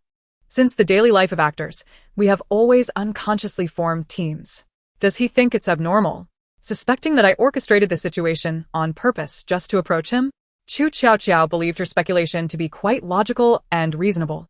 After all, from the information she had gathered on Ying Chen, he was indeed that type of person. Unbeknownst to her, as she silently mocked the situation in her mind, Ying Chen thought to himself, "Thank you." He too wanted to say that silence is the Cambridge of tonight. Regardless of what was in their hearts at this moment, the task game commenced. The first to step forward to challenge were Su Xiuyue and Zhao Lizhen. Qu Tiaotiao initially thought this would entail a very simple dance move. However, upon witnessing their performance, she realized she had underestimated the production team's expectations. This was clearly a Latin dance. Moreover, to help others follow along and judge accurately, the steps were executed at a deliberately slow pace. This implied that the dancers' bodies would need to be in close proximity. Qu Tiaotiao. Is it too late for me to withdraw from the show? Clearly it was too late. As frustration filled her mind, Su Xiuyue and Zhao Lizhen had already completed their routine. The machine provided a resounding pass. All right, we made it. Now it's time for another group. Who'll go next? Su Xiuyue stepped aside, and when no one spoke up, she promptly called out, "Qu Tiaotiao, you and Chengo can go first." What? Qu Tiaotiao was entirely unprepared. Yet, having been summoned, all eyes were on her. At that moment, Ying Chen had somehow approached the screen and extended his hand towards her. The sun shone brightly, casting golden rays that enveloped him, draping half of his figure in a soft golden glow, adding an air of sanctity and untouchability to his already noble demeanor. Like a deity from above, he was now extending his hand towards her, as if inviting her into his world. In that instant, Qu Tiaotiao forgot all the chaotic thoughts in her mind and instinctively placed her hand in his palm. His broad hand was warm and dry, reminiscent of grains sunbaked by the summer sun. As Qu Tiaotiao was drawn closer, she felt his hand rest lightly on her waist, merely hovering without full contact. Yet, the presence of that hand instantly became overwhelming. She couldn't help but notice it, and soon felt an inexplicable warmth creeping onto her cheeks. They were too close. Close enough for her to discern the textures on Ying Chen's skin and feel his warm breath. That strange warmth intensified, as if yearning to ignite something. Su Xiuyue observed everything unfold, still holding Zhao Lizhen's hand. After witnessing the scene, she gripped Zhao Lizhen's hand tightly enough to cause her discomfort. Oh my goodness! How beautiful! It's simply perfect. Clearly my cousin and his partner are a match made in heaven. At that moment, Su Xiuyue was resolutely convinced that Qu Tiaotiao was destined to be her future sister-in-law and would never escape. While she was reveling in this thought, Qiaoqiao unexpectedly stepped on Ying Chen's foot. The enchanting moment shattered. Realizing she had stepped on Ying Chen's foot, Qu Tiaotiao quickly retreated, exclaiming, "I'm so sorry. I didn't mean to." Ying Chen, it's all right. Even though it was indeed an issue, he could only respond with "it's all right." Deeply frustrated, Qiaoqiao thought. Oh no, it's all Ying Chen's fault. Ying Chen. Huh? No, why was this suddenly his fault? Upon hearing Qu Tiaotiao's next words, he too felt a similar heat rising within him. If it weren't for him being so handsome, distracting me, how could I have stepped on his foot? Qu Tiaotiao was indeed so mesmerized that she lost track of her steps. Not to mention the overwhelming presence of his large hand. Everything about him consumed her thoughts. To have only stepped on his foot at this point was already quite an achievement. So sweet. ISNT that a confession? ISNT that a confession? ISNT that a confession. Important matters must be stated thrice. Ah. This is killing me. Her excitement was uncontainable. Yet. The CP fans in the live broadcast could express their enthusiasm. Ah. This is so obvious. She clearly likes my Chunga. Previously, when she looked at Chunga, although her mind was wandering, it was never like this. ISNT it evident? Marriage. I'll pay the $9.99 registration fee. The Civil Affairs Bureau has already set up for you. Hurry up and register. Chapter 146. I am not doing this just for you. After Qu Tiaotiao and Ing Chen's failure, they quickly vacated their position for the next group. Once everyone had taken their turn, it became apparent that the tasks devised by the production team were indeed quite challenging. In her determination to succeed, Qu Tiaotiao found herself unable to think of anything else, focusing solely on perfecting the dance moves. Finally, on their 5th attempt, everyone managed to pass. Since they had already divided responsibilities earlier, only Qu Tiaotiao and Su Shiyue were tasked with selecting items for the bonfire party and barbecue from the supermarket. However, due to the heavier lifting involved, 3 men accompanied them: Yang Chongnian, Ing Chen, and Lang Jingbua. Lang Jingbua is a highly acclaimed voice actor, whose voice has become synonymous with the leading male characters in numerous television dramas. He stands as one of the few individuals in the voice acting realm to have transcended into mainstream recognition. At this moment, he appears lost in thought, gazing at the barbecue grill. Lango, what's wrong? Is there something troubling you? Qu Tiaotiao inquired, her brow furrowed in confusion. Upon hearing his name called, Lang Jingbua snapped back to reality, a bittersweet smile gracing his lips as he replied, "Oh, it's nothing. I merely drifted off for a moment. It just suddenly occurred to me that my wife also had a fondness for barbecues." Qu Tiaotiao, not fully grasping his sentiment, scratched her head in puzzlement. If it weren't for her all-knowing insight, she would hardly be aware of the prominent stars in the entertainment industry, let alone the voice acting community. At this moment, she had not even bothered to look up Lang Jingbua's background, hence her ignorance regarding his wife's story led to an awkward silence. She could only respond with an uncomfortable acknowledgement. However, her reaction did not sit well with Lang Jingbua's fans, who were watching the live stream. What kind of response is this from Qu Tiaotiao? Just one little "oh"? It's utterly baffling. Exactly. Can't she offer him some comfort? Poor Lang Go. It's evident he's reminiscing about his wife. Come here, let me hug you. Lang Go is truly deep in sentiment. When will I ever meet a man as wonderful as him? Thanks for the invitation. What did I do wrong? Why am I being criticized without cause? She doesn't even know Lang Jingbua's wife has passed away. Right. And am I the only one who finds him a bit pretentious? His wife has been gone for 5 years, yet he still plays the part of the devoted husband every day. Hey, don't take it too far. Everyone knows how much Lang Go loved his wife. They were together from campus to wedding for over a decade.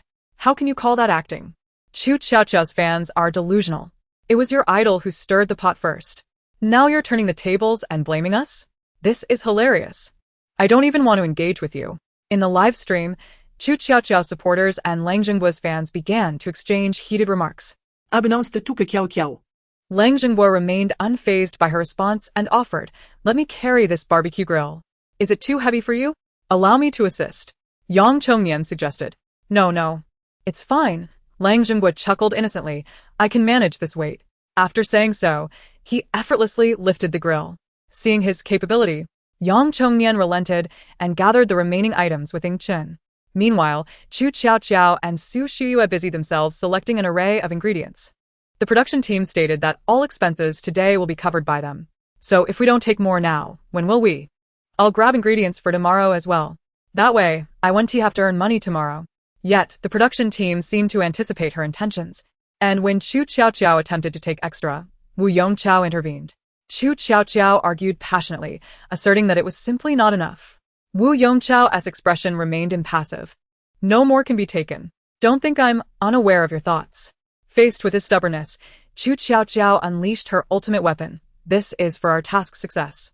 Do you intend to default? Wu Yongqiao countered with his own trump card. If it's not enough, you can come back for more. But you can't take any more now. Qu Tiaotiao was at a loss. With no other option, she reluctantly retreated, and by the time they sorted through the ingredients, the bonfire party was already taking shape. It was quite romantic, to say the least. Following this, Luo Jinga and Lin Jingjie seemed to have completely quieted down, ceasing any further trouble for Qu Tiaotiao, much to her delight.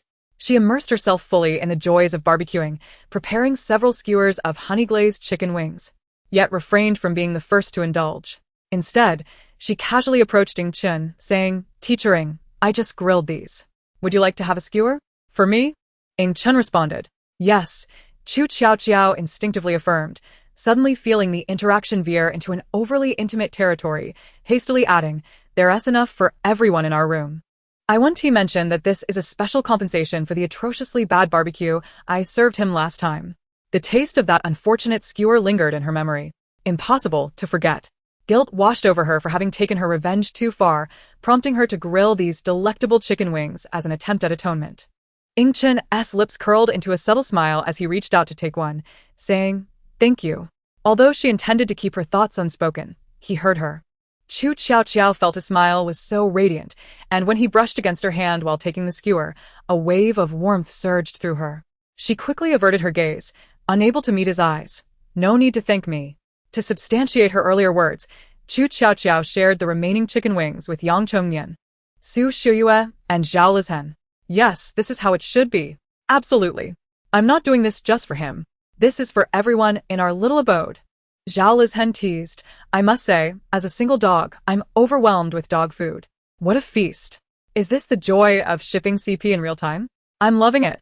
Meanwhile, the CP fans in the comment section went wild, playfully chiming in. Right. You only grilled 4 skewers. How can this not be for everyone?" Dog. "I understand perfectly. You needn't elaborate. It's all for the group. He. Chengge.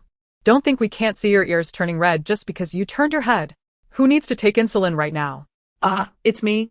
Having indulged in too much sweetness. Chapter 147. Please, just enjoy the gossip. The bonfire party, as expected, featured singing and dancing. The anticipated moment had arrived. Qu Tiaotiao discreetly shrank to the back of the crowd, murmuring to herself, "Don't see me, don't see me." Dancing was out of the question, and singing was equally implausible. Fortunately, aside from her, many others were eager to showcase their talents on stage. After all, this was a variety show, and the artists participating were all vying for fame. How does one attain popularity? By seizing the spotlight, of course. Thus, it was evident that those who sang and danced would command more screen time in the edits. Que Qiaoqiao miracululi de Jedabule. Meanwhile, Wu Yongqiao, who was monitoring the live stream data, grew increasingly anxious as the numbers plummeted. This indicated that the audience was losing interest in the current content and were switching off the stream. While Wu Yongqiao could tolerate normal fluctuations in data, the current decline was anything but ordinary. It resembled a crowd of onlookers eagerly awaiting a spectacle, only to be met with nothing, causing them to disperse in disappointment. Wu Yongqiao quickly deduced the reason behind this exodus. Qu Tiaotiao had stopped providing the anticipated entertainment. Why had he invited her? To witness her indulge in gossip and astonish everyone, thus attracting viewership. Could it be that this time, he had invited someone devoid of all drama? Wu Yongqiao began to doubt his choices, spiraling into frustration. No. Why must fate treat me this way? Just when I want to produce a good show. You throw me into chaos. At this moment, I find myself disinclined to diligently produce a program. My sole desire is to amass wealth. When such thoughts arise, you should remain subdued, right? If his silence could emit sound, it would surely be deafening. No. He must ensure that Qu Tiaotiao partakes in the gossip. But how to accomplish this? As Wu Yongqiao pondered deeply, Qu Tiaotiao, having indulged herself to satiety, began to feel a sense of ennui. Although there were performers before her, their songs and dances did not align with her refined aesthetic. Alas, having feasted, I must seek some engagement. Just as Wu Yongqiao was ruminating to the point of hair loss, he suddenly sat upright. Was Qu Tiaotiao about to indulge in gossip? Had she finally begun to take an interest? However, at first, Qu Tiaotiao had no intention of doing so. It was merely a coincidence that she noticed the exceedingly melancholic expression on Lang Jingbu's face nearby. This led her to recall their earlier encounter in the supermarket. Did something happen to Lang Jingbu? He seemed quite troubled all day. Moreover, during lunch, when he mentioned his wife, his demeanor appeared notably sorrowful. Could there be a story behind his wife? After some contemplation, Qu Tiaotiao resolved to investigate further, lest she inadvertently tread upon any sensitive topics in the future. With this in mind, she casually typed Lang Jingguo's name into her device and perused his profile. Her singular aim was to discern any potential taboos to avoid discussing later. However, as she delved deeper, her pupils dilated in astonishment. What? Qu Tiaotiao, who had been languidly slumped in her chair, instantly straightened upon encountering this information. Simultaneously, Wu Yongchao's eyes began to glimmer. Ah! He detected the sweet scent of scandal wafting through the air. At that moment, Zhao Lizhen and Ing Chen both turned to her in unison. In that fleeting instant, Ing Chen comprehended the situation. Zhao Lizhen could also hear Qu Tiaotiao's inner thoughts. What? Then, are the conditions required to perceive Qu Tiaotiao as musings? Why can some hear her, while others cannot?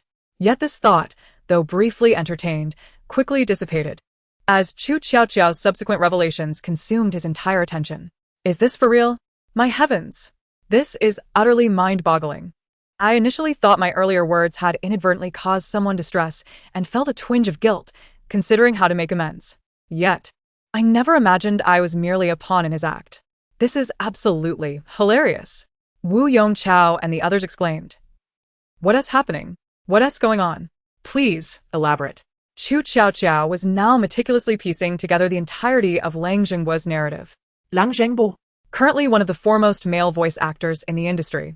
With a gentle and engaging voice, he has captivated countless female admirers, and his appeal is further magnified by the tale of his relationship with his wife. Almost all of his fans are aware that he and his wife have known each other since their school days. Their journey from classmates to spouses has spanned a decade, characterized by a love that resembles that of celestial beings, which fans ardently discuss. Everyone knows that Lang Jingbo adores his wife to an extraordinary extent. His countenance softens whenever he sees her. Later, when his wife suffered from depression, he remained steadfastly by her side, even sacrificing his career to support her recovery from her affliction. Even after his wife succumbed to her battle with depression, his deep affection for her endured throughout those 5 years. Whenever any mention of her arises, or when he recalls her in any detail, he slips into a state of melancholic contemplation. However, as Qu Tiaotiao reached this point, she could not suppress her clenched fists. This is all a facade. As she uttered these words, the comments section erupted. What is the scoop? Here it comes. The most thrilling gossip segment is about to unfold. Quickly, summon my friends to witness this. So, he truly is deceiving everyone? See, I told you so. His fans must be blind. In mere seconds, Wu Yongchao witnessed data skyrocketing as if propelled by a rocket. Wu Yongchao. Indeed. I knew you lot were merely here for the gossip. Without scandal, you would all scatter.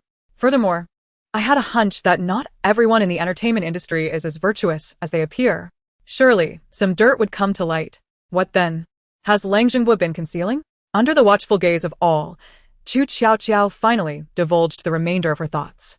He never truly loved his wife. Her depression was, in fact, a product of his torment.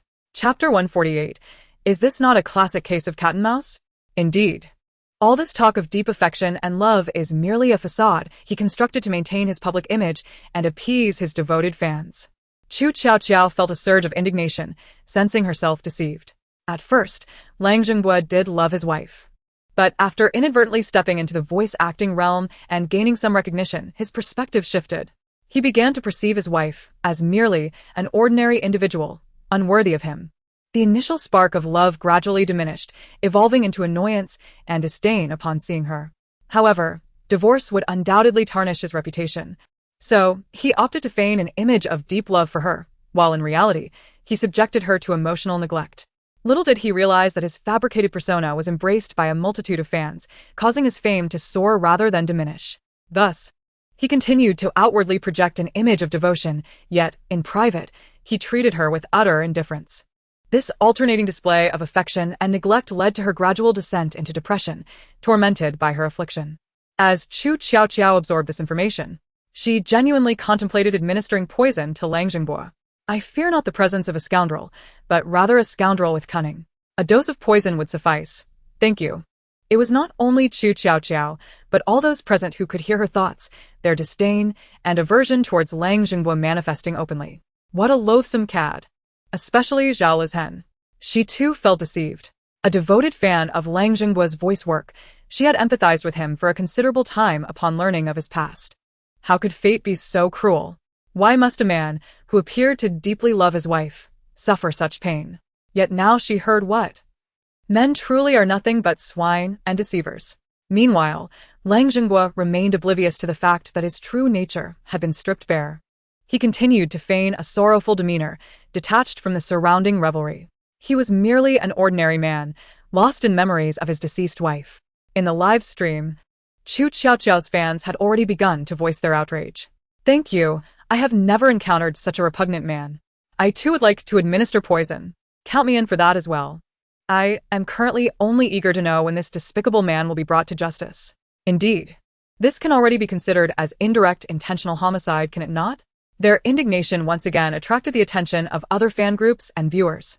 Are the fans of that insect going mad again? Why have they suddenly taken to the streets like rats? The fans of that insect maintain a remarkably cheerful disposition.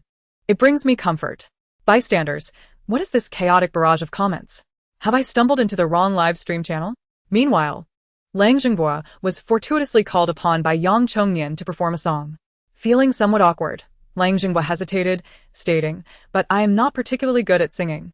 Yang Chongnian reassured him, "This is not a formal large-scale performance. We merely seek to enliven the atmosphere and share some joy. Just sing a song." The surrounding crowd began to cheer, "Come on, sing a song." Unable to resist the love from the audience, Lang Jingbo finally nodded. "All right then, I shall sing a song." His voice was indeed exceptional, imbued with a gentle quality. Upon hearing his voice, Qu Tiaotiao understood why he had gained popularity in voice acting. Yet, what use is a beautiful voice if the man is nothing but scum? After he finished his song, applause erupted around him. Lang was truly modest. That was hardly a poor performance. In fact, it was splendid. Su Shiyue praised. No, I genuinely cannot sing. Lang Jingbo quickly waved his hands. This is merely the one song I can sing adequately. He paused, as if recalling a memory, and smiled softly. After all, this song is my wife's favorite. Qu Tiaotiao could not help but roll her eyes. Here we go again. Your wife has been gone for 5 years, yet you continue to drain life from her memory. It's utterly tragic. Oh, how you enjoy your little charade, do you? I shall ensure you indulge in it fully. The higher you are lifted, the harder you shall fall. Lang Ge truly loved his wife. Qu Tiaotiao, appearing sincerely apologetic, remarked, "I apologize for my previous comments. I was unaware that your wife had passed away. I only just checked on my phone to learn about your circumstances. It was inappropriate of me to bring up your sorrow." Indeed, Qu Tiaotiao had just taken her phone. But not to look him up. She had been engrossed in a game. Lang Jingbo quickly replied, No, you need not apologize. It is I who am overly sensitive. Seeing reminders of my wife inevitably brings back memories of our days together. Clearly, Qu Tiaotiao was not the only one unaware of Lang Jingbo's situation. Beside them, Xiao Romeo curiously inquired, "What happened to your wife?" Lang Jingbo hesitated, then forced a smile. "She has left this world." Xiao Romeo quickly covered her mouth. "Oh, I didn't know, I'm so sorry." "It's all right," Lang Jingbo smiled. Noticing everyone's gaze fixed upon him and the cameras trained on him, he felt a surge of pride, yet outwardly maintained an appearance of humility and grace. "Let us not dwell on my matters. The bonfire gathering should be joyous. I do not wish for my emotions to cast a shadow over everyone's spirits." Qu Tiaotiao could hardly suppress the urge to give him a middle finger. "You truly excel at acting. The Oscars owe you a little golden statue. It's such a pity you're a voice actor. You should enter the entertainment industry. With your talent, you could effortlessly portray a scoundrel and win an award in no time. And yet you insist on not discussing your matters further, fearing it may dampen everyone's mood. If you truly wish to avoid the topic, you would refrain from constantly mentioning your wife. And do not feign that expression of sorrow, as if you are seeking our comfort. Is this not a classic case of pursuit and retreat?" Chapter 149. The swiftest response from the police, since they had already provided such an opportunity. Qu Tiaotiao took the plunge. "Lang Ge, while your love for your wife is evident, it has been 5 years since she passed. If she were aware that you remain mired in the past, it would likely cause her great sorrow." Lang Jingbo found something off about Qu Tiaotiao's words, but could not pinpoint what it was. Therefore, he continued his act. "I know I should move on, yet I find it impossible. The more I speak of her, the more I cannot forget." Zhao Lizhen joined the fray, her tone dripping with sarcasm. "You wretched man. Playing the victim, are we? Allow me to give you a little push." Zhao Lijian's overly obvious sarcasm caught Lang Jingguo's attention instantly. After all, his profession was voice acting. He was adept at discerning emotional undertones in voices. Realizing he could not continue this line of conversation, he swiftly changed tactics. You are correct, yet she was the most significant person in my life. And I genuinely cannot forget her so easily. Now, let us move on. Let us eat. Finally, his expression brightened, shedding the facade he had worn. Que Qiaoqiao silence scoffed. Isn't he cheerful now? So it appears that all his previous melancholic demeanor was merely an act. What a pity. He cannot maintain this facade for long. Wu Yongqiao. I shall grant you a grand fortune. Prepare to receive your fame. Wu Yongqiao. I am moved. Elated. Overjoyed. Come at me boldly. I have prepared everything. Qu Tiaotiao truly began to draft her statement. It was mealtime, the perfect moment for maximum engagement. Once she completed her edits, she posted it online. The one true gossip god in entertainment. Hello, long time no see. Did you miss me? Those familiar with me know that I am a child who speaks only the truth. My appearance now signifies the discovery of fresh material. In the voice acting realm, if one were to mention the individual most devoted to his late wife, I believe everyone would know who it is. Yet, no one realizes that this is all part of someone's elaborate scheme. Lang Jingguo, do you truly love your wife? Then perhaps you could enlighten us on the origins of her depression? Your fans may be unaware, but I am acutely informed. Your wife was driven to depression by your actions. Even after succumbing to her condition, she yearned to heal, yet it was you who hindered her recovery. You exacerbated your verbal abuse, coercing her towards suicide. You are a murderer. Did you believe your actions were flawless? Unbeknownst to you, your wife documented her daily experiences in a diary and recorded videos to upload. Yet her intent was not to incriminate you, but rather out of guilt. She had been manipulated into believing that all of this was her fault. Thus, she documented everything to identify her own wrongs. Her diary now resides in her parents' keepsake box, and I will share the links to her videos for you to see for yourselves. Qu Tiaotiao released a lengthy post on Weibo, detailing everything with meticulous precision. Lang Jingguo found himself with no grounds for rebuttal. Shortly after Qu Tiaotiao's post went live, it surged to the top of the fan headlines, and under the influence of Wu's machinations, it climbed to the trending topics half an hour later. The first hot topic from the first episode of Building a Beautiful Life had finally emerged. Gossip God, you have returned at last. I have missed you dearly. The Gossip God is back with fresh revelations. During your absence, I have been utterly restless. Now that you have returned to stir the pot, all is well. I have but one question. How did Guoshan know that his wife's belongings were with her parents? The comment section has taken a turn. Yet the majority still condemns Lang Jingguo. Lang Jingguo truly embodies the essence of a male White Lotus. It seems my previous disdain for him was entirely justified. I have never understood why fans are drawn to him. Do they admire his age, or his unattractiveness and lack of hygiene? Aside from his voice, there is genuinely nothing admirable about Lang Jingguo. Having finished watching the video linked, I am utterly incapable of imagining the depths of despair his wife must have experienced. She appears so pitiable in the footage. Indeed, even through this video, I can sense her spirit has crumbled, yet she still speaks in defense of Lang Jingguo. Her love for him is profound. Lang Jingguo's emotional abuse has unequivocally led to a tragic end. I reported him to the police half an hour ago, hoping they apprehend him. It just struck me that upload is Zhao Lijian. Isn't her primary occupation a police officer? Ha. There's no need for a squad car. Let her take him in herself. On the other end, Zhao Lijian, having concluded the bonfire gathering and preparing to return home for rest, was blindsided by a call from her superior. Someone had reported Lang Jingguo for allegedly attempting to murder his wife. Since she was participating in the show, they directed her to bring him in, saving the cost of sending a squad car. Stunned, she hung up the phone. Family who understands. I've already taken leave. And yet I'm being forced to work. What could she possibly do? She was merely a laborer in society. Moreover, she yearned to personally bring this scoundrel to justice. Zhao Lijian promptly retrieved her credentials before approaching Lang Jingguo, adopting a professional demeanor as she declared, Lang Jingguo, I am Zhao Lijian from the XXX Public Security Bureau.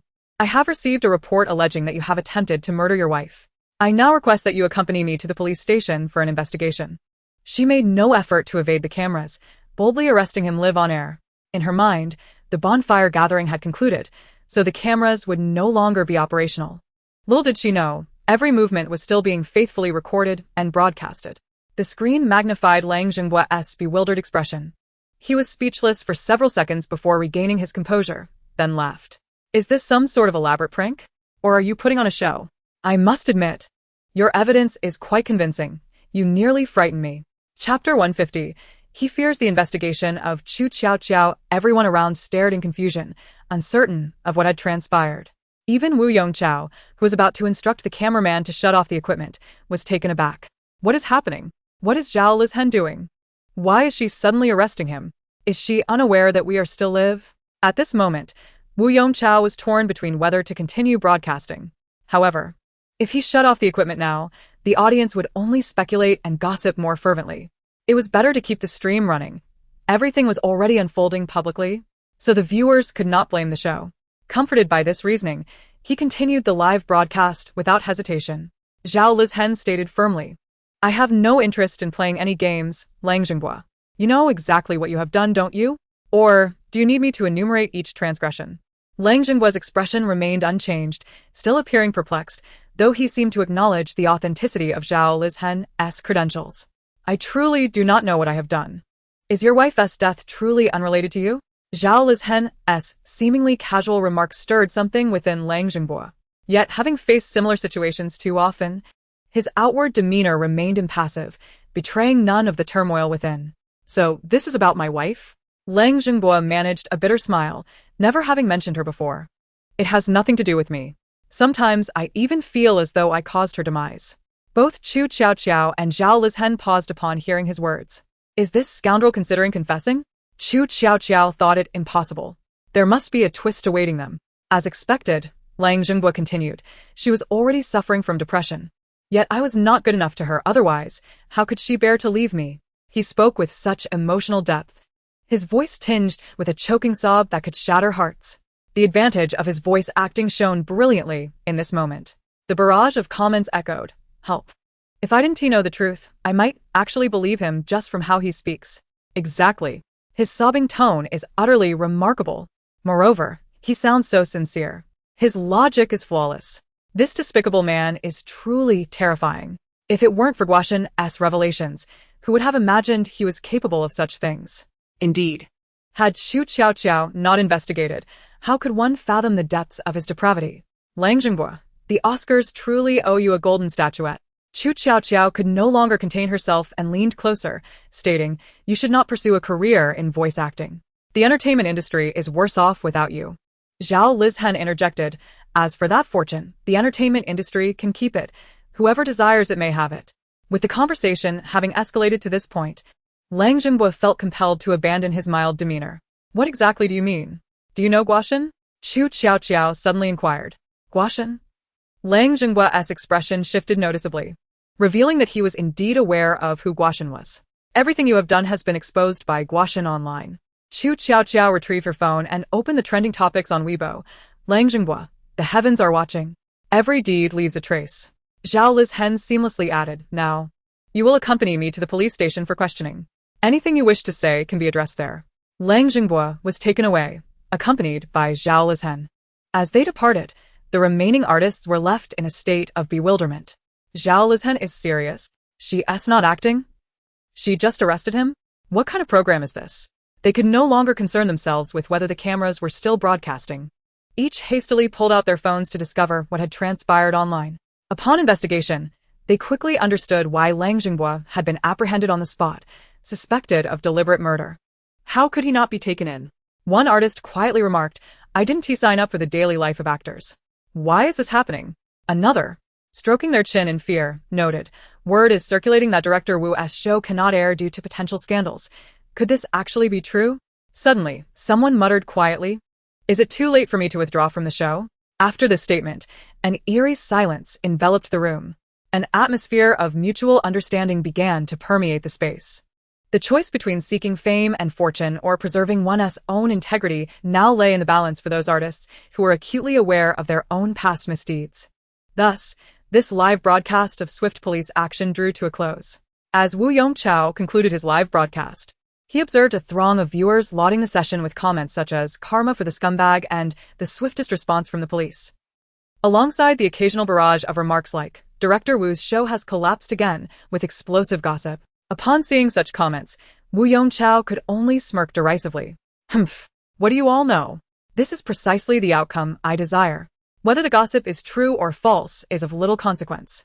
After all, the one being exposed is not him. He revels in the traffic it generates. Meanwhile, in Luo Jingao's room, he was engrossed in perusing all the Weibo posts from the account of the only true gossip guru in the entertainment industry. He quickly discerned that this blogger possessed an uncanny ability, or perhaps a sense of justice. Every piece of information he disclosed was undeniably accurate. While the uninformed might merely observe the spectacle, those in the know, like Luo Jinga, recognized the true significance. As a journalist, Luo Jinga understood that this gossip guru was, in essence, a reporter in his own right. The difference lay solely in their respective realms, one reporting news while the other was an entertainment industry paparazzo. Thus, Luo Jinga grasped the astonishing degree of accuracy this individual maintained. Are you still analyzing this gossip guru? Lin Jingjie appeared beside him.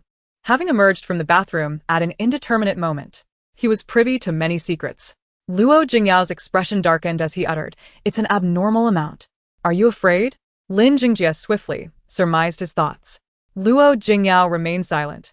Lin Jingjie raised an eyebrow, then gently lifted his chin, turning his face toward him. When we were abroad, even with his connections, he couldn't uncover our relationship. With that, he leaned in to kiss him. Chapter 151. Let us pick up trash together. Qu Tiaotiao suddenly spewed the water she had just sipped. Cough, cough, cough. Qiaoqiao? What's wrong with you? Su Shuyue immediately turned to her upon noticing the commotion. Qu Tiaotiao hurriedly wiped the water from her mouth and feigned calmness, exclaiming, "Oh, it's nothing. How could anything be wrong?" Ha ha ha. Damn. She truly wished she could blind herself. What on earth had she just witnessed? The mere thought of the text she had encountered made her want to cleanse her eyes. She had never anticipated that while casually checking on Luo Jingao's activities, she would stumble upon such scandalous material. Upon seeing Lin Jingjie's words, her lips involuntarily twitched. What a coincidence. She truly was well informed. However, Su Shuyue was skeptical of Qu Tiaotiao's earlier statement. No. Your expression suggests you're hiding something from me. What could I possibly hide? Qiaoqiao replied bluntly. Su Shuyue pondered but couldn't he come up with an answer. Since I can't figure it out, I'll just drop it. She quickly cast the matter aside and shifted to the main topic. Qiaoqiao, you must let the Black Curtain join your fan group. Huh. Qu Tiaotiao was taken aback as Su Shuyue thrust her phone into her hands, feeling she had misheard. The Black Curtain wants to join my fan group? What an odd request. Yet, Su Shuyue found nothing peculiar in her statement and nodded seriously. Yes, exactly. The Black Curtain should join your fan group. Mentioning this seemed to evoke some grievance in her, prompting her to spill everything. Qiaoqiao, your fan group is incredibly difficult to enter. The requirements are outrageous. It's nothing like before. Qu Tiaotiao had never managed her fan group. That task was left to Liang Tian. Hearing Su Shuyue's complaints, she casually inquired, "How do you know my previous fan group was easy to join?" "Of course, I've been in it." Su Shuyue replied with a sense of entitlement and pride. "I'm your diehard fan. It's only natural to join your fan group. Then why did you leave?" Qu Tiaotiao asked nonchalantly. After all, if she hadn't exited, why would she need to rejoin? To her surprise, Su Shuyue immediately seemed to be on the verge of a meltdown. She stood up, her face flushed. Qiaoqiao. How could you think that of me? I would never abandon you. I obviously didn't leave the group. It's just that the account was borrowed from my brother, not mine. So I need to rejoin. Su Shuyue hastily explained her loyalty. At the time, she had coincidentally gone through a breakup and, in her sorrow, wished to eliminate any reminders of her ex-boyfriend, leading her to deactivate the Weibo account that recorded their relationship. She had also discarded the phone number. Yet, unable to detach herself from the digital realm, she asked her brother Su Xiaowen for an account to use. Later, her brother reclaimed the account. Su Shuyue was almost ready to swear, "I'm truly innocent. I never unfollowed." Qu Tiaotiao quickly pulled her hand down. "No need to swear. I believe you. So, can you let the Black Curtain pull me into the fan group?" Su Shuyue's eyes sparkled with excitement. "I'll speak to my manager." "Sister Liang." "Wonderful." Qiaoqiao. "I knew I didn't mistake my admiration for you." Shu Xiu exclaimed, hugging Qiaoqiao in delight. The night passed without further incident. Zhao Li's hen returned the following morning. Her return went unnoticed, or perhaps everyone simply accepted that she had never truly left the previous day. The events of yesterday had been conveniently forgotten. The first thing Zhao Li's hen did upon her return was seek out Qu Tiaotiao, only to find her absent after searching the entire house. At that moment, what was Qu Tiaotiao up to? She was picking up trash. Indeed, she was collecting litter. As previously stated, in the variety show Building a Better Life, anything one desired had to be purchased with money. So, how could one earn money? The production team offered 3 avenues: complete tasks assigned by the team to earn money, trade among the 14 participants, now reduced to 13, or develop a fixed business model set by the production team to earn a salary. Qu Tiaotiao had chosen the first option, working for the production team by completing tasks such as collecting trash on the beach. The more trash she collected, the heavier it was. The more construction currency she would earn. Qu Tiaotiao was diligently working for her brunch. To her surprise, midway through her collection, she spotted Ing Chen seated on the beach. He could have been there for quite some time, dressed in loose-fitting athletic wear. Every inch of exposed muscle radiated strength and allure, resembling a poised leopard ready to pounce. The loose clothing accentuated his attractive shoulder blades, invoking an irresistible urge to caress him. The dazzling sunlight cast a golden hue upon him, rendering him almost unreal. It was only when the sea breeze gently tousled his hair that one realized he was not a painting, but a living, breathing individual. It must be said, Ing Chen is truly handsome. Even just from this angle, he inspires wild fantasies. Qu Tiaotiao couldn't help but muse inwardly. Just then, Ing Chen noticed her presence and turned to look at her. Qiaoqiao? With being discovered, she could no longer ignore him. She waved her hand at him, saying, "Teachering, why are you out so early?" "I came out for a run." Ing Chen observed the snakeskin bag in her hands and paused before inquiring, "What are you doing?" "Making money." Qu Tiaotiao generously showcased her haul. "I'm telling you, I found quite a few good items this time. They're definitely heavy. I'm going to earn a lot." The thought of exchanging money for delicious food made her eyes sparkle. "Oh, my dear food, wait for me to earn money and take you home." Ing Chen was amused by her antics. Rising from the beach, he declared, "I shall join you." Sure. "With 2 of us, we can collect even more," Qu Tiaotiao instinctively replied. However, halfway through her response, she realized something was amiss. Wait. "Did I hear you correctly? Ing Chen wants to pick up trash with me?" She gasped, utterly unable to envision what it would look like for Ing Chen to engage in such an endeavor. She couldn't help but ask once more, "Ing Laosher, did you really say you wish to join me in collecting this?" The word trash failed to escape her lips. Ing Chen and the act of picking up trash seemed utterly incongruous. Chapter 152. The unadorned Ing Laosher. In stark contrast to Qu Tiaotiao's astonishment, Ing Chen appeared remarkably composed. "What's wrong? Is it unacceptable?" "Not exactly." Qu Tiaotiao pondered how to articulate her thoughts, yet before she could respond, Ing Chen continued, "You seem to believe that I should be elevated on a pedestal due to the halo you've placed upon me, that I shouldn't touch such things." He gazed steadily at her. "However, I am just like you, and everyone else, a human, not a deity. I won't forever maintain this appearance. I am not the embellished version of Ing Chen that people envision. One day, I too will marry, bear children, and grow old, my skin wrinkled, and my steps unsteady. There is no need to bestow a halo upon me." Qu Tiaotiao blinked in surprise, then blinked again. "All right, I understand." She handed him her spare sack. "Then, shall we collect trash together, unadorned Ing Laosher?" Ing Chen's lips curled into a smile as he accepted the sack from her. "Let us proceed." Together, they walked side by side, bending down to gather the refuse washed ashore by the sea and placing it into the sack. On the beach, their shadows intertwined, indistinguishable from one another. Bullet comments. Help.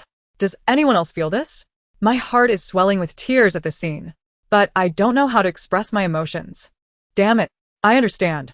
It's that warm feeling, the sense of walking through life hand in hand. Yes, exactly. I feel that too. Sobi. Ing Han and Qiaoqiao are truly real. CP fans, please don't go overboard. Stop linking everything to CP. It's ridiculous. I'm really fed up with those fans. Do they think that if they don't tie my Chungo with their idol, they will die? Take my Chungo away, no dates. Thanks. Chungo is yours? And you want to take him away? That's funny. Plus, he just said not to place a halo on him. He will marry and have children in the future. Exactly. Toxic fans shouldn't think that if Chungo doesn't marry, they can have him, right? Ha. As the bullet comments began to devolve into arguments, the two remained oblivious to the unfolding drama. They weighed the collected trash, ultimately earning a mere 85 construction coins. Qu Tiaotiao collected slightly more than Ing Chun, receiving 50 coins. She promptly spent 30 to satiate her hunger. Once Qu Tiaotiao had filled her stomach, the production team announced the arrival of a new guest. Qu Tiaotiao was taken aback. The production team found a new guest this quickly? Impressive speed. Wu Yongqiao, overhearing her thoughts, silently lifted his chin. Indeed, it was a case of familiarity breeding comfort. He had already prepared contingency plans for this particular variety show. Regardless of how Qu Tiaotiao's antics might lead to the guest's downfall, he was confident he could resolve any issue flawlessly. After all, he had ceased to dwell on the edited version. What he sought were the live broadcast statistics. With the new guest's arrival, it was only fitting to welcome them. Qu Tiaotiao and the others gathered in the hall, where they met the production team's new invitee. Que Qiaoqiao's eyes widened. Lulu, Teacher Lu? Indeed. This person could only be Lu Qingxing. Upon hearing her voice, he turned to her, his eyes crinkling with delight. Hello, Qiaoqiao. We meet again. It was indeed another encounter. Qu Tiaotiao could hardly believe that the one stepping in to fill the gap was Lu Qingxing. How splendid! An acquaintance added to the mix. Lu Qingxing settled comfortably beside her. Huh, are you surprised to see me? Surprised was an understatement. She was utterly astonished. I never expected to see you again so soon, Teacher Lu. We VE switched shows and I haven't taught you, so just call me Brother Lu, Lu Qingxing replied. Initially, he had been reluctant to join. He held little enthusiasm for reality shows, and his prior appearance on the daily life of actors was only due to Thus, when Wu Yongqiao first invited him. He declined. However, upon discovering that Qu Tiaotiao would also be participating, regret flooded him. With her presence, wouldn't there be ample gossip? He had forfeited a chance to be in the midst of it all. Just when he thought it was too late, Wu Yongqiao approached him again, suggesting he could step in as a regular if someone dropped out. The moment their gazes locked, everything became clear. Of course, he was willing. After all, he had already exhausted all his gossip and had nothing to fear. He promptly signed the contract with Wu Yongqiao. This was precisely why he was present at this moment. Qu Tiaotiao cheerfully adjusted her address. All right, Brother Lu. Ing Chun glanced at her, expressionless. How delightful. The moment Lu Qingxing requested a name change, she complied instantly. Yet, when he made the same request, she had yet to acquiesce. And Lu Qingxing's arrival brought her such joy. He believed his expression was neutral. Yet unbeknownst to him, the camera had captured the subtle anger and displeasure flickering across his face, which did not escape the audience's notice. Why does my Chinga seem to be angry? Am I imagining things? Let me clarify, this is not an illusion. I too have noticed it and feel the same. Is Chunga upset because he saw his wife chatting with Lulu? He truly loves her. How amusing. Has Chunga forgotten that Lulu doesn't like women? And Qu Tiaotiao merely sees him as a brother. Chenhe, no. I don't care. My wife can only be close to me. No one else. Are the fans going crazy again? Can't we appreciate beauty without conflict? As the bullet comments spiraled into chaos, the recording site saw everyone adhering to the production team's agenda, diligently brainstorming activities for the day. The production team had announced that if a proposal was approved, they would earn 200 construction coins. I think we could organize a game of werewolf, Zhao Lizhen suggested. I've seen many viewers express their desire to watch it. Oh. I think that's a great idea. I'm in. Su Shuyue's eyes lit up. Sitting nearby, Xiao Romeo smiled and remarked, but we can't play werewolf all day. We need to think of a larger event. As the most seasoned female artist present aside from Subu, she added, so, Sister Xiao, do you have any suggestions? Me? Xiao Romeo blinked and smiled wider. I think we could host a seaside sports festival. A seaside sports festival? Luo Jinga seemed to have struck upon an idea. I agree. I think that sounds wonderful. Chapter 153. Welcome to our team. The rest of the participants, unable to conceive a better proposal, thus approved Xiao Romeo's suggestion. While the production team prepared the venue, Qu Tiaotiao and Su Shuyue, having turned off their microphones and obscured their cameras, discussed the incident of her being added to the fan group. Su Shuyue immediately enveloped her in a warm embrace. I knew you were the best to me, Qiaoqiao. I must climb to the highest echelons. I shall be the most steadfast support for my future sister-in-law. Once their romance is public, I will strive to be the #1 fan. Alas, she has truly sacrificed so much for her cousin and his wife. Yet, who could blame her for loving them so dearly? Upon discovering her entry into the group, Su Shuyue hastily logged in. Before she could even share her joy with her fellow fans, she sensed something amiss. The group was exceedingly lively.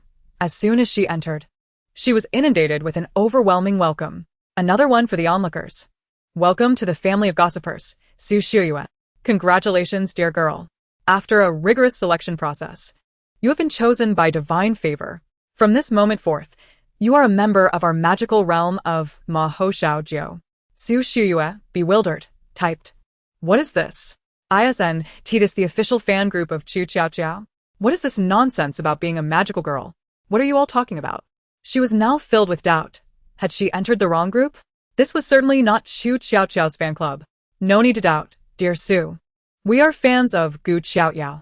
But at the same time, we are also Ma Ho Xiao Jiao. Newcomer, remember this. The instant you joined our group, you opened a new world. Sweet newcomer, are you watching Qu Tiaotiao's livestream? If not, hurry and tune in. Once you do, you will realize that the entire universe will shine for you. Su Shiyue, expressionless, switched off her phone and turned to Qu Tiaotiao. Qiaoqiao. I suspect your fans might be a bit unhinged. Qu Tiaotiao responded confused. What are you talking about? Why can't I comprehend? Su Shiyue's eyes widened in astonishment. Qiaoqiao. What did you just say? She couldn't have misheard. Could she? Qu Tiaotiao had not spoken, yet she distinctly heard her voice. Qu Tiaotiao, equally perplexed, asked, What do you mean by your fans being unhinged? Su Shiyue, taken aback, pushed aside her earlier concerns and explained.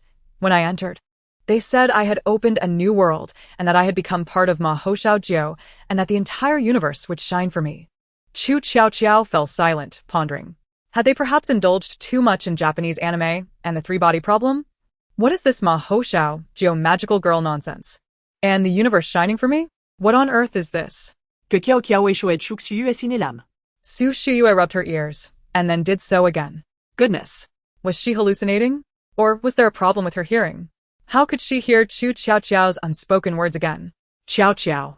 Were you just saying something about Su Shiyue? Was about to inquire further when suddenly there was a knock at the door. May I come in? It was Zhao Lizhen. After Qu Tiaotiao acknowledged her, Zhao Lizhen opened the door. The production team says the venue is ready. Everyone should change into something more comfortable. All right. Qu Tiaotiao hurriedly changed clothes. Because of this, Su Shiyue missed the opportunity to ask her about the earlier conversation, and Qu Tiaotiao once again lost the chance to uncover the truth. After changing and putting on her microphone, Qu Tiaotiao and the others descended the stairs, only to find Ying Chen and Yang Chongnian already seated on the sofa, waiting for them. The five of them proceeded towards the beach. Initially, Qu Tiaotiao thought they were quite swift, considering they lived right by the beach. However, to her surprise, the other two groups were even quicker. Once they settled into their designated spots, Luo Jinga and Xiao Romeo appeared with microphones. Hello everyone, I am Luo Jinga, the host for this sports event. Alongside Xiao Romeo, he introduced himself and began the proceedings. Qu Tiaotiao found it unsurprising that Luo Jinga was the host, as his profession was that of a journalist. Though distinct from that of a host, both roles involved articulating language in front of the camera, making his selection quite reasonable. However, she did not expect the female host to be Xiao Romeo. Qu Tiaotiao stroked her chin, surprised to see Xiao Romeo here. Tisk, tsk. Director Wu certainly knows how to pick them. Last program, he brought in her husband Qin Yu, and now he has selected her for this one. Clearly, he is eager for the spotlight. Indeed, Xiao Romeo is married to Qin Yu, the very one who sought a mistress and infamously exposed a false chest on the show. The comments flooded in. Oh yes. I almost forgot that Xiao Romeo is Qin Yu's wife. If it weren't for Qu Tiaotiao's reminder, I would have overlooked their connection. Director Wu has a knack for selecting talent. First Qin Yu, now Xiao Romeo. It's evident what his strategy is. Indeed. After all, she is also the main star of XXX. This will be quite the spectacle. What's going on? What happened between these two? What's XXX? My curiosity is killing me. At the recording site, Su Shiyue was taken aback upon hearing Qu Tiaotiao's thoughts again. Grabbing Qu Tiaotiao's hand, she exclaimed, Help! What is Qiaobao talking about? Can these words be uttered in front of the camera? Que Qiaoqiao turned. Looking at her in confusion. Shiyue, what's wrong? Su Shiyue whispered urgently. Please, don't say anything more. Huh? What did I say? Qu Tiaotiao was bewildered. No. Seriously. What's going on? Since earlier, it's been strange. Why do I feel like I've been speaking aloud? Zhao Lizhen and Ing Chen exchanged wary glances. Su Xiuyue replied, those things you just said, Su Xiuyue. Xiuyue. Ing Chen and Zhao Lizhen called her name in unison. Su Xiuyue, perplexed, turned to Ing Chen. Listen carefully to the host's explanation of the rules. Su Xiuyue looked at Zhao Lizhen in confusion. Zhao Lizhen cleared her throat. Yes, yes. Let us listen to the host explain the rules first. Su Xiuyue was not confused for long, as a message from Zhao Lizhen on her phone swiftly resolved all her uncertainties. Did you join Qu Tiaotiao's fan group? Have you followed her super topic? Then there's no need to doubt. You did not mishear. What you heard was Qu Tiaotiao's inner voice. Anyone who joins Qu Tiaotiao's fan group and follows her super topic using their own identity can hear her thoughts. Su Xiuyue. What? Joining a fan group comes with such perks. Why hadn't she experienced this benefit when she previously joined a fan group? Su Xiuyue's mind raced, and in a fleeting moment, all the intricate details flashed before her.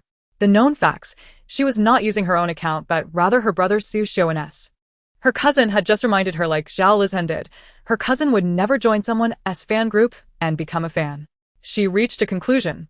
She had inadvertently allowed him to hear Qu Tiaotiao's inner voice because she had joined Qu Tiaotiao's fan group using Ing Chen's registered account and followed her super topic. Chapter 154. Let the fight begin. We love watching. Luo Jinga. Now then, has everyone understood the rules? Everyone affirmed they had, save for Su Xiuyue, who remained lost in thought and quietly asked Qu Tiaotiao what rules. I didn't understand. Qu Tiaotiao explained again. Since beach volleyball is a two-person competition, and we have 3 groups, we will play rock, paper, scissors. The winning group will advance directly, while the 2 groups that lose will be the ones that fail to score 12 points first. The final winning group will receive 100 construction coins for the entire house. Su Sui understood.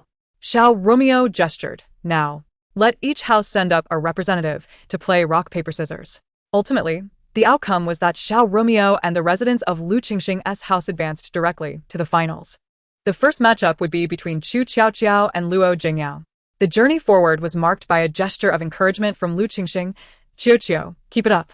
Qiaoqiao responded with a thumbs up before stepping into the fray. The referee, Lu Qingxing, held a coin in his hand. Now, please choose your side. Luo Jinga opted for tails, while Ing Chen selected heads. Lu Qingxing tossed the coin into the air and caught it, revealing its tails. Luo Jingyao's team will serve first. With a volleyball in hand, Luo Jinga approached the serving area. Qiaoqiao noticed his gaze directed towards her, filled with a hint of malice. What is he planning? Qiaoqiao felt a surge of caution within her. Soon, the intentions of Luo Jinga became unmistakably clear. He served the ball directly at her. His serve was powerful and fierce. Despite her vigilance, Qiaoqiao could not entirely evade it. She hastily raised her hands to shield her face. Thud! The volleyball struck her arm with considerable force, leaving a red mark before it dropped to the ground. Qiaoqiao, are you alright? Everyone rushed over. Ing Chen frowned slightly. Qiaoqiao lowered her hands, momentarily at a loss for words. Luo Jinga approached with a feigned expression of concern. Oh, I'm so sorry. Did I hit you? I didn't mean to. I didn't expect you wouldn't catch it. Next time, I'll serve elsewhere. His words were laden with implication, suggesting that it was Qiaoqiao's fault for not being adept at volleyball. Qiaoqiao smiled. How could I blame you? You were merely serving normally, and besides, I'm fine. She picked up the ball, adding, you serve now. Before she could finish her sentence, she tossed the ball into the air, clenched her fist, and slammed it back towards Luo Jinga with great force. He was momentarily caught off guard, astonished by the unexpected power emanating from her petite frame, and failed to evade. Thud! As the ball collided with Luo Jinga, she leisurely completed her earlier statement. I'm returning the ball to you. Hope you catch it. The ball rolled away upon hitting the ground, leaving a conspicuous imprint on his white shirt. Just by observing that mark, one could imagine the severity of the impact on his waist. Qiaoqiao mirrored his earlier expression perfectly, even echoing his words. Oh, I'm so sorry. Did I hit you? I didn't realize you wouldn't catch it. Besides, I did remind you I was returning the ball. Luo Jinga looked at her, his eyes revealing a chilling disdain. He coldly smirked. You're just playing normally too. Since we're both playing normally, it's all fine. Qiaoqiao replied with a smile. That's good. The tension between them was palpable, unmistakable to anyone with eyes. The audience in the live stream erupted with excitement. Wow. Are these two about to clash? I can feel the tension through the screen. I sensed something was off yesterday, but I thought it was just my imagination, especially since they seem to have no prior interactions. While I enjoy a good conflict and am not fond of Qiaoqiao, Luo Jingao's behavior is utterly absurd. Throwing a ball at someone? Disgusting. Regardless, let the clash begin. I'm here for it. While a confrontation was inevitable, it would not transpire just yet. For the moment, both maintained the facade of adult civility, albeit against the backdrop of their increasingly intense volleyball match. Qin initially intended to assist, but he soon realized they were no longer a team effort. It had devolved into a personal rivalry. Lu Qingxing was at a loss as to whether he should intervene. Fortunately, the outcome of their rivalry provided him with a clear decision. Beep. Beep. Lu Qingxing blew his whistle. The match is over. To prevent further escalation, he quickly retrieved the ball, holding it himself. Ahem. I hereby announce that Qiaoqiao's team has secured 12 points and advances to the next round. Qiaoqiao bent over, resting her hands on her knees, gasping heavily as sweat dampened her forehead. Upon hearing Lu Qingxing's announcement, she straightened up and shot Luo Jinga a provocative look, silently declaring, "Trash." Luo Jinga was infuriated, nearly charging at her, but Lin Jingjia was quicker to restrain him. "Let us take a breather." Gasping for air, Luo Jinga walked away with Lin Jingjia. Chen turned to Qiaoqiao. "You shouldn't participate in the next match. We'll take over." Previously, they had hardly moved. It was all Qiaoqiao running. "No need," Qiaoqiao replied, having regulated her breath. "I can still play." However, out of fairness, they decided to take a 5-minute break before commencing the final match. Chen and the others aimed to receive the ball, minimizing Qiaoqiao's exertion. Perhaps inspired by her earlier vigor, they played with remarkable diligence, ultimately clinching the beach volleyball championship and earning 100 construction coins. Following the volleyball matches, the next event was a triangular tug-of-war. The team that could pull the red ribbon tied in the middle of the rope across the designated line would win. This tug-of-war required considerable strength. Having just played 2 rounds of volleyball, Qiaoqiao's team was in a state of fatigue, leading to their defeat in this round. Now, we arrive at our final activity. Xiao Romeo announced, for this last event, each house must send 2 participants. But the specifics of the activity will remain a mystery for now. The only hint I can provide is that this event will test everyone's balance. Naturally, for fairness, aside from Luo Jingyao and myself, no one else knows the exact details, and we shall not participate in the game. Please decide who will represent your team. Yang Zhongnian was the first to decline. "I can't do it. My sense of balance has always been poor." Su Shiyue promptly chimed in, "Me neither. I can barely walk straight." Zhao Lizhen's eyes lit up. "I have good balance. Your balance is not good either." Zhao Lizhen was cut off mid-sentence by Su Shiyue. "I've seen you trip on flat ground. How can you claim to have good balance?" "What? When did I trip?" Zhao Lizhen protested, trying to defend herself. "All right, no need to explain. I know you wouldn't want to share such an embarrassing moment with others. So it's settled. Let Qiaoqiao and Qin go." Su Shiyue spoke rapidly, as if reciting a rap. "Huh? What? How is that decided? My balance isn't good either." Qiaoqiao was bewildered. "Oh, come on. Just go with it. Besides, your balance must be better than ours." Su Shiyue lied without flinching. "So, it's a unanimous decision that you 2 will represent us." Qiaoqiao scrutinized the two. "Something isn't right. This feels very off. Why does it seem like Shiyue is intent on pairing me with Qin?" Su Shiyue stiffened, sensing she might have been discovered. Qiaoqiao suddenly thought of Wenwensi, her expression turning remarkably complex. "No way, could she also be a CP fan? Supporting me and Qin? Is that why she is so eager to pair us up?" In that moment, Qiaoqiao felt she had grasped the truth. Zhao Lizhen, upon hearing this, also pieced it together. So that's how it is. Su Shiyue is a CP fan too. No wonder she was so adamant about silencing her earlier. Why didn't she mention it sooner? She must have realized it as well. Zhao Lizhen immediately caught on. Yes. I genuinely have a talent for falling flat on my face. Therefore, I shall leave this task to you all. You must strive to secure the championship. Excellent. The decision was unanimously approved by all 3 votes. The final verdict was that Qu Tiaotiao and Chen would represent their group. After all 3 teams had selected their representatives, Luo Jinga announced the specifics of the activity. This time, the event was, to put it simply, an upgraded version of a mirror challenge. We will present a set of paired action illustrations. And whoever can complete the sequence and maintain the pose for 5 seconds will earn a point. The first group to accumulate 5 points will emerge victorious. Qu Tiaotiao was taken aback. Is it really that simple? Just complete the paired action and hold it for 5 seconds? Isn't that a piece of cake? What does this have to do with balance? It didn't take long for Qu Tiaotiao to grasp the connection to balance. Romeo remarked, "It sounds effortless. But you too must execute the moves on a floating board in the water." Very well. Qiaoqiao understood. The tension of the water's surface was constantly shifting. On a floating board without any support, even standing upright was a challenge, let alone performing movements. This realization became even more pronounced when Qu Tiaotiao attempted to climb onto the board while wearing a life jacket. Just as she managed to ascend, a wave crashed over her, sending her tumbling into the sea. After several attempts, Qu Tiaotiao's mind was in turmoil. Which brilliant genius conceived of this game? First, pull me up by the hand. Unbeknownst to her, Chen had already stabilized himself on the floating board and reached out a hand toward Qu Tiaotiao. With no other options available, she relinquished her hand to him, using his strength to painstakingly climb back onto the board. A wave surged forward, nearly toppling her again. Fortunately, Chen securely supported her, preventing her from being swept back into the water. However, due to her nerves and desire to stabilize, Qu Tiaotiao kept her gaze fixed on the board, failing to look up at him. "It would be better if you lay down and held onto the sides of the board." Chen's voice drifted to her ears. "All right, I will give it a try." Taking a deep breath, Qu Tiaotiao complied and positioned herself as instructed. Just as she was about to release Chen's hand to grasp the edges of the board, a large wave crashed down, causing her to sway precariously once more.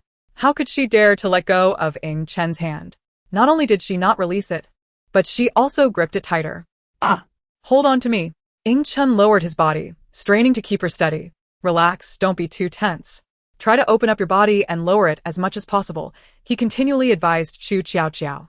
Finally, she managed to precariously stabilize herself on the board, though her posture was far from graceful. "What about the moves? What are the moves? Let's get started." Qu Tiaotiao hurriedly urged the process. If they didn't commence soon, she feared she would lose her balance. On the shore, the staff brought over a support board displaying the actions that the 6 of them were to perform. First, let us recreate the classic scene from the movie Titanic where Rose and Jack stand at the ship's bow. Qu Tiaotiao's mind was filled with question marks. At first, she didn't think of the embracing pose but rather thought, how can I even stand when I can barely remain stable lying down?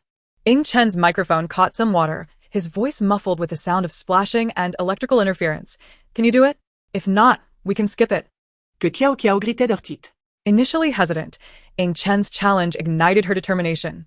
Why not? Let us do it. Their conversation seemed quite normal. Yet the audience was anything but. How could they not do it? They absolutely must. Chen, my wife is so wonderful. Even when she can barely stand, she still wants to attempt this challenging move with me. Ah! Does anyone else understand?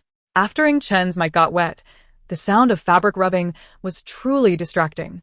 You all really should be discussing the scene at hand seriously. Unaware that the audience's minds had completely wandered, Qu Tiaotiao clung to Chen's hand, striving to stand on the floating board. However, despite multiple attempts, she had no success. "How about I stand up first, and once I'm steady, you can support me?" Chen proposed. Qu Tiaotiao considered this a sound idea and nodded. Chen gradually stood, managing to stabilize himself despite the swaying. He looked at Qu Tiaotiao and extended his other hand. "Hold both of my hands and slowly stand up." Qu Tiaotiao exhaled, grasping his hands, and made a determined effort to rise. "Steady, steady. I can do this," she chanted to herself. Just as she was halfway up, she lost her balance and uncontrollably toppled toward Chen's embrace. Chapter 156. I truly have no strength left. Qu Tiaotiao and Chen plunged into the water. The water enveloped Qu Tiaotiao's mouth and nose, causing her to instinctively cling tighter to Chen. Thankfully, both were wearing life jackets, preventing Qu Tiaotiao from dragging Chen down with her. Qiaoqiao, relax. You have a life jacket on. Qu Tiaotiao flailed on the water surface several times before opening her eyes and realizing she wouldn't sink. Cough, cough, cough. She sputtered, having swallowed some water. "Are you alright? Let's get you back up." Chen lifted her, attempting to help her climb onto the board. However, it was challenging to exert force in the water. And after several futile attempts, it was ultimately Ying Chen who managed to get on first, and then pulled Qu Tiaotiao up. Qu Tiaotiao thought they would be the only ones in such a disheveled state, only to glance at the other two groups, each with their own amusing mishaps. She wiped the water from her face, her fighting spirit reignited. Let us go again. Once more, Ying Chen stood first, then carefully assisted her to find her footing. Finding a stable point of support and balance on the water surface proved to be incredibly difficult. The water's flow meant that the points of balance and support were constantly shifting. After several tumbles into the water, Qu Tiaotiao and Ying Chen finally managed to stand together. Qiaoqiao. Slow down. Be careful. On the shore, Zhao Lizhen and Su Shuyue watched with heightened anxiety as they saw the two repeatedly fall into the water. Qu Tiaotiao wished to respond to them, but she was too exhausted to muster the energy. The only reason she managed to stand was due to Ying Chen's support. Turn around slowly. Ying Chen's calm voice resonated above her. I will always support you, so you need not worry. Qu Tiaotiao acknowledged him and cautiously turned around. This time, the sea seemed to cooperate, as no sudden waves crashed upon them. Qu Tiaotiao successfully turned around. Ying Chen, hold steady. Qu Tiaotiao took a deep breath, striving to maintain her balance. Should I let go now? Ying Chen said this, yet in reality, it was not he who held onto Qu Tiaotiao's hand, but rather she, who clung to his without hesitation. Realizing this, Qu Tiaotiao felt her face heat up and quickly loosened her grip. However, even a slight release made her feel as though she would topple over. In a panic, she grasped Ying Chen's hand once more. Wait, relax, it's fine. Ying Chen continued to reassure her. Qu Tiaotiao felt a wave of frustration. I understand the principle, but applying it is immensely challenging. Does he think I don't want to let go? It's just not feasible. Que Qiaoqiao mentally complained. Yet she made an effort to follow Ying Chen's advice, trying to relax her body and gradually loosen her hold. After several attempts, she finally succeeded in releasing her grip on Ying Chen's hands, opening her arms and stabilizing herself. The posture was indeed quite unflattering, devoid of any semblance of the romantic allure found in the iconic scenes of Rose and Jack. Qu Tiaotiao felt herself nearing her limits and immediately urged Ying Chen. Please hurry. Ying Chen promptly assumed a hugging stance, appearing quite intimate. However, in reality, he did not make contact with Qu Tiaotiao at all. As they executed this gesture, Xiao Romeo exclaimed, Ying Chen and Qu Tiaotiao have completed the action. Just hold on for 5 seconds to succeed. 5, 4. The moment she reached 4, Qu Tiaotiao could no longer sustain herself and fell into the water, nearly dragging Ying Chen down with her. Spluttering, que Qiaoqiao surfaced. Gasping for air as she lay on the float. Need a hand? Ying Chen extended his arm. Qu Tiaotiao mumbled in response, grasping his hand to climb back onto the float. Just then, Xiao Romeo announced the first group to complete the action. Finally, Qu Tiaotiao was relieved from her impersonation of Rose. However, her respite was short-lived as the production team revealed the next action, plunging her into despair. Is this action for real? The team was indeed serious. Yet, Qu Tiaotiao felt utterly exhausted. She genuinely contemplated giving up, indifferent to the production team's whims. Nevertheless, she mustered her resolve and declared, let's try again. Thus, for the remainder of the time, everyone witnessed an elaborate spectacle of Qu Tiaotiao plunging into the water a staggering 108 times. At times, it was not just her falling, but she would pull Ying Chen down with her. After an indeterminate number of splashes, this ordeal finally concluded with another group successfully completing their 5 seconds first. Qu Tiaotiao lay sprawled on the float, utterly depleted of strength. Ying Chen, too, was not in high spirits, having endured the brunt of Qu Tiaotiao's unintentional misadventures. However, compared to her, he still retained some strength. He positioned his hands on either side of her head, asking, shall we head back to shore? Que Qiaoqiao want perdre? Oui, oui. I'm spent. I can't move at all, woo-woo. This activity, appearing deceptively simple, was far more exhausting than playing volleyball. She wished to return to shore but truly lacked the energy to swim back. I'll pull you back, Ying Chen said, plunging into the water and grasping the float as he swam toward the shore. Although aided by the waves, his efforts were incredibly arduous. Qu Tiaotiao lay on the float, able only to see the silhouette of his perfectly sculpted back muscles. His straining arms, veins subtly protruding, exuded a primal vigor. He managed to bring her back just a few steps from the shore. Can you get up? Qu Tiaotiao quickly diverted her gaze from his arms, replying, of course. In the water, she had been holding his hand, but after their earlier exchange of glances, she felt inexplicably hesitant to touch him again. Flustered, she hurriedly rose from the float and stumbled back to the shore. Once she stood on the beach, Qu Tiaotiao finally discerned the sheer joy of feeling the solid ground beneath her feet. The aftereffects of seasickness began to take their toll, causing her head to spin. Qiaoqiao, are you all right? Su Xiaoye rushed over to support her, preventing her from falling. I'm fine, just a bit dizzy, Qu Tiaotiao nearly retched. You should sit and rest. Su Xiaoye helped her to a nearby chair. Zhaola's hen brought her a cup of water, saying, drink some warm water. Take your time. Thank you. After sipping the warm water and resting for a few minutes, Qu Tiaotiao felt significantly better. Fortunately, following the conclusion of this activity, the production team deemed they had gathered enough material for the day and announced the end of the activity, allowing everyone to engage in whatever they pleased for the remaining time.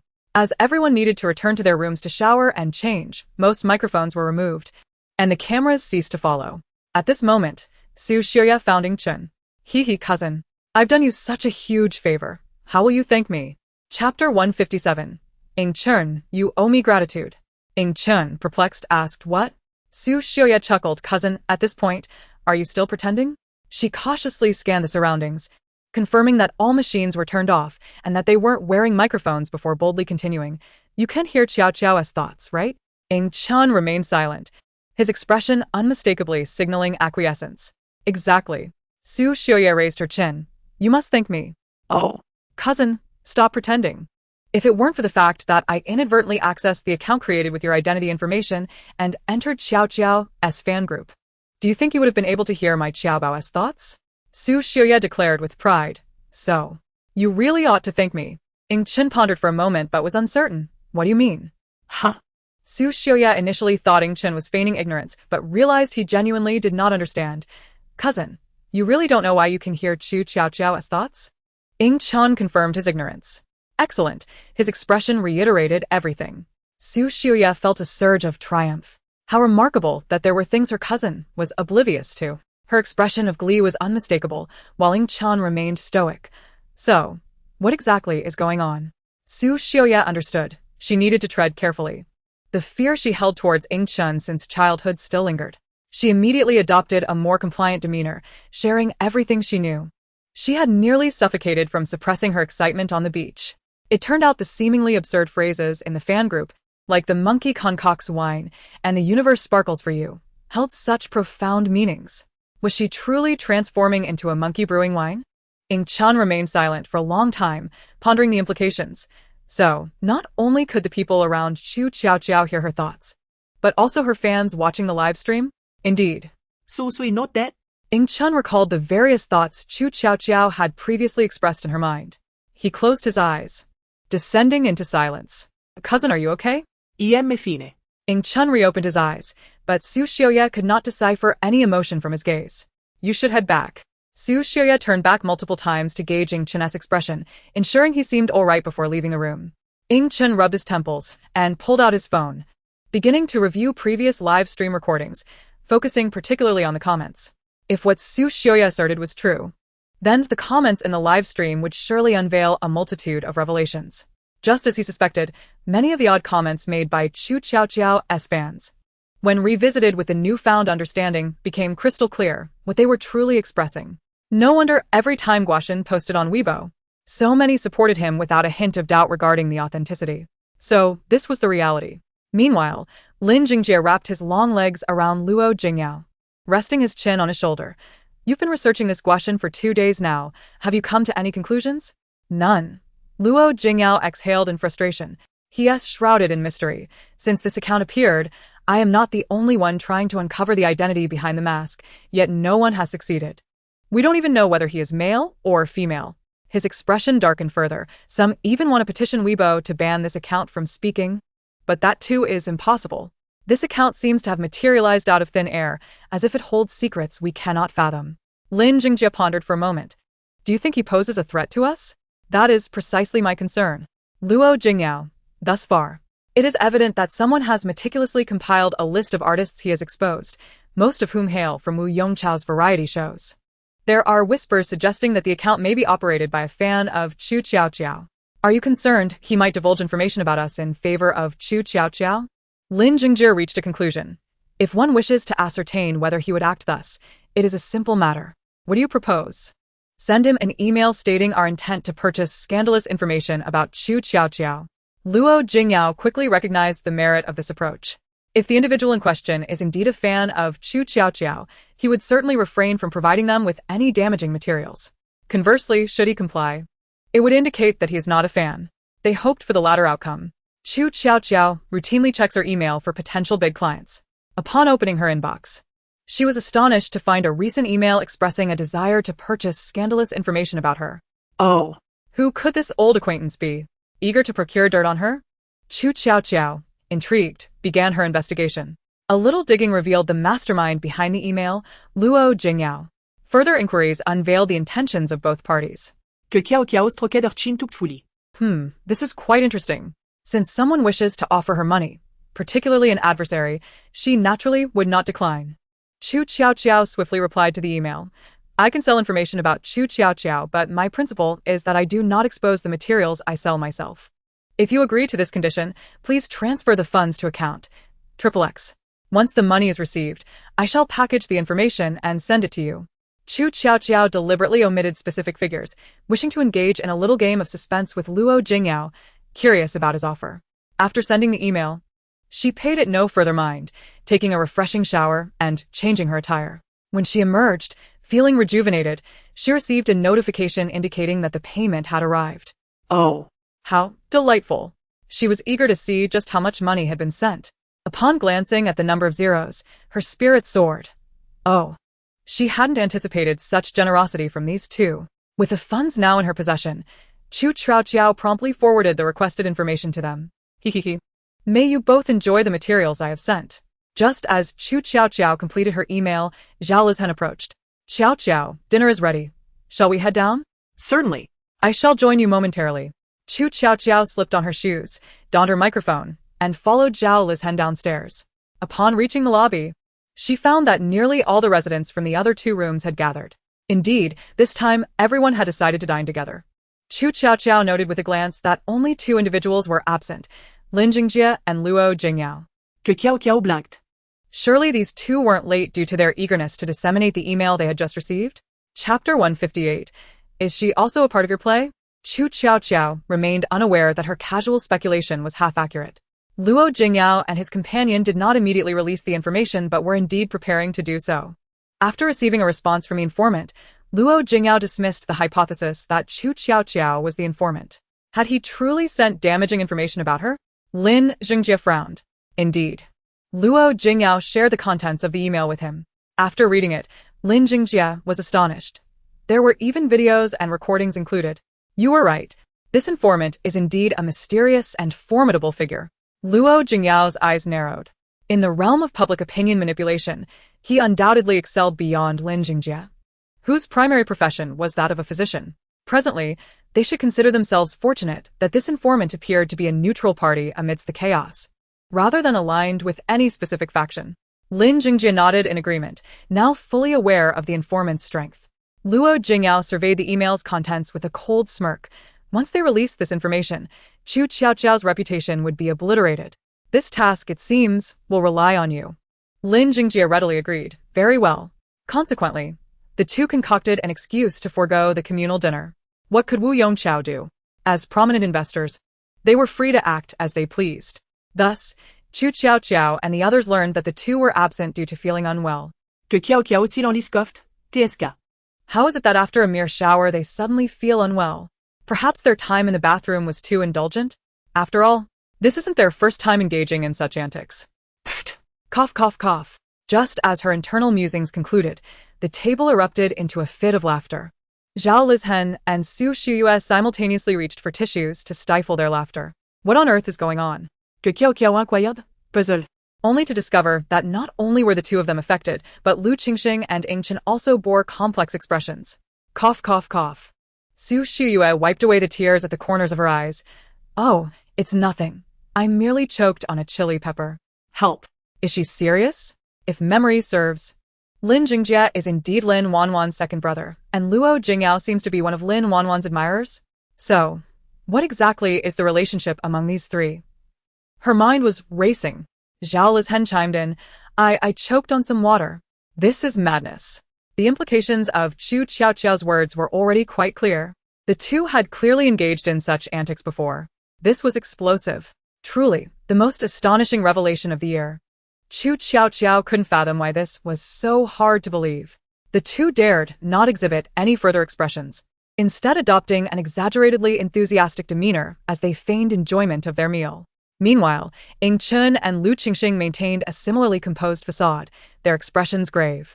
In reality, their minds were also racing. Lu Qingxing had not anticipated encountering a sister here. In that brief moment, he recalled the anguish of being exposed by Qu Tiaotiao. As for Ying Chun, he felt that the door to a new world was swinging wider open. Reality had proven more bizarre than even the most outlandish scripts he had encountered. Qu Tiaotiao was engulfed in confusion, an instinct telling her she had missed something crucial. Yet no matter how hard she racked her brain, she could not conceive that her innermost thoughts would be overheard. Meanwhile, the viewers watching the live stream were experiencing a mental upheaval. What? I had heard so many scandals before and remained calm, but this time, I am genuinely shocked. Me too. I am astounded. The L family is truly filled with talents. I am stunned. So, is the coffin also part of your play? So, this is not mere speculation but reality? Following this comment from Lin Zhengyu, his expression began to dull. He too had been struck by mental turmoil. It was all so absurd.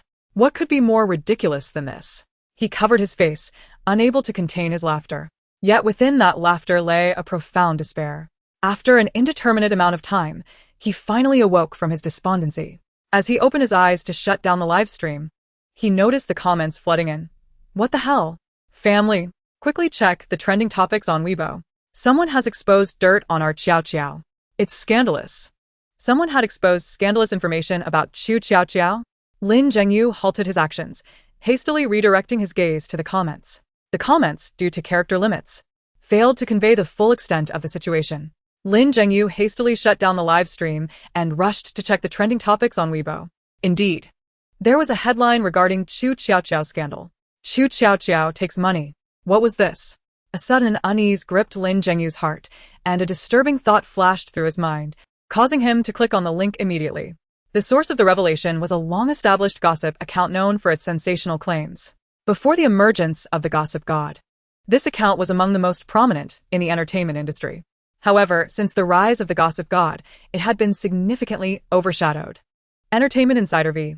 Ever since this three-character ABB star appeared on a variety show, it seems she has been whitewashed. So many past scandals, including snatching roles and frequently posting erratic updates on Weibo in a bid to climb the social ladder with a certain two-character top star. How could everyone seem to have forgotten all this? The comments beneath this post were rife with disdain. I thought there was some juicy gossip. But this? If you have news, just share it. Don't play games with us. Exactly. This is nothing like the gossip god's straightforward revelations. I have no interest in guessing which three-character ABB star or two-character top star you're referring to. If you won't clarify, we won't give you the attention you seek. I expected a scoop from the gossip god, but all I got was this marketing account. Unfollowed. This account thrives on rumors. There's hardly any truth to their claims. Lin Zhengyu had no interest in this Weibo post or its comments. He scrolled past them. The entertainment insider seemed unable to withstand the fans' backlash, who accused him of being merely a rumor-monger. Perhaps he was also irritated by the comparisons to the gossip god. A few minutes later, he directly revealed the name, just like the gossip god. Entertainment Insider V. Since everyone is so eager to know who she is, I'll spill the beans. It's Qu Tiaotiao. Don't think that appearing on a variety show can absolve her. Here's a video of her threatening others for money. MP4, Chapter 159. Let us see who plays whom. Money? How could Qu Tiaotiao possibly threaten someone and demand money? Lin Zhengyu's first thought upon seeing this Weibo post was that it was utterly implausible. A surge of inexplicable anger welled up within him as he coldly opened the comment section. Almost all the comments were filled with insults. I've said it before.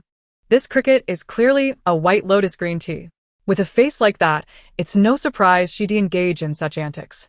Is there anyone who doesn't know that cricket is just a notorious pretty face? Plus, she has been accused of snatching roles before. I don't understand why. After appearing on a variety show, her diehard fans suddenly multiplied, and she was whitewashed. Right? She's truly repulsive. Just seeing her annoys me. I wonder when she'll finally leave the entertainment industry. She's definitely capable of such actions, especially since she's currently riding on the coattails of the winning god, stirring up rumors and promoting CPs to cleanse her image. Yet. There were rational comments from bystanders. After watching this video, all I can say is that the angle of the hidden camera is impressive.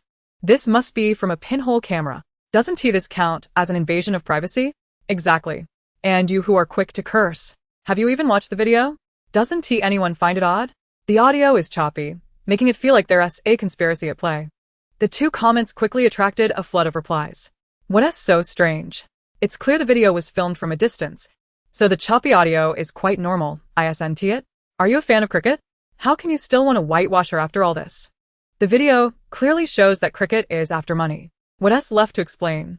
Where's the invasion of privacy? Is 208 that easy to earn? Public figures should have the awareness of being public figures. After scrolling through several pages of comments, Lin Wanjun pursed his lips and clicked on the video. The video opened. The image was blurry, clearly from a hidden camera. From the angle, only Qu Tiaotiao's indistinct face and the backs of two individuals seated in front of her could be discerned. The video was interspersed with static and Qu Tiaotiao's fragmented speech.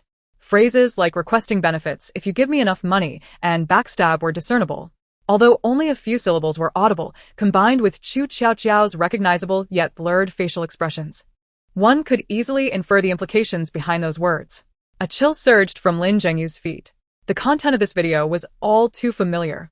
Wasn't this the very scene when he and Lin Chunqing sought out Qu Tiaotiao, and Lin Chunqing offered her money to ensure she would remain silent about being the Lin family's daughter?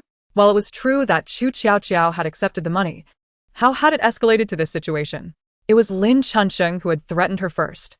At this moment, Qu Tiaotiao remained oblivious to the online uproar. After finishing dinner, Luo Jinga and Lin Jingjia surprisingly arrived. They even apologized for their earlier absence. Oh dear, this raises some suspicions. You didn't come during dinner, but showed up afterward. It feels like there is some scheme afoot.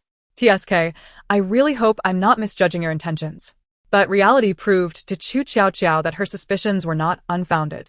The two engaged in a very synchronized conversation, eventually suggesting they play a post-dinner game to pass the time. Representing capital, their words prompted others to join in. What game shall we play? How about a classic, truth or dare? Luo Jinga proposed. Upon hearing this, Qu Tiaotiao fell silent. These two, Luo Jinga and Lin Wanjun, are truly kindred spirits, both fond of such outdated yet trendy games. Moreover, amusingly enough, it seems this outdated yet trendy game is targeting me.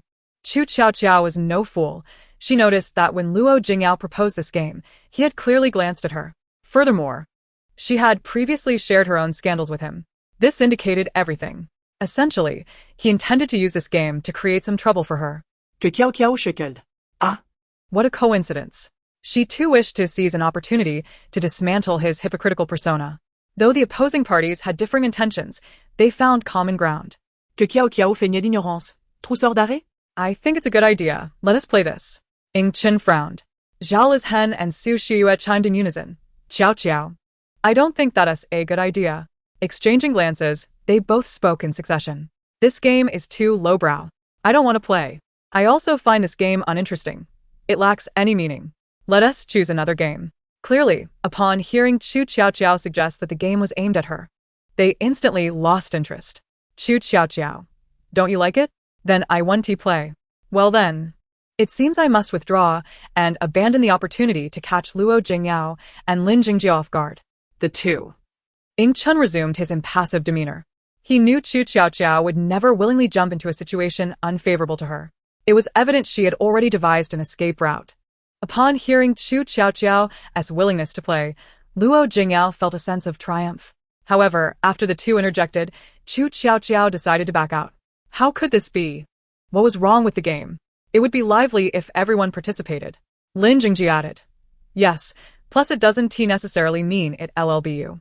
They intended to persuade her further, but as soon as their words fell, Zhao Lizhen and Su Shiyue changed their minds.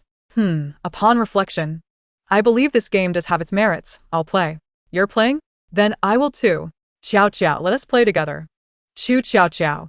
Women's hearts are as elusive as needles at the bottom of the sea. How true that saying is. You've both changed your minds so quickly. The two individuals exclaimed, "Isn't this all for you?" Regardless, the game had officially commenced. Everyone promptly retrieved a deck of playing cards to serve as their identities. Given our large number, it was decided that two groups would participate in a round of truth or dare. Those who drew two aces could command those who drew two threes to perform any task of their choosing. Luo Jinga elucidated the rules. Of course, those who draw a three have the liberty to choose between truth or dare. However, to prevent anyone from continually opting for the same choice, if one draws a three twice, they must alternate between truth and dare. Qu Tiaotiao observed him with a smile, refraining from voicing any opinion. TSK. These rules practically slap the words targeting me right in my face. What? Are you so afraid I want to participate in truth? Chapter 160. Qu Tiaotiao's threat of coercion. Luo Jinga continued, since there are two kings and two threes. The rule is that the big king can only assign the spade 3, while the little king can assign the diamond 3. Is everyone clear on this? I have no objections. Neither do I. Everyone shook their heads in unison. Okay, then I shall proceed. We have prepared some special concoctions, such as chili water and bitter melon juice, each assigned a number. For dare, you'll draw a number from 1 to 30. This should be easier to understand. It's like opening a blind box. Whatever number you draw, that's what you drink. After the group expressed their understanding, Luo Jinga finally began dealing the cards. Qu Tiaotiao picked up her card, revealing the large diamond 3. It's clearly me, so innocent and unpretentious. Undoubtedly, the one who drew the little king must be either Luo Jinga or Lin Wanjun. As expected, when everyone revealed their cards, the one who drew the little king was indeed Luo Jinga. Lin Wanjun orchestrated the game, prompting those who drew the big king and spade 3 to start. The big king and spade 3 were drawn by Lu Qingxing and Su Xiuyue. Xuxiuyo decisively cose dare. Then it was Qu Tiaotiao's turn. Truth or dare? Luo Jinga had yet to finish his sentence when Qu Tiaotiao interrupted him. I choose dare. I want drink number 7. Then I'll.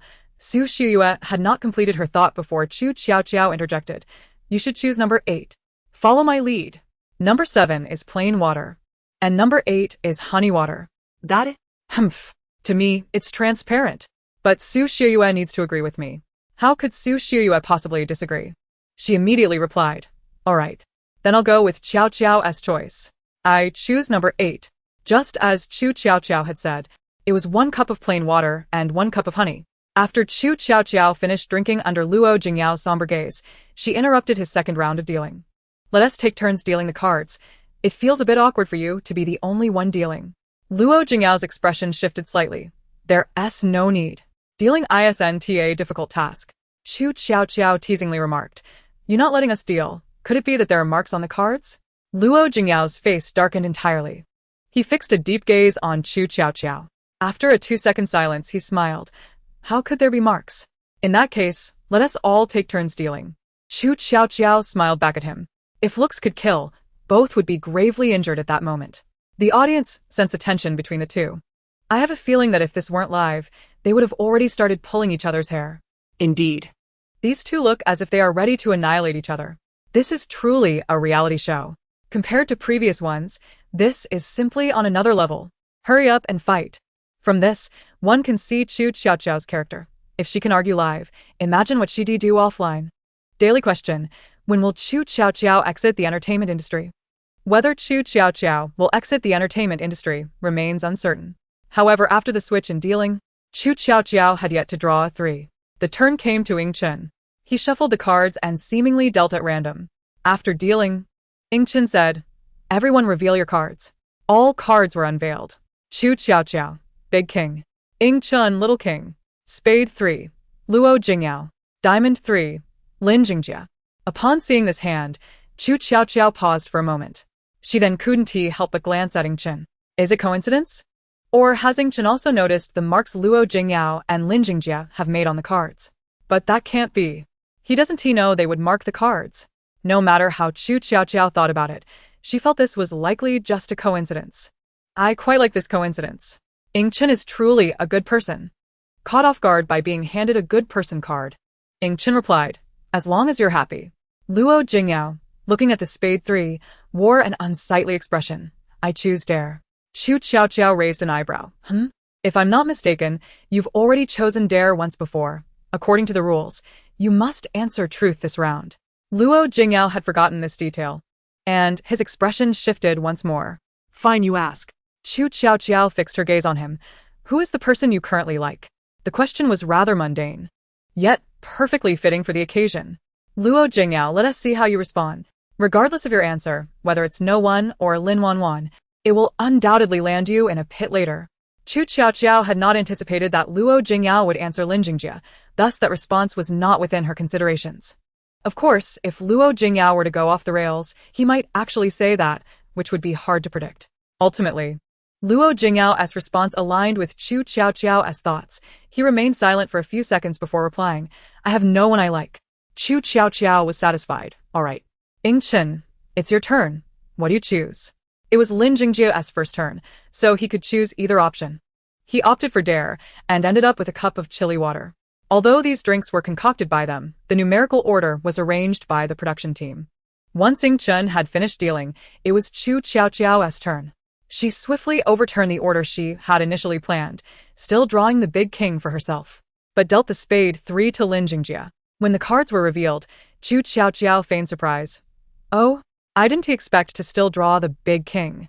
So, who has the spade 3 this time? Lin Jingjia flipped over the spade 3. It's me. Then you must answer truth this time. Qiaoqiao asked knowingly. Lin Jingjia tossed his card into the center. What do you want to ask? Well, I value fairness. I will ask you the same question I asked previously. Qu Tiaotiao smiled sweetly. Who is the person you currently like? I have no one I like. Lin Jingjia answered immediately, without even a second's hesitation. All right. Let us continue. Qu Tiaotiao received the answer she desired and passed the cards to the next person. After 2 rounds, it was Lin Jingjia's turn to deal. This time, he drew the big king, while Qu Tiaotiao drew the spade 3. The people present were no fools. Initially confused, those who witnessed the peculiar card arrangement soon realized it was not mere coincidence. Clearly, the 2 parties were up to something. At that moment, they silently relinquished the stage, allowing the 2 to spar. Qu Tiaotiao placed her cards on the ground. You may ask. Lin Jingjia took out his phone and manipulated it for a moment before facing the screen towards Qu Tiaotiao.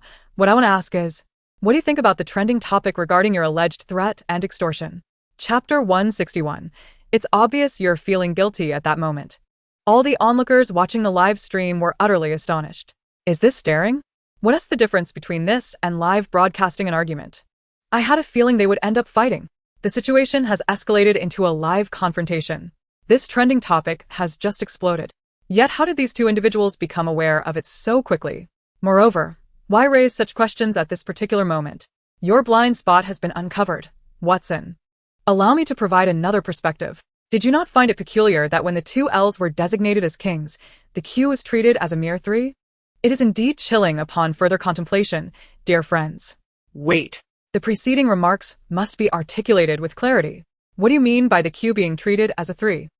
Regardless, I possess an overwhelming intuition that suggests this trending topic concerning Q is inextricably linked to the 2 L's. I am indifferent to their connections. The only certainty I have is that this is undeniably one of the most sensational confrontations in the history of variety show live broadcasts. In this tumultuous scene, nearly everyone held their breath in anticipation. Yet, Qu Tiaotiao remained unfazed, her expression unchanged. Only after reviewing the content displayed on her phone screen did she exclaim in astonishment, I have actually trended? And then, silence ensued. Lin Jingjia waited in vain for a response, his calm facade threatening to shatter. What is your perspective? I just stated it. Qu Tiaotiao reiterated, I have actually trended. Is that truly your perspective? Indeed. Qiaoqiao nodded earnestly. Qiaoqiao. Are you intentionally downplaying the gravity of this matter? Or is it that you cannot possibly provide any explanation because it is all too real? A case of being unable to defend oneself. Lin Jingjia's expression darkened. This is merely the fanciful speculation of marketing accounts. A vague, indistinct video cannot serve as evidence. Chen looked at him impassively. What authority do you possess to issue such inquiries? Lin Jingjia was taken aback. He had not anticipated Chen would speak up at that moment. His demeanor was devoid of emotion. Even his gaze lacked ferocity. Yet in that instant, Lin Jingjia felt as if a vice were constricting his throat. a chilling sensation coursing through him, as if the specter of death loomed behind him. Qu Tiaotiao, having heard this exchange, could not help but want to give Ing Chen a thumbs up. Well said. I never imagined Ing Chen would have such a silver tongue. Oh my. Kisses. Please. Do share more if you can. Ing Chen. The suffocating chill dissipated. Her ears flushed slightly. Simultaneously, Lin Jingjie sensed the icy atmosphere had vanished. He gazed deeply at Ing Chen, recognizing that this man was far from ordinary. However, having spent so long abroad, he was largely unfamiliar with domestic affairs. Leaving him puzzled about Ing Chen's background, this matter seemed to reach a conclusion. The game, naturally, could not continue. Once the live broadcast concluded and recording ceased, Qu Tiaotiao retreated to her room to review the trending topic on Weibo from start to finish. Just as I suspected. These two were so eager to release the video without even waiting. At this moment, the majority of comments were filled with vitriol directed at her, accusing her of being the very person they had long suspected her to be, labeling her with derogatory terms. Moreover, due to Qu Tiaotiao's remarks during the live broadcast, the criticisms intensified. Qiaoqiao's talent for feigning ignorance is truly remarkable. To remain so composed in light of this trending topic. Indeed, LZJ is correct. Why does Qiaoqiao dare not respond directly? It is evident she feels guilty. I eagerly await Qiaoqiao's downfall. Upon reading these scathing remarks, Qu Tiaotiao felt no surprise, as she was well aware of her own share of controversies. However, what piqued her interest was the number of individuals who remained skeptical. Flipping through the comments, she discovered a common thread among the skeptics. They placed their faith in the Gua God. Unless it's from the Gua God, I won't believe it. I believe this marketing account is spouting nonsense. I still trust what the Gua God has said. Waiting for the Gua God to take action. All were variations of this sentiment. To her astonishment, she realized she had garnered such a high level of credibility. Unaware of the implications, Qu Tiaotiao was taken aback. However, she was bound to disappoint them, as the Gua God intended to let the situation unfold for a while longer. Indeed, Qu Tiaotiao had no intention of resolving the matter immediately. After all, she had been compensated. Allowing her benefactor to revel in this temporary joy seemed harmless. Once they had savored their triumph, she would strike with full force. Having resolved this in her mind, she prepared to retire for the night without a hint of guilt. Naturally, before settling down, she first reassured her manager, Liang Tian, urging her not to engage in public relations or comment on the matter before she could rest easy and close her eyes.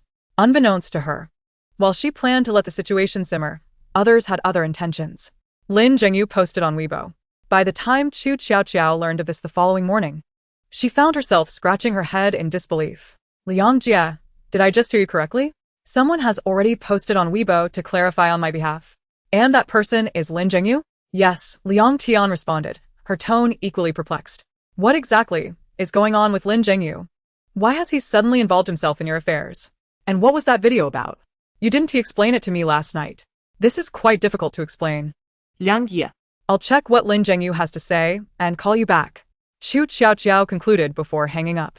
She was genuinely curious about Lin Zhengyu's involvement and how he had come to participate. Lin Zhengyu had indeed posted on Weibo. Lin Zhengyu v. Regarding the recent incident involving Qu Tiaotiao and alleged extortion, I feel it is necessary for me, as a party involved, to clarify. I was present throughout the incident. The man as silhouette on the right side of the frame is indeed me. I can attest that Qu Tiaotiao did not engage in any extortion or coercion. While the video released by the Entertainment Insider is not fabricated, it distorts the truth. This Weibo post garnered a flood of comments. Oh. What does this have to do with you? Wait, weren't these two at odds? Now Lin Zhengyu is defending Qu Tiaotiao? If you claim the video is fabricated, then please elaborate on the context under which Qu Tiaotiao made those statements. Exactly.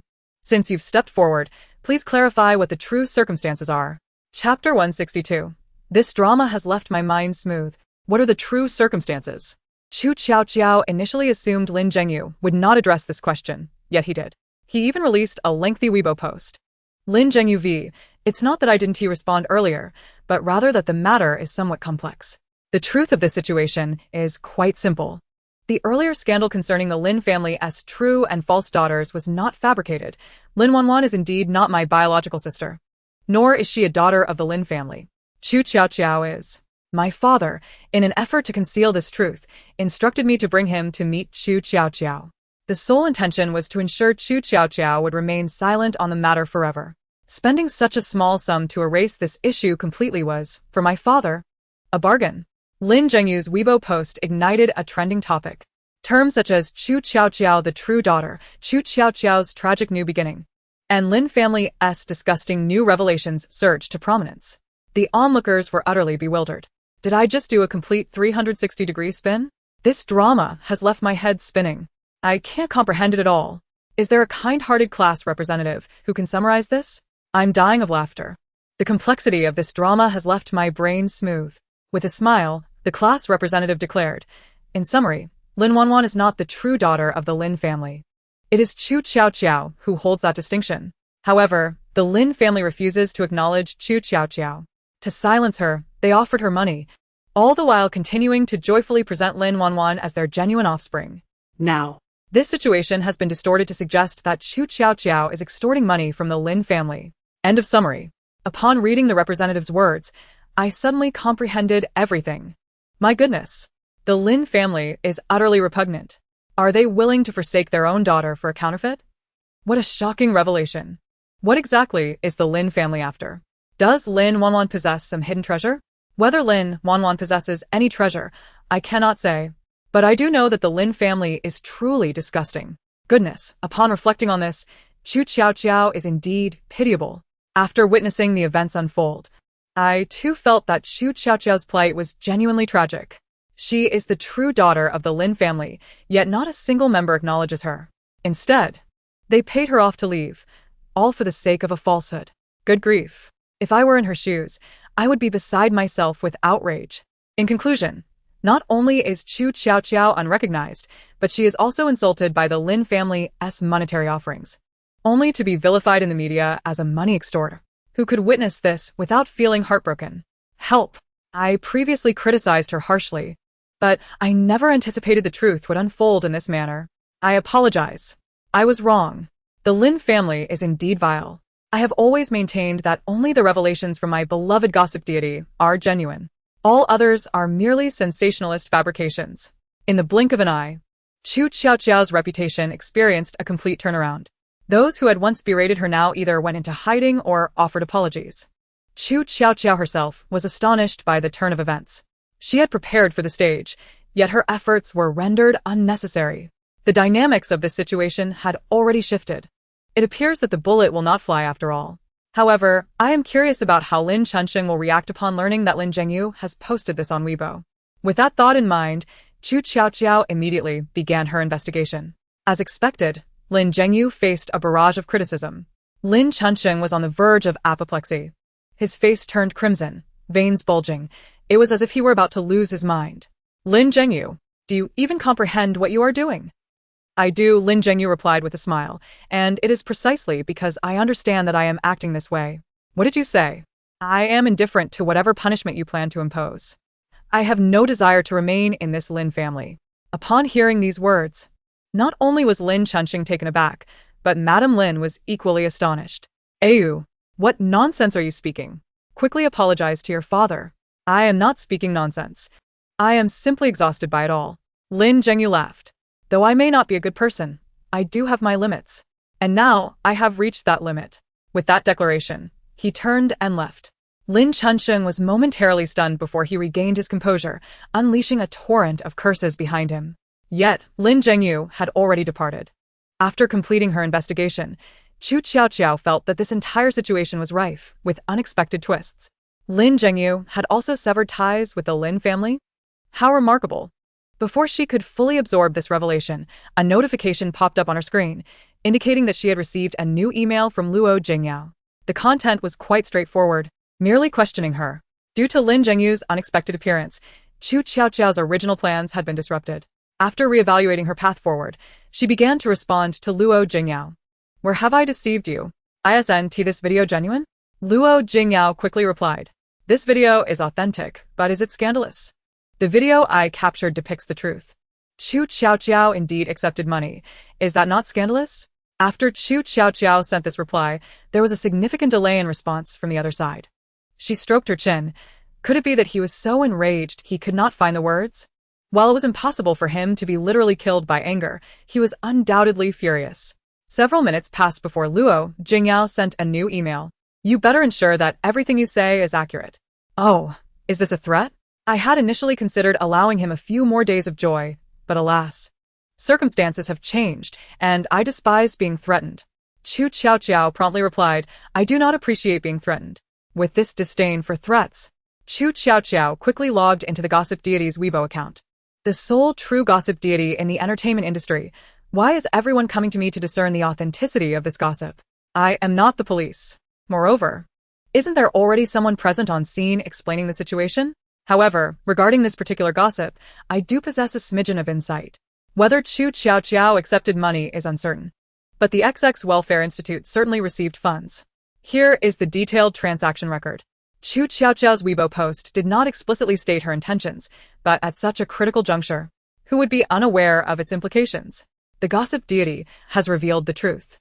Thus, the reality aligns with Lin Zhengyu's claims. Though the gossip deity has not stated it outright, I understand. The Lin family indeed paid Qu Tiaotiao, but she subsequently donated that money. Oh my goodness. I am in tears. Help. Qu Tiaotiao is far too generous. If I were in her position, I would certainly keep that money. After all, it rightfully belongs to me. Exactly. After all, I am the true daughter of the Lin family. Why should I refuse the money they offer? Am I the only one who finds it peculiar? How did the gossip deity even manage to capture that transaction record? Could it be that Qu Tiaotiao orchestrated this whole affair herself? The transaction date indeed coincides with the date of the video shoot, and it was such a substantial amount. If it were fabrication or self-directed performance, the cost would be exorbitant. Personally, I believe this to be genuine. A self-directed performance? Then why would the Lin family collaborate with Qu? What would they gain from it? Even if it were a self-directed performance, it was instigated by the Lin family. If the Lin family had not sought to deny Qu Tiaotiao, would there have been any subsequent events? Chapter 163. Has Ing Chen truly found someone he likes? Most netizens expressed agreement with the subsequent comments. Qu Tiaotiao's reputation had undergone a complete transformation. Satisfied, Qu Tiaotiao nodded, just as she was about to log off when she noticed another email from Luo Jinga. You are impressive. In just 3 terse words, Qu Tiaotiao felt as if she could visualize the grimace on his face. A cold smile crept across her lips. Has he already broken? She hadn't even aired his myriad troubles online yet. Qu Tiaotiao chose to disregard him, proceeding to wash up and prepare for her program.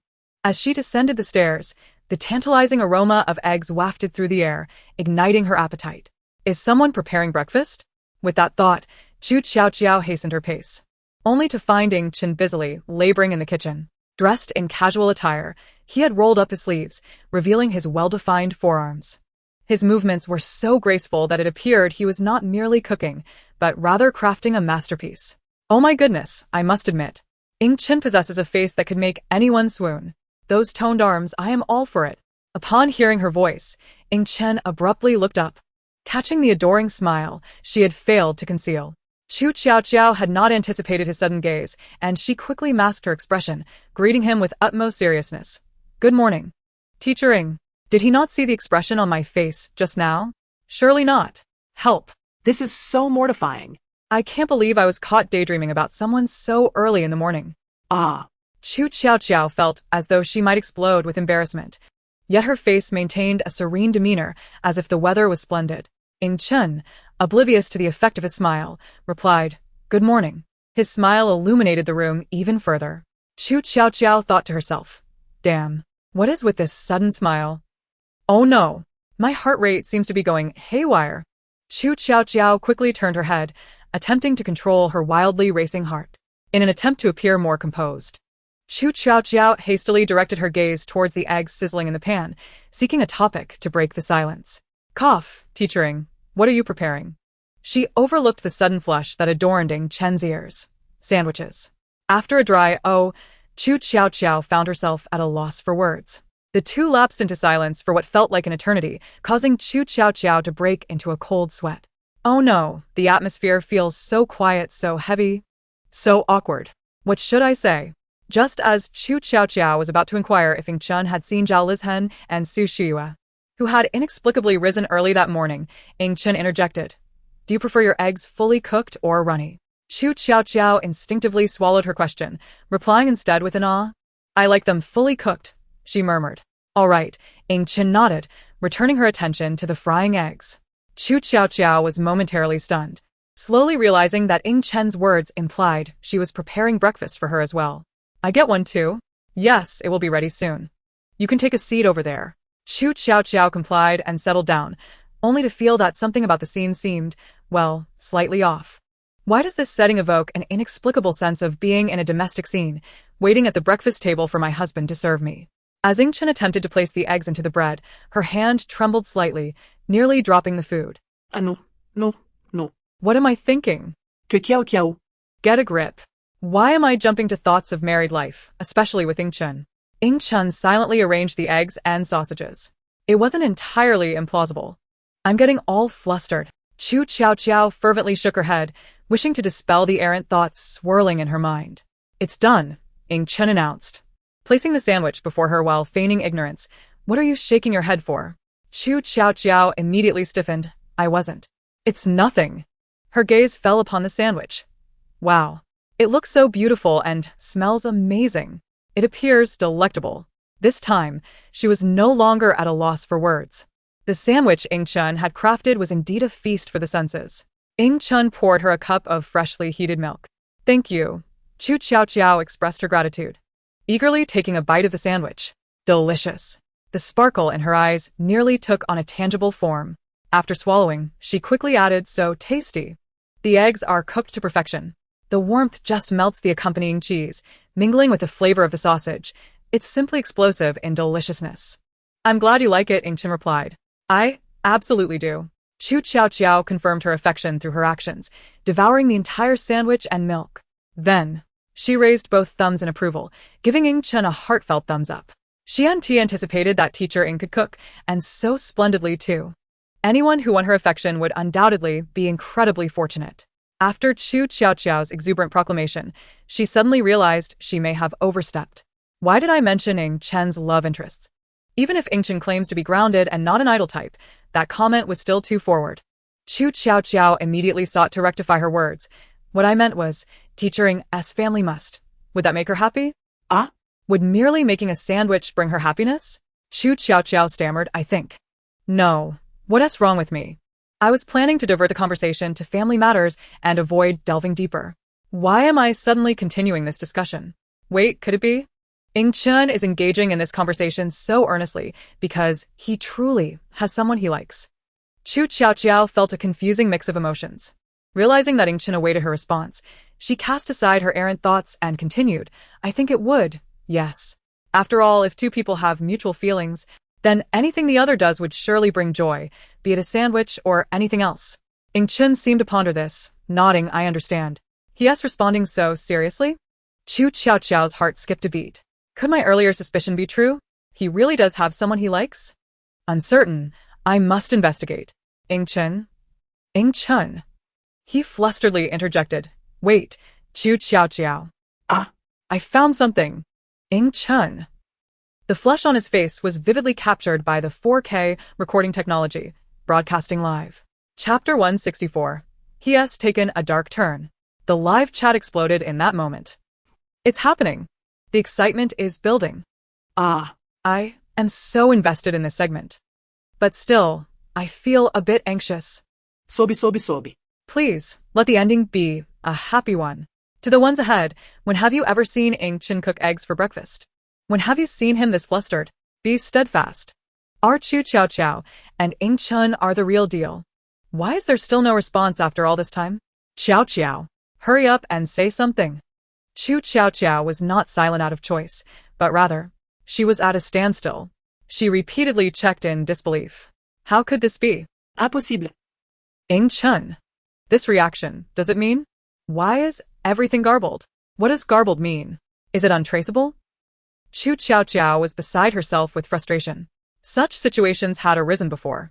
She had been unable to comprehend them then, and now, it was even more baffling. Ing Chen, while it seemed he could put his heart at ease, why did he not feel as elated as he had imagined? For a fleeting moment, he even wished for Qu Tiaotiao to uncover the truth. There was no way around it. Since it was garbled, Qu Tiaotiao could only abandon her search. At that moment, she recalled that Ing Chun had urgently called out to her earlier. Teacher Ing, were you calling me? Is something wrong? Ing Chun had returned to his usual demeanor. No. You must have misheard. Qiaoqiao. Ah? Is that so? Okay. But I distinctly remember him calling me. Could it be that I truly misheard? Just then, Zhao Lizhen and Su Shuyue, who had been absent since early morning, finally appeared, accompanied by Yang Chongnian. Qu Tiaotiao felt as though she had found a savior. Quickly approaching them, where have you two been this early? Su Shuyue brandished the construction coins in her hand. Where else could we go? Of course. We were out to protect the environment, preparing for a better life ahead. Qu Tiaotiao gave her a thumbs up, as expected of you. Look at this high emotional intelligence, protecting the environment. Unlike me, who can only say I'm picking up trash. They were free for the day since it was the last day of recording for the first episode. After a brief chat, they returned to their rooms to pack their bags and prepare for the journey home. While Qu Tiaotiao was packing, Luo Jinga dismissed all the cameras, ensuring that no recording devices were operational before confiding in Lin Jingjia about the email. We've been tricked by Guaxian. He was merely digging a pit for us to fall into. Luo Jinga spoke darkly. I now suspect that the speculations circulating online are indeed true. This Guaxian must be acquainted with Qu Tiaotiao. Otherwise, he wouldn't have captured those moments. Could it be that Guaxian is Qu Tiaotiao? Lin Jingjia suddenly posited. Many share your suspicion, but the timeline doesn't align. Luo Jinga retorted. The scheduled Weibo posts have also been debunked, so it's highly likely that it's someone she knows. However, regardless of her identity, Luo Jingyao's expression turned menacing, and murderous intent surged within him. She has become a thorn in my side. I can no longer tolerate her existence in this world. Lin Jingjia immediately grasped the implications of his words, reaching out to touch his face. Ah Jing, I sense you're being quite impulsive this time. Why? Upon making contact, he felt the chill radiating from his body, accompanied by a slight tremor, prompting him to furrow his brow. Ah Jing, are you afraid? He had never anticipated that he would perceive such trembling and fear emanating from him at this moment. He had only witnessed Luo Jingyao's fear twice before, once during that incident 8 years ago, and again during his near-fatal experience in Africa. Hearing Lin Jingjia's words, Luo Jingyao could no longer restrain himself and embraced him tightly. Yes, Jia, I have been in the news business for a long time, which requires a keen intuition to swiftly determine whether a story will go viral. Thus, my instincts have always been sharp. This time, however, my instincts tell me that if we do not eliminate Qu Tiaotiao soon, it will be our lives on the line. On this occasion, it was still Yang Tian who drove to pick up Qu Tiaotiao. After bidding farewell to her staff, Qu Tiaotiao climbed into the car alongside Liang Tian.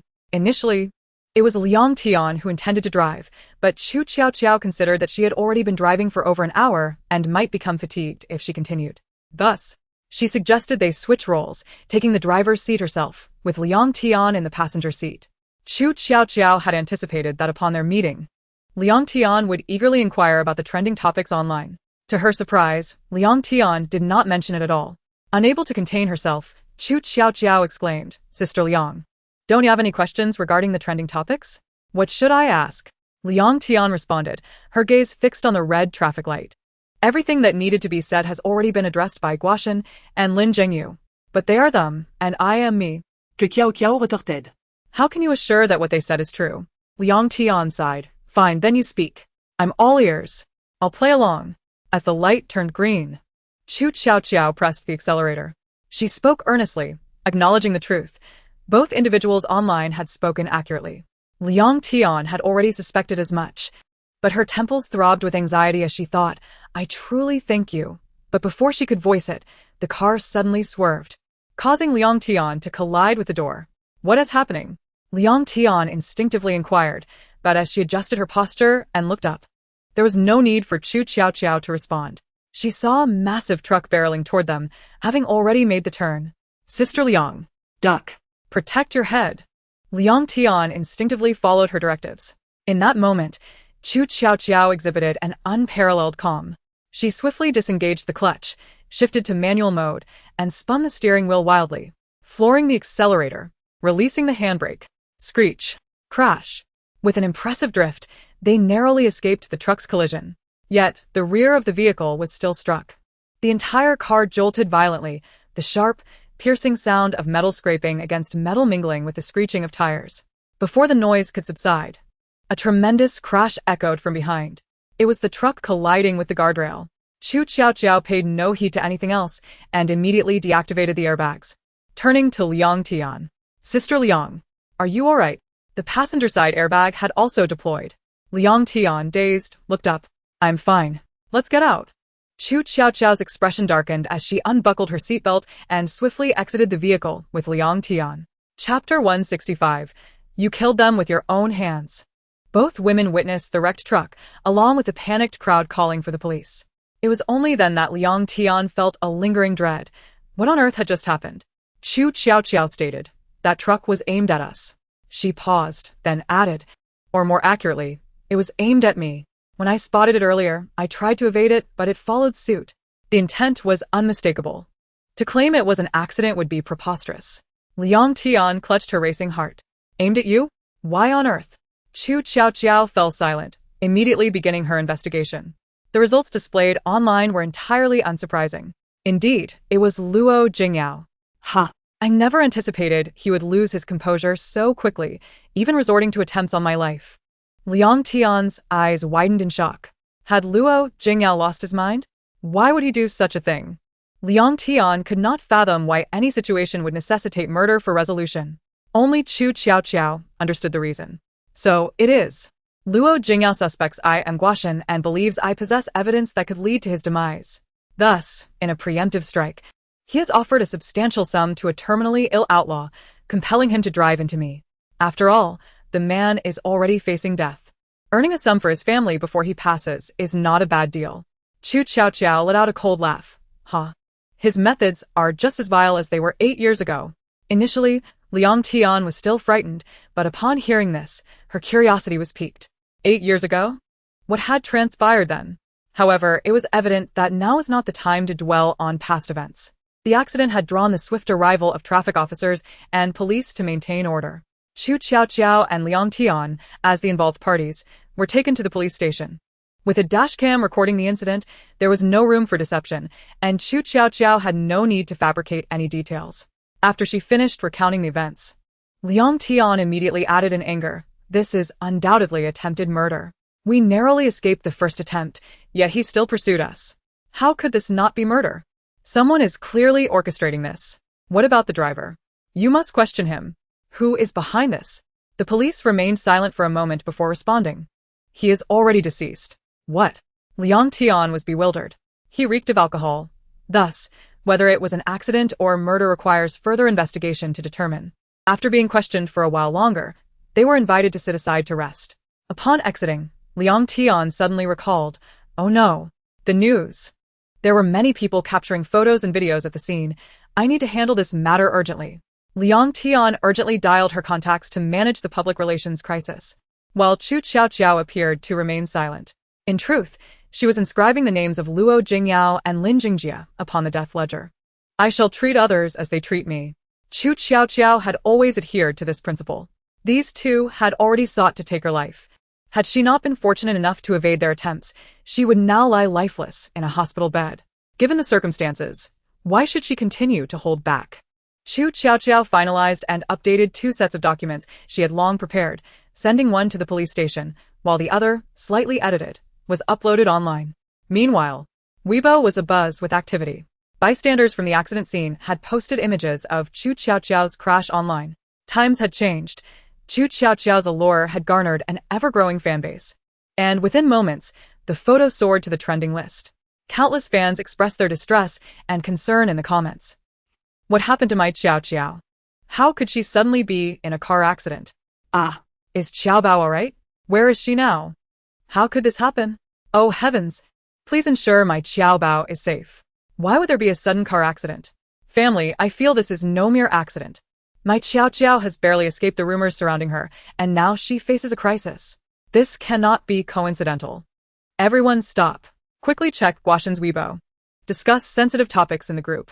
One must endeavor to restrain one's surging emotions. Do not let them escape. Upon reading this comment, Lin Wanjun instantly comprehended that Qu Tiaotiao was unharmed. If there were any issues, she would not have taken to Weibo. Suppressing her tears of excitement, she hastily opened the account of the gossip deity. the sole true gossip deity of the entertainment industry, Luo Jinga, as a journalist. You ought to champion justice and illuminate the lives of those ensnared in darkness. Yet, what have you accomplished since assuming the mantle of a journalist? You have fabricated slander, distorted the truth, and disseminated falsehoods, nourishing your own self-interest with the blood-soaked remnants of others' shattered lives. What a tremendous farce of righteousness you embody. Have you forgotten the transgressions committed 8 years ago? 6 families fell victim to your machinations, totaling 23 souls. In the depths of the night, do their desperate faces ever haunt your dreams? They languished under the yoke of capitalism, their spines bent, their voices stifled. With no avenue for expression, they remained voiceless. And you? You were the one most capable of rescuing them. Yet what did you do? You initially offered them a glimmer of hope, only to subsequently cast them back into the abyss. You extinguished their very existence. Have you ever felt remorse? Have you ever experienced anguish? Does any vestige of conscience remain within you that brings tears to your eyes when you think of them? Do not attempt to excuse yourself with claims of merely publishing a report, ignorant of the dire consequences. When you accepted the capital's payment and released that report, you were already aware of the impending outcome. They were driven to their deaths by your hand. You will forever carry the weight of 23 lives. 8 years ago, the collapse of an unfinished building claimed 23 lives. Major news, complete with images of Luo Jinga accepting bribes to distort the facts, a chain of evidence. Luo Jinga. He actually committed such acts. Lin Wanjun was utterly astonished. Having once harbored feelings for Lin Zhengyu, she naturally possessed some knowledge about his circle of friends. She recognized who Luo Jinga was, Lin Zhengyu's second brother, Lin Jingjia's sibling. Lin Wanjun had encountered him a few times and remembered him as a rather refined individual. Yet, he had perpetrated these deeds? She quickly scrolled through the comments beneath the Weibo post. What? The gossip deity's revelations are as explosive as ever. I'm shocked. Luo Jinga? Is he that journalist from the variety show? Wow. I thought he was quite handsome and even had a brief infatuation with him, but this character? This is utterly absurd. Just reading the words on the gossip deity's Weibo makes me feel the profound despair endured by those 23 individuals. They prayed for salvation from those who came, only to find that the harbinger of death had arrived.